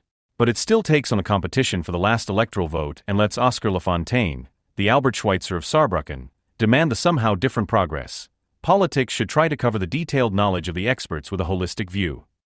Holistic, the password of the gastrointestinal revolution, is not bad at all. But Lafontaine goes further. The turning to life, the turning of the soul from selfishness to compassion, from having to being, is the central problem. Consequently, the social democratic connection to the German folkish tradition of the Spirit Revolution appears as a concrete utopia in the spirit of Ernst Bloch and socialism, as a resistance movement against the destruction of love. The Holy Family of the SPD, with Johannes Rau in the center like a statesman, flanked on the left by Lafontaine, Epler and Schroeder, and sitting on the right by Glas, Rapp and Borner, also takes care of the second Green faction, the eco-socialists, as if they were their own beloved voting cattle. Here it can be a little Gramsci and a pinch of Euro-communism. Glatz, in particular, is aware of how much the left's relationship with the SPD is characterized by the assumption that social democracy is a party of dual character, of unholy indecisiveness between proletarian substance and bourgeois function. The New Left never got beyond Lenin's definition of the SPD as a bourgeois workers' party. Since the adherents of the dual character thesis can't help but locate the originators of the deviation from a proletarian substance in the bureaucracy, the opportunity arises to critically measure the bureaucrats' actions against the party conference resolutions and thus politicize the base. The Glatsian theory ragout of Marx, Gandhi and Gramsci will be welcomed by the eco-socialists as a sign of a left turn by social democracy. Finally, the radical democratic, realpolitik, eco-libertarian faction as the majority not only within the Green Party, but above all of its voters. Their politics and theory give a sense of the political sensitivity of leading social democrats.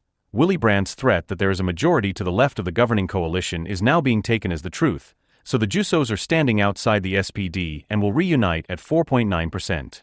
In Hesse, the Jusos are playing their favorite game of casting the DGB's demands into law and thus trying to embarrass the government. It is this renunciation of the critique of political sovereignty, i.e., of the right as a derived function of power, that unites the Green majority with ecological social democracy and at the same time opens the hegemonic gateway for the SPD to enter the Green Party. The Greens assume that social democracy is capable of generating legitimacy solely through technocratic legality, through formalism under the rule of law as an end in itself. They counter this formalism with the politics of credibility, without realizing, however, that the very dualism of the legal and the violent state is rooted in the contrast between legality and legitimacy, the unity of which is state sovereignty. Legitimacy, derived from fictitious general class interests, revolts against mindless formal administration without wanting to realize that it is its doppelganger.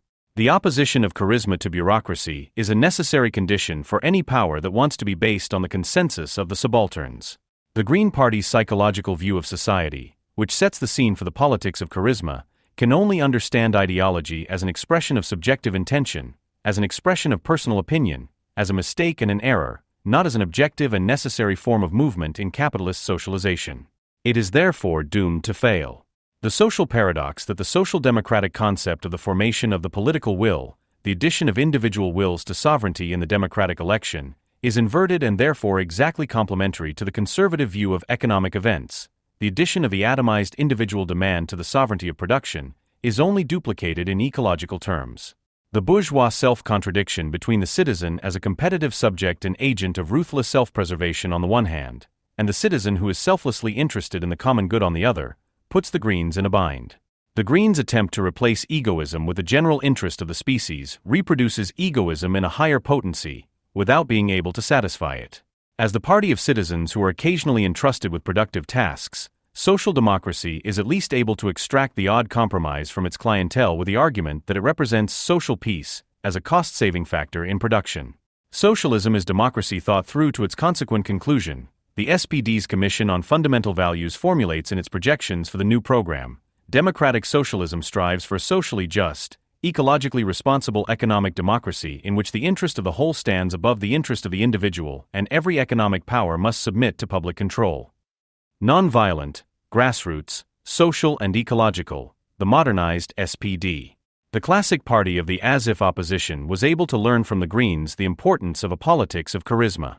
Thus the new program, however it may differ in detail from the Godesberg program, is already suspended and the relationship trap for alternative criticism is installed, so that social democracy can say both a wholehearted yes to green utopia and a no to the Green Party. Socialism appears as the realization of those civil rights that real factory despotism posits as an ideological mirror image and complementary necessity of itself, in production, socialism as a watertight duplication of what is the case anyway. In this mirror game, political credibility is the seamless connection between reality and ideality, between democracy as current misery and path to utopia, the ticket to enter the political market. Participation in sovereignty can only be acquired at the price of playing this mirror game. Bourgeois rule is not organized by the apparatus of violence alone, but primarily through the contradictory, and therefore concrete identity of the splinters of reality and ideality distributed among the pluralistic parties. Ultimately, the parties are structured according to the aspects of crisis and the state of emergency. Where the left thinks in terms of economic crisis and collapse, it sees the state as a mere instrument, if only it were democratically constituted and a welfare state. Where the right thinks from the perspective of the coup d'état, it sees the economy as the neutral means of satisfying needs, if only it were depoliticized, a market economy, and rid of and divorced from the deepening of civil rights into production. This is the antagonism that the process of sovereignty guarantees as a synthetic unity of hegemony and coercion. The dilemma of the SPD is reflected in the social democratic offer of an antagonistic cooperation between capital and labor, in the attempt to once again take the famous reformist tightrope walk between storming of machines and coup d'état, and in the cardinal question derived from this: how do you avoid Chilean conditions? Glas reflects the dilemma of the SPD. It faces a rival that it can outbid, the Green Party. But at the same time it is outbid by a conservative rival that tends to suspend democratic formalism. By conducting this competition only as a trench war, the classic formula of Karl Kautsky and the blueprint of January 30, 1933, that is, in the pious hope that the opponent may accept the social constitutional state as the clearinghouse of the productive factor social peace, with a chance of democratic change of power, it has recognized that it is below the level of its competition. The right is gradually abandoning the only political model that social democracy has at its disposal, the welfare state, as the embodiment of what has historically succeeded what Godesberg still demands: the emancipation of the economic subject to the economic citizen. This nationalization of the working class, its negative but complete emancipation to self-conscious wage labor, remains, in practice as well as in program, the last word of social democracy, even in a situation in which the right-wing ideologues of this warped emancipation as a frustration economy, George Gilder, have already prepared the end. The return of the good people of Godesberg thus signals the bleak renaissance of the moral victors of 1933, who could have been mistaken for Neanderthals and yet have passed this title on to the Greens. The latest fight for economic democracy will have a similar outcome to that of the 1920s. At the time, Fritz Naftali, the inventor of this political model, which was saved from the period of the Castle Peace over Weimar to Bonn, noted with satisfaction as a great victory that the trade unions were granted a say in the frozen meat control committee of the German economy. The most exciting event of the last Bundestag election campaign was an alleged fake scandal involving the CDU. Instead of using models or real people, the CDU had used staff from the Konrad Adenauer House for photo shoots for some election posters. Party colleagues had played the role of nurses or were dressed in police uniforms, prompting Jörg Rodek, deputy federal chairman of the German Police Union, GdP, to protest and build with the words, "We are not props for election programs." Paul Ziemiak, general secretary of the CDU, countered the criticism with an argument that no one can contradict in these times. They had avoided shootings with professional models or actors in order to be able to comply with the strictest corona standards. In this way, the discrediting could not only be averted, but also turned into a moral surplus value. This resonated with motifs that also determined the election posters of most other parties represented in the Bundestag: the moralization of politics, the emphasis on seriousness and objectivity, which goes hand in hand with largely refraining from polemics against the opponent, as well as the hype surrounding facts behind which individuals have to take a back seat. One striking feature which characterizes the election posters to varying degrees is connected to this pathos of objectivity. Rarely have election posters been as iconographically unoriginal as they are this year. Where excessive polarization, the elaboration of contradictions and incompatibilities, seems to be self-prohibited in the face of an emergency affecting everyone, self-promotion is presented in an aerosol-dimmed way, so to speak, because any one-sidedness or hostility could be understood as a breach of the requirement to maintain distance. And in these times, what is required is not to emphasize differences, but to maintain the cohesion of the caring community, which sees itself as a modern form of a community based on solidarity. This redefinition of the caring society explains the strangeness of the fact that the topic that has been the dominant one for the past year and a half, the policy of measures in the fight against the COVID-19 virus, hardly appears at all in the party's election campaigns. To be more precise, it does appear, but not as a controversy on which a position would be taken, but almost secretly, in the respective accentuation of the posters. In doing so, the parties communicate a great deal about their self-perception. If one is to believe their self-representation, there is only one other New People's Party in 2021 besides the CDU, the Greens. They are already presenting themselves as the winners of the election, who, after taking office, will drag the Christian Democrats behind them as a senior partner. While the Social Democrats seem to have resigned themselves to their status as a small party, the Left Party, FDP, and even AfD are acting modestly rather than openly oppositional.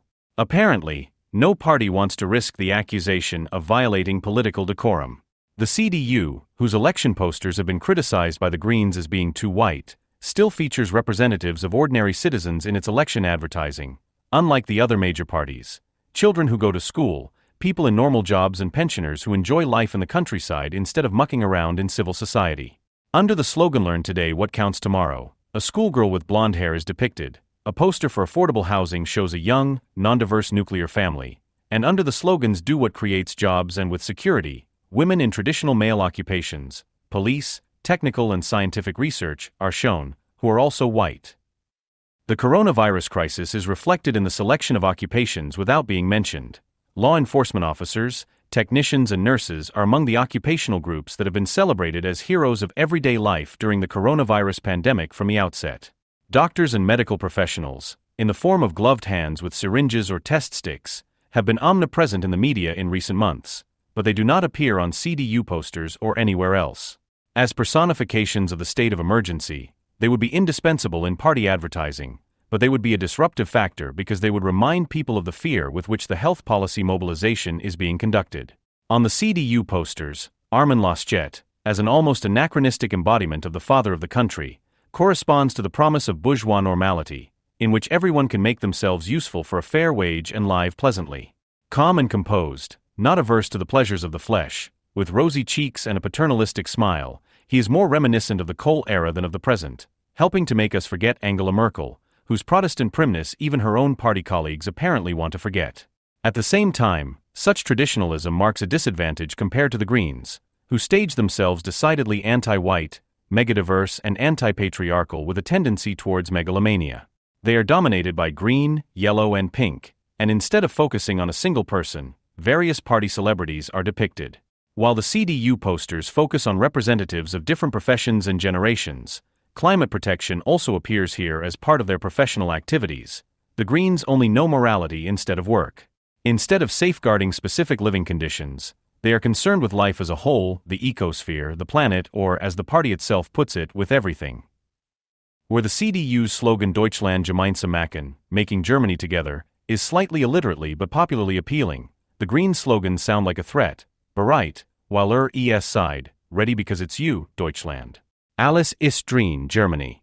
Everything is possible, alles ist möglich, everything is possible.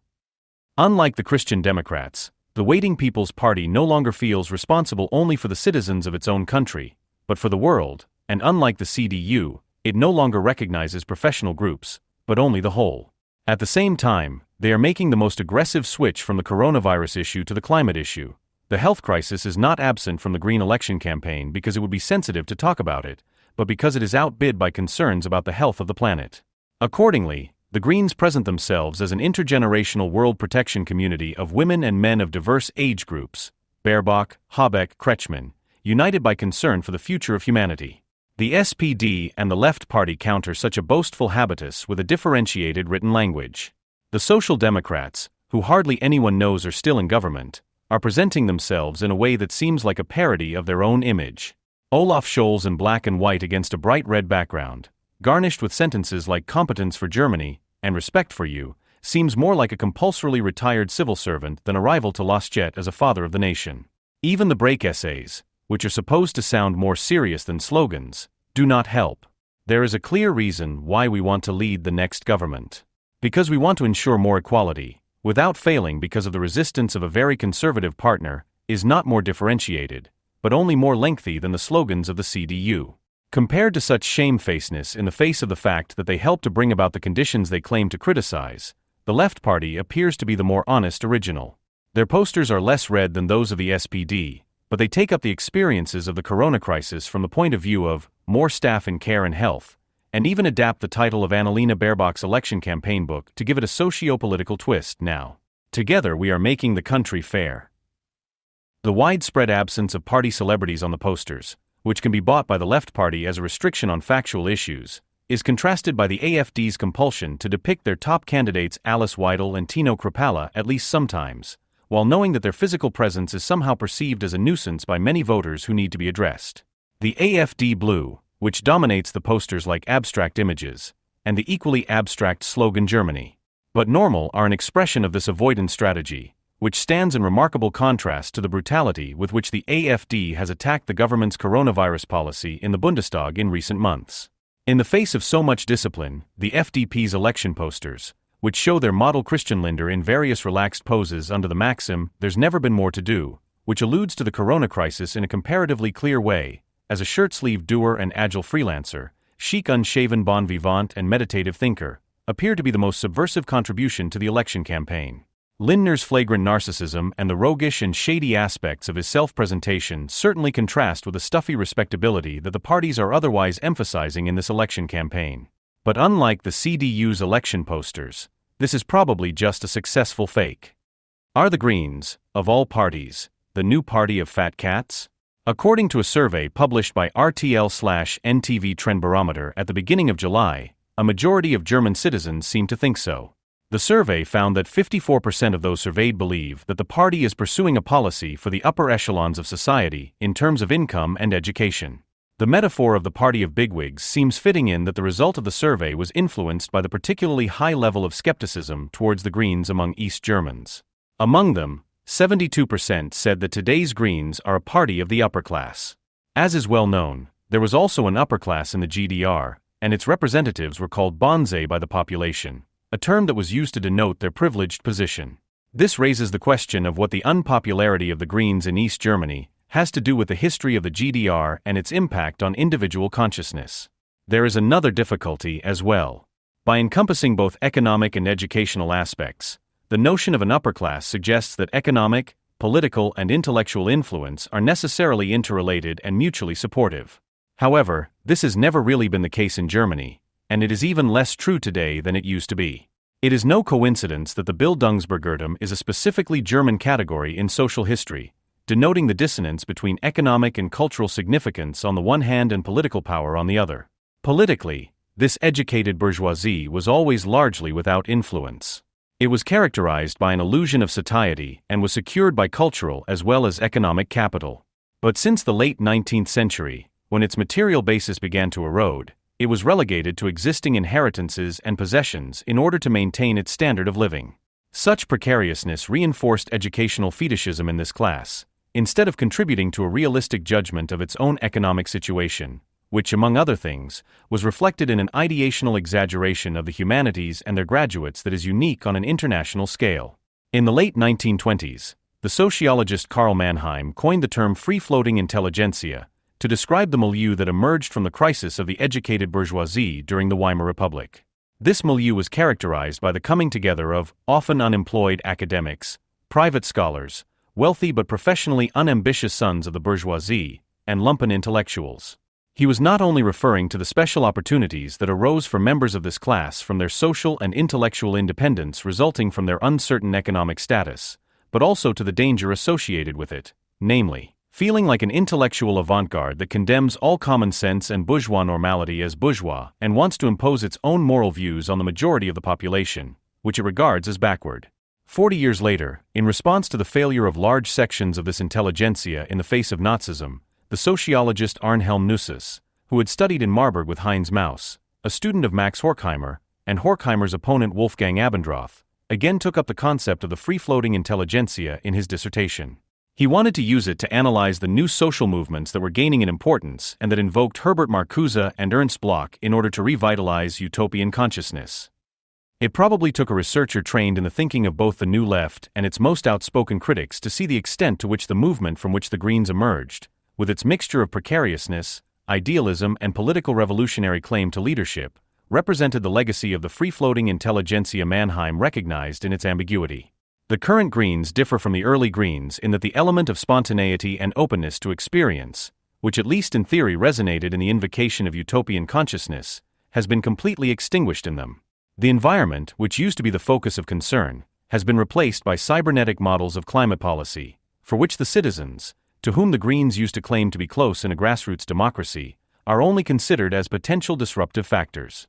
In the 1970s, utopia was already being invoked against all historical insight, with the crazy spontaneism of the human-dominant urge that many Greens, as former Maoists, were born into.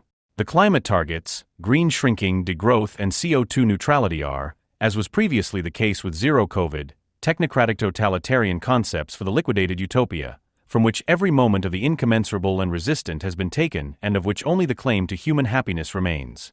As a result, the free-floating intelligentsia has become an elite abandoned by intelligence, an upper class without a basis, so to speak, which, in the name of its moral claim to absoluteness, undermines the conditions for the possibility of its self-reproduction. It is therefore true that the new Greens are bullying the lower class and the middle class, which is in the process of descending. You can only get a correct ecological footprint with sufficient income. A balanced diet is expensive. You will have to be able to afford the looming energy and other prices, and the use of pronouns for fantasy and third genders are indeed pastimes for people who have not learned anything useful. At the same time, however, the new green policy is directed against both the service providers, that is, against the residuals of the middle class, who will provisionally ensure the illusory continued existence of bourgeois minimum standards in the service economy, infrastructure and everyday culture for a few years, and against the remnants of bourgeois intellectuality at universities and in the cultural sector, thus just as much against the upper class. In this sense, today's green politics is not fighting any identifiable social class in the interest of another, but rather the entire bourgeois society and its inherently contradictory conditions of reproduction. That is why, in addition to the Zeitenwende turning point, the equally vaguely invoked war against the virus against climate change has become the guiding metaphor in recent years, the most effective synthesis of which so far is the fight against the right. Who the right-wingers are is at least as unclear as the question of who the free-floating elite is. It is an empty, but precisely for that reason useful, determination of the enemy, which can affect anyone, can be applied to anyone, and is necessary for survival for all those in whom hallucinatory wishful thinking has completely replaced the perception of social reality. Felix, a boy from a good family who is critical of global warming, does not like being fooled. I hate it when adults act as if they have a monopoly on the truth. After all, it is the adults who are responsible for the impending disaster, which, however, does not only cause him concern. Part of the country will flood, while the other will become a huge snow desert. But if it looks like the fields here, it's not all that bad. Aside from his taste for the apocalypse, which is not out of the ordinary in this country, the hero of the 2011 young adult book Wolfsnacht, Wolf Night, has no serious problems. That changes when a wolf comes dangerously close to him in the middle of the forest. Because Felix doesn't keep the little adventure to himself, the whole community soon learns about the problem wolf, who finally falls out of favor when he preys on the chickens of the local farmer shortly afterwards. Anger grows. The citizens arm themselves, and even the army moves in. Felix didn't want that. So he decides to protect the animal from the vigilantes, together with Leah, Car's Suck, and Dr. Koopman, a wolf expert hired by Greenpeace. The mission is a success. In the course of the rescue operation, the young animal lover proves to be a responsible problem solver who does not allow himself to be infected by Lee's radicalism. For example, we could puncture the tires of all police cars and army jeeps. In the end, harmony reigns, and Leah gives Felix a heart-wrenching gift. From the plastic bag, I pulled a backpack. It's bright yellow, and on the front, there's a wolf paw print. The story about saving a wild animal, which has been used for ages as a projection screen for nature enthusiasts, was thought up by the author couple Robert Habeck and Andrea Paluch, who specialize in youth political edification literature. In a world where conflicts can quickly escalate, the message is that it is important to take responsibility and show engagement in what you do, without going overboard. Then you will be rewarded with a happy ending. Here, parents from the German middle class have wrapped up their idea of the perfect children in a bland story. Constructive lateral thinkers who like to be outdoors, have a heart for animals, and instead of thinking about moving out of their parents' house, prefer to think about the future of the planet. The older generation with the false truths they are actively opposing are, of course, not their own mothers and fathers, but rather irresponsible egoists who would rather shoot the wolf than sit down at the round table. Committed students are currently demonstrating for climate protection every Friday, under the applause of the ecologically correct majority of this country, with slogans like "We are here, we are loud because you are stealing our future." The obsession with saving the planet has long since driven out of them not only any notion of reasonable advocacy, but also the carefreeness that once characterized youth. Instead, they give the impression of breath-envious early bloomers who lack the little self-respect that could prevent them from hanging around at climate demonstrations with the consent of their legal guardians. Their exaggerated concern for the future is an expression of the class standpoint of academic children, who have been greened early on, in whom the permanent stimulation of their egos has awakened the idea, inspired by their belief in their own self-efficacy, that the great creative tasks await them. Meanwhile, a glance at all the climate activists around them could make it clear to the more realistic among them that one should not expect too much from a future under such people, regardless of the weather. The sound for environmental engagement is no longer provided by Robert Habeck as a writer of young adult books, but as a green frontman. But the happy end slogans for the electorate are at least as kitschy as the educational principles from the wolf tale for adventure-seeking eco-kids. There is a longing for a politics that doesn't consider visions to be a swear word, a politics that moves people and takes them along, that makes democracy tangible. In his 2016 political autobiography, Wer wagt, beginnt Die Politik und ich only in German, Habeck, who joined the Green Party in 2002 when he was already in his 30s, describes his politicization as a consequence of a productive crisis of meaning that made it clear to him that the binding force of my everyday life, my private inner cosmos, was no longer enough for me. So he was bored, which is why he decided to join the cool, Robin Hood-like pioneers for a better world. As a reminder, in 2002, the Red-Green coalition government had been in office for almost 4 years. In the wake of the Hartz IV reforms, the romantic do-gooders had launched a deeply illiberal, and precisely for that reason so well suited to genuinely social democratic mismanagement, a training program aimed at getting the human material up and running to upgrade Germany as a business location for the total world market. A second competition-neutral labor market was created, thereby degrading potential employees to semi-forced laborers and almsmen. This has nothing to do with capitalist exploitation, where the employee's share of surplus value is still up for discussion, but with a labor regime that is not liberal or conservative, but genuinely social democratic. Even the Greens' approval of the military destruction of Yugoslavia could have helped to make it clear at the time that the Greens are not primarily concerned with the revenge of the disinherited. Habeck's talent for positive thinking may have helped him to quickly become state chairman and, a few years later, environment minister in Schleswig-Holstein. He gave up this job as Minister for the Outside World, Habeck on Habeck, last year to take over the national leadership of the Greens together with Annalena Baerbock. Since his move into national politics, Habeck has been considered a political sensation. He inspires the audience, which is hungry for meaningful stories, not with content that is so irrelevant that it can be confidently neglected, but with his appearance.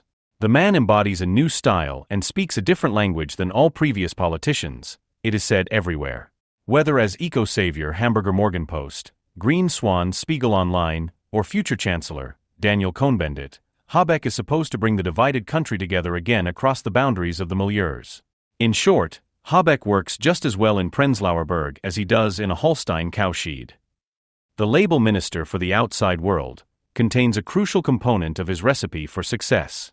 Habeck is seen as a doer who is not above donning a pair of rubber boots to solve local problems. He combines an existential worldliness with an emergency jargon, in crises, the hour of the political strikes, that is supposed to emphasize that his political engagement stems from the deeper layers of meaning of our existence. Habeck doesn't just have political interests, he feels no less than a longing for the sea in what he does. He rejects the relativity of anxious groping, quite unnoticed. He ties in with a very German tradition that says, if you want to live, you have to knuckle down. He enriches the green-painted power-through joy gesture with the most shameless kitsch, which begins with the longing for the sea and reaches its goal between dead sperm whales on the North Sea coast, which helped him decide to run for party leadership. Quote, but now, here in the mudflats between the dead whales, what is right and important is sorting itself out again. End of quote. Peddling one's own sensitivity is not perceived as intrusive chumming up to the esoterically susceptible, simply because contemporary politics has long since merged with the grand emotions that everyone wants to have. The emphasized sensitivity also serves the viral mass need for sensitive masculinity, which may also come across as a morbid obsession with dead animals, as long as the respective self-staging remains recognizable as a confession of one's own weakness by the one who, even when poorly shaved, appears not as a rough guy, but as a soft mop of hair. A recent article in the Süddeutsche Zeitung reported that current photographs of male actors and pop stars show a completely new look. The new man no longer looks down from above, but as if you have just raised your bowed head to look a bit embarrassed, a bit enigmatic at the camera. Photos of Habeck, in which his pensively bowed head and whimsical gaze are intended to convey a weighty mind and sociability, testify that the image transformation we are talking about here has also reached professional politics. However, the womanizer politician build can do more than just look cute. He listens and thinks before he says anything. He has trained his intellect on great philosophers like Immanuel Kant. End of quote. There is no chance that the celebrated man could be embarrassed by the adulation, because he himself doesn't do it under Kant either. I know that I don't know everything better. Kant taught me criticism and Camus taught me doubt. End of quote. There is talk with Karl Kraus that classical education sometimes illustrates above all the banality of the schmuck who constantly parades it. Accordingly, Habeck professes in a gesture of arrogant modesty, maybe it's because I've read too much Hegel, but I firmly believe that behind a seemingly random and incoherent series of events, there is often a common explanation. End of quote. Mind you, such sentences do not introduce a quote or philosophical digression, which would not make it any better, but serve exclusively as self-promotion. Habeck even manages to interpret the banal fact that his initial reluctance in the struggle for the party leadership did not harm him in the end as negative dialectics at work.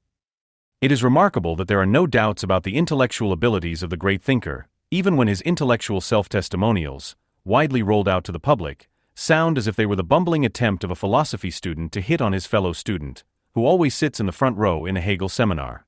The half-educated show-off with Kant, Hegel and company turns them into set pieces of an unrestrained political self-marketing strategy that testifies to the fact that a particularly devious careerist is hiding behind the displayed bookishness. The question of whether Robert Habeck is being celebrated as the man of the hour despite or because of his exaggerated self-confidence in intellectual circles cannot be answered conclusively. In any case, his atypical CV, a doctorate in a literary subject and working as a writer, i.e. basically the fact that he has learned nothing at all, is seen in the arts pages as an aptitude that puts him ahead of other politicians. Because everything will change radically in the coming years, the literary politician Volker Weidermann could put his narrative skills entirely at the service of political moderation and provide the hands-on part of society with motivational aphorisms, speculates Tobias Haberkern in Die Zeit. The suggestion that politicians should be brought on board, whose talent for smearing together half-baked fictions enables them to counteract the mood of crisis through discourse therapy, speaks to an understandable lack of confidence that also characterizes the mood in the upper classes. The dissatisfied could be dealt with on their own, but now even the well-meaning are showing the first signs of fatigue. As Claudia Seidel writes in the FAZ, since the AfD, in its chavvy way, has been attacking and berating the establishment for its very existence and the elites for their supposed aloofness so radically, the bourgeois public has got into the habit of defending the immanence of political thought and the empty phrases and narrow-mindedness of political language against the populists, as a necessary evil in the process of democratic compromise and consensus building. Habeck, whose language is able to view the political sphere from the outside, reminds this audience once again how great the yearning was just a few years ago for German politicians to be able to imagine an outside, a beyond, to politics itself. In view of the state of the German post-bourgeoisie, one would have to be crazy to think that the middle-class audience would have begun to defend the prevailing order and the phrases that support it only out of self-defense, while one should imagine the parliamentary routine before the AfD as a civilized interaction in which the citizens and their politicians were allowed to serve the true, the good and the beautiful undisturbed. But that is what Claudius Seidel, head of the feature section of the Frankfurter Allgemeine Sonntagszeitung, wants. He is so offended by the attacks on government policy that he would prefer to abandon politics altogether. The desire for a beyond politics that Habeck promises is based on the realization that in direct political dispute with the irreconcilable mob, one can only lose because what bothers them cannot be reasonably defended. That is why the rhetorically disarmed continuation of the political and economic course should be about the general public, with the hope that there will be less rumbling. How can you rail against political decision-makers who have no problem producing losers, but also remain human in the face of these difficult times? Or, to put it in Habeck's incomparable words, politics is knowing that political decisions change people's lives, and not everyone wins, and that we still have to look the losers in the eye. End of quote. The constant production of symbolic recognition is intended to erase the awareness that it should only be about material improvements. The priestly pity tour also serves the purpose of making all those who can well do without it look them in the eye and make them feel guilty. Because anyone who remains cold despite the nicest offers of dialogue reveals themselves as an enemy of democracy. A sense of pride in not belonging is beginning to erode our democracy. Quote end. In his latest work, Why We Could Be, Why Our Democracy Needs an Open and Diverse Language, Habeck explains why the reliably illiterate political class, of all things, should suddenly be concerned with language. Instead of talking to each other, he says, mutual slaughter is booming. The advance of populism's language of battle is problematic because speaking is not just a matter of manners. Rather, language constitutes reality. How we speak determines who we are, and who we can be. End of quote. He's not entirely wrong. After all, Habeck himself repeatedly illustrates in his speeches that he is as stupid as he sounds. At a time when party politics is considered ugh and bleh, 1,000 delegates are sitting here full of attention and concentration. This service to democracy is quite great. We will rock you. Quote end. What is striking about the disparity between aspiration and reality in one's own language practice is that those who most lachrymose lament the decline of language always only mean the language of the others, who lack education, but above all the willingness to engage in dialogue. The pedagogical view of the underclass obscures the fact that the regression of language ability has non-linguistic reasons that are related to the powerlessness and dependency to which individuals are condemned. On closer inspection, the complaint about the decline in language is not about language or its social conditions at all, but about the fear that the rallying cries of the ruling politics will no longer have an integrative effect even if they are refined in a socio-pedagogical way. The audience for the communication kitsch that Habeck represents is only seemingly the underdogs. It has become clear that some of the population can no longer be reached with either pedagogy or insults. This makes it all the more important that this section of the population is either silenced or declared a bunch of dangerous weirdos. Even Habeck cannot avoid speaking of those, of course, right-wing populist armies of trolls who have all day to let loose their insults. The hype around talking to each other proves to be a public soliloquy of the academic middle class, which presupposes the conviction of all participants that everything should remain the same. You don't have to be a conspiracy theorist to diagnose that the way of downward communication, the principle of carrot, looking the defeated in the eye, and stick, an army of trolls, represents the sometimes more and sometimes less conscious attempt to silence dissent through self-referential communication. Ulrich Enderwitz observed this more than 20 years ago, at a time when questions of communication were not yet at the center of political discourse. And indeed, communication is nothing more than the sacrosanct agreement made in objectu and the sworn statement made in rebus not to engage in any kind of objective debate, not to want to talk about the matter under any circumstances. End of quote. The framing manual, which provides ARD executives with rhetorical tricks to help them seal their own sense of moral superiority against criticism, is just one particularly brazen current example of the manipulative nature of the prevailing political communication. Habeck, who recommends that his readers be more sensitive to language and review their previous lines of argument, shares the view of the author of the manual, the eccentric language expert Elizabeth Welling, that linguistic interpretive sovereignty is a central factor in securing power.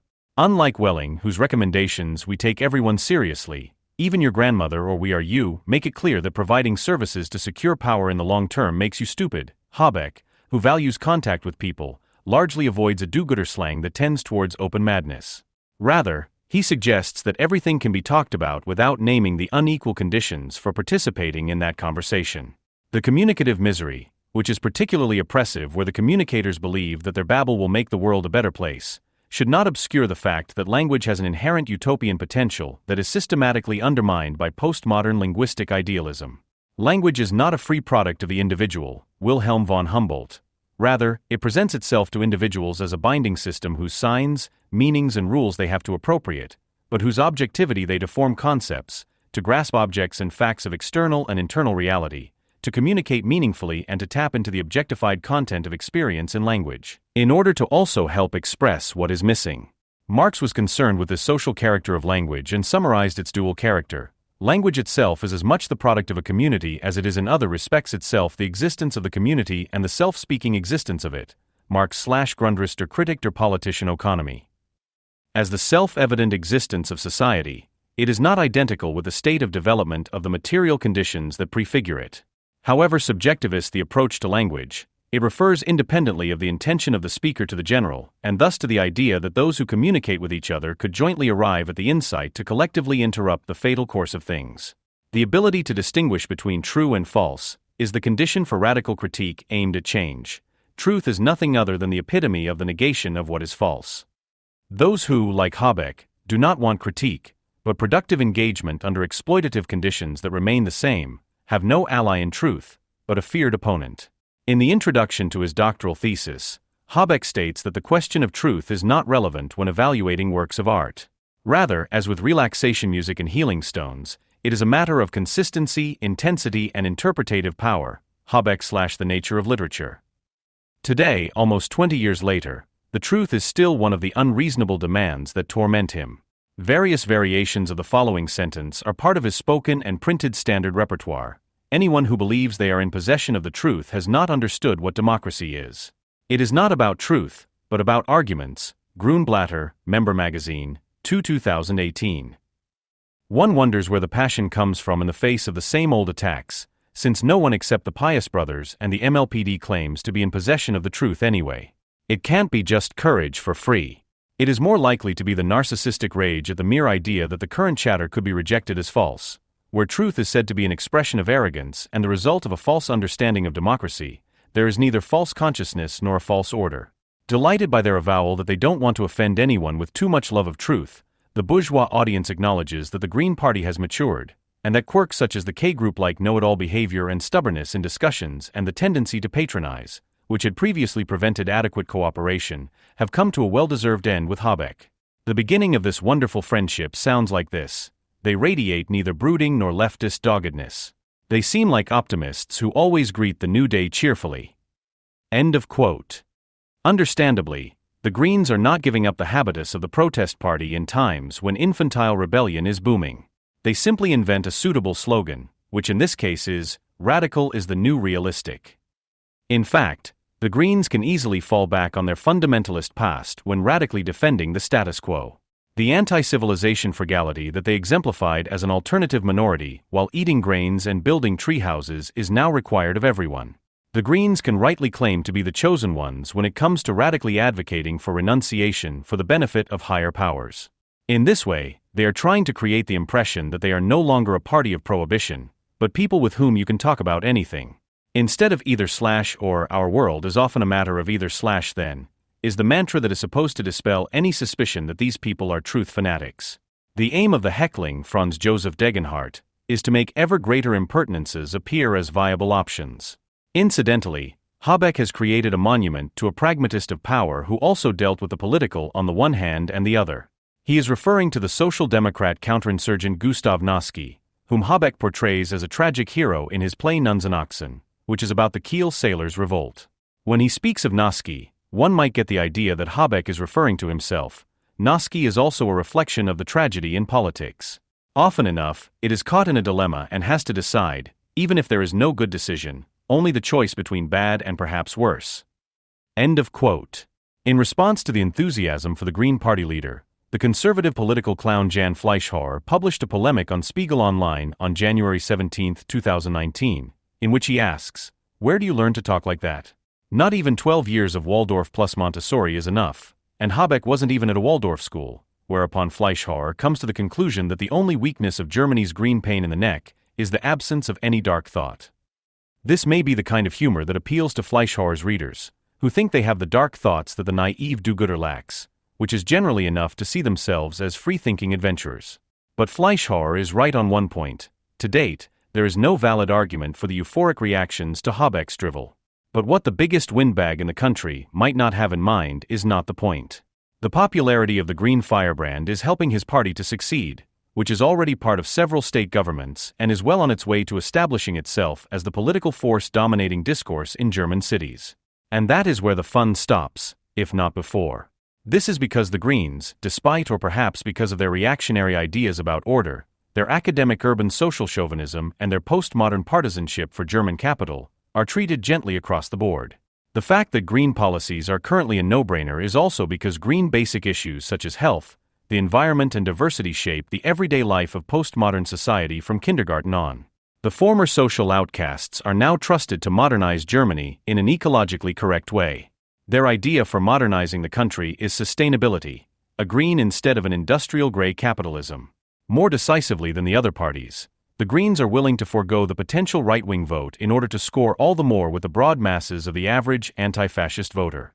By sticking to the status quo and defending everything the AfD electorate is revolting against, the Greens have become the most popular opponent of this problematic party. They are the only party that has been represented in the Bundestag for some time that is benefiting from the political polarization. Climate policy, which the Greens are pushing most radically, reveals the insane character of Germany's world-saving ambitions. In terms of energy policy, Germany is focusing on global markets for the expansion of sustainable energy sources and the associated technologies. The current boom in orders from German wind turbine manufacturers, who are wrestling with their Chinese competitors for global dominance in this sector, confirms that ecology can achieve more than just ideological surplus value. Consequently, efforts are also being made to impose the energy transition on other countries in order to sell them the cleanest green electricity in the world as soon as possible.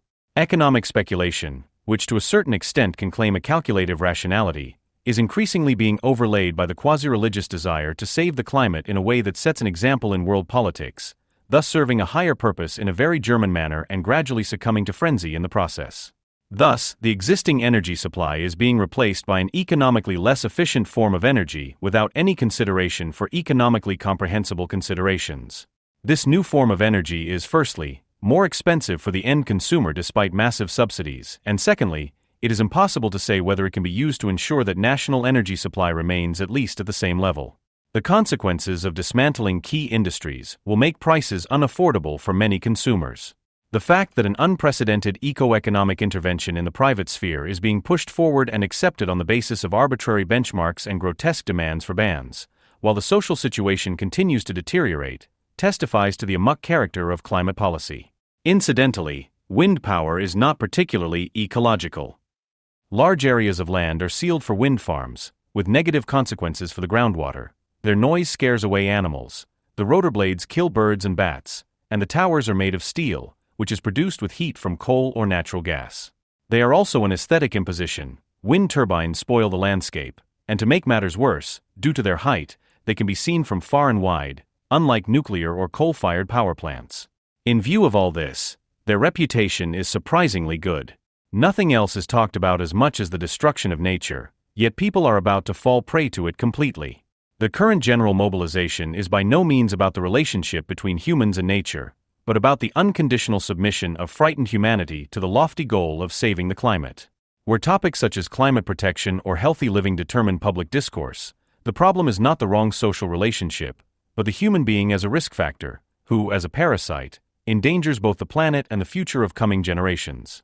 For large parts of German society, saving the world's climate still has a narcissistic appeal. But that could change quickly.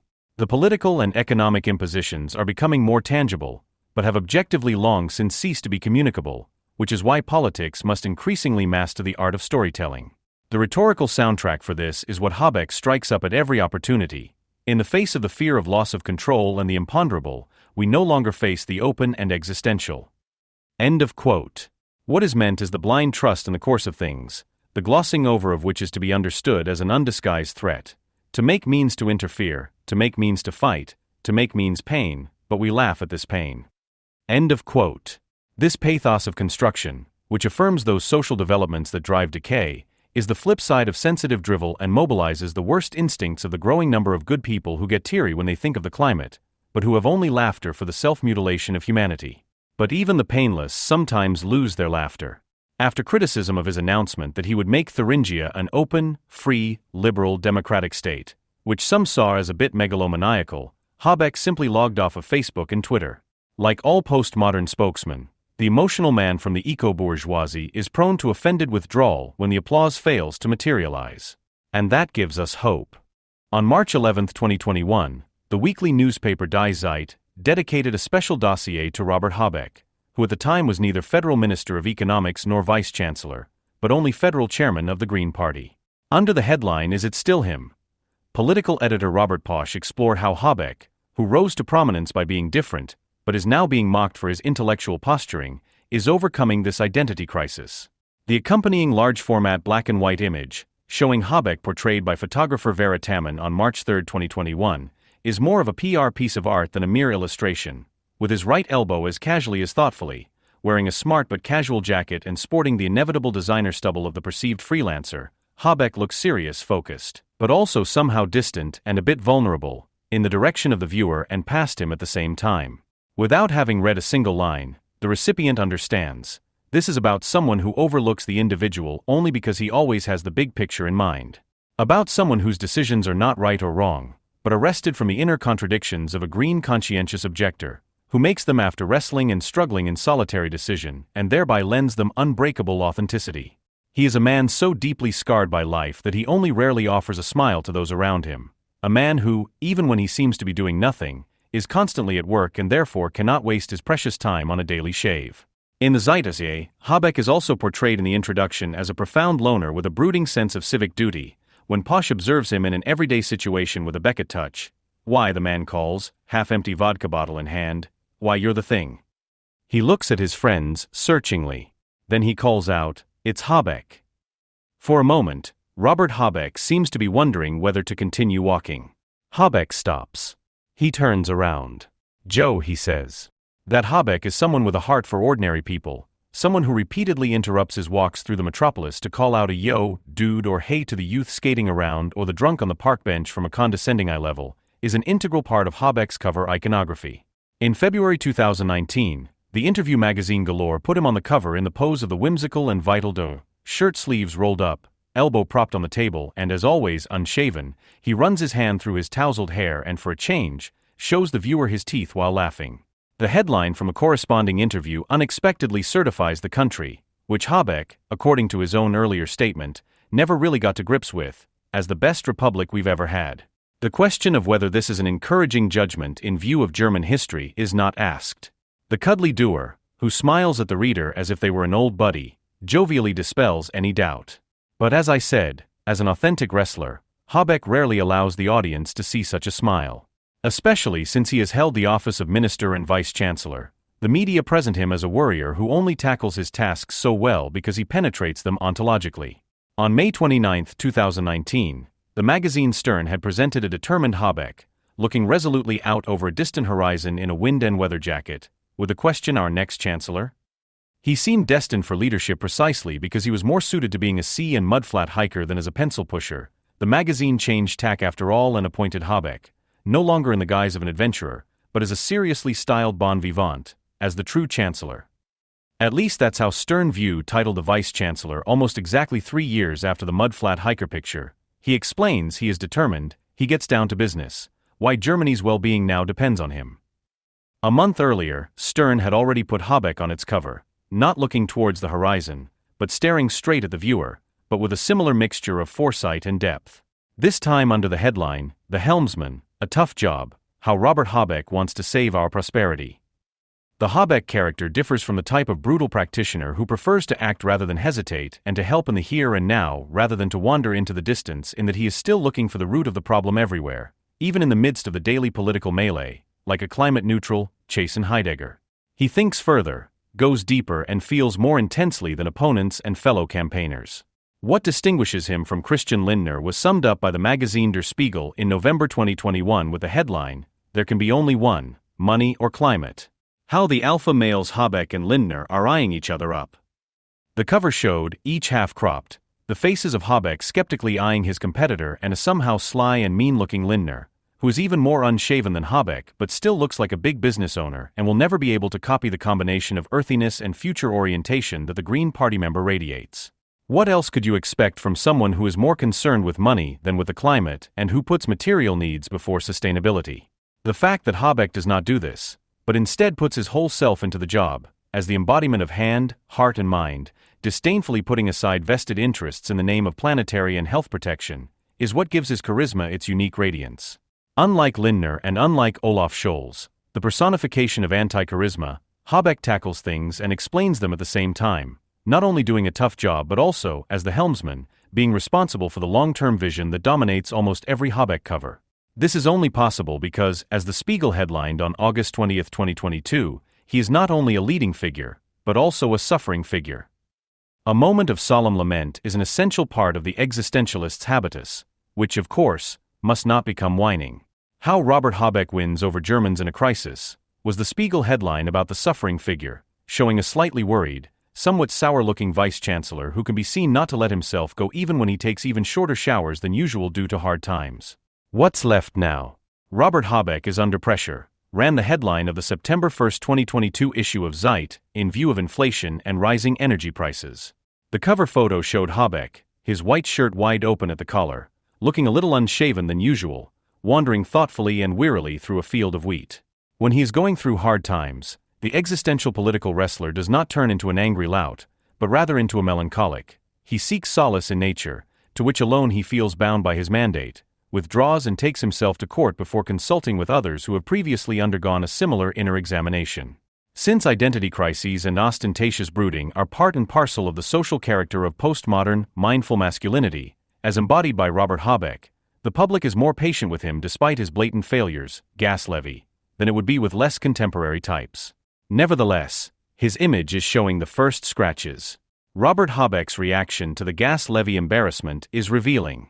When he complains about companies making a lot of money, and complains that the trouble has spoiled his day, it's not just the content that's brash. It is typical of a brutal new political jargon. When members of the federal government met in disguise and at a distance during the past 2 years to discuss future citizen harassment, and when they said goodbye to each other instead of shaking hands, the observer sometimes had the slight suspicion that these people were communicating with each other not like members of a government, but like members of a gang. 2 years later, the language of crooks and gutter language has become common practice in Parliament, after it became increasingly clear in recent weeks that the gas levy for large energy companies, for which Economics Minister Robert Habeck was responsible, in some cases acts like an excess profit bonus from which companies benefit while citizens have to pay hundreds and hundreds of euros extra for their energy consumption. Habeck now went public with a conformist, buddy-buddy statement. In it, he promised to examine the solidarity of the agreement with the gas companies and moderated his plan to make citizens pay for the federal government's energy policy through compulsory levies, with the words, "Nevertheless, we naturally have a political problem, which has really soured my day over the last 48 hours. It is certainly not morally right for companies that, let me put it in Low German, have made a pile of money, then to say, yes, and for the few losses of revenue that we have, we ask the population for help." The idea of garnishing the mockery of citizens in terms of energy policy with emotions against the powers that be who, to put it in Low German, make a fortune, while the electorate, whose interests they no longer even pretend to represent, unfortunately have to make do with less. You have to have a lot of nerve to come up with such a brazen idea. But Habeck's use of the same rude egalitarian form of address with the powerful as with the people shows that he is also prepared to snub the people in the event of grassroots democratic protest, instead of taking them seriously. In the same vein of authoritarian equality, he had previously announced with regard to compensation for rising energy prices. And if someone says, "I'll only help if I get another 50 euros, then I'd say, "You're not getting it, dude. Dude, I'm not helping you, dude. Don't piss me off, dude. You're making a shitload of money." This jargon, in which proximity to the people and subservience to authority, obedience and the desire to rule merge, is increasingly revealing itself as the new language of German democracy. It is the language of those who have little power but still know that they are the movers and shakers. They address the population as a collective, with whom one is patient as long as they comply, but can be harsh in the event of recalcitrant opposition. It is the language of a postmodern authority that fancies itself close to the people, which, as soon as it encounters opposition, reacts in a passive-aggressive manner like a narcissistically offended toddler. When Focus magazine, under the title Wirtschaft im Sturm, Economy in Turmoil, put a conventionally disheveled, impatient-looking Habeck over a faltering skyline, this staging was less reminiscent of a hike in the countryside than of Godzilla's devastation. Such iconography, showing the far-sighted wrestler as a destroyer, captures what Habeck himself has not yet said a word about, the destructive self-contradiction of his understanding of the office. Anyone who is a climate minister with heart and soul naturally always runs the risk of being the minister of economic destruction rather than the minister of economic affairs. Therefore, Habeck's existentialist habitus has an inherent tendency towards chaos, which should frighten rather than encourage citizens. Poverty can be a luxury, but acquiring it is particularly expensive at the upmarket mail-order company Manufactum, founded by former Green Party politician Thomas Hoof. Here, members of the ecologically aware middle class can buy hand-woven flannel shirts, hand-carved pinewood Easter eggs and hand-polished stainless steel milk pots, the possession of which gives authenticity to the conviction that frugality can also make you happy. Manufactum customers are also better prepared for the coming Habeck winter than lateral-thinking Wutberger. For the bargain price of 79.90 euros, for example, you can purchase a heat composter there, which the catalog lyric praises as follows: enclosed, well-insulated and optimally ventilated compost containers like this one made of recycled plastic, temperatures of up to 70 degrees Celsius are reached in summer. Even in the winter months, the temperature usually never drops so far that the rotting process comes to a halt. Hot composters are the ideal alternative to open compost heaps for smaller garden plots because they require less space and the rotting process is faster. End of quote. Where the account is in the black, the property is secure and the next vacation in Canada is booked. Compost-based self-sufficiency presents no difficulties, and the admonition that it is not so bad to make do with less comfort for a few years passes over the lips without resistance. The social conscience, which has always been as much a part of the Green Party's moral self-image as its distancing itself from the base interests of workers, is not rooted in any valid understanding of social freedom and equality, but in the insecurity that the noble renunciant always feels when his self-imposed asceticism is disturbed by encounters with poverty that he has not chosen himself. Basically, the green-clad man thinks to himself, deprivation and drive Protestantism are a good thing, it's just a shame that those who have less than you are so difficult to convince of this. The precarious middle class would rather fill their rented apartments with cheap kitsch and knickknacks than recognize the promise of happiness in minimalism and objectivity by doing without lavish interior design, and lower-class girls twerk on TikTok instead of learning about the advantages of vegan face creams. This kind of elective affinity between luxury and austerity, prosperity and asceticism fits well with a deeply rooted conviction in Germany that true warmth of heart thrives best under poor living conditions. Where prosperity is taken for granted, however, the conspicuous consumption described by the American sociologist Thorstein Veblen, the communication of wealth through gestures of generosity and freedom from purpose, is frowned upon, and a specific mixture of moralism and asociality develops, which is not only part of the green social character, but also of green politics. Only such a policy makes it possible for a Minister of Economics to openly admit, in the face of the current energy crisis, which is in fact an energy supply crisis, that he first has to get an overview of the complex infrastructure. We didn't know how intertwined the gas market is, and therefore relies on chance and fate, a bit of luck with the weather, instead of instrumental reason, as do all true believers, in order to get through the winter without a supply collapse. The tone of Habeck's pronouncements is not that of a political representative elected by the sovereign for a limited period of time, who is obliged to the general public and required to act in the name of this general public, sometimes against his own preferences, and to put aside obscure hobbies in favor of his official duties. It is much more the gesture of the heat composting manufactum customer, who looks up into the sky with concern during his weekly walk around his property and hopes that the solar-powered liquid manure converter continues to perform at full power. It is the gaze of a social class that has forgotten the foundations of its living conditions because it is so rarely forced to deal with them. However, the politics that this moralism has given rise to is no longer directed only against the economically marginalized. Rather, the middle class, which has traditionally been the subject of a cult in Germany, has also been targeted for a long time. They in whom, according to the self-representation of the old Federal Republic, the warmth that cannot be found in anonymous society should flourish in partnership, family and business, are now being asked to adapt their everyday lives to a symbolic winter war mode. When there is a war, blackouts are the order of the day. Warmth is provided not by the central heating but by candles, which the home front fighters spending the winter together watch with stirring devotion as they drip, pondering the transience of all living things. For poverty is a great radiance from within, wrote Rainer Maria Rilke in his 1905 book, The Book of Hours. 10 years later, Rilke would become one of the most fanatical war enthusiasts among German-language poets. The idea that the warmth of community is only kindled under conditions of scarcity and gloom, that people only find their way to one another authentically in suffering and adversity, was a theme of the German national war euphoria at the beginning of the First World War, which could be reactivated 20 years later to great popular effect. The warm glow that radiated from poems like Rilke's did little to conceal the fact that the advertising of cozy get-togethers in times of physical pain and emotional distress was in fact giving way to barbarism, powerlessness, and coldness on a scale that the concrete jungle of the Weimar Republic had not allowed.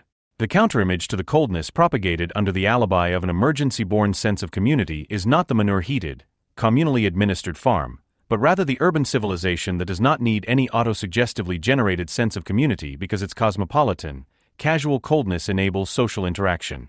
However, this requires a bourgeois state that ensures the infrastructural and economic conditions for such sociability in a cost-effective, routine, and reliable manner. But things don't look good in this regard at the moment. A future citizens' movement that fought for the restoration of such minimal conditions for successful socialization in a combative and friendly manner could draw on a maxim with which Karl Kraus defended the alliance of urbanity and civilization against all future compost heaters and high-rise roof greeners in 1912. I demand the following from a city in which I am supposed to live: asphalt, street cleaning, house keys, central heating, hot water. I am a homebody myself. To get an idea of how Winfried Kretschmann, even a washcloth is a useful invention, and Bettina Jarasch, I just do a quick wash and go in the morning, imagine the future, it is advisable to consult the Wikipedia entry for the keyword washcloth. There you can read the following: a washcloth, also known regionally as a soapcloth or washcloth, is a piece of fabric for personal hygiene that is more than the size of a hand. In Europe, it is sometimes also designed as a rectangular wash glove that a hand can slip into. The material is different, but cotton-containing terry cloth is often preferred. For hygienic reasons, 2 washcloths are always used to wash clients in professional geriatric and nursing care. For intimate care, dermatologists point out that it is better not to use conventional washcloths for intimate hygiene because they are a breeding ground for germs. Due to the risk of spreading germs, in addition to conventional washcloths, disposable washcloths are used in the care sector, which are disposed of after use. Quote end. One thing the name makes clear in its austere objectivity: where washcloths are mentioned, it is neither about cosmetic luxury nor about the desire for fragrance and smoothness, but about personal hygiene as a mode and testimony of self-hardening. It is no coincidence that the washcloth is discussed in the context of caring for the elderly and the sick.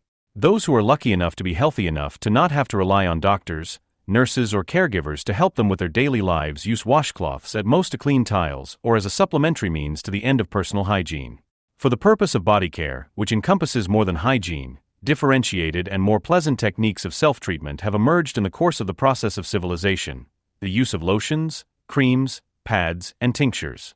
While these are responsible for the nuances, the washcloth takes care of the rough stuff.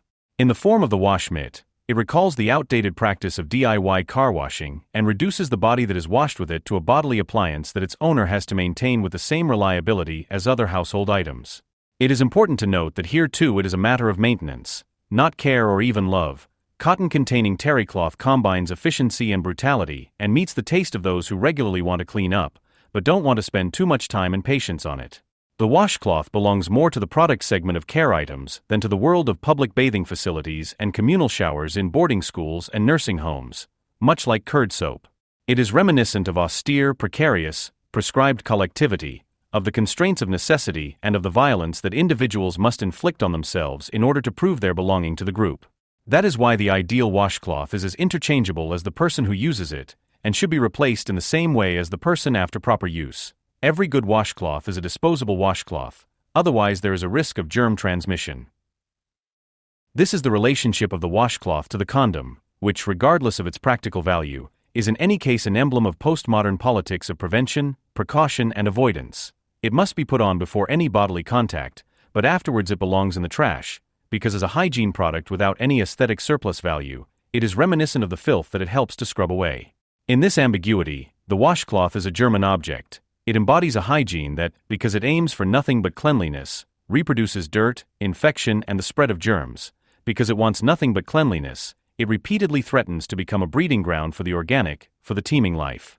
For Kretschmann's Germans, the washcloth is something similar to organic waste. Everyone should have it in the house, but because it constantly threatens to smell musty, it must be supervised, renewed, and recomposted, just as decent citizens do with their life story. So it is not paradoxical, but rather consequent, that the same people who until recently regarded anyone who did not disinfect their hands 10 times a day as a state delegitimizer now believe they can recognize the good citizen by the use of rags and the avoidance of baths. Those who want total hygiene do not find musty fellow citizens offensive. Those who beat every critical remnant out of their bodies with a cloth every morning can do without powder and mascara. Those who have conviction do not need beauty, and those who renounce themselves need not fear the future. Only those for whom life is more than a clinic will shed a few tears in the green future. But even those can be wiped away if necessary with a washcloth. With chaos on earth, you achieve great order in the country. This maxim of Mao Zedong, which became decisive in the Chinese Cultural Revolution, seems to be remembered by some Green politicians at present. Since its foundation in 1980, the Green Party was not only characterized by left-wing alternative offshoots of the folkish nature conservation movement, but also by Maoists who found no place either in the academically dominated New Left or in small socialist parties. In West German K-groups, they had learned revolutionary obedience and contempt for any kind of petty bourgeois attitude. On the other hand, they abhorred the bureaucratic sluggishness and reliance on parties as institutions of social change that were found among orthodox socialists and in the DKP. In contrast to this, the K-groups combined loyalty to the party line and ascetic morals with contemporary skills such as a talent for improvisation, group-compliant initiative, and a penchant for spontaneous destruction. Gunter Maschke, once an SDS member and later a leading figure of the New Right, described the alliance of loyalty to the party line and individualism in his 1973 study Kritik der Guerrillero. On the theory of people's war, the best known among the former Green Maoists today is probably Baden-Württemberg's Prime Minister Winfried Kretschmann, who, through his authoritarian coronavirus policy, with which he has even surpassed Bavarian Prime Minister Markus Söder, has demonstrated over the past 2 years that he has mastered the socio-psychological re-education of the population.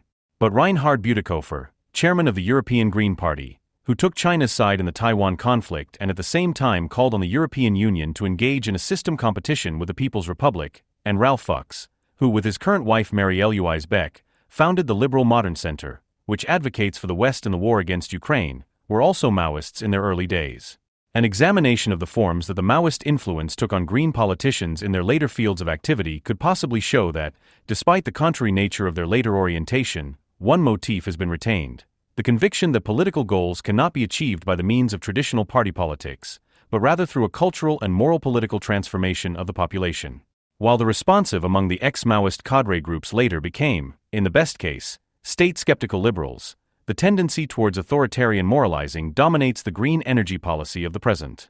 In this, Mao's speech of establishing order through chaos comes to itself in a certain sense belatedly. The maxim was aimed at the idea that you first have to take away everything that people take for granted, that the conveniences, cherished habits, and harmless everyday things that are the prerequisite for a pleasant life must be destroyed so that the need for an order that takes responsibility for their lives away from them can grow in the unsettled individual. Today, the field of activity of such authoritarian morality is no longer limited to education and culture, but also includes infrastructure and consumer protection policy. The agency for its enforcement is the Federal Network Agency for Electricity, Gas, Telecommunications, Post and Railway, which was founded in 1998 as the regulatory authority for telecommunications and post, and has been headed by former Green Party politician Klaus Muller since March 2022. He was born in 1970. Which is why he is clearly too young for a Maoist background.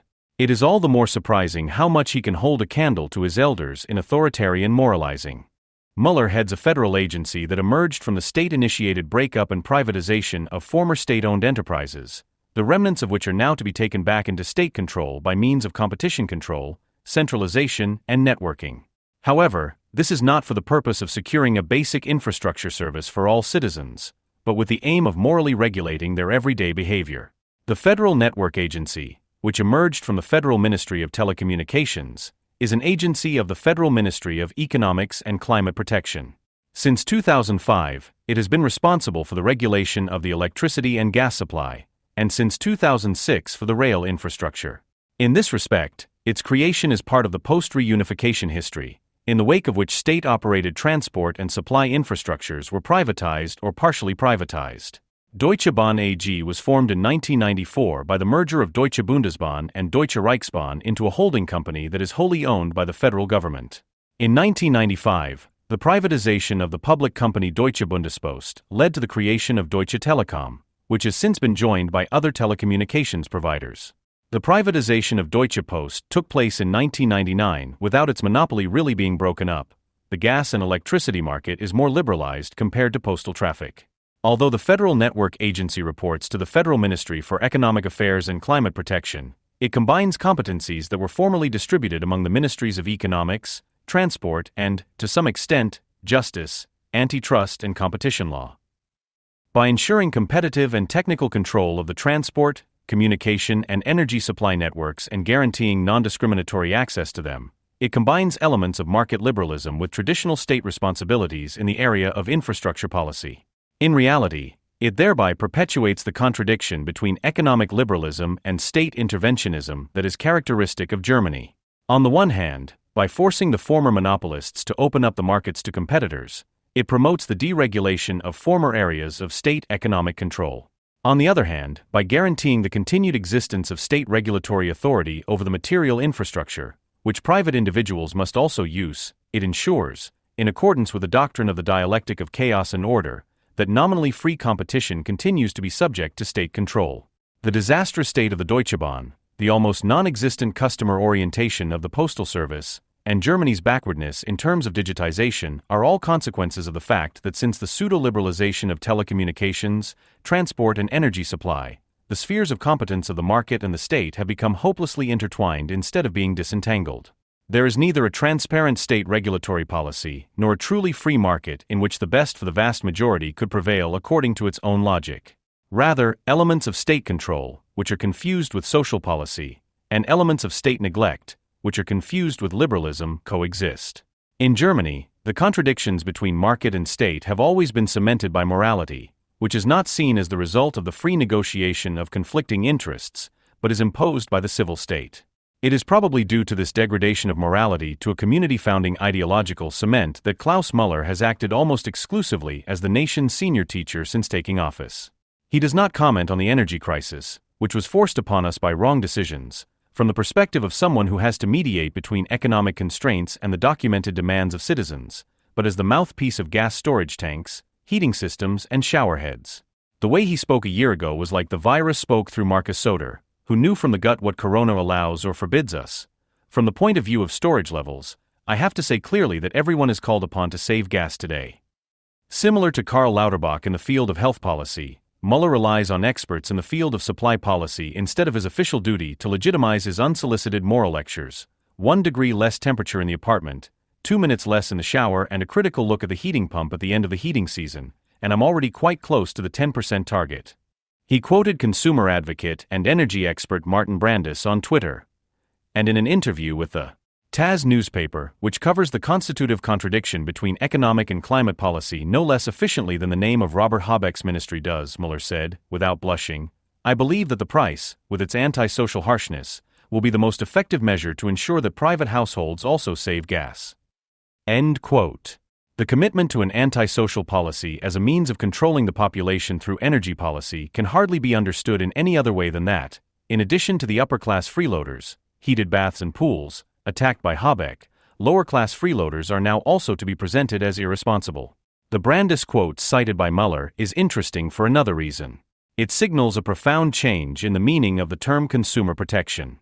Traditionally, consumer protection, which in Austria, unlike in Germany, is still sympathetically referred to as consumer protection, was originally intended to protect consumers from undue manipulation, to enable them to make free purchasing decisions in the limited area of market participation, and thus, conversely, to ensure that suppliers were not influenced by state intervention, the formation of monopolies or oligopolies, and were able to compete as freely as possible. The federal government, on the other hand, seems to understand consumer protection as protection of consumers from themselves.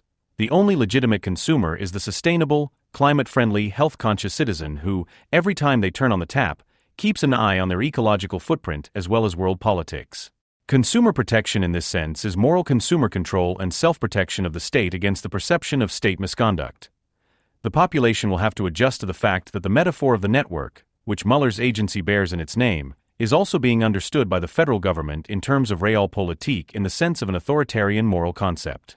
Not, as has been the case for a long time, as an image for the free movement of goods, opinions, and self-interests, which the more space the state allows them, intertwine all the more effectively, but as a model of a community of voluntary renunciants who expect less and less from their own lives the less they grant each other. The idea of dismantling social infrastructure and returning to archaic provisional roots is so bleak that hopefully many of those who rhetorically conjure it up do not live by it in their everyday lives. Then the sustainable green cultural revolution could very quickly prove to be a postmodern castle in the air. Recently, Federal Transport Minister Volker Wissing, FDP, apparently made his first personal inspection of the rail since taking office. He summarized his impressions of the state of the Deutsche Bahn in an interview with ZDF Hoot in the words, "What I found in terms of infrastructure is unsatisfactory in every respect. The rail network is in need of a general overhaul, and this general overhaul is a matter for the boss.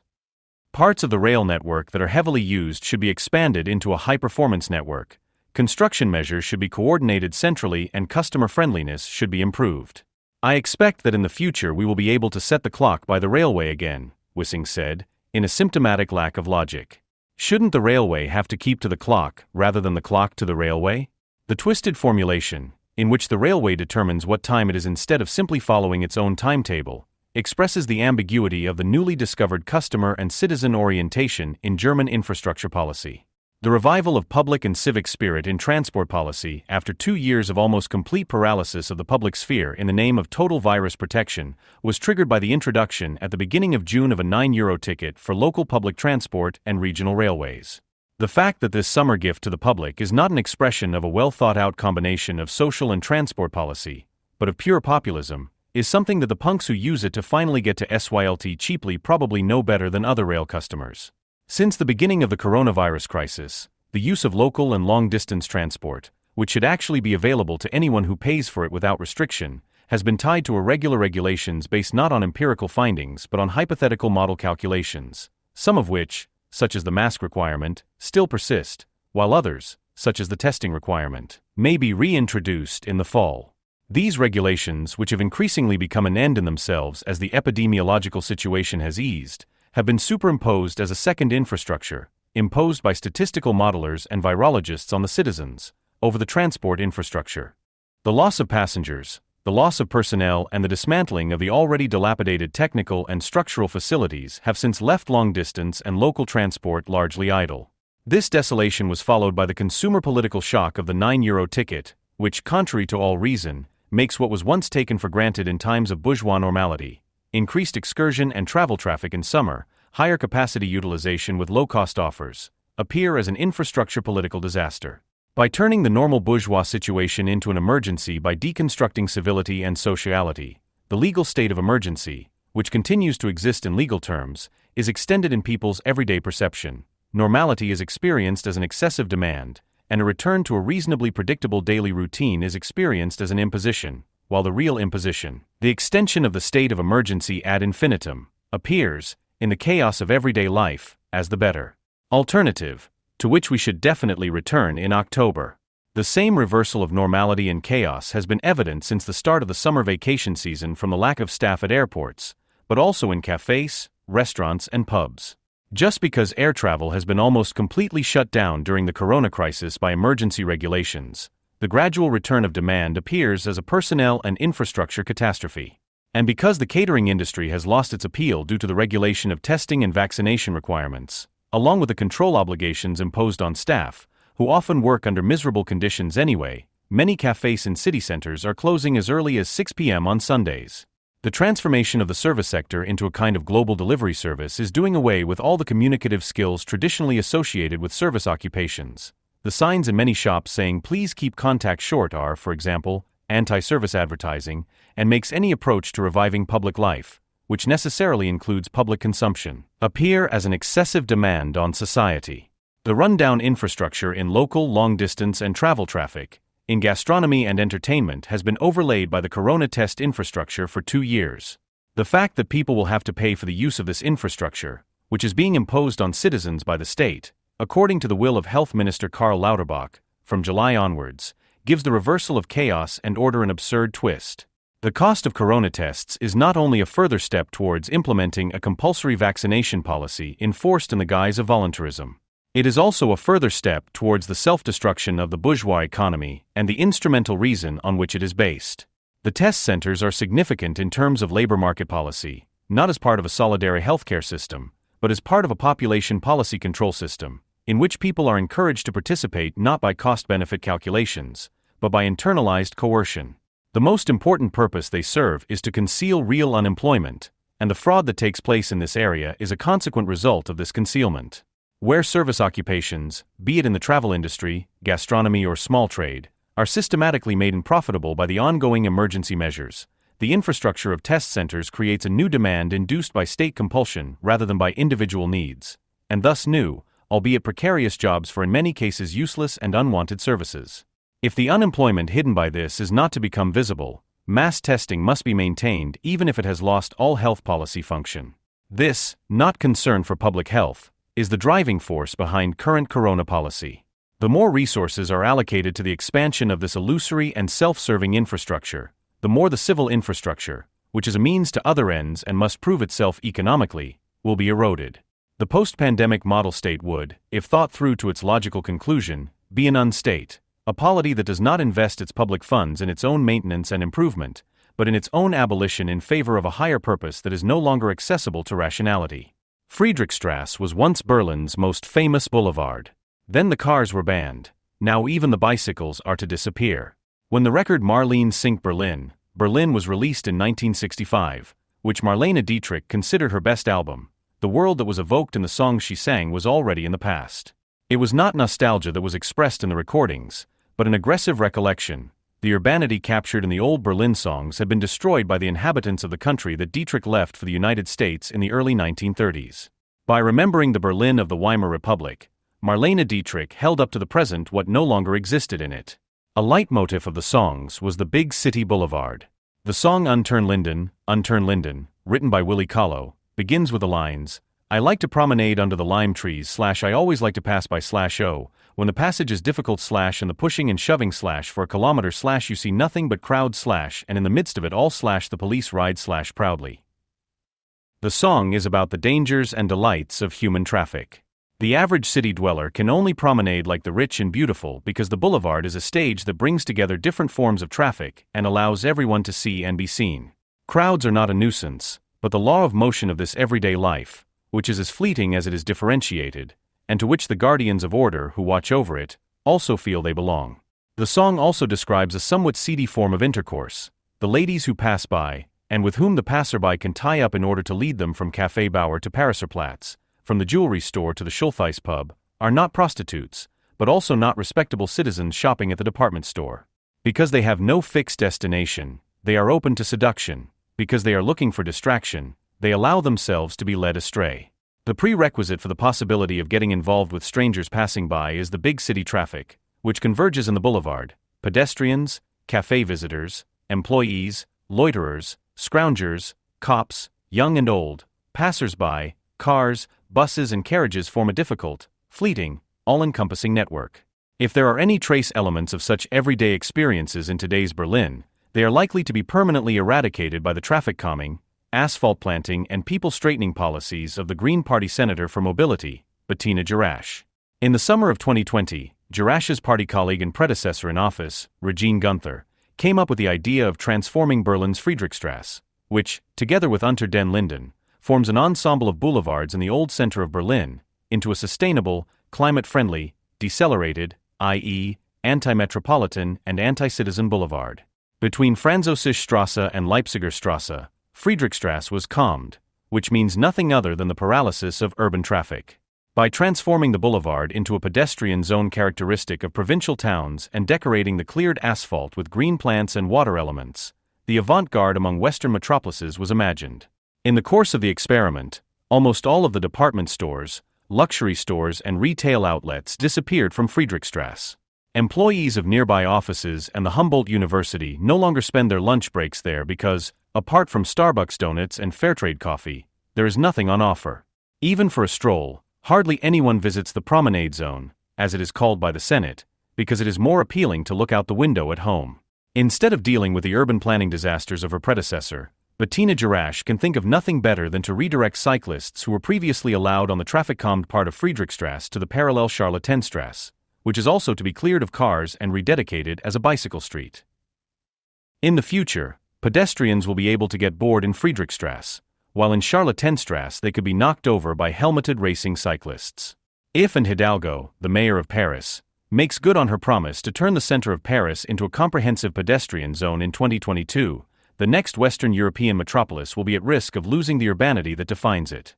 Images of car-free Sundays, with which the Champs-Élysées is regularly blessed, offer a glimpse of the future. Scattered pedestrians trot along the boulevard, built for a friendly harmony of pedestrians, cars and buses, as if through an oversized open-air sanatorium.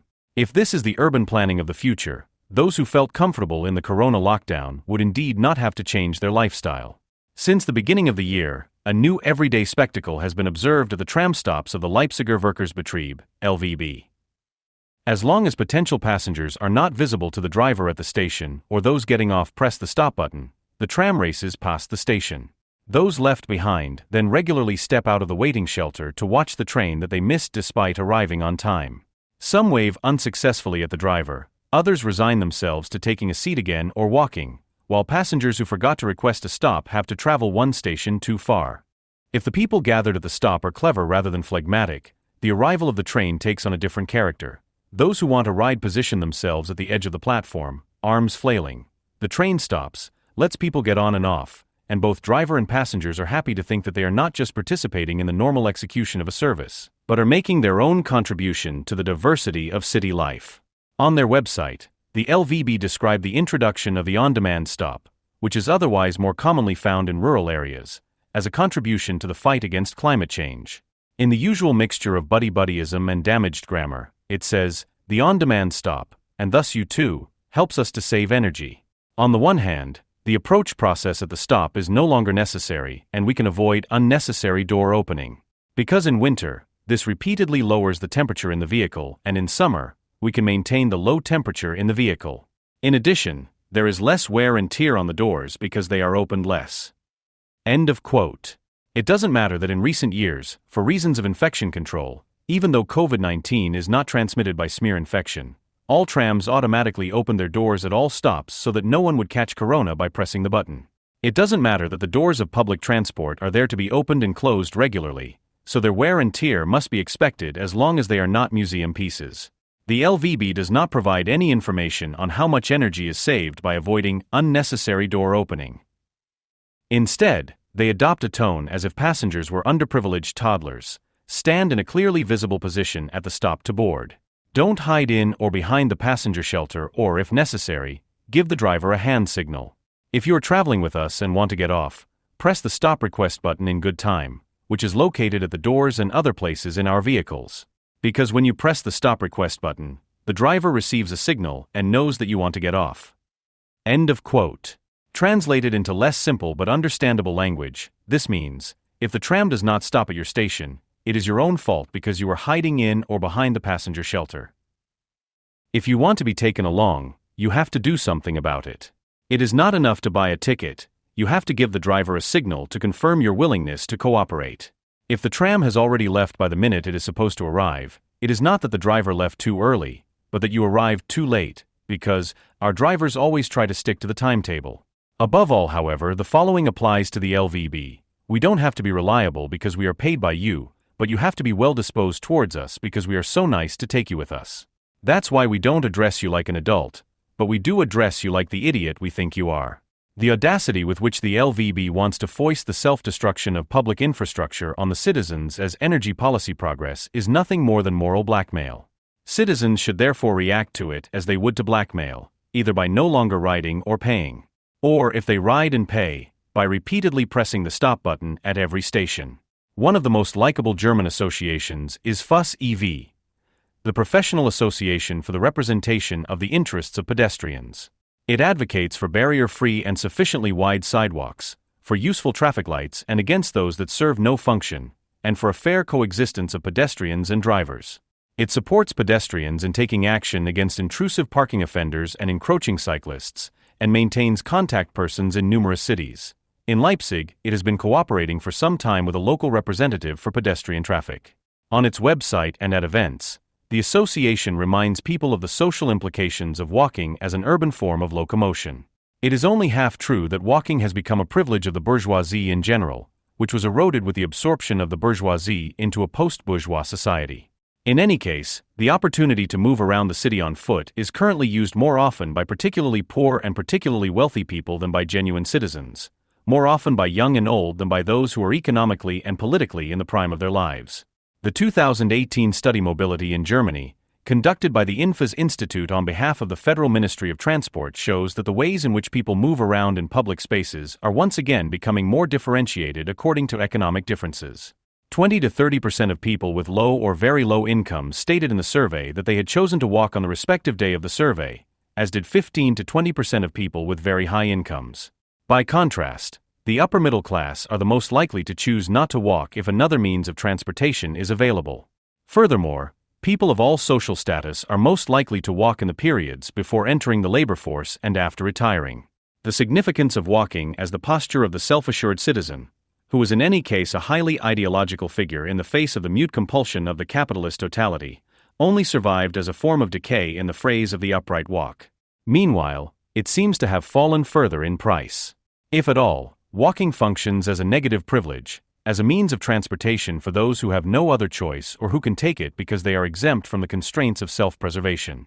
At the same time, those who walk a lot are often particularly vulnerable road users. Children and the elderly are not only among the most unpredictable factors in road traffic, but are also its most easy victims. The demonetization of the automobile, which has been the target of campaigns similar to those against smoking in recent years, has not yet had a profound impact on the mobility habits of the population. The share of cars in traffic volume continues to increase, albeit less sharply than in previous years. Meanwhile, cars are being used more often by older people and seniors and less often by the younger generation, whose members are more likely to do without a car if they have a secure social status. The fact that this group is also the least willing to walk confirms the everyday impression that the crowds of cyclists that make cycling in the city so unpleasant are largely recruited from their ranks. If the proportion of pedestrians in traffic is at a record low of just over 20% today, despite attempts to contain car traffic in cities, It may have something to do with the fact that road users equipped with bicycles and other rolling vehicles are just as aggressive in claiming the space taken up by cars in cities as Sunday drivers used to be. The anti-ageist campaigns of recent years, disguised as contributions to housing policy, must be seen in this context. The eviction of a retirement home run by the Protestant Church in Berlin, of which the residents were informed at the end of 2022 that they had to move to other accommodations within a year, did not become the starting point of a debate on migration policy, but on generational policy. The building was to be converted into a refugee shelter, which receives more state funding than the operation of a nursing home. However, because questioning such policies could have fueled resentment against migrants, the measure was discussed in terms of the housing needs of prospective new citizens, rather than addressing its hostility towards the elderly. The debate on whether old people in Germany have too much living space in relation to the rent is along the same lines. Instead of promoting the unbureaucratic construction of new apartments, researchers and politicians are thinking about how to make it attractive for the elderly to move into smaller, less attractive apartments in unfamiliar surroundings. The Social Democrat Bernhard Daldrup and the Green Party politician Christina Johann Schroeder are selling the idea of encouraging old people who live in a home that is too large for their needs to move to smaller apartments, the rent for which they could then deduct from their taxes. Stefan Sebastian, an economist at the University of Regensburg, is considering whether older people who live in apartments that are too large for their needs at a favorable rent can be encouraged to move to smaller apartments by rent increases. Apart from the fact that the concept of housing needs, on which such considerations are based, is abstractly statistical and follows a notion of distributive justice that disregards quality of life and individual experience, it is insinuated that not only the old take away living space from the young, but also the long-established take away living space from newcomers. Instead of making the relative comfort in which at least many old people can still live under the current conditions of tenancy law on their pensions and savings the benchmark for housing policy planning, all those who still benefit from the former better conditions are still profiting from the former better conditions are regarded as inflexible custodians of vested rights and narrow-minded creatures of habit, who are to be brought to their senses, not by immediate coercion, but by nudging, by economic moral blackmail. Such caring intrusiveness towards unruly old people is nothing new. Rather, the considerations of evicting old people from their homes are in line with the defamation of senior citizens driving cars as climate pigs, the scandalization of the particular danger that pensioners allegedly pose to road traffic, as well as with the forced confinement of old people in apartments and homes during the corona pandemic, which came under the guise of care. If the contradiction between the slogan that the aim is to protect the elderly and vulnerable and the practice of preventing the spread of the disease, which prohibited residents of retirement homes from going out, praised it as charity, to avoid physical contact, and forbade relatives from participating in the last days of their grandmothers and grandfathers, is hardly noticed to this day. This is due to a form of memory loss that goes hand in hand with a practiced lack of conscience.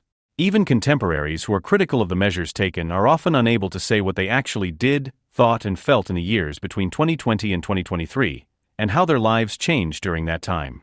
"I've already checked off the next year for myself," was a common piece of information from people during the corona period, who thus revealed that they would resign themselves to the inevitable with frustration but without resistance.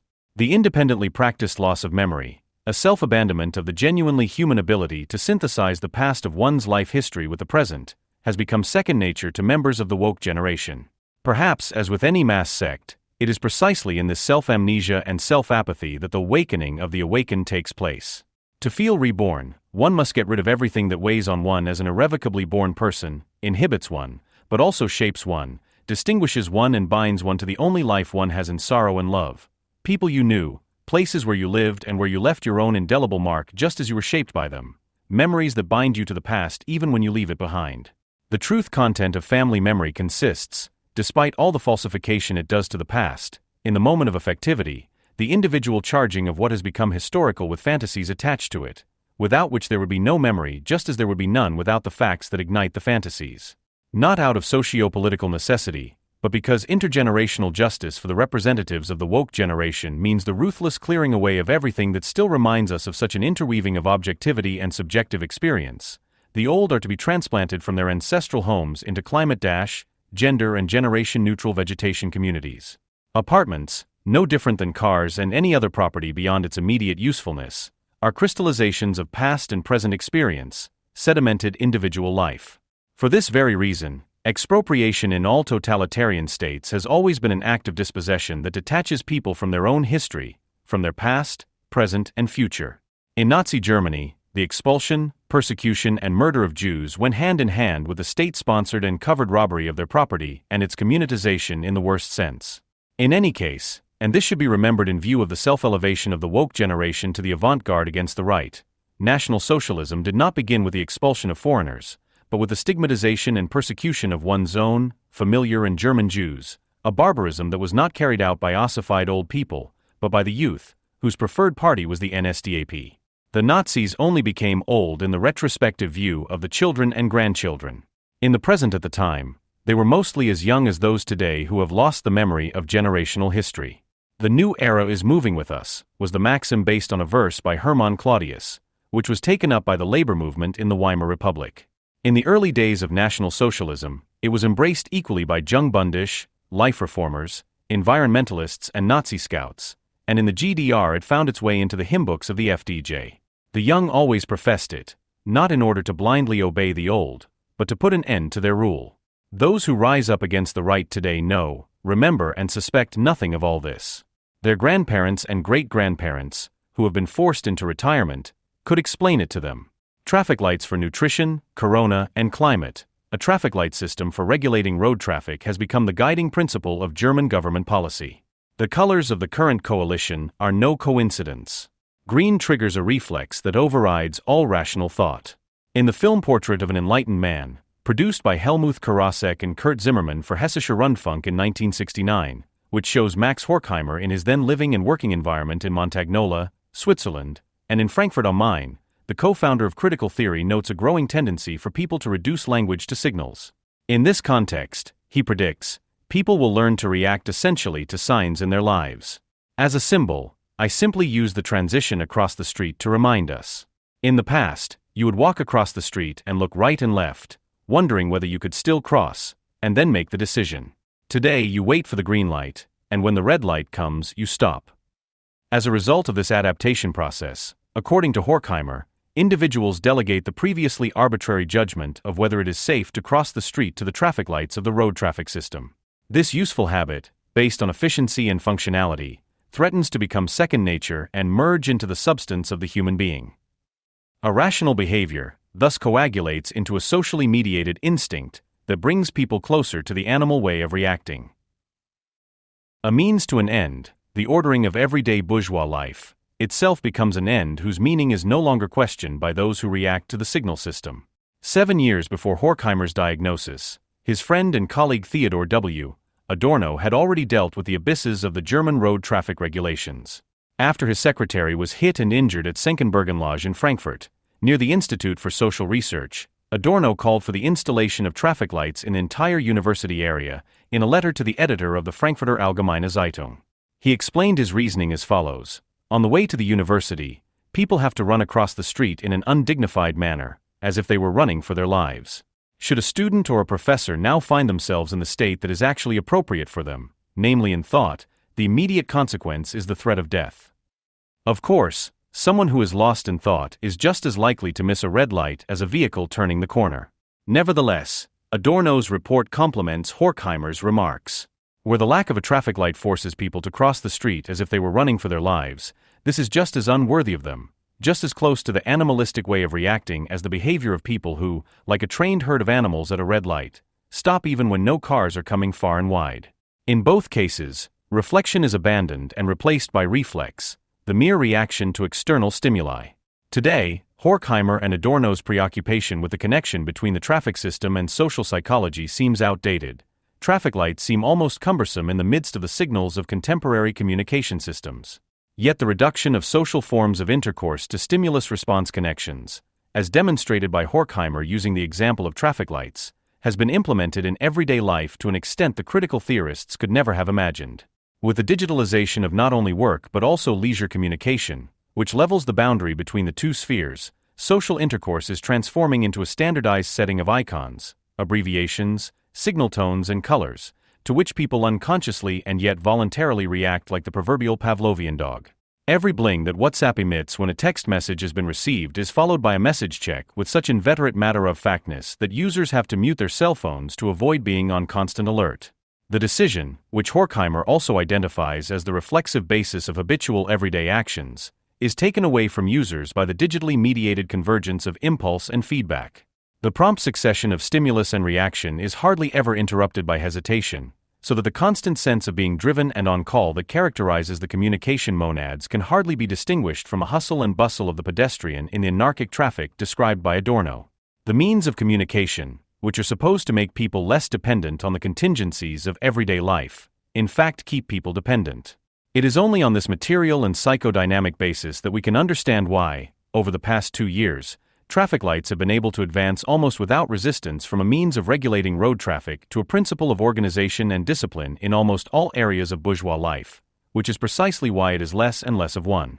During these 2 years, the corona traffic lights presented daily in the media did not simply serve to inform citizens about current incidences and the associated risks of infection, but functioned as unquestionable appeals for behavior and orders to act. Even the incidences themselves, the numbers, as they were only referred to, never had the significance of data material that, like all statistical data, would have had to be interpreted, but appeared exclusively as sanction-reinforced behavioral commands in a general discourse on health policy that was merged with domestic, economic, and security policy. Even the instrumentalization of private health data, such as information about vaccination status, as a means of social exclusion through seemingly abstract combinations of characters, 3G, 2G, 2G+, was smoothly implemented within a few weeks. The fact that the supposedly objective because fact-based signals and codes, which henceforth regulated access to the civil public sphere instead of the principles of citizenship and law abidance, reflected imperatives of discrimination and social selection, that they were anything but value-neutral indices remained unquestioned for 2 years, as did the rhetoric of scientific neutrality, which presented data in need of interpretation as a conglomerate of pure facts in order to justify measures. When, at the height of the 2G and 3G regulations, people in some city centers, such as Leipzig, were allowed to prove their status by wearing colored bands on their wrists to save time, the similarity to the labeling of farm animals was not even noticed by anyone. What worked for Corona can also be applied to the field of climate and energy policy with modified parameters. Individual federal states such as the dark green Baden-Württemberg have already introduced a climate traffic light as an index of sustainable management in various spheres of production, such as in the skilled trades and also in the education sector. And the shirt-sleeved manner in which economics and climate minister Robert Habeck, the supposedly resulting follow-up costs of Germany's engagement against Russia, in reality as a receipt for a self-destructive energy policy, rising gas and electricity prices increases in advance to the private households of German citizens, who are rewarded for their patience with minimal price reductions, shows that sociality and political public life could be replaced by the principle of traffic light switching in the long term as well. The introduction of a citizen's income, which has been put on hold for the time being, the gifts distributed by the state to support public transport, the advertising for unpaid social engagement and other forms of community service based on loyalty rather than market mediation, fit in with this. Enthusiasm for nudging, empowerment, and for bogus self-employment disguised as a startup culture psychotechnically accompanies the transformation of society into a behavioristically controlled social transport system. The fact that the coalition of social democrats, Greens and liberals is now referred to as the traffic light, not only in media jargon but also in self-representation, seems more than just a coincidence in this context. Rather, the traffic light is organizing the self-transformation of the bourgeois public sphere into a digitally controlled, systemically sealed network of autonomous automata Jean Baudrillard, for which personal responsibility, civil liberties and democratic participation are not something that individuals, in coordinated contradiction to one another and to the impositions of the state, have to wrest from the state and themselves. Rather, they are effects of the optimal use of the infrastructure provided to them by the state and the rest of society. It is not surprising that such pseudo-individualism is most purely embodied within the coalition by the Greens, whose color politically outshines the other traffic light colors. Contrary to a popular criticism of the party, the Greens have long since ceased to stand for a return of bourgeois society to autochthonous communities, for the idolization of origin and creatureness and the playing off of nature conservation against urbanity. On the contrary, they combine regressive fantasies with an optimism about technology and progress, most clearly under the buzzword of climate protection. Today's Greens are no longer a party of dungarees and watering flowers, but an association of digitally savvy ecological system protectors, which, when it comes to glorifying technological progress, is on a par with the FDP, from which they differ in their political objectives. The terms climate and ecosystem, which have replaced nature and environment since the 1980s, come from cybernetics and follow the logic of the network, which replaces the concept of social organization. Both reactionary and modern, the Greens of the 21st century most radically represent the self-destruction of bourgeois society, which is summed up in the image of the traffic light. In his eponymous 1967 magnum opus, Guy Debord, the founder of situationism, attempts to conceptualize the state of capitalist socialization, which had become globally hegemonic by the end of the Second World War at the latest, as a society of the spectacle, drawing on Marx's critique of fetish. The spectacle is capital that has reached such a degree of accumulation that it becomes an image, is his central finding. What is meant is that the generalized production of commodities usurps all of concrete life and all of the experiences made in it, and allows them to become commodities themselves, successively transforming people into purely passive spectators of the world of commodity aesthetic images that they actually produce themselves. The social relationship between people appears to them only as a social relationship mediated by images, whereby the alienating character of human beings to each other and to the world around them, already diagnosed by Marx, threatens to become total. Anyone who has ever consciously observed the media consumption of their contemporaries, and perhaps their own from a critical distance, especially since the advent of smartphones, will hardly be able to avoid recognizing Debord's central finding as having been realized in the smallest impulses of everyday life. The spectacle is a life that has become a reel on platforms like Instagram or TikTok. People's communication has given way to a generalized digital flood of images. To use a central concept of the situationist aesthetic, large parts of social life now only take place at the level of a real staging. Now, however, looking at German politics in recent years, it appears that although this takes place through them and their actions, at the same time, the historical process that is unconsciously and blindly taking place behind people's backs not only encompasses their economic, social and cultural life, but that it has also occupied the political sphere, which has so far been characterized more by instrumental reason, Max Horkheimer, and has likewise transformed it into a spectacle. That the immanent logic of the economic process thus encompasses more than just the tendency towards absolute administration, where everyone knows exactly what to do in every situation, much as an employee today knows when faced with certain questions in a company, or like someone walking across the street, no longer just reacts to the signs set by the administration. But the signs and images themselves take on a reality constituting character, in such a way that, in the form of an ideologically overformed staging of the real and the political, only taking up set pieces of reality, it transforms these into spectacular images produced by the political and the media, which, as it were, create a pseudo-reality that was not coincidentally euphemistically called the new normal, in the affirmative terminology of the Corona years, and is increasingly becoming the basis for consequential state action. Here, connections can also be seen to the theory of the French philosopher and media theorist Jean Baudrillard, which he, influenced by the situationists around Debord, whose theoretical assumptions he partially further developed, had already developed at the end of the 70s of the last century with a view to the growing importance of mass media in his main work The Symbolic Exchange and Death. Baudrillard saw the mass media-mediated spread of the flood of commodity aesthetic images to the entire sphere of communication, which he did not want to be understood merely as manipulation, as heralding a social condition in which images, or rather signs, could hardly be distinguished from reality. In place of reality, an artificially simulated hyperreality would arise, which would be without reference and serve only to maintain the entire system by substituting the shrinking profitability of the production of use values by means of an ideal symbolic simulation of exchange values. As clear and insightful as many of Baudrillard's basic theoretical assumptions appear from today's perspective of the Internet age, his media theoretical justifications appear all the more false, at least with regard to the current real-life stagings of the political justifications, seeing as he did the development towards the simulation of hyperreality precisely grounded in the former structure of modern mass media, which degrades people to mere passive consumers of the flood of commodity aesthetic images or symbolic sign codes. Political life, as a vita activa, is a space for creation, for active engagement, and not just for consumption. Its effectiveness is linked to the actors who engage in it, even if it is limited by the prevailing imperatives of the capitalist mode of production, which, as a socially produced relationship, can itself be traced back to human agency. Everything that is pictorial and symbolic, the entire ideological sphere that is conveyed by means of signs, is always both at once, the intellectual result of reality creating action and the processing of an idealized perception of reality that is translated into practice. Consequently, every political enactment of reality also refers to the political reality that is being enacted, and vice versa. And the recent past is full of such enactments of reality, which not only simulate reality but actually constitute a new normal. An event or phenomenon is discursively processed in such a way that it appears to people not only as much larger, but sometimes even as something completely different, as if it had no real connection to reality. As a result of the multiplication of spectacular images, the sheer quantity of the flood of images generated by politics or the media causes people to perceive reality in a qualitatively different way that also changes their perception. With the help of targeted images, e.g. the Bergamo images, panic was stirred up out of what from a medical point of view was merely a respiratory infection, flu, and a pseudo-pandemic was constructed that helped to legitimize the arbitrary but very real temporary exclusion of millions of people from public life.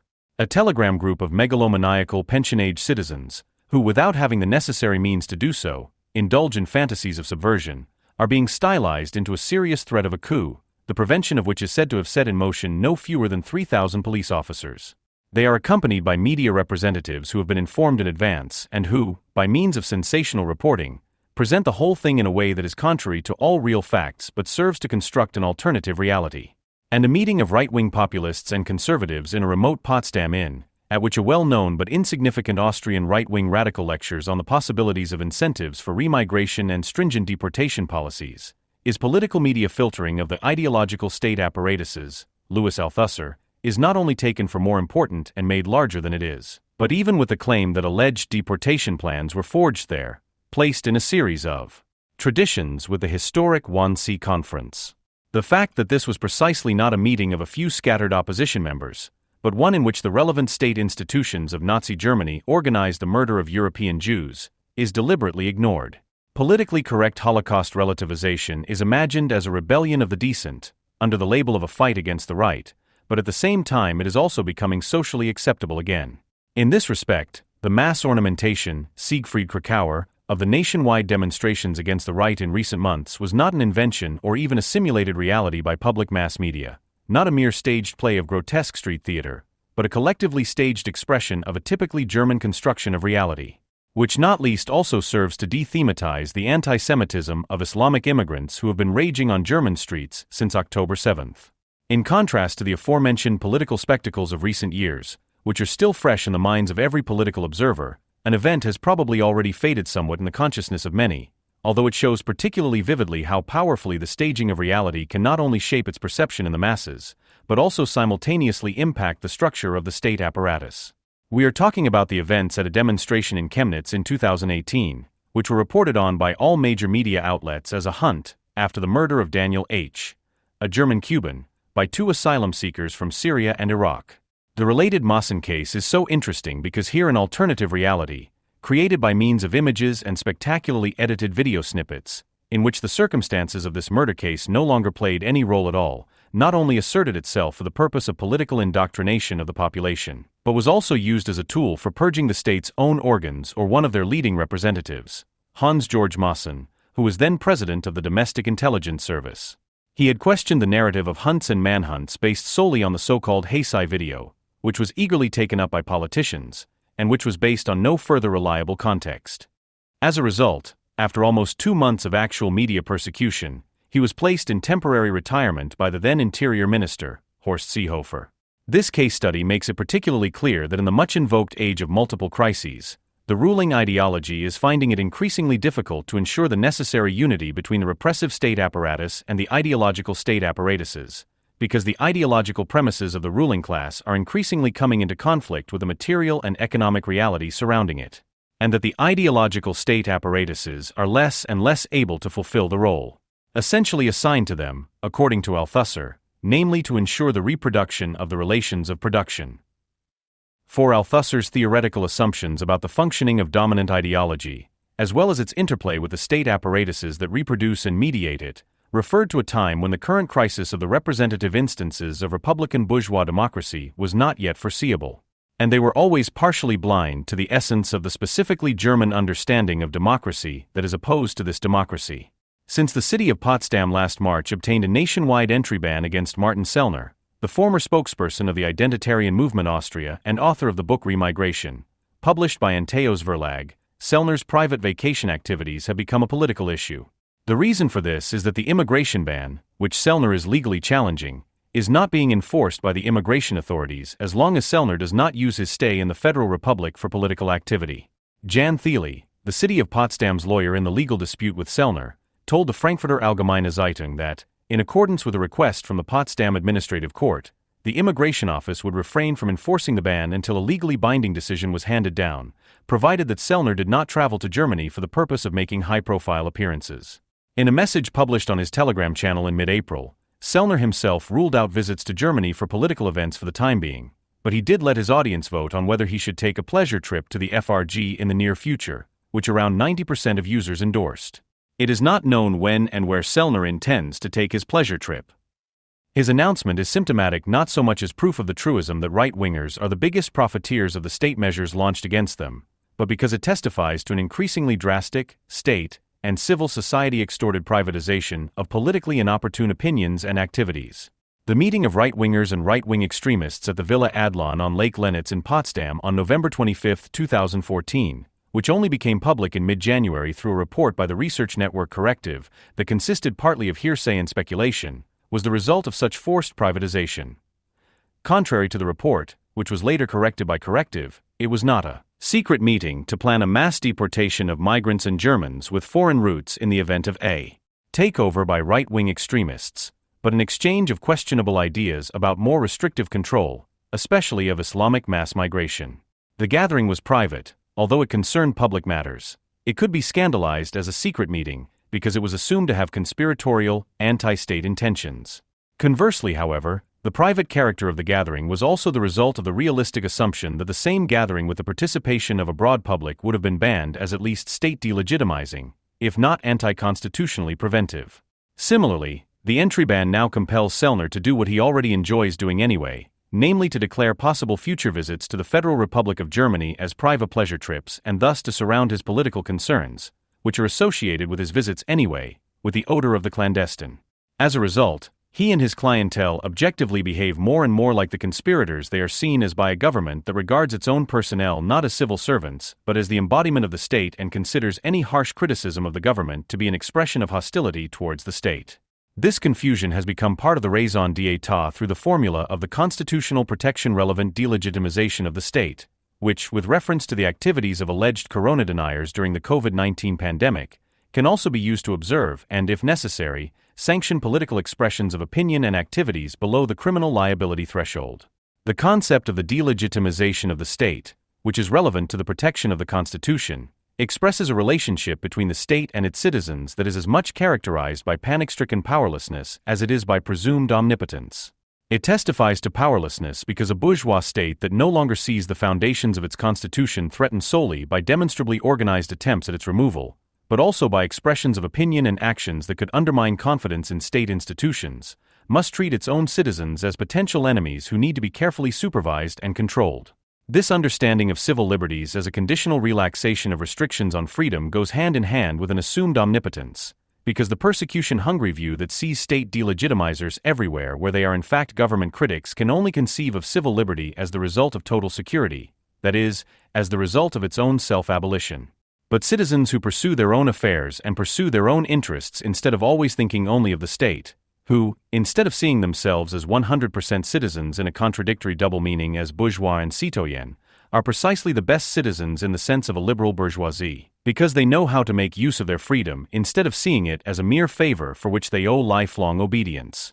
Anyone who measures civil liberties in terms of their practical value, instead of gratefully accepting them as a gift, is already a potentially subversive element in the eyes of the inventors of the concept of state delegitimization, which is relevant to the protection of the Constitution.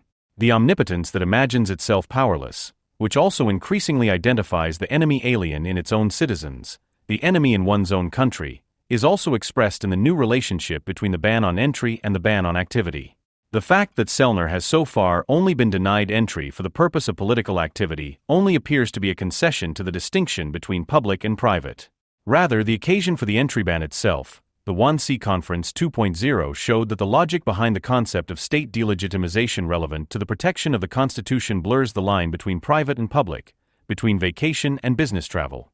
This logic does not follow the form of legal proof of unconstitutional acts, but rather that of rumor, gossip, and guilt by association, according to which Harold Schmidt is now also considered to be on the right because he allowed himself to be photographed at a private meeting with Hans-Georg Maassen and Matthias Matusek, who are also considered to be on the right, without any evidence of subversive activities on their part. Contrary to what many critics of the government who identify as right-wingers believe, the domestic and foreign policy enemy aliens of the traffic light and its civil society organizations are not only actual or alleged right-wingers. The fact that even proven leftists can be targeted by the delegitimization investigators is shown by the case of the former Greek finance minister Yanis Varoufakis. Varoufakis, who today heads the left-wing collective movement Democracy in Europe Movement 2025 DM25, of which he is a co-founder, and was invited as a guest to the Palestine Congresses planned in Berlin and dissolved after it was banned on April 12, was apparently also subject to an entry ban for the period from April 10 to 14. It remains unclear whether the Federal Ministry of the Interior, the City of Berlin, or the immigration authorities were responsible for the ban. A correspondence between Varoufakis' lawyer and the federal police, parts of which were made available by the Frankfurter Rundschau, does not shed any light on the matter either. According to this correspondence, the federal police initially informed Varoufakis that no entry or residence ban within the meaning of Section 11 of the Residence Act had been issued against him, only to write a day later, in the context of a possible participation as a speaker at the Palestine Congress 2024 in Berlin, there was an arrest warrant for your client for a national entry ban, limited to the period of the event from April 10 to 14, 2024. The Ministry of the Interior has so far refrained from commenting, stating that it does not comment on individual cases. It is also unclear what the causal connection was between the entry ban and the Palestine Congresses, which was initially approved under certain conditions and then banned. The immediate reason for the cancellation of the Congress was a speech by the anti-Semitic Palestine activist Salman Abu Sida, who has appeared in public with Hamas leader Ismail Haniyeh in the past and is banned from political activity in Germany. The ban on the Congress is factually distinct from the travel ban against Varoufakis, because the ban on an event with Hamas sympathizers and Islamist anti-Semites has much more legal validity than the travel and activity ban against a former Greek minister. The fact that Varoufakis, of all people, was made an example of was significant not only because he is familiar with the period of the European Union's and especially Germany's fiscal policy disputes with Greece as the main opponent of the then Christian Democratic finance minister Wolfgang Schäuble. It is also significant because it proves that the solidarity with Israel, which has been elevated to a reason of state since Angela Merkel but is typically more of a symbolic political issue for Germany, is no less indispensable for the self-image of the Federal Republic, which has turned green, as the champion of morality than the commitment to the state-sponsored anti-fascist fight against the far right. It doesn't matter whether Germany continues to support would-be Jewish murderers in the Gaza Strip under the guise of humanitarian aid for the civilian population, even after the anti-Semitic mass pogrom of October 7. Nor does it matter whether the feminist foreign policy expert Baerbock admonishes Israel in the style of a kindergarten teacher, given its military countermeasures, that even legitimate self-defense has its limits. It also doesn't matter that Germany has supported the EU-wide entry restrictions for so-called radical Jewish settlers, which only Viktor Orban did not support, and that these restrictions could potentially also apply to German citizens. A radical left-wing pro-Palestinian Greek anti-imperialist is not allowed into the country, even if he only expresses what Germany itself, with its moralizing equidistance in the Middle East conflict and its support for anti-Israeli cultural figures, is after all a matter close to its heart. In this context, it is interesting that Bernd Rieksinger of the Left Party has linked the entry ban on Varoufakis with a disinvitation of Nancy Fraser, a socialist and Jew, from the Albertus Magnus visiting professorship at the University of Cologne, which she had been promised. The connection is factually and legally fraudulent. Whether a university, with reference to its domestic authority, uninvites an invited social scientist because she has signed an open letter accusing Israel of apartheid policies, or whether a bourgeois state exercises its right to prevent politicians it has identified as subversive from entering the country, are legally and politically different things. Even Nancy Fraser would probably not be identified as an undesirable enemy alien by her harshest opponents.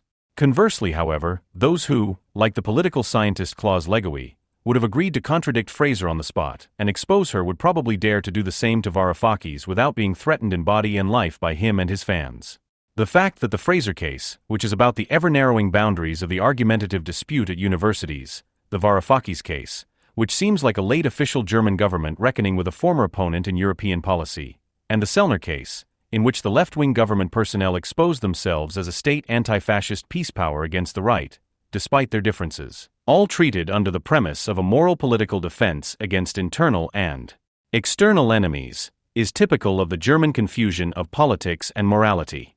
It also fits with the nonchalance with which the possible withdrawal of Bjorn Höck's basic rights is being discussed, because the moral political rather than constitutionally justified expatriation of unwelcome citizens is considered a more effective means of combating right-wing extremist positions than the courage to engage in political debate. The German government, which considers itself the state whose mere custodian it is, neither trusts the institutions to confront unruly citizens in any other way than by exclusion and vilification, nor does it trust itself to take sides by declaring political enemies, even if these declarations are open to attack, and to make it clear whose side it is actually on. Accordingly, the enemy aliens she identifies inside and out are not just the right-wingers or the radicals, but all those who do not fit into the virtuous moral politics, which is the new extremism of the center. From the perspective of such moral politics, it actually makes no difference whether the state delegitimize irrelevant to the protection of the Constitution is an identitarian new rightist like Sellner, a classic right-wing extremist like Hawke, a socialist and Jewish woman like Fraser, or a stale anti-imperialist and anti-Zionist like Varoufakis. The only thing that bothers the new woke ruling clique about all of them is that they are people who have a worldview, however narrow-minded, with which they measure reality, however erroneously and distorted. The new Greens, like Baerbock and Habeck, post-socialist social democrats like Olaf Scholz and post-liberal free democrats like Christian Lindner have not had a worldview for a long time. The only thing left to them from the good old ideologies of the bourgeois age is the relentlessness with which they serve the current political ticket or exchange it for another. The convergence of authoritarianism and arbitrariness is what is really dangerous. If Sarah Wagenknecht were foreign minister, as dreadful as that idea would be, at least the citizens would know what political pathology they would be dealing with, because Wagenknecht, like Varoufakis, is a reliable anti-imperialist who can be relied upon to fight. With Baerbock, Habeck and company, on the other hand, who would hand over the same Israel, whose right to exist they now declare to be a matter of state, to its worst enemies tomorrow, just as the inclusion pedagogue hands over his most unstable students to his most dull-witted students, nothing is predictable anymore. They never even acquired the conscience, the bite of which bourgeois politicians felt, at least temporarily. Because they lack any conscience, they are also incapable of political judgment and confuse the truth with what suits them. The Bremen political scientist Philip Mano regards the crisis of representative democracy that has taken place in recent decades as the result of a loss of control and the associated loss of trust in the political mediation authorities. This crisis, which particularly affects the political organizational form of parties, results, on the one hand, from a repeated structural change in the public sphere. The drastically expanding possibilities for participation, organization and communication through the internet and social media have brought about a democratization of democracy, but have also triggered a loss of control and function in which the traditional mediation instances for domesticating and containing democratic negotiation processes are increasingly being suspended.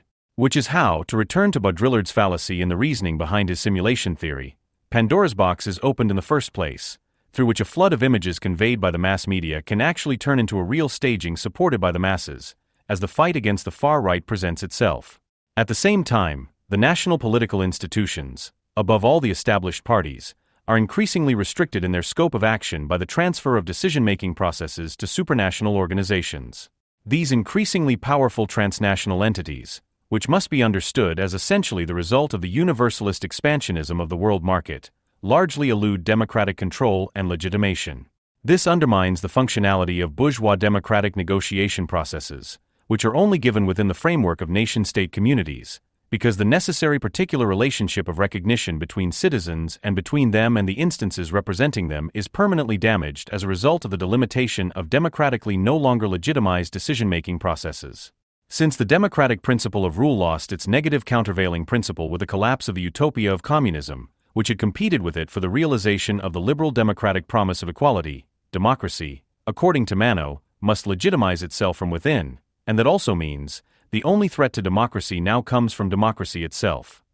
The democratization of democracy diagnosed by Mano thus turns into its opposite, a threat to democracy from discourses that endanger democracy. Right-wing populism, which Mano sees as only one symptom of the general crisis-ridden development he has outlined, becomes a projection screen for precisely those discourses endangering democracy. The disease is projected onto the symptom. The loss of control and function of representative democratic institutions and their actors is subsequently invoked as a danger to democracy as a whole. Due to the denial of reality that is already inherent in the projection process, the rescue of democracy takes on the form of a staging of reality, in which a reference to reality that is oriented towards actual living conditions, linked to economic constraints and requirements, and takes into account the concrete existential concerns and needs of citizens, is becoming increasingly less important. At the same time, however, it hypermoralizes every social expression of life of the people, right down to the most private, and tries to activate them for the hallucinatory final battle against the right. The politically independent citizen, acting in his own interests, is imagined as the counterprinciple that negatively legitimizes democracy.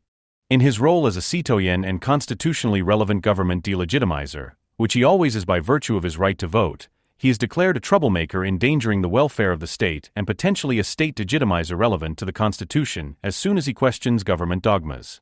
Debates initiated by the so-called civil society and appreciated by the political establishment, along with petitions to withdraw the right to vote and, consequently, the right to stand for election, are both frightening and logical consequences of this construction of the enemy. The political thinking and feeling of Hannah Arendt for the dangers of totalitarianism, the literary scholar Ingeborg Nordmann once wrote, pointedly summarizes that the greatest danger in modernity does not come from the attraction of nationalist and racist ideologies, but from the loss of reality. If there is no resistance from reality, then in principle anything becomes possible. The idea of total malleability takes the place of the vanished reality and functions as fact. This loss of reality, resulting from the hubris of their total malleability, entails a loss of political judgment, as can be seen from all the political stagings of recent years mentioned above, but it can be seen particularly exemplarily in the case of Hans-Georg Maassen, because an example is being made of him to this day. It does not matter what one might subjectively think of Hans-Georg Maassen or his political ambitions and content, because it does not change the objective fact that and in what way the image of a right-wing extremist who is supposedly a threat to the state is successively drawn here, of someone who has served this state for decades in various institutions, right up to the highest offices. The way in which Maassen lost his post as president of the BFV in 2018 can be seen as an expression of the crisis of institutional mediation outlined above. In a functioning democratic state, it should be a matter of course for the head of an authority such as the BFV to express his well-founded doubts about the realistic content of the interpretation of this or that flood of images in the media. However, the situation is different when the images have already usurped reality, when the narrative of the hunt, which is linked to them and politically driven, has already become an imagination that occupies reality, not a realistic assessment, but a pictorially generated spectacle that becomes the guiding force behind the discourse staging the threat to democracy. The essential qualification of Thomas Haldenwang, Maassen's successor in office, is probably not only that he has no doubts about the premise of the fight against the right, which overrides all political issues of the present and unites all established parties from CSU to the Left Party, but that the loss of reality necessary to create this reality-replacing production has already become second nature to him. Otherwise, it is difficult to explain how he first turned his ex-superior into a test case and now, based on an endless collection of possibly controversial but constitutionally unobjectionable expressions of opinion, various accusations of guilt by association, and positive references to third parties who are also considered dubious, into a right-wing extremist suspicious case within his agency. While Haldenwang, in his more than 5 years in office as vice president of the BFV, apparently did not notice any right-wing extremist ideas of his boss. But if there is no resistance from reality, then in principle anything becomes possible. Not only did it become possible to relabel a high-ranking official of the state apparatus, who in his previous role had been instrumental in combating real enemies of the state for more than 6 years, as one of them within a short period of time. But beyond that, and connected to that, an adaptation of the purpose of an institution like the Office for the Protection of the Constitution, whose existence is a peculiarity of Germany in comparison to most other Western states, to the demands of a government elite that increasingly sees itself as identical with the state. The original purpose of the Office for the Protection of the Constitution, which was defined as the observation and defense against efforts directed against the free and democratic basic order, has now been dissolved in the direction of a deliberately vague concept of the so-called state welfare. This is evidenced by a statement made by Haldenwang, who on February 13, 2024, at the presentation of a new package of measures against right-wing extremism at the Federal Press Conference, stated that protecting the supposedly endangered national welfare now even requires the observation and combating of mental border shifts. This announcement is not only emblematic of the presumptuous attempt to expand his powers for the purpose of statewide snooping on attitudes, but, if thought through to its consequent conclusion, is nothing less than the totalitarian endeavor to establish thought control in the name of a political elite that wants to rid itself of all constitutional restrictions. It is, in truth, the official jargon of state-sponsored delegitimizers of that free and democratic basic order, because its core substance should be the guarantee of human dignity, according to Article 1, Paragraph 1 of the German Basic Law, GG, for the protection of which the principle of the rule of law is constitutive, especially against the arbitrariness of the state.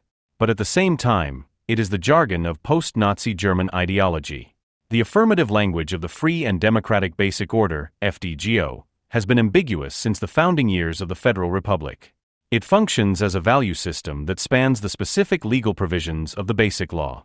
Despite its rather vague and indeterminate definition, it serves the state as a standard and condition for maintaining public security, which is why various constitutional lawyers have occasionally characterized it as superlegality and a point of entry for state intervention to protect the status quo on account of this property. Because concrete political majorities are not cemented, legality is therefore a changeable norm. One only has to consider the corresponding implications of the planned self-determination law, which even overrides biologically determined facts. The Free Democratic Basic Order is characterized by precisely that element of arbitrariness that had already distinguished the fascist concept of the Volksgemeinschaft. As Clemens Nachtmann formulated it 30 years ago in his analysis of West German society, which was committed to the insights of critical theory, as a post-Nazi community at its core. This also explains the ease with which the ideologues of the Greenified all-party transformation project, along with their planet-saving fantasies of omnipotence, were able to not only take control of the state apparatus, but also expand its purpose beyond the core state task defined by Althusser of reproducing the relations of production. The announcements by Bavarian Minister of the Interior Nancy Faeser, who is now also taking far-reaching measures against unpopular expressions of opinion that explicitly fall below the threshold of criminal liability, expose her as a spiritual descendant of such an attitude, which places fundamental freedoms under the proviso that they are only to be exercised in a form that is beneficial to the functioning of the social whole, to the common or national good. Just as only 2 years ago, during the Great Pandemic, the measure of this beneficialness was an abstract public health measured in incidences, which was allegedly threatened by lateral-thinking walkers and vaccination refuseniks. Today the imagined danger comes mainly from critics of uncontrolled Islamic mass migration, from those who refuse supposedly gender-sensitive language corruption, and from tractor drivers whose economic existence is threatened. What they all have in common, or are accused of, is mocking the state and thus endangering the common good. It is no coincidence that this could remind us of the Heimtückgesetz, law against treason, enacted by the Nazi Party, which restricted the right to freedom of expression in order to protect the welfare of the Reich and the reputation of the Reich government. Thus fascism has become a fungible token in this country, its evocation a means for established politics to steadily perfect that arsenal of defensive instruments, the use of which then only needs to be legitimized in the fight against the specter of rampant right-wing extremism, as the occasion demands. To do this, the state merely has to produce a tactical ideology of power struggles and act as if it were already a matter of the struggle for political power in the state. In the absence of a radical right-wing mass movement making the streets unsafe, the imagination of such a danger, along with a subsequent theatrical production, is thus constructed in a visually stunning way, exemplified by the farce of the secret plan against Germany, which the state and civil society are now using to take the fight to the streets. In the form of a mobilization that lasted for weeks, in the context of which the subjects who had been educated to exercise responsible moral self and external control for decades by state-subsidized civil society institutions and initiatives because it requires not external, abstract obedience to set rules, but rather unreserved existential partisanship, no matter what, the willingness to be available for every trick of power. Or as Wolfgang Port once aptly put it, it is impossible for a German to simply not do something. Either he does it, or he is active in preventing it, excluding it, etc. And at the forefront are not a few of the former anti-Germans, who, mostly academically educated like him, like a fish in water in the just milieu of that civilly organized Red Front Fighters League. They have successfully offered themselves as intellectual mouthpieces in the fight against alleged state delegitimizers from the right with their anti-Semitism theoretically enlightened solidarity with Israel and whose accusations of anti-Semitism function ever more arbitrarily purely tactically, detached from any justification, and that means tending to resemble their research object itself, in a pathologically projective way. As noisy as the tone of their outrage was in the case of the leaflet by Hubert Aiwanger, who was barely 17 years old at the time of writing, so deafening is their silence when the pogrom of October 7th is glorified by professional Palestinians lining up on the streets by the thousands in the general mobilization of the State Anti-Fascist United Front. Their refusal to talk about the necessity of the re-immigration of such anti-Semites is hidden behind a cheap, and in truth devious solidarity with Israel, in which the defense of the sovereignty of the Jewish state serves first and foremost to preserve it as a shelter in case their objectively pro-Islamic anti-right agitation should once again make this country uninhabitable for Jews. As ideologically critical tigers, they have now ended up as state anti-fascist bedside rugs in the antechambers of the ideological state apparatus. If today a government that is concerned with the big picture, i.e. world peace and climate, sabotages the reproductive capacity of an entire national economy with an economic and energy policy that can only be called erratic, and thus quite tangibly delegitimize the very foundations of the state by placing its entire operations under the radical proviso of the ideological pipe dream of a climate justice to be achieved, such conformism has contributed to this, and thus to a policy of transformation towards a state that even the situationists, in their view, which was already blind to the specifics of German ideology and essentially narrowed down to economic determinants, could not have anticipated, namely that capital in this country is soon threatening to become a museum piece itself, to visitors to which a museum director named Robert Habeck could then explain that capital is not gone at all, but is merely reproducing itself elsewhere. If, as a result, money itself becomes too scarce to keep the bloated sector of ideological reproduction happy, the obvious solution would be to outsource this racket and clique system of civil society to the Islamic specialists in this field, who have been brought into the country by the millions over the past 10 years. Whether the same applies to them, however, that Lenin said about the Germans, namely that they would first buy a train ticket before storming a train station, is questionable. Especially in a country that, despite all the talk of a transportation revolution, no longer has an intact train system. Officially proclaimed in Prague on August 29, 2022, the Zeitenwende turning point, which is said to be a pan-European but at the same time specifically German phenomenon, is now being invoked more loudly than military support for Ukraine for the widespread installation of heat pumps and adherence to extreme weather emergency plans. On that day, German Chancellor Olaf Scholz gave a speech at the local Charles University about the European heritage of Eastern Europe, in which he programmatically sharpened a formulation from his government declaration of February of the same year, in which he had called Russia's attack on Ukraine a Zeitenwende, a term first used by Hitler in 1923 to describe a turning point or new era. In Prague, Scholz said, "Putin's Russia wants to draw new borders by force, something we in Europe never wanted to experience again. The brutal invasion of Ukraine is thus also an attack on the European security order. From now on, it is imperative to give the right answers to the turning point throughout Europe and transnationally." In his Prague speech, Scholz described the Zeitenwende as a caesura that demonstrates the necessity of enforcing European law against the anachronistic legal order of the great powers. The representative of that outdated great power order is Vladimir Putin. As early as February, with regard to Russia's war of aggression against Ukraine, Scholz said, "We are experiencing a turning point. And that means, the world after that will no longer be the same as the world before." At the core of the matter is the question of whether power can break the law, whether we allow Putin to turn back the clocks to the time of the great powers of the 19th century, or whether we muster the strength to set limits to warmongers like Putin. Quote end. Contrary to the views of the New Old Peace movement, which has since taken a stand against the alleged warmongering of the German government, Scholz himself justified his appeal in the spirit of a love of peace, which he presented as a German-European mission. However, this mission is not aimed solely at containing illegitimate claims to great power, but at the self-exclusion of Western nation statehood in general. In order to put Russian imperialism in its place, Scholz said, what is needed is a coordinated European policy of self-restraint from national egoisms. Quote, in view of the Zeitenwende, our yardstick is, whatever is needed to secure peace in Europe will be done. The Zeitenwende does not only affect our country, it affects the whole of Europe. The challenge is to strengthen the sovereignty of the European Union in a sustainable and lasting way. End of quote. Scholz argued entirely in line with the project of a voluntary self-bracketing of the European nation-states in favor of a Europe standing up to Russian claims to great power when he sold the Eastern European states, first and foremost Poland and the Czech Republic, which the German government considered to be narrow-minded and nationalist, the delegation of their national sovereignty to the EU as a necessary contribution to the fight against Russian imperialism. In doing so, he did not forget to affirm that, of course, Germany would also do its part in this fight, and unspoken, but clearly directed at the smaller Eastern European states, pleaded for the dismantling of the unanimity principle in European policy decisions in view of the pressure to act generated by Russia. Quote, I have proposed a gradual transition to majority decisions in common foreign policy, but also in other areas such as tax policy, knowing full well that this would also have implications for Germany. We must be clear about one thing. Adhering to the principle of unanimity only works when the pressure to act is low. But at the latest, in the face of the Zeitenwende, this is no longer the case.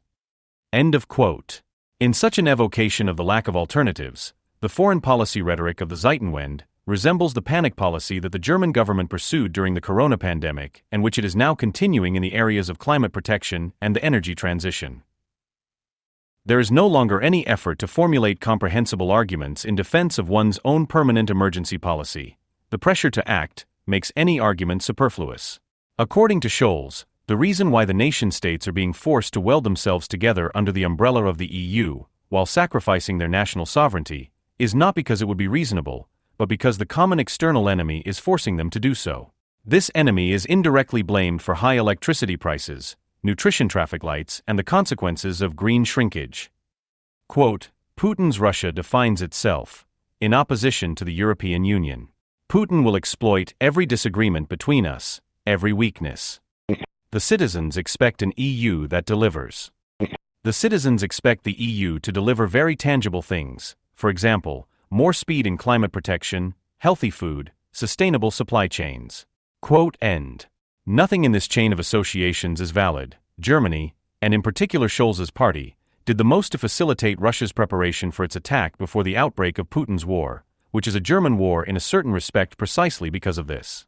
For a long time, the situation in Ukraine since the annexation of Crimea has hardly interested anyone in this country.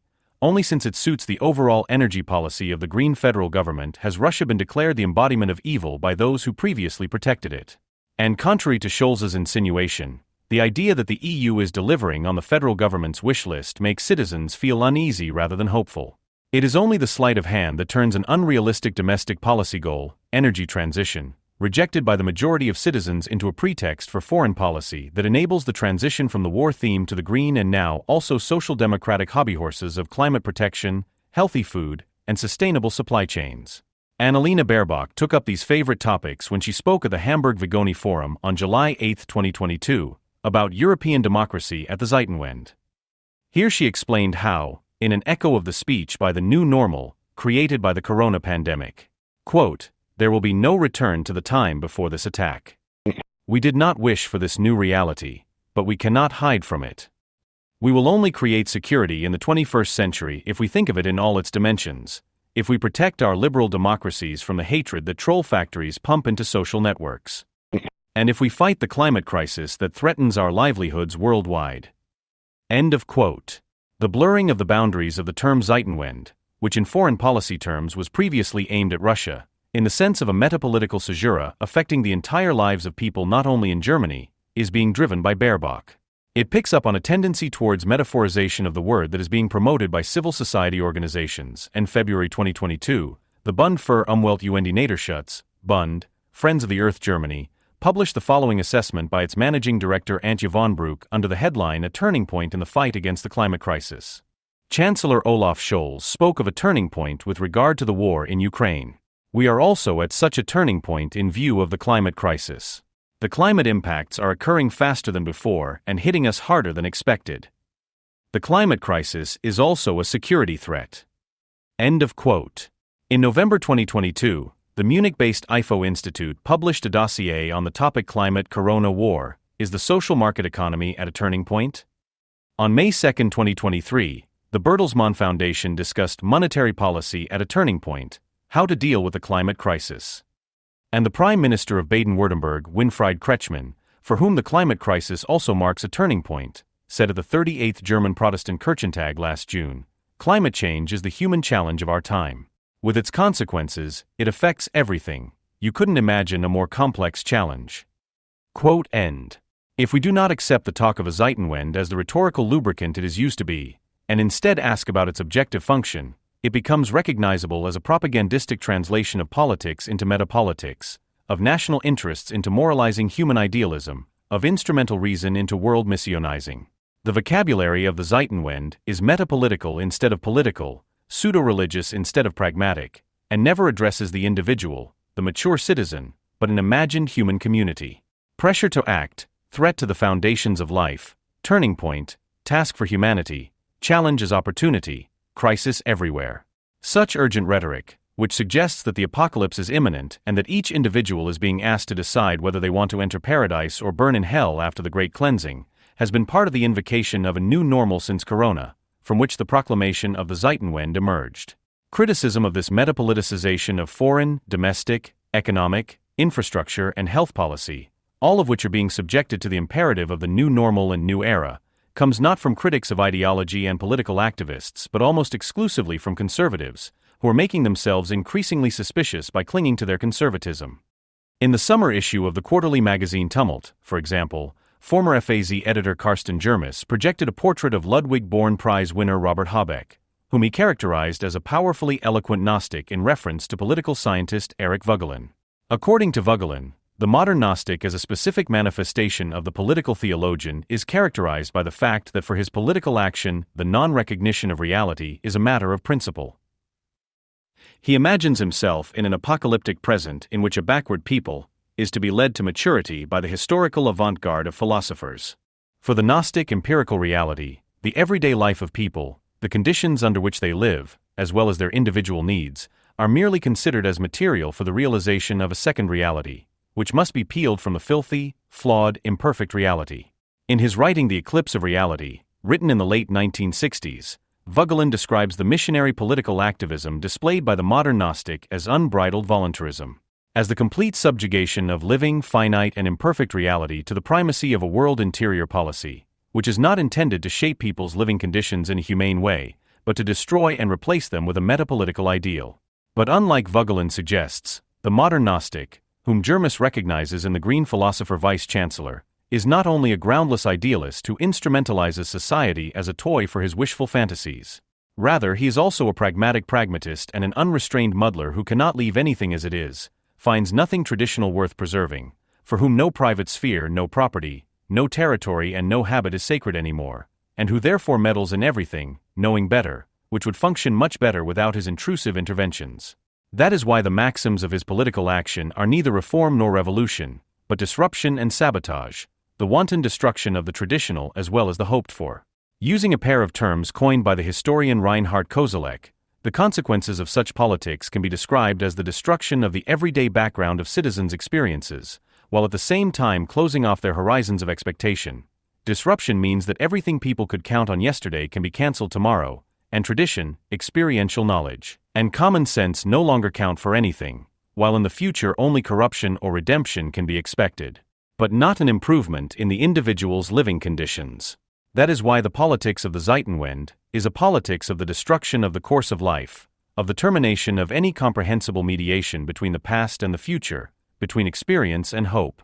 It aims to create a world in which anything can be expected at any time, but nothing better for the individual, and in which everything that makes up a human life, for better or for worse, can be immediately and groundlessly revoked, the liquidation of normality. That is why anyone who disagrees with this policy is labeled a right-winger or at least right-leaning, regardless of whether they are actually a leftist or liberal. Anyone who believes that there is still something to save and to realize, and that life is not exhausted in constantly reacting to ever-new impositions, is out of the game. This is what the time looks like, which the Zeitenwende prepares the way for, and from which people can probably only save themselves by pulling the emergency brake. When Foreign Minister Annalena Baerbock reported to the Bundestag in April on her trip to China and answered related questions from MPs, her diction deviated remarkably from the verbal radicalism currently being practiced by the German government and the Green Party in particular towards Russia. If Vladimir Putin's regime, which was not only nursed economically by Germany under the chancellorship of Gerhard Schroeder, but also under that of Angela Merkel, is now, under Olaf Scholz, being denounced, correctly but very late and therefore implausibly, as an exponent of a Russian imperialism against which the West, under the non-military but moral leadership of Germany, must stand together, China appeared in Baerbock's presentation less as an opponent or even an enemy than as an adversary that must be reckoned with at all times. Before her trip in mid-April, Baerbock had already proclaimed not only on behalf of Germany, but also for the whole of Europe, partner, competitor, systemic rival, that is the compass of Europe's China policy. After her trip she added, in a tone that was half alarmed and half fascinated, that the aspect of systemic rival is growing ever stronger, and not only because China is acting more offensively, one could even say aggressively, on the outside, but above all more repressively on the inside. End of quote. She called the political situation in China, in part, more than shocking. The task of Europe and the West, she said, was to use the economic partnership with the People's Republic to secure long-term freedom and the rule of law, and to stand up for the freedom, prosperity and security of all of us. She did not elaborate on how this would work in the context of rivalry with a totalitarian state. As is almost always the case when the media public attests that someone has found clear words, FAZ about Baerbock, the opposite was true in reality. The words of the foreign minister were conspicuously unclear. Anyone who finds the state of civil liberties in China shocking rather than merely worrying, Baerbock had met with Chinese human rights activists outside the official program, but in the same breath does not describe the same country as a hostile power, but as a systemic rival. This suggests that China should not be strictly rebuked for its aggressive foreign policy and repressive domestic policy, but outdone by the West. After all, one state can only be a systemic rival to another within the framework of a common reference system, an overarching compass. In this reference system, the character of which Baerbock left remarkably undefined, Russia no longer seems to have a place, unlike in previous years, while such a place is still granted to China, which is indeed economically and administratively backward compared to Russia.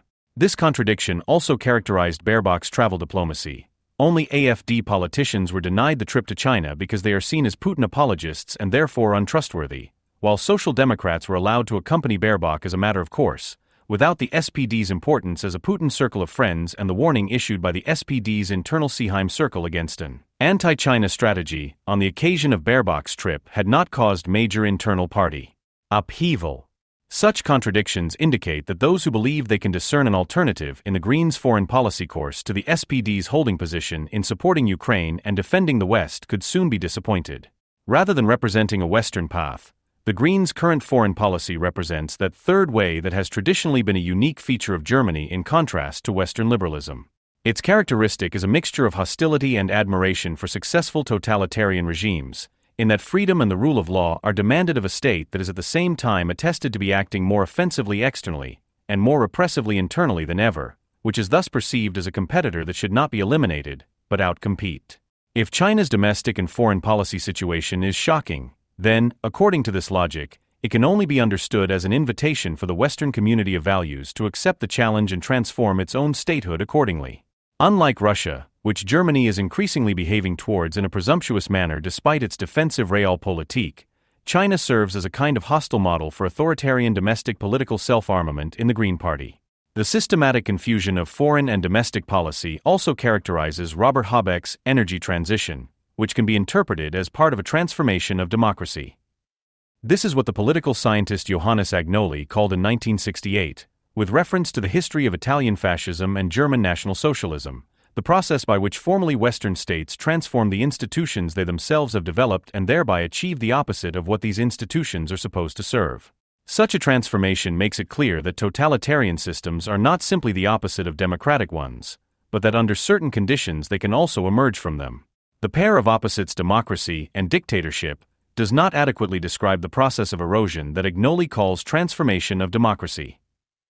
At least one of the characteristics of this transformation, which he outlined and which the social philosopher Max Horkheimer similarly noted in the 1940s in his Reflections on the Authoritarian State, is reflected in current green foreign policy, the instrumentalization of national sovereignty as a mere function of a transnationally delimited domestic policy. This dissolution of boundaries is not only evident in the design of Habeck's department, insofar as economic policy, by its very nature, has to advocate for national interests that are counteracted by the goals of a transnational climate policy. The dissolution of the boundaries between domestic and foreign policy in the name of a world interior policy that is moving away from realpolitik imperatives is also evident in the rhetoric of turning points and new beginnings, which Habeck and Baerbock use as they please in domestic and foreign policy. Habeck's energy transition, which he is pushing not in the name of national interests but of the global climate, is an echo of the Zeitenwende, or turning point, that Baerbock proclaimed in July of last year in her speech at the University of Hamburg's Vigoni Forum, entitled European Democracy at the Turning Point of the Times, in response to the Russian war of aggression. Not only did she speak not only of European democracies, but of the European democracy, as if all of Europe were a world sovereign incarnate in Germany, but in the same breath she took up the invocation of a new normality that has been common since the corona pandemic by decreeing, there will be no return to the time before this attack. We did not wish for this new reality, but we cannot hide from it. End quote. 9 months later, at the G7 foreign ministers' meeting in Japan last April, she no longer described the war that the West, alongside Ukraine, had to wage against Russia in terms of foreign policy, but in terms of climate policy, when she praised the German government. With our help, Ukraine has withstood Russia's energy war and winter offensive in recent months. That in the face of the Zeitenwende, there are no longer any boundaries between domestic, foreign, economic, climate, and health policy, but rather that in the future all departments would best be integrated into one and the same world interior policy, in the sense in which Jürgen Habermas also uses this term in his reflections on European policy, was already formulated quite unphilosophically by the psychologist Kristen Stocker in February 2021, when he knew no parties, but only Thanatos in The Spiegel under the heading Corona and Climate, Nature Knows No Compromises. Death is non-partisan. Disasters are not a matter of political orientation. New normal, Zeitenwende, no compromises, such rhetoric, whose ominous undertone stands in clear contrast to the pseudo-objective reference to facts evidence-based and scientific, which the same protagonists otherwise claim for themselves, is in the service of a new holism that respects no factual differences between political departments and therefore basically no longer respects a division of labor. Its dogma is rather that everything is somehow connected with everything else and therefore selfish individual interests must take a back seat in the name of the whole, the climate, world health, sustainability. This dogma has always distinguished the concept of climate from the older concept of the environment.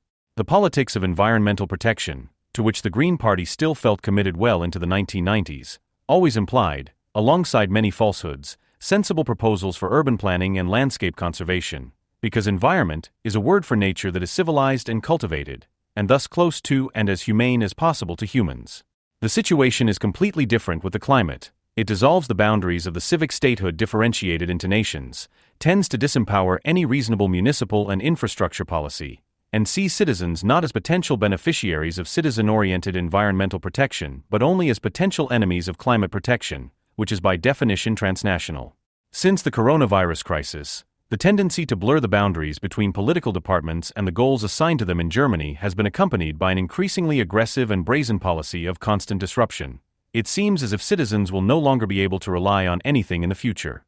Every economic, political, and private action that requires a reliable framework in order to develop is to be replaced by blind reaction to the permanent redefinition of these framework conditions by the state or its civil society organizations. That arbitrariness and capriciousness, anarchy and repression merge with each other in this redefinition is sufficiently known from the Corona period. When the unmanageable patchwork of measures was legitimized from week to week, it will either with the incidence figures or the occupancy of hospital beds, the R number or the vaccination rate, and therefore no longer justified de facto. Since the Zeitenwende that followed the new normalcy, which is an energy turn, which in turn is supposed to be part of an energy war, the regime of measures that has been tried and tested in the field of health policy has become even more blurred. Depending on the whim of those in power, economic policy can determine foreign policy can determine climate policy can determine foreign policy, and health policy can determine climate policy. But this dissolution of boundaries is also accompanied by an intensification of repressive measures to enforce them that is unprecedented in the history of the Federal Republic. Should Habeck's plans for a forced conversion of the energy supply become reality, the means used against tenants, landlords, companies and businesses in the event of non-compliance may make the period of the corona measures seem almost harmless. In 1941, the political scientist Ernst Fraenkel published his study The Dual State, in which he sought to grasp the authoritarian reorganization of bourgeois states, particularly Germany, which Johannes Agnoli described 25 years later as a transformation of democracy, using the pair of terms norm state and measure state. In the mode of the norm state, the liberal moments of bourgeois democracy live on in the double state, equality of all before the law, the correspondence between civil rights and duties, and the calculability of the relation between norm violation and punishment. But by reconstituting itself as a state of measures, the normative state simultaneously places the validity of its own norms under constant reservation and signals to its citizens that from now on they will all only be citizens for a limited time. It normativized itself and thus undermines its own foundations. As astonishing as it is to see how precisely Frankel's observations can be applied to the transformation of the nation-state under Baerbock, Habeck and their supporters, there is one crucial difference.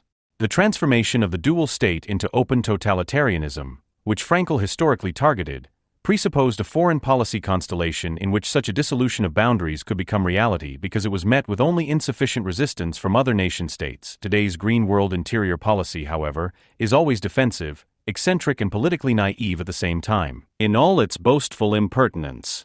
Just as the nuclear phase-out would not have been possible without importing nuclear energy from other countries, which are morally condemned for their adherence to nuclear power, France, Poland, Great Britain, Germany's new war moralism towards Russia thrives on the fact that other, truly Western countries are doing the dirty work, again, alongside the USA, Poland.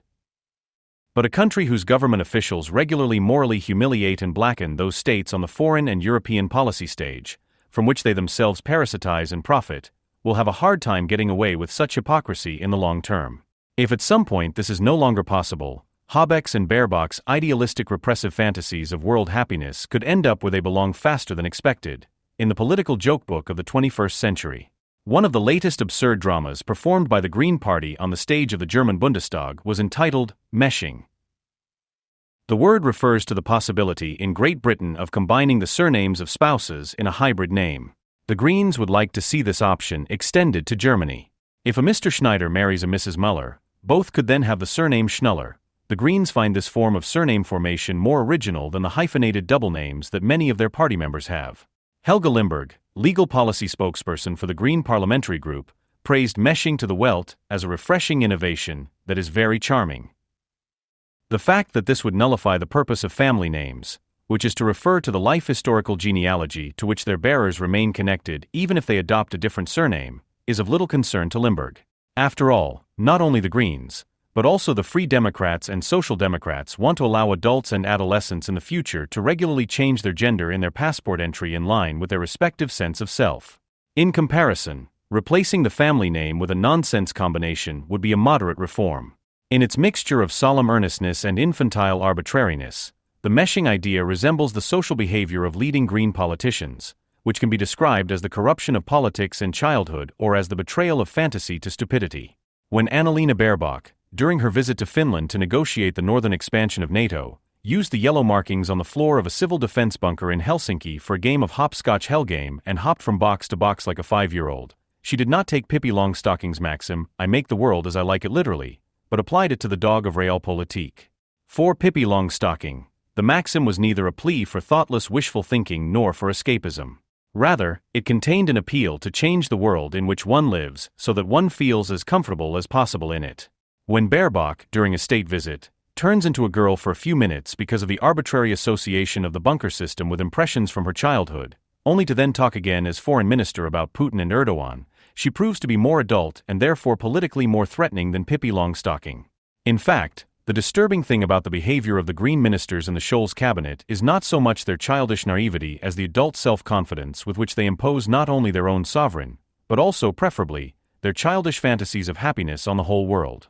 "I'm Robert and this is Sem, we're ministers." Robert Habeck and Sem Oettemaer introduced themselves to members of a native tribe in Brazil, explaining that they were German chiefs, comparable to rainforest chiefs, and had come to learn about environmental protection from their hosts, because the forest in Europe had been destroyed 1,000 years ago. But it would be wrong to find the hubris with which habitual critics of colonialism declare themselves to be tribal chiefs and their hosts to be inferiors, unintentionally funny. Of course, the gestures of the uncle from the West, who jovially addresses the jungle inhabitants in the second person and lets them paint his cheeks, echoes the colonialists' habitus as landowners. And of course the humiliating way in which the ministers treated their hosts seems like a parody of the positive racism the Greens otherwise see as being at work when children in Western countries enjoy dressing up as Native Americans. But to laugh at such perversions would be to miss their point. For what is characteristic and new about today's green infantilism is that it has merged with the self-confidence of a civil society whose members are sure that even their most embarrassing failures are morally integer and therefore beyond parody. Accordingly, the involuntary comedy that used to characterize old West German politicians has been replaced by a voluntary comedy that is lived out with aggressive self-assurance. This comedy can no longer be tackled by satire because the dissonance between aspiration and reality, intention and realization, has been leveled out, and the laughter provoked by satire could ignite. The unintentional humor of many politicians in the old Federal Republic, from Heinrich Lübke to Helmut Kohl and Edmund Stoiber to the young Rudolf Scharping, has been overtaken by the zeitgeist with Habeck, Baerbock and company. With their disappearance, a cultural asset of the 20th century is being lost, one that was not only cultivated by cabaret artists, but also appreciated by the objects of satire. For television satire in the old Federal Republic, from Dieter Hildebrandt's Scheibenwischer to the Satire Fest broadcast on the third programs, a mirror cabinet-like elective affinity between mockers and mocked was characteristic. This manifested itself not only in the convention of having federal politicians sit in the audience themselves, where they listened to the mockery of their party colleagues and political opponents, but sometimes also to jokes about themselves. The affinity was also evident from the fact that there was an affinity between the cabaret artists and their targets, which reminded people that politics, especially in democratic states where it is a public stage, can resemble a farce. Accordingly, the gaffes of important politicians evoked the talent of great comedians, whose reenactments they appeared to be. The slips of the tongue and failures of the Christian Democrat Heinrich Lubka, who was federal president between 1959 and 1969, are so legendary that reality and invention have become mixed up in their retelling. The fact that Lubka greeted the population of Liberia in 1962 with "My dear ladies and gentlemen, dear Negroes" is actually just a rumor. But it is no rumor, for example, that during a visit to Cameroon he commented on the installation of public shower facilities with the sentence "people have to learn to keep clean." That during a speech on the June 17, 1954, uprising in 1965 on the Helmstedter Holzberg, he forgot the name of the town he was visiting. That after a trip to Canada, he reported that he had been there earlier with his friend Karl May, that he confused names and his flow of words repeatedly faltered in his self-oblivion. Lubka's mistakes unintentionally echoed the deliberately lame humor of Heinz Erhardt, which is why the satirical magazine Pardon released an LP in 1966 titled Heinrich Lubka Speaks for Germany, to defend his involuntary humor against the hostility of his mockers. Edmund Stoiber's unintentional humor, on the other hand, which experienced its heyday about 30 years after Lubka and can be viewed on the internet as an original sound collage entitled Stoiber's Gestammelt Werke, Stoiber's Stammered Works, since 2006, when Stoiber gave his famous speech about the problem bear poaching in the Bavarian forests, was more reminiscent of Karl Valentin. When Stoiber says about his private life, "I've got into the habit of looking at the garden every morning and perhaps killing a flower, otherwise I tell my wife what I would do, and then she does it." When he fails to explain the innovation of the Transrapid connection between Munich Central Station and the airport to the parliamentarians, if you take the Transrapid from Munich Central Station to the airport, you only need 10 minutes and you don't have to check in at the airport. Or when he says about the sister party CDU that it would take only a little spraying, so to speak, into the blazing lot, into the blazing flood, to bind them more closely to the CSU, then he is objectively on a par with the brilliant sketches of Valentin and Liesl Karlstadt. Stoiber was the political master of an unintentional humor that, in its effort to reflect its own ridiculousness in a sovereign way, opened up a meta-humor that could serve as new material for satirical Volkskamps. In this talent, he was the equal of Helmut Kohl, who, through his public appearances, through his criticism of uncomfortable seating, his notorious complaints about the communication style of television people, and his physical intervention against egg throwers, repeatedly proved himself in very real and everyday terms to be the successful provincial that Thomas Freitag only ever parodied in a mediocre way in the TV show Scheibenwischer. With Kohl and Stoiber, the offensively unintentional humor sometimes surpassed the intended humor of the satire in subtlety and pointedness. That's why they could afford to reflect on themselves as the subject and object of humor. Kohl, when he told his favorite Kohl jokes on ZDF to Gunter Jauch and Thomas Gottschalk in 1990. Stoiber, when asked about the effect of his slip-ups on him and his wife, said, "We both have a sense of humor. She in practice, I in theory." The unintentional humor of old West German politicians, which was better mastered by conservatives than by leftists, but was also present there, for example, when Rudolf Scharping failed to ring the bell to open a celebration, was only possible because its representatives were not identical with the role publicly demanded of them, but rather repeatedly afforded themselves the opportunity to fall back behind this role or to rise above it. West German satire, from Heinz Erhardt to Laureate to the self-lacerating humor of Gerhard Polt, who turned Franz Joseph Strauss's brutality against Strauss's own social character, was, so to speak, the cooperative complement of the satirically skewered, parodists and the parodied, sometimes embodied by one and the same person, contributed to the elevated level of satire at the time through the division of labor. The insultingly aggressive embarrassment of the personnel of the so-called traffic light, especially the Greens, no longer has any satirical opponents. Dieter Nuhr, one of those who sometimes tries, was himself once a member of the Greens and is far too equidistant and politically sensitive to distort what his former party colleagues are now doing into anything recognizable. Harold Schmidt, who around the turn of the millennium developed a matter-of-fact cynicism that could rival the banality of today's political ridicule, has largely withdrawn. Helge Schneider is lucky enough not to deal with current politics and has become an absolutist of nonsense who would be corrupted by dealing with cabinet members. Other so-called comedians, first and foremost Jan Bomerman, double the conformism of politics instead of distorting it. Politicians have already locked themselves up with their peers and lost any sense of self-distance that could enable them to laugh at themselves because of their certainty that good people talk to each other and to others in the tone of care psychologists. In the worst case, they express shame and remorse because of their lapses, but never humor. Thus, there is no one who could respond to their nonsense with a higher level of nonsense. However, rulers who no longer have fools in whom they can see themselves are the greatest danger for a democratic community that can be imagined. The knife attack in which the 25-year-old Afghan Suleiman critically injured Michael Sturzenberger, critic of Islam and chairman of the BP Association, during a registered rally of the Pax Europa Citizens Movement (BPE) in Mannheim on May 31st of this year lasted less than half a minute. Since the attack is documented by a live stream from a security company and on cell phone footage from a passerby who happened to be present, it can be reconstructed almost completely. Suleiman approached Sturzenberger, who was at an information stand set up by the BPE on the Mania Market Square for the purpose of providing information about political Islam, with a knife and was initially stopped by two BPE employees, but was able to fend them off. He then jumped towards Sturzenberger, pulled him to the ground and stabbed him several times without stopping. Two passersby, a German Kazakh and an Aramaic Christian from Iraq, managed to tear him away from his victim and hold him down on the cobblestones until another passerby, who misunderstood the confusing situation, attacked Sturzenberger's helper so that his attacker could free himself.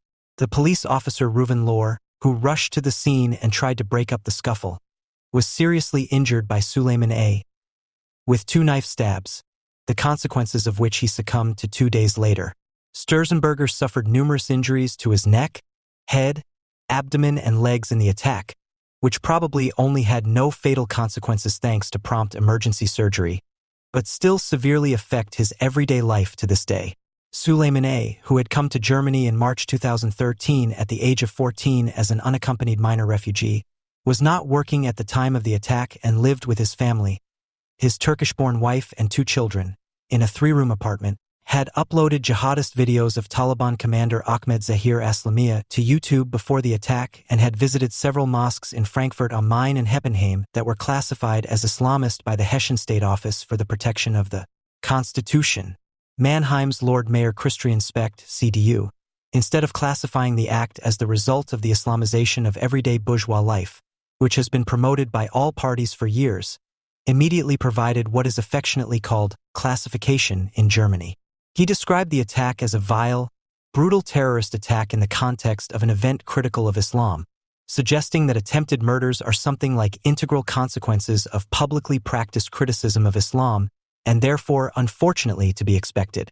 While the media reported extensively on the life story and family circumstances of Suleiman and Reuven Lohr, who was killed by him, sympathy for the intended main victim of the attack, the pejoratively named Islamophobe Sturzenberger, was limited. While the Bundestag commemorated Lohr in a minute's silence, politicians from all parties, with the exception of the AfD, found at best narrow-lipped, distancing formulas of regret for Sturzenberger. Foreign Minister Annalena Baerbock, Greens, whose party is still seen by some who are resistant to insight as a bastion of the West against the Weidel-Wagenknecht axis, which is a threat to democracy, warned that it would be totally counterproductive to instrumentalize the attack for demands for a stricter migration policy. Federal Chancellor Olaf Scholz, SPD, who took the opportunity to promise the repatriation of serious criminals to Afghanistan and Syria, immediately went back on his promise by declaring that Germany's security interests and not the right of all citizens to physical integrity were more important than the perpetrator's interest in protection. Since, according to this logic, the Islamophobic Sturzenberger is undoubtedly also somehow opposed to Germany's security interests, he is no better than the assassin who merely chose the wrong, namely unlawful, means to articulate his criticism of Islamophobia. By using the security interests of Germany, rather than the law as the criterion for judging the perpetrator's actions, the state is surreptitiously withholding the guarantee of its promise of protection, which is independent of political opinion and moral stance and applies equally to all citizens. The discussion about knife-ban zones in German city centers, which has been ongoing since the Mannheim case and was initiated by Scholz, aims in the same direction, because at least government politicians do not dare to say which clearly identifiable group would be the only addressee of possible knife bans. De facto amounts to the civilian disarmament of citizens, who from now on will no longer be allowed to carry objects that can be misused as weapons in certain areas at certain times, as if the public space were a kind of large discotheque with appropriately authorized security. This perpetuates trends that were already evident during the coronavirus years. General civil liberties are gradually being turned into general restrictions on freedom, with justifications changing depending on the occasion. Under the alibi of defending against threats to democracy, the state is increasingly brazenly dismantling civil rights, which it claims to protect through this very dismantling. In fact, in the slipstream of the restriction of individual rights camouflaged as the protection of democracy, the bourgeois state is handing itself over to its most dangerous Islamic opponents. One of the weaknesses necessarily associated with the strength of Western societies, and therefore sympathetic, is that knives, although everyone is aware of the possibility of their use as weapons, are, like scythes and machetes, mainly considered as utensils, tools, or even as hunting and jewelry utensils, and only in exceptional cases as a means of self-armament for the purpose of using violence. Constitutive for the concept of knife-ban zones is the decivilizing reversal of this primacy. The acceptance, implemented as a necessity in the everyday lives of citizens, of the fact that in the colorful, diverse post-democracy knives are regarded as weapons and only secondarily as objects of utility, and that accordingly knife owners are to be treated per se as potential weapon owners. It is precisely by generalizing this acceptance, by setting the anomaly as the new normality through domestic policy, that the bourgeois state, under the label of violence prevention, gives justice to everyday Islamic perpetrators of violence, whose ability to distinguish between everyday objects and weapons, civility and occasional pogroms, is notoriously underdeveloped. This is why such violence prevention is the opposite of violence prevention. Democratic acceptance of everyday Islamic violence while at the same time preventing legitimate violence-based defense against violence. Suppression and illegalization of civil defensive violence while at the same time normalizing and trivializing Islamic proactive violence. Only against this background can the biased weighting be understood, which is made between attacks on politicians and politically active private individuals that are deliberately vaguely called violent. The anomaly as the new normality can be seen in the insinuation by the mayor of Mannheim that attacks such as the one on Sturzenberger took place in the context of events critical of Islam instead of blowing them up, as well as in the statement by Solingen Police Chief Marcus Rohrl after the Islamic knife attack on August 23 that everyone must in future decide for themselves whether they go to festivities, whether they go to soccer matches, whether they travel on local public transport. Not only must citizens who expose themselves as critics of Islam expect to be summarily stabbed, although for the time being they can still count on protection from the state executive. Other forms of professional or private use of public services are also becoming more risky in a multi-diverse society. But the good post-democrat, because he is not a coward, decides to take the risk and not to retreat, even though his enlightened consciousness knows that the danger of Islamically motivated random killings is increasing for the individual, while the danger of being run over by a car is decreasing in the traffic violence-free inner city of the future. Thus, through the forms of its social constitution and state toleration, Islamic everyday violence is approaching the politically correct consciousness of the accident, the storm and the power blackout, instead of being perceived as the atavistic violence that it is, pampered and covered by the state's waiver of sanctions. The phenomenon that has become the new normal can also be described as an anomaly that complements the derealization of Islamic violence, which can be seen in the invocation of political brutalization. While in the case of Sturzenberger and the violence of Islamic knife men, a downplaying of atavistic brutality to a mere risk can be diagnosed, the brutalization lamented by all parties and media is the opposite, the pimping of mere risks to supposedly raw violence. The Greens in particular and media outlets close to them are increasingly shamelessly pimping such risks. On April 27, for example, the car of Green Party Bundestag Vice President Katrin Göring-Eckardt was prevented from leaving a party event in Oderbruch and Brandenburg by participants in a counter-demonstration who hit the car with their hands and sat behind it, which was reported in press reports with the vague formulation that Göring-Eckardt had been harassed. The Augsburg Allgemeine newspaper treated the car blockade, which was immediately condemned by Interior Minister Nancy Faeser, in the same breath as the case of SPD politician Matthias Eck, who was beaten up at the beginning of May while putting up posters, the farmers who prevented Robert Habeck from leaving a ferry at the end of a vacation in Schleswig-Holstein last January and set off fireworks, not in Habeck's direction, as well as with Kassel District President Walter Lubke, CDU, who was shot dead by right-wing extremist Stefan Ernst on June 2, 2019. Assassinations, bodily harm, and collective symbolic expressions of discontent are therefore all the same thing, insofar as they can somehow be interpreted as aggression against representatives of the traffic light parties. symptoms of political brutalization. In any case, the mimosa-like interpretation of government spokesperson Stefan Hebestreit, who pompously described the farmers' disruptive action, which is one of the minimum risks of any politician, as a symptom of a brutalization of political mores that nobody should care about, has since been adopted by the fact-checking press as a template for interpreting all attacks on democratic, non-AFD politicians that fall somewhere between verbal jibes and beatings. The fact that, in the vulnerability-sensitive post-democracy, it is not the empirical quality of the violence carried out but the caste affiliation of the victim and perpetrator that determines the type and vehemence of the action can be seen in an article by Robert Bongen and Timo Robin on NDR about the omnipresence of violence against Green politicians. The report is exemplary because of its conformist audacity. It begins with a report of a meeting between Friedrich Merz and members of the CDU base in Chemnitz, at which a man from Voigtland asked Merz, "If there is a firewall against the AFD, why isn't there one against the Greens?" The reporters, empathizing with Merz, then hypocritically mused, "A firewall against the Greens, as if they were enemies of democracy like the AFD," and were delighted that Merz was parroting what they were silently babbling to him. Quote, "The Greens belong to the broad democratic center of our country, just like the Social Democrats, the FDP, and us." End quote. Merz and the NDR agree that the democratic character of a party is not decided on the basis of whether it was democratically elected, but by a moral tribunal held by all the Yuck AFD parties united by the firewall. In the following, Bongen and Robin not only place comparisons drawn by some CDU members between green economic policy and the GDR planned economy, because they come close to delegitimizing the political opponent, in a row with physical assaults, but also deliberately blur the differences between verbal and physical attacks. Jasmin Riedel, professor of political science at the Bundeswehr University in Munich, who is unable to distinguish between physical assault and polemics, provides assistance.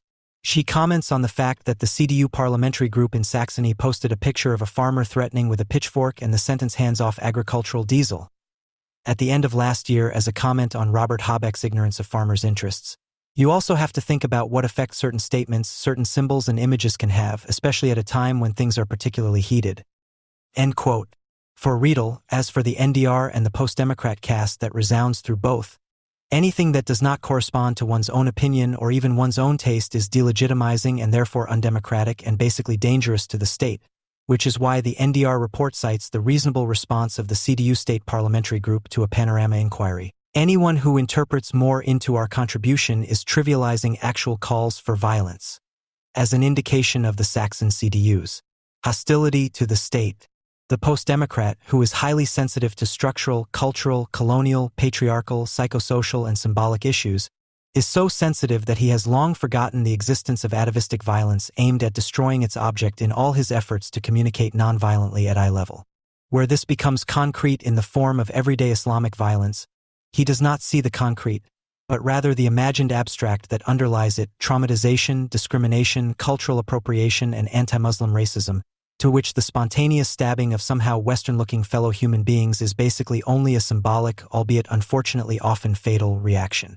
While in this way the real is misinterpreted as symbolic, the concrete violence as abstract, one simultaneously hallucinates the symbolic as real, the abstract as concrete, and, in a somnambulistic stupefaction, believes to recognize the real violence in every verbal insult and polemical exaggeration, the experience of which one does not want to expose oneself to in reality.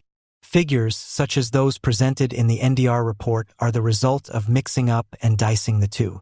Quote, "In the last 2 years, according to the federal government, there were by far the most attacks on Green Party members and representatives, 575 in 2022, and as many as 1219 in 2023. By way of comparison, the figures for the AFD, 360 attacks on AFD members in 2022 and 478 in 2023.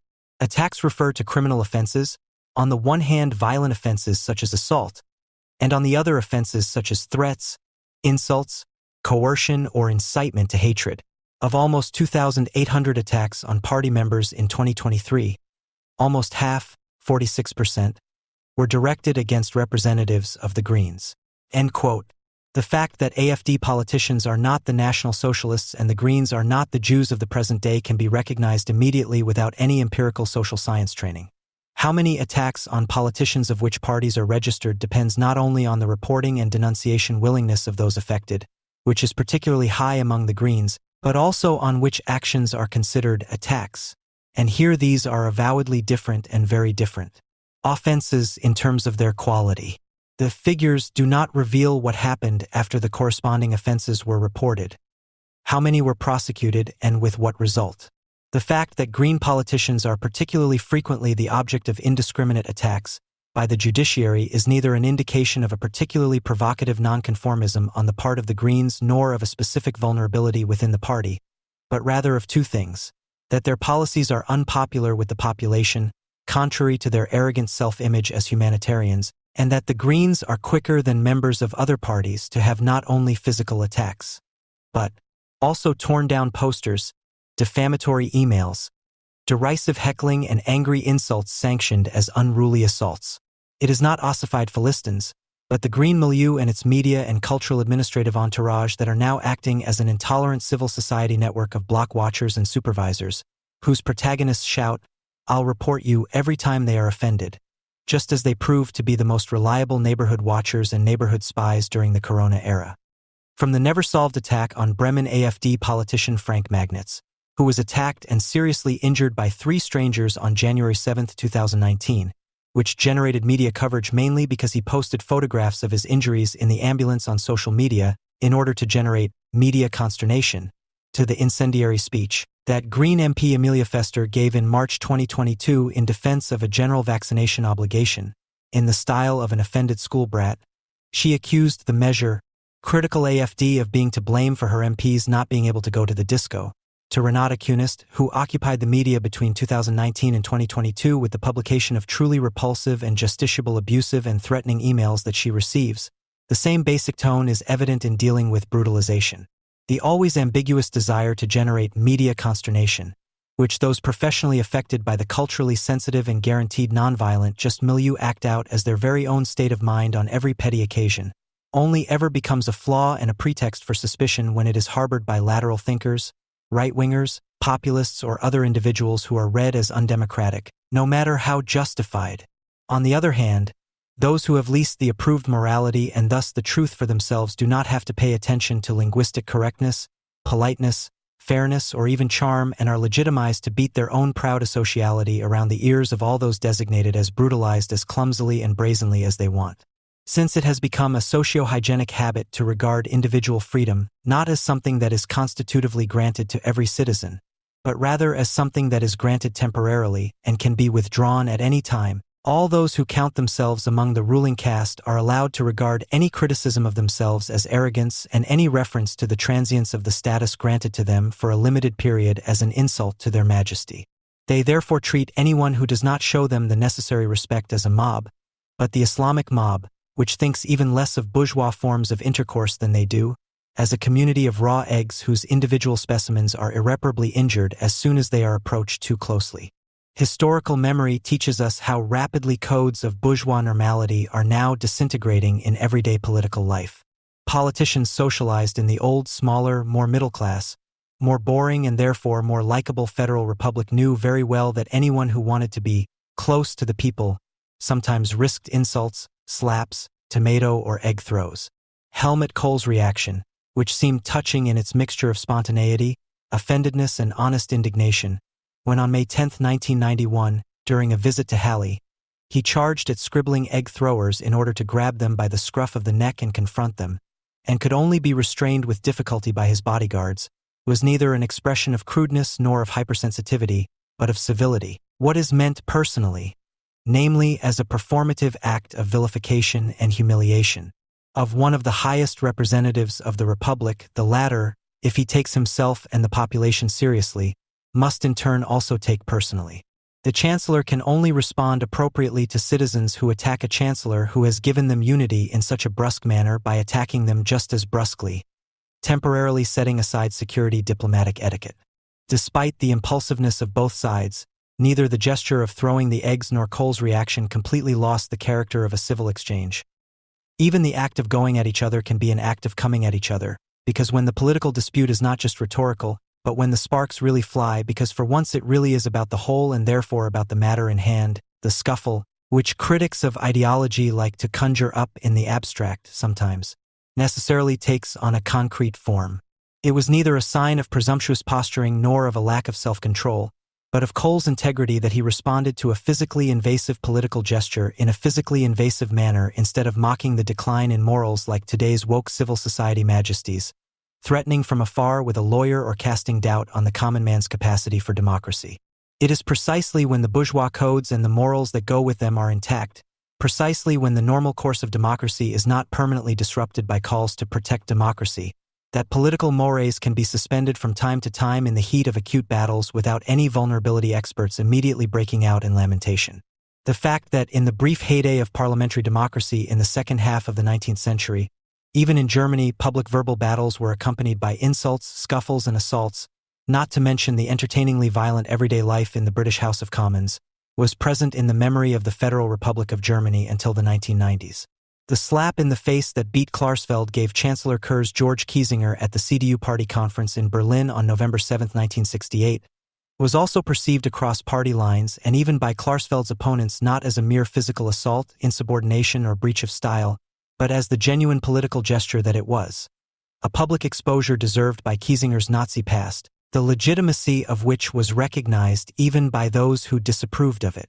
The fact that Klarsfeld received a prison sentence for the slap, which it was clear from the outset that she would not have to serve, was a necessary concession to the sense of justice that did not invalidate the awareness of the reason for and legitimacy of her actions. The verbal battles between Herbert Wehner, SPD, and Franz Joseph Strauss, CSU, which Habeck must have seen as an example of political moral decay, have become legendary because, regardless of which opponent one agreed with, eloquence and insult, getting personal and getting down to business converged in them, and both opponents enjoyed insulting and being insulted because they recognized it as an appropriate form of objective dispute. With the old Federal Republic, which lived on in the new one during the first half of the 1990s as a faint echo that has since faded away, it was common knowledge what today's politically illiterate of all factions do not understand, that the style in which disputes are conducted, which can be elegant even when it is rough, there are elegant breaches of good manners as well as charming vulgarity, is inseparable from their substance. For a more precise definition of the political habitual difference between the old and the new Federal Republic, between Republican normality and post-democratic anomaly, it makes sense to refer to the anthropological distinction introduced by Claude Levi-Strauss between the raw and the cooked, which can also be found in a similar way in Norbert Elias' theory of civilization.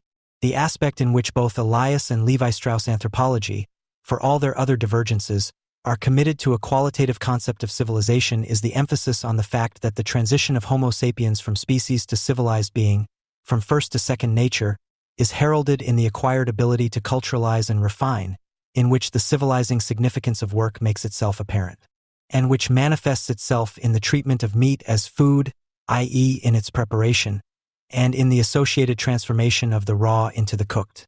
The raw and the cooked correspond to two social characters that merge into one another but are distinct from one another.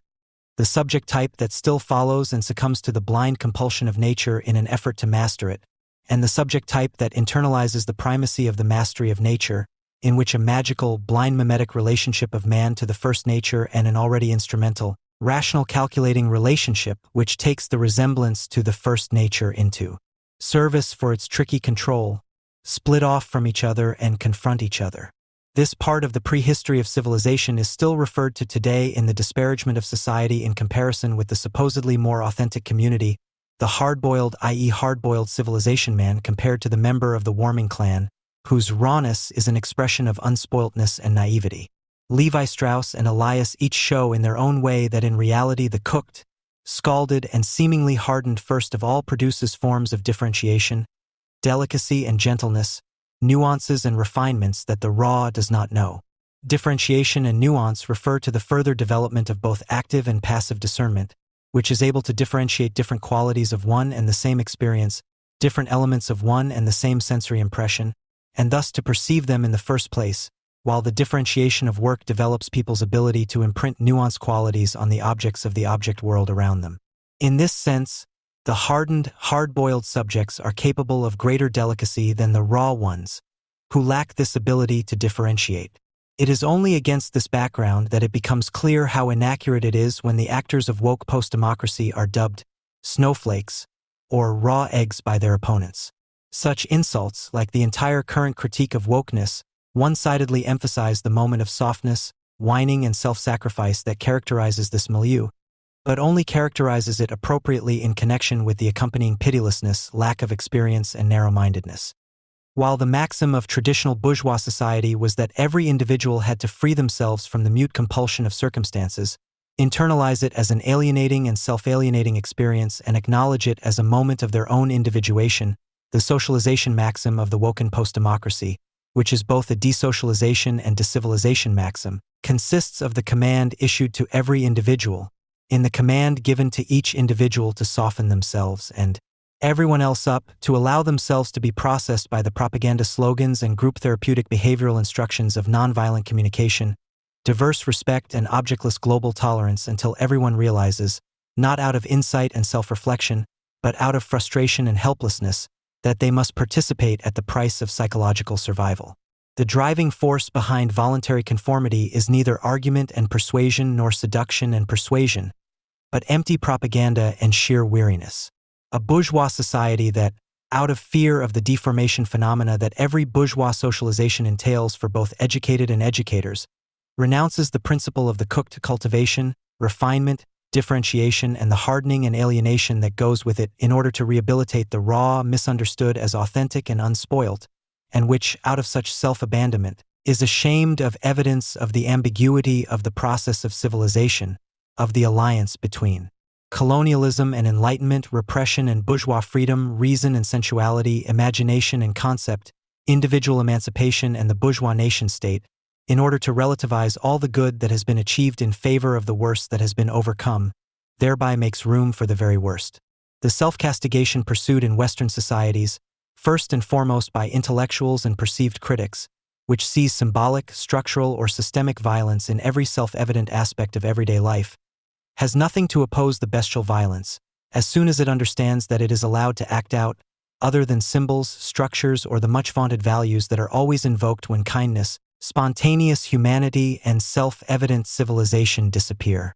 Therefore, the more culturally and vulnerability-sensitive, diverse, and inclusive a society is, the more barbaric it is. Debarbarization makes it necessary to offend the barbaric, to draw boundaries and defend hierarchies where these make humanity possible.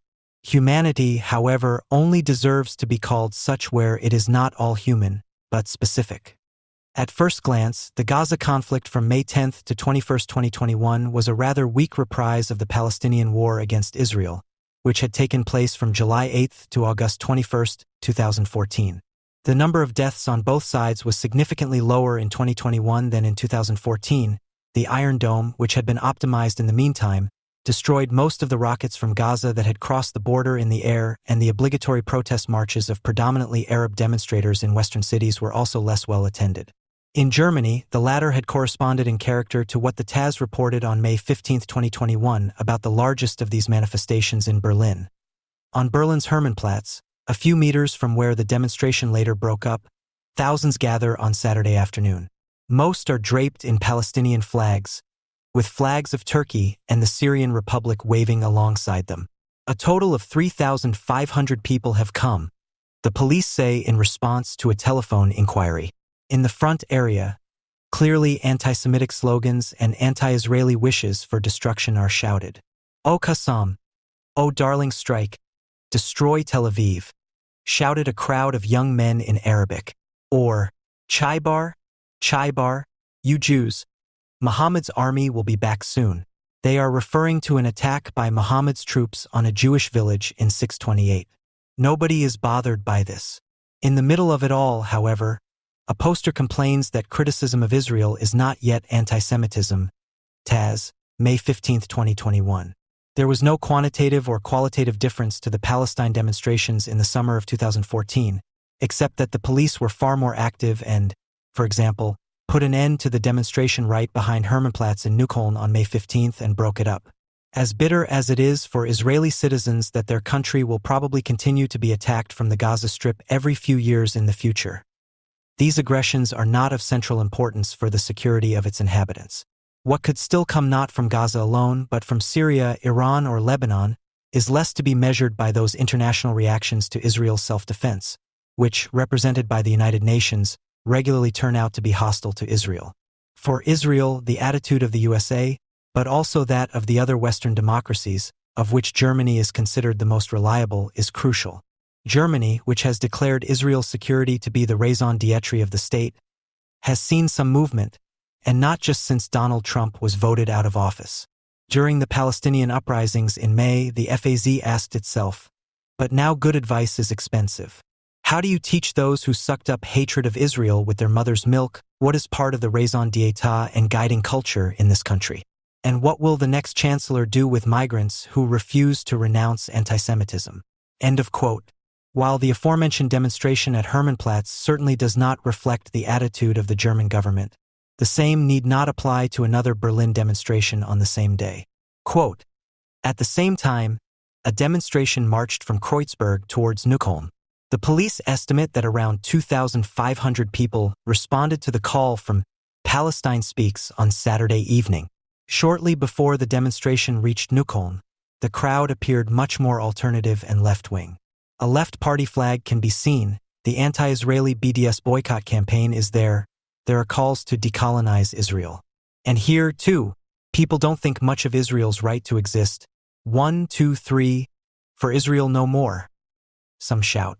Israel bombs, Germany finances, for example, is written on posters. Taz, May 15, 2021. These were no longer the so-called moderate Palestinians, supplemented by their traditional left-wing German supporters, who have been trotting behind the excited young men for many years without influence and usually a maximum of 100 heads strong, keeping a minimum distance. This time, moderate critics of Israel could afford to march separately in order to reach the same goal, both in terms of location and content. On May 15th, a total of 6,000 supporters of so-called Israel-related antisemitism marched in the stronghold of Arab self-confidence in Germany, which is also the stronghold of the not at all Oriental trans, queer etc. scene. Almost half were not among the steadfastly cheering Palestinians. The BDS flags, the banner of the Neukölln Regional Association of the Left, which wants to protect members of the Arab clan milieu from racism, but even more so a slogan that could not be more explosive for Israel, decolonizing Israel. Free Palestine has now also marked a breakthrough on the streets that will shape the German conversation about Israel. For many years, this slogan, in a modified form, was part of the arsenal of a struggling anti-imperialist left in its fight against Jewish settler colonialism. But today it presents itself radiantly anew as the original product of a discourse that emerges in Germany from American universities in particular and provides the exuberant cultural and academic sector with its army of volunteer interns with arguments against Israel. After the German Bundestag adopted a resolution in 2019 stating that state or state-subsidized organizations should not make propaganda for the BDS movement and should not provide a forum for anyone from the spectrum, there was a successful uprising by state-run agencies of the cultural sector and a Berlin chair set up specifically for antisemitism research against the joint employer. Compare. Quote, "The German Bundestag resolves 1. To once again resolutely oppose all forms of antisemitism as they arise and to condemn the BDS campaign and the call to boycott Israeli goods or companies as well as Israeli scientists, artists, or athletes. 2. Not to make premises and facilities under the administration of the Bundestag available to any organizations that make anti-Semitic statements or question Israel's right to exist. The German Bundestag calls on the federal government not to support any events organized by the BDS movement or by groups that actively pursue its goals. 5. Not to financially support any projects that call for a boycott of Israel or that actively support the BDS movement. 6. To call on federal states, cities and municipalities and all public actors to join this stance. Bundestag printed matter 19/1019, one of May 15, 2019. At the beginning of December 2020, an initiative GG 5.3 Weltoffenheit published the following in response. The joint fight against antisemitism, racism, right-wing extremism, and all forms of violent religious fundamentalism is at the heart of our initiative. A specific challenge for us today is to responsibly communicate the peculiarities of Germany's past to our cooperation partners around the world in order to project a common present and future. A past that is characterized on the one hand by the unprecedented genocide of European Jews and on the other by a late and relatively hesitant reappraisal of Germany's colonial history. This requires active engagement with the diversity of Jewish positions and openness to other social visions presented from the non-European world. Germany's historical responsibility must not lead to a blanket moral or political delegitimization of other historical experiences of violence and oppression. Confrontation and debate must be possible, especially in publicly funded cultural and discursive spaces. Open-mindedness, as we understand it, requires a political aesthetic of difference that understands otherness as a democratic quality and art and education as spaces in which ambivalence is tolerated and divergent positions are permitted. This also includes guaranteeing freedom for a polyphony that critically challenges its own privileged position as an implicit norm. End quote. Civil disobedience was declared against the German raison d'etat in the name of the freedom of expression of the different places of speech to be respected and the aspect of decolonization, and no federal or state authority has ever insisted on compliance with the ban on cooperation with BDS. This answers the question of the good but expensive advice that could not quite be found in the face of migrants who do not want to renounce antisemitism. If, according to the German answer, the desire to annihilate Israel's Jews is only partially expressed in Arabic and instead of throw them into the sea, a decolonization of Israel is demanded, then there can no longer be any question of antisemitism in the form of Israel-related antisemitism. Anyone who doesn't want to mess things up with the anti-colonial claims of the Humboldt Forum, the Center for Research on Antisemitism and all the other signatories, but still holds with Israel, must almost consider themselves lucky that the noise of the Abdullahs from Sanan Ali, this essay of a much larger movement, drowns out what has long since taken on a life of its own as an anti-colonial or otherwise Jew-coercive discourse. The judgment against Israel, which, starting from the campus, spreads to local and national art exhibitions and is also regularly reproduced on the theater stages, now mixes on the street with the seemingly colorful hodgepodge of New World explanations and utopian surrogates under the sign of otherness. Different then are also those Jews who have a diversity of Jewish positions that must be promoted against the one, obdurate one associated with the name Benjamin Netanyahu. The diverse Jewish positions were already in place in Berlin on May 13, 2021. 2 days before the big shouting match on Hermannplatz, 200 people gathered in front of Neukölln Town Hall for a rally in which smaller Jewish groups also took part: Jewish Antifa, Jewish Voice for a Just Peace in the Middle East. There were clashes with the police because, according to them, the hygiene measures had not been observed. And already the representatives of dissenting positions were speaking out loudly, critically challenging the allegedly privileged white position as an implicit norm. Quote, "The alliance denied this and complained of a deliberate escalation strategy by the police. The Migrantifa Berlin group spoke of racial profiling and the criminalization of young non-German-speaking demonstrators. The Jewish Forum portal once again documented shouts of Intifada until victory at the demonstration, Taz, May 13, 2021. 2 weeks before the last war against Israel, the Revolutionary May Day demonstration, which led from the Islamized neighborhoods of Neukölln to Kreuzberg, was already characterized by numerous anti-Israel slogans and banners, which seemed impossible a few years ago because certain migrant revolutionary enemies of Israel had been excluded and had to hold their own small but staunchly anti-Semitic procession. 2 months after the end of the latest armed attacks on Israel, on July 24, 2021, the Palestinian Popular Storm was once again celebrated in a really queer way, starting of course at Hermannplatz. Internationalist Queer Pride for Liberation 2021 was the name of this alternative CSD parade with well over 3,000 participants. Quote, "An alliance of various civil society and migrant organizations had called for the demonstration. The aim was to reclaim pride from the mainstream CSD and bring together the radical queer, anti-colonial and anti-racist communities of Berlin, according to the organizers' call. In addition to Migrantifa, the initiators also included BDS Berlin, which calls for a boycott of Israeli products, and the Association Palestine Speaks, which attracted attention at previous pro-Palestinian demonstrations due to anti-Semitic and anti-Israel incidents. TSP, July 27, 2021. The call read threateningly, "Our liberation will be intersectional. We stand together. Black people, people of color, Roma and Sinti, Jews, migrants, Muslims, sex workers, people without housing, people with disabilities, precarious workers, trans people, refugees and asylum seekers, inter-asterisk people and indigenous peoples everywhere. End quote. It is not primarily the Rado-Palestinians, but the truly intersectional protagonists of the contemporary anti-Semitism discourse who are to be criticized for giving the new alliance on the street a veneer of respectability. Whereas, starting in the year 2000 and even more so after September 11th, it was possible to discredit any criticism of Israel under decidedly anti-German auspices to such an extent that for many years it seemed as if no Palestinian cloth would be suffered not only in the Antifa, but also among so-called hedonists. Today it looks as if the all the more necessary struggle must be resumed against a far more self-confident and no longer doubt-ridden personnel. The criticism made at the time was not anti-national and certainly not anti-sexist or queer, but rather went to the heart of anti-racist and otherwise identitarian ideology and managed to keep resentment in check, albeit with weak means. Those who were harshly rejected with anti-German intent at the time were silenced for years, not for reasons of insight but due to a weakness of discourse.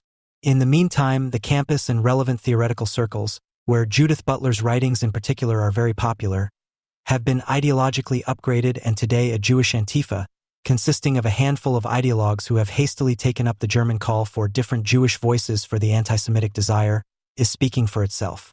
The unsuccessful accusation made 20 years ago against anti-Germans that they had a Judenhack, a cynical expropriation of original Jewish experience in favor of a totalitarian project called the State of Israel, which excludes any other history of suffering, indeed any otherness, is easily accepted today. One only has to copy what the German cultural elite demands of Jews in view of a past that is characterized on the one hand by the unprecedented genocide of the European Jews and on the other by a late and relatively hesitant reappraisal of German colonial history. They may just hold back with their special fate and listen reverently to the voices of autochthonous anti-Semitism, like many an Israeli currently living in Berlin. We know that this requires an active engagement for the diversity of Jewish positions and openness to other social visions presented from the non-European world. Not only does the diversity of Jewish positions sound very much like BDS in this quote, but their social visions always boil down to one thing, namely the urgent need to eliminate the Jewish state, because that is exactly what the demand for decolonization means. This is how it works today.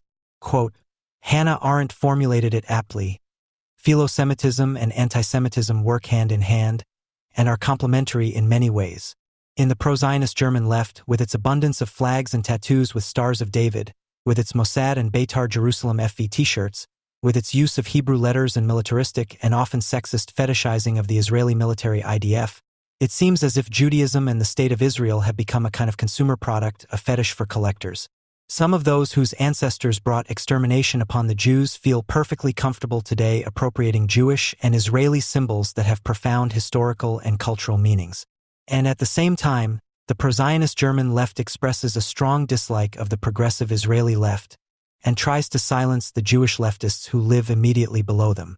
It is common on the German left to refer to the State of Israel as a Jewish state.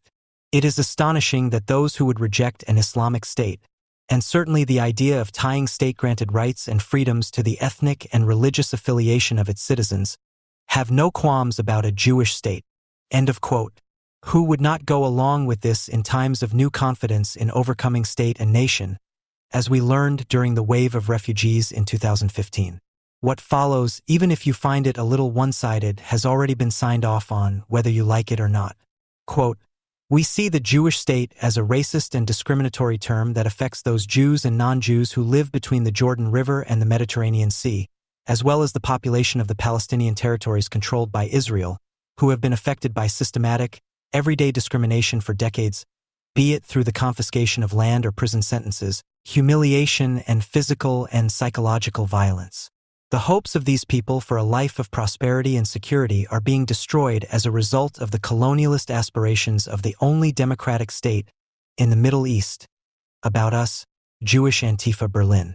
The perpetrators only have to repeat and embellish what the Humboldt Forum had already stated: anti-Semitism is the cause of a strong right, which, if not an anti-Semitic present, has the same roots, and add what the Humboldt Forum, qua non-Jewish place of speech, preferred to conceal, namely that anyone who explores possible political similarities with, for example, the AfD promotes anti-Semitism, even or especially if he is a politician in Israel.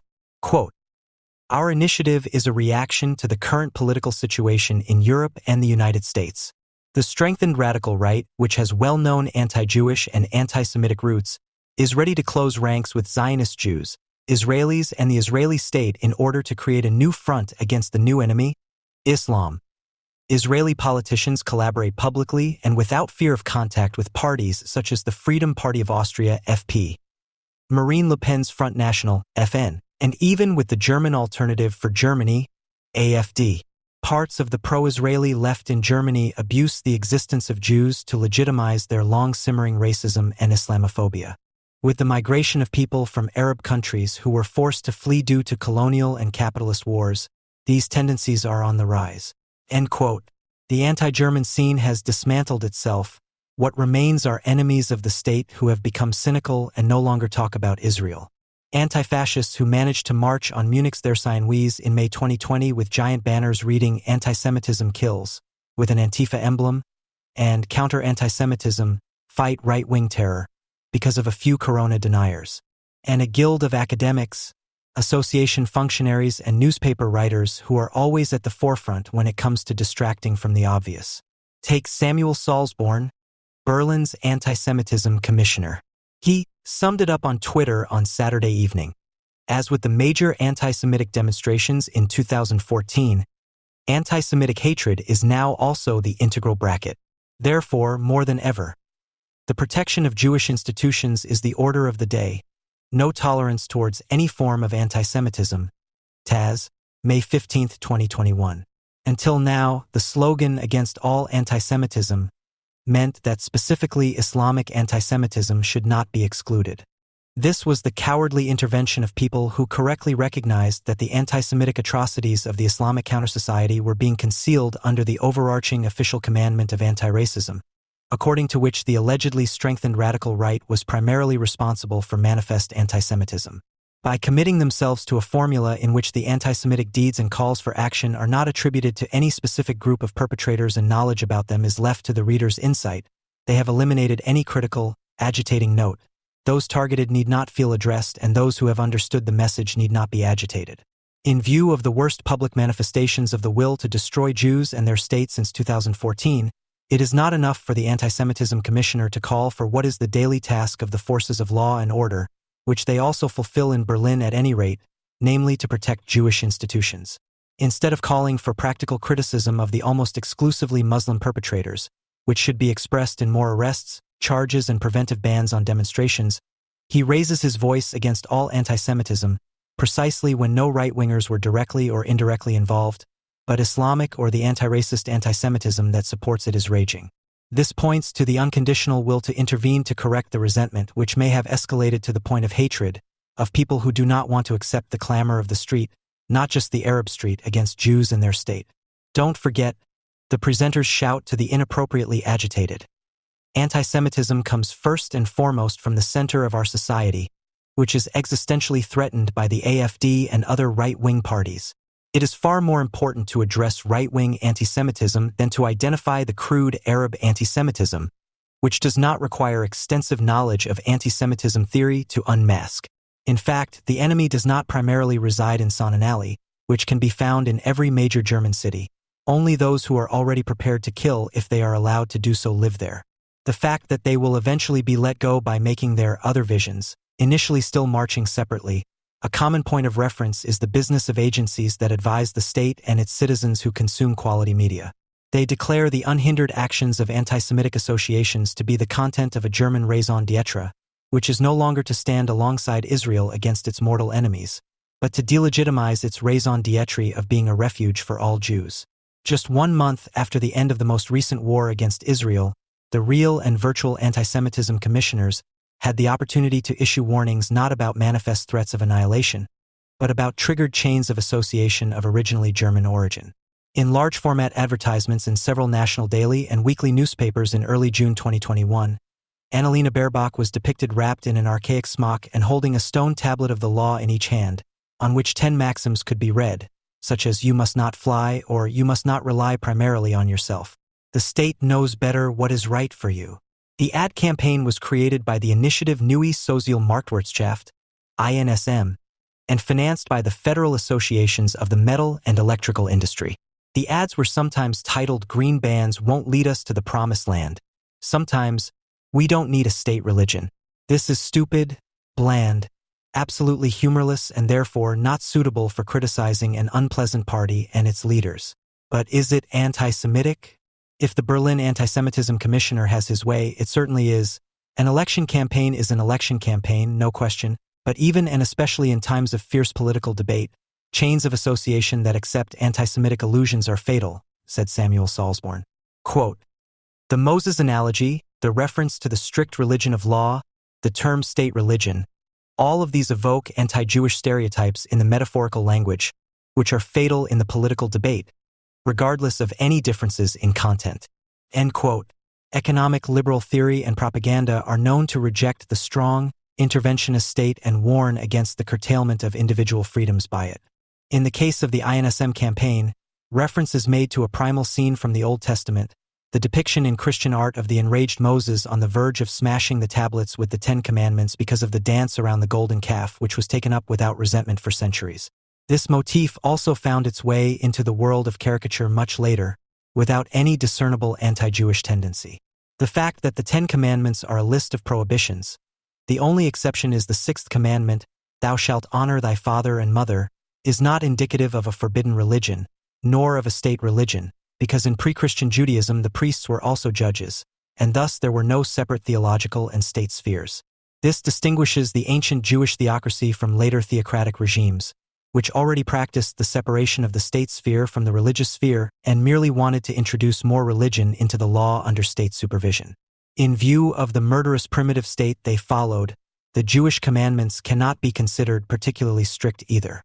Whether 9 prohibitions and 1 commandment, which at the same time set the framework for a society liberated from pre-civilizational fears, can lead it to the Promised Land remains to be seen. In any case, the Promised Land, although clearly of Old Testament origin, has no negative connotations. The insinuation of a strict Jewish state and its promises is certainly not part of the canon of antisemitism. What associations the reference to this allegedly triggers nevertheless would have to be explained. The fact that liberals criticize the often truly pseudo-religious fetishization of the strong state is no indication of reservations against the alleged Jewish state religion. All that remains is the unsubstantiated assertion that material from the Old Testament has been used to demonize a politician and her party as protagonists of Jewish principles. Subliminally, an association is introduced into the Baerbock talk that has the elements of antisemitism as its starting point.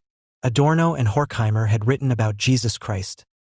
His message is, "Fear not, the law vanishes before faith, love, the only commandment, becomes greater than all majesty."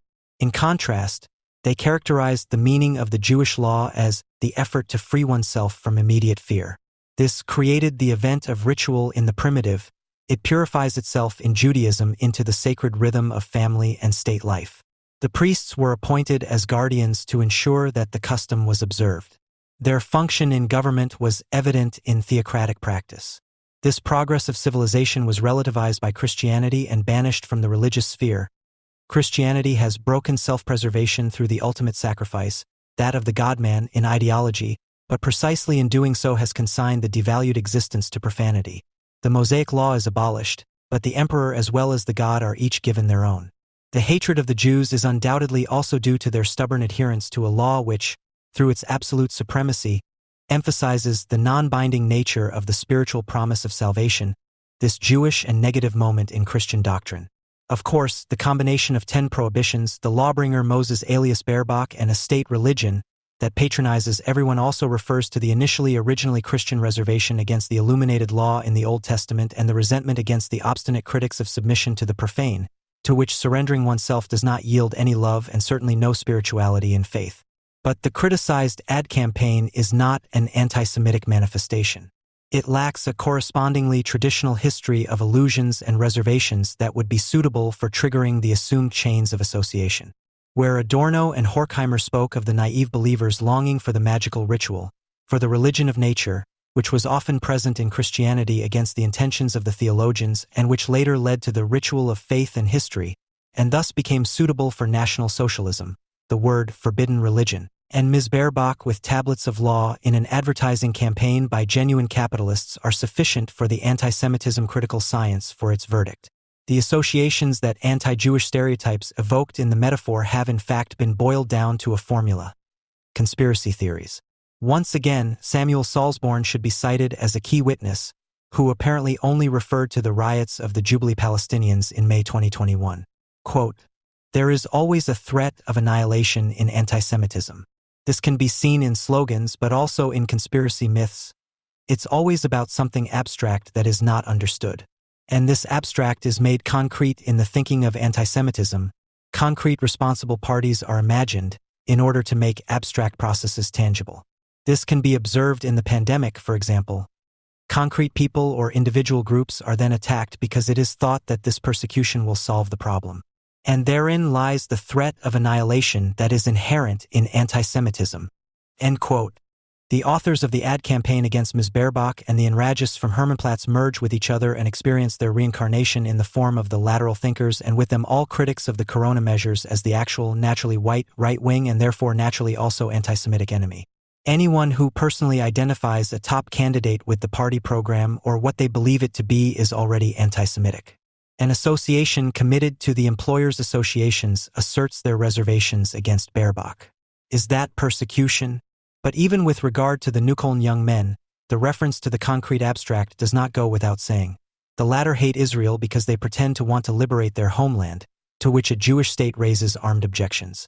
In order to arrive at this attribution of blame, it is not initially necessary to resort to conspiracy theories. The Nakba narrative, i.e. the anti-Semitic certainty against Israel, only becomes understandable when one considers the history of more than 100 years of popular resistance, the initiators of which have always rejected any compromise with the Jews and systematically built up their people as a murderous collective of victims. It is the rationalization of one's own defeat at the hands of the Jewish representatives of progress and reason as an act of annihilation against all Arabs, based on the neglect of the fact, known to all Palestinians, that it is far better and freer to live as an Arab in Israel than under autochthonous administration. The theorist Salzborn is followed by the practitioners from politics and associations who, alternating between the official church and the parties of their preference, recite the ruling government program against dissenters who do not want to understand something abstract and therefore seem to declare concretely responsible people to be the enemy, to whom what the Jews have experienced on their own bodies could soon happen.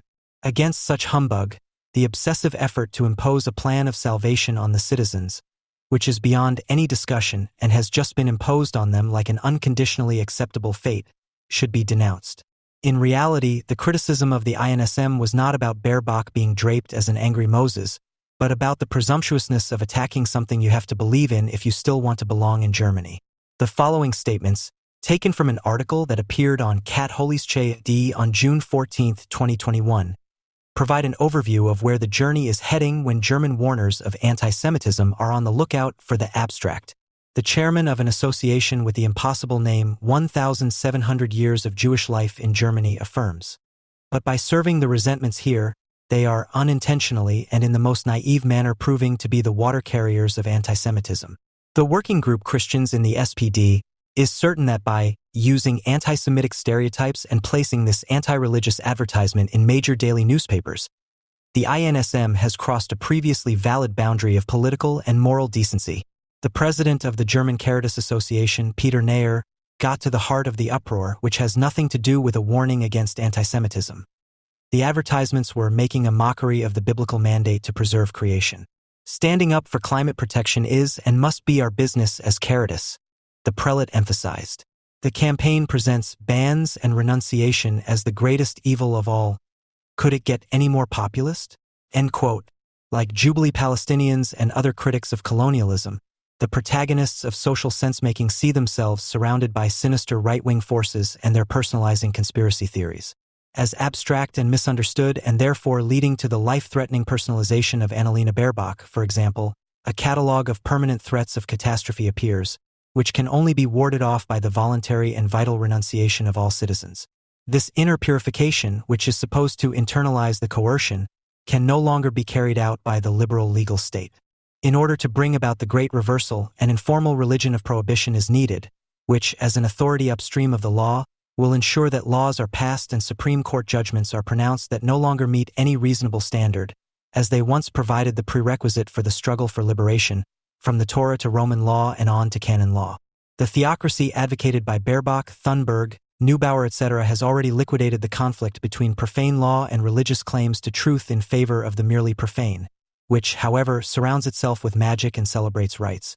And this is how the author Carolyn Emke came into play, who on June 13, 2021, secured her and her companions' claim to leadership as the coming elite by a large contingent of still living and already dead martyrs against doubt via video message to the delegates of the Green Party conference. A few million murdered Jews could not be missing from the list of aspirants to total domination threatened with death by climate deniers, lateral thinkers, and possibly even class warriors. Quote, "The radical hostility towards science, the cynical exploitation of social insecurity, the populist mobilization and the willingness to resort to resentment and violence will remain. There will certainly be talk of the elite again, and it will probably not be the Jews and cosmopolitans, not the feminists or the virologists who are warned about, but the climate researchers." End quote.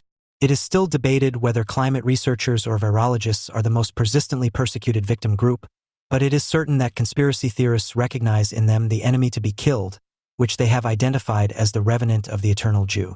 An association that claims to pursue ideological criticism in the spirit of its founders Joachim Brun and Manfred Dahlmann, the Initiative Sozialistisches Forum ISF, stated on May 20, 2021 at a time when the extermination of Israel was loudly demanded on Germany's streets.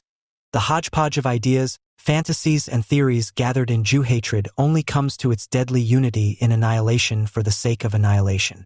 The bookish enumeration of anti-Semitic stereotypes also falls into this kind of botanizing anti-Semitism theory, which misjudges conspiracy theories as a mere gateway drug to anti-Semitism. End quote. The question of what constitutes a conspiracy theory and whether it really has to culminate in the murder of Jews in every case is wiped away with the stroke of a pen. Quote, "These theories are always already anti-Semitic because the conspiracy theorists are not content with not being able to think of subjectless rule, but want to define the envied superhuman in the Jew as the enemy to be killed, who performs the transnational synchronization of a world economic crisis, a war, or a pandemic in person as an interest aristocrat. For the time being, this enemy is still hiding behind Bill Gates, George Soros, or Karl Lauterbach, then takes on the diffuse form of the Bilderbergers, Freemasons, or inside jobbers, only to finally show its true face in the financial managers and speculators as it passes through the pharmaceutical industry and other corporations. The face of the eternal Jew, either disfigured into a grimace or cleverly disguised." End of quote. This is how anti-Semitism is criticized today, although it is much more crude here than in academic anthologies. The word conspiracy theory is innocently introduced as a dazzling vocabulary that has long since degenerated into a fighting term from the arsenal of Caroline Emke, does nothing to concretize it, but trumps it up with the term subjectless rule, which is also not identified in the material, and lumps together the quite different figures George Soros, Bill Gates, and Karl Lauterbach as targets of anti-Semitic conspiracy mania. While the hatred of the thoroughly unpleasant fact-checker Soros generally really follows the anti-Semitic pattern of a rich Jew with ominous international connections pulling the strings to the detriment of us all, things are far more complicated with Bill Gates, because in his case there are two conspiracy theory and therefore, according to the ISF, anti-Semitic groups opposing each other. Gates and his fans are themselves paranoid and believe that the global climate, or virus catastrophe, is the worst threat to humanity, while many of his opponents want to recognize him as the actual cause of the coronavirus epidemic.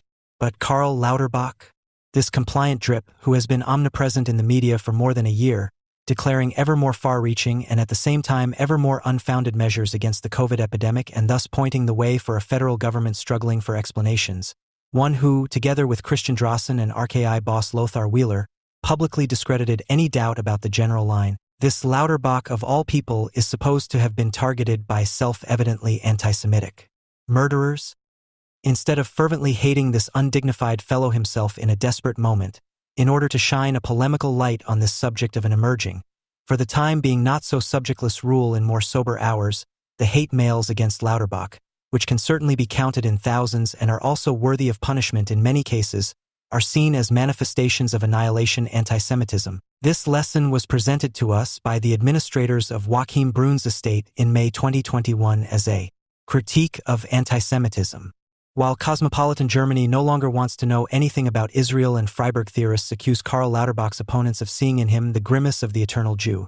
While the desire to annihilate Israel is given its place in the discourse up and down the country, and right-wing conspiracy theories are diligently agitated against, a dam has been breached in Israel, at least rhetorically. In a country where gay parades and parties are among the attractions that also draw tourists from Muslim countries, where a multi-ethnic state has been created under Jewish auspices and women have been serving in the army for decades, attrition seems to have already reached the government. On July 15, 2021, the new Israeli Foreign Minister Yair Lapid gave a speech at the Global Forum to Combat Antisemitism, GFCA, that turned the formula antisemitism is the form of racism directed against the Jewish people, which had been common until then and already amounted to a lazy compromise with Israel haters on its head. Lapid has indiscriminately classified antisemitism in a long line of racisms with universal intent, and apparently believed that he could remove the basis for international hostility by simply labeling all mass murderous phenomena of recent decades and, with reference to slavery, even of recent centuries, with the label antisemitism. It is time for us to start telling the true story about the anti-Semites.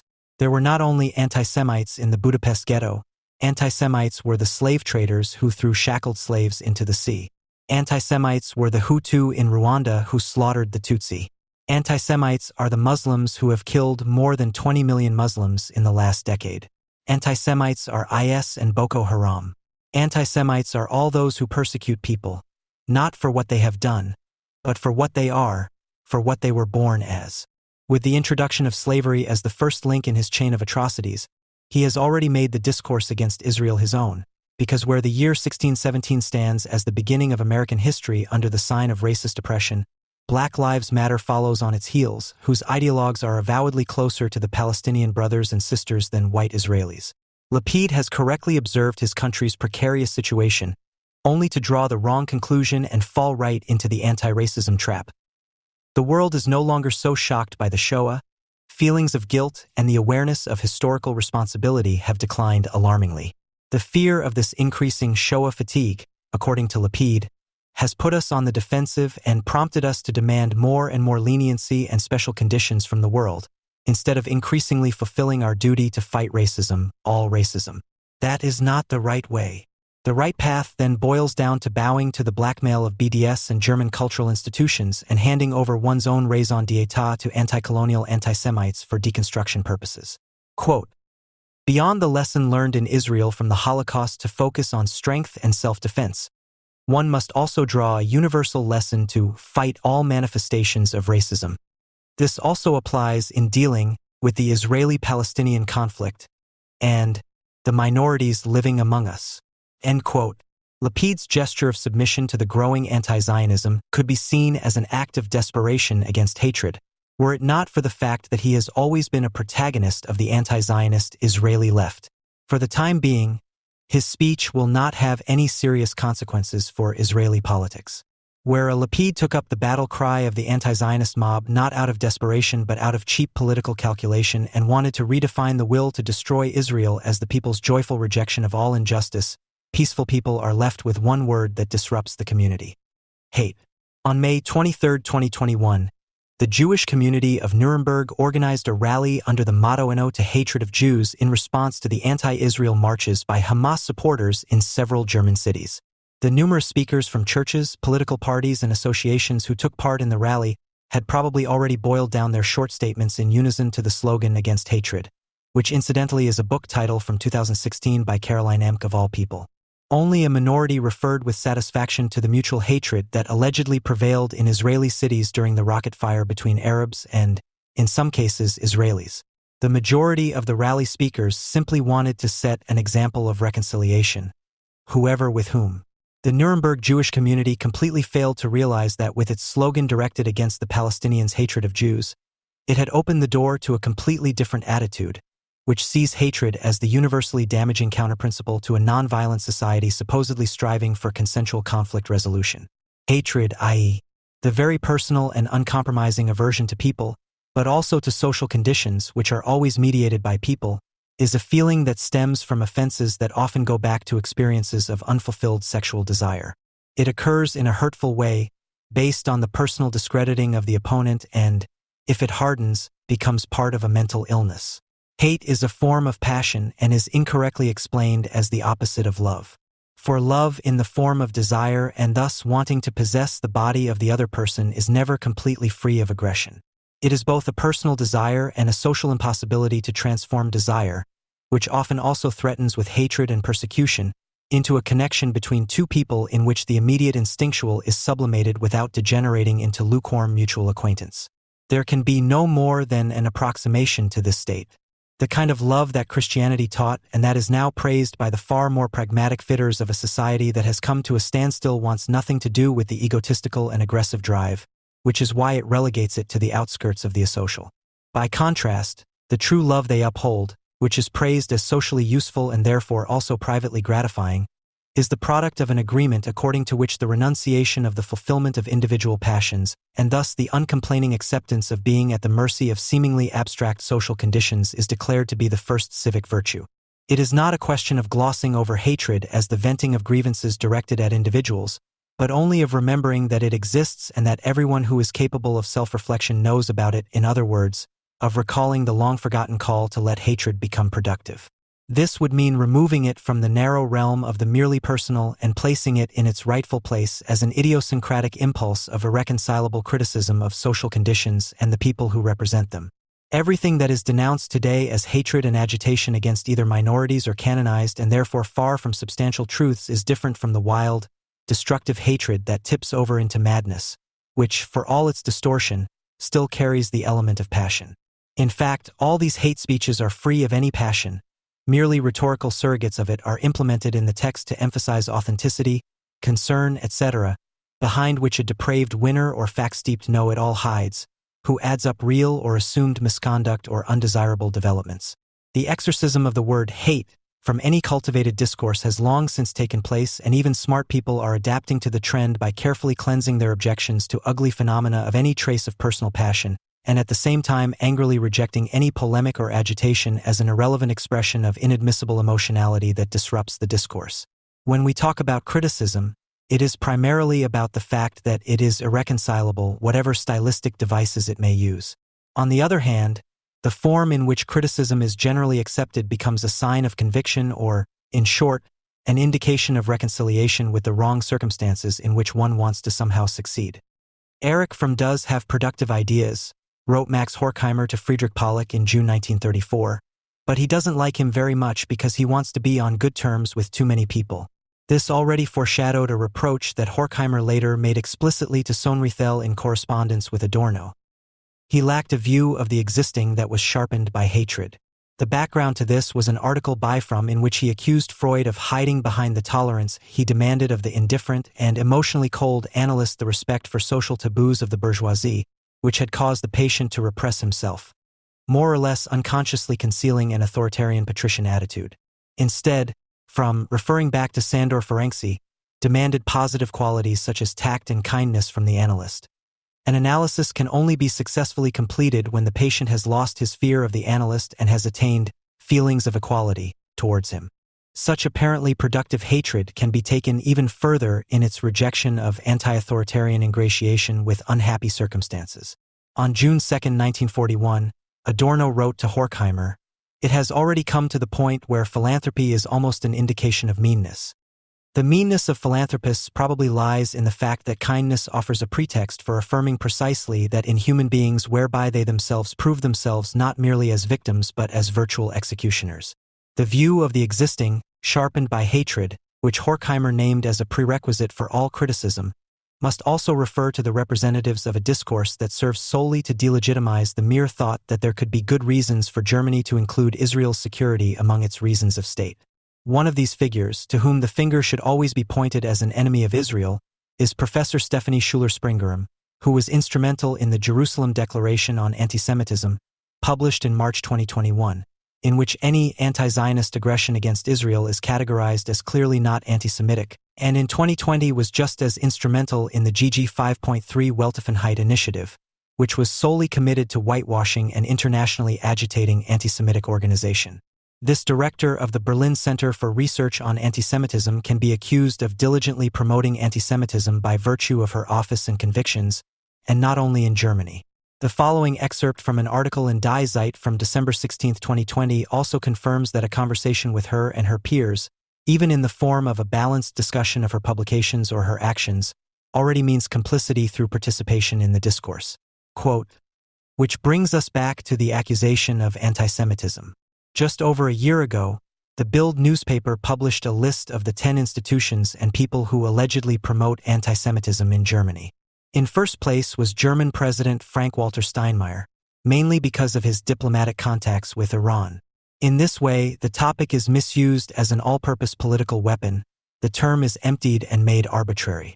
And that is a problem. According to a survey, 30% of Germans believe that our lives are determined by conspiracies that are secretly concocted.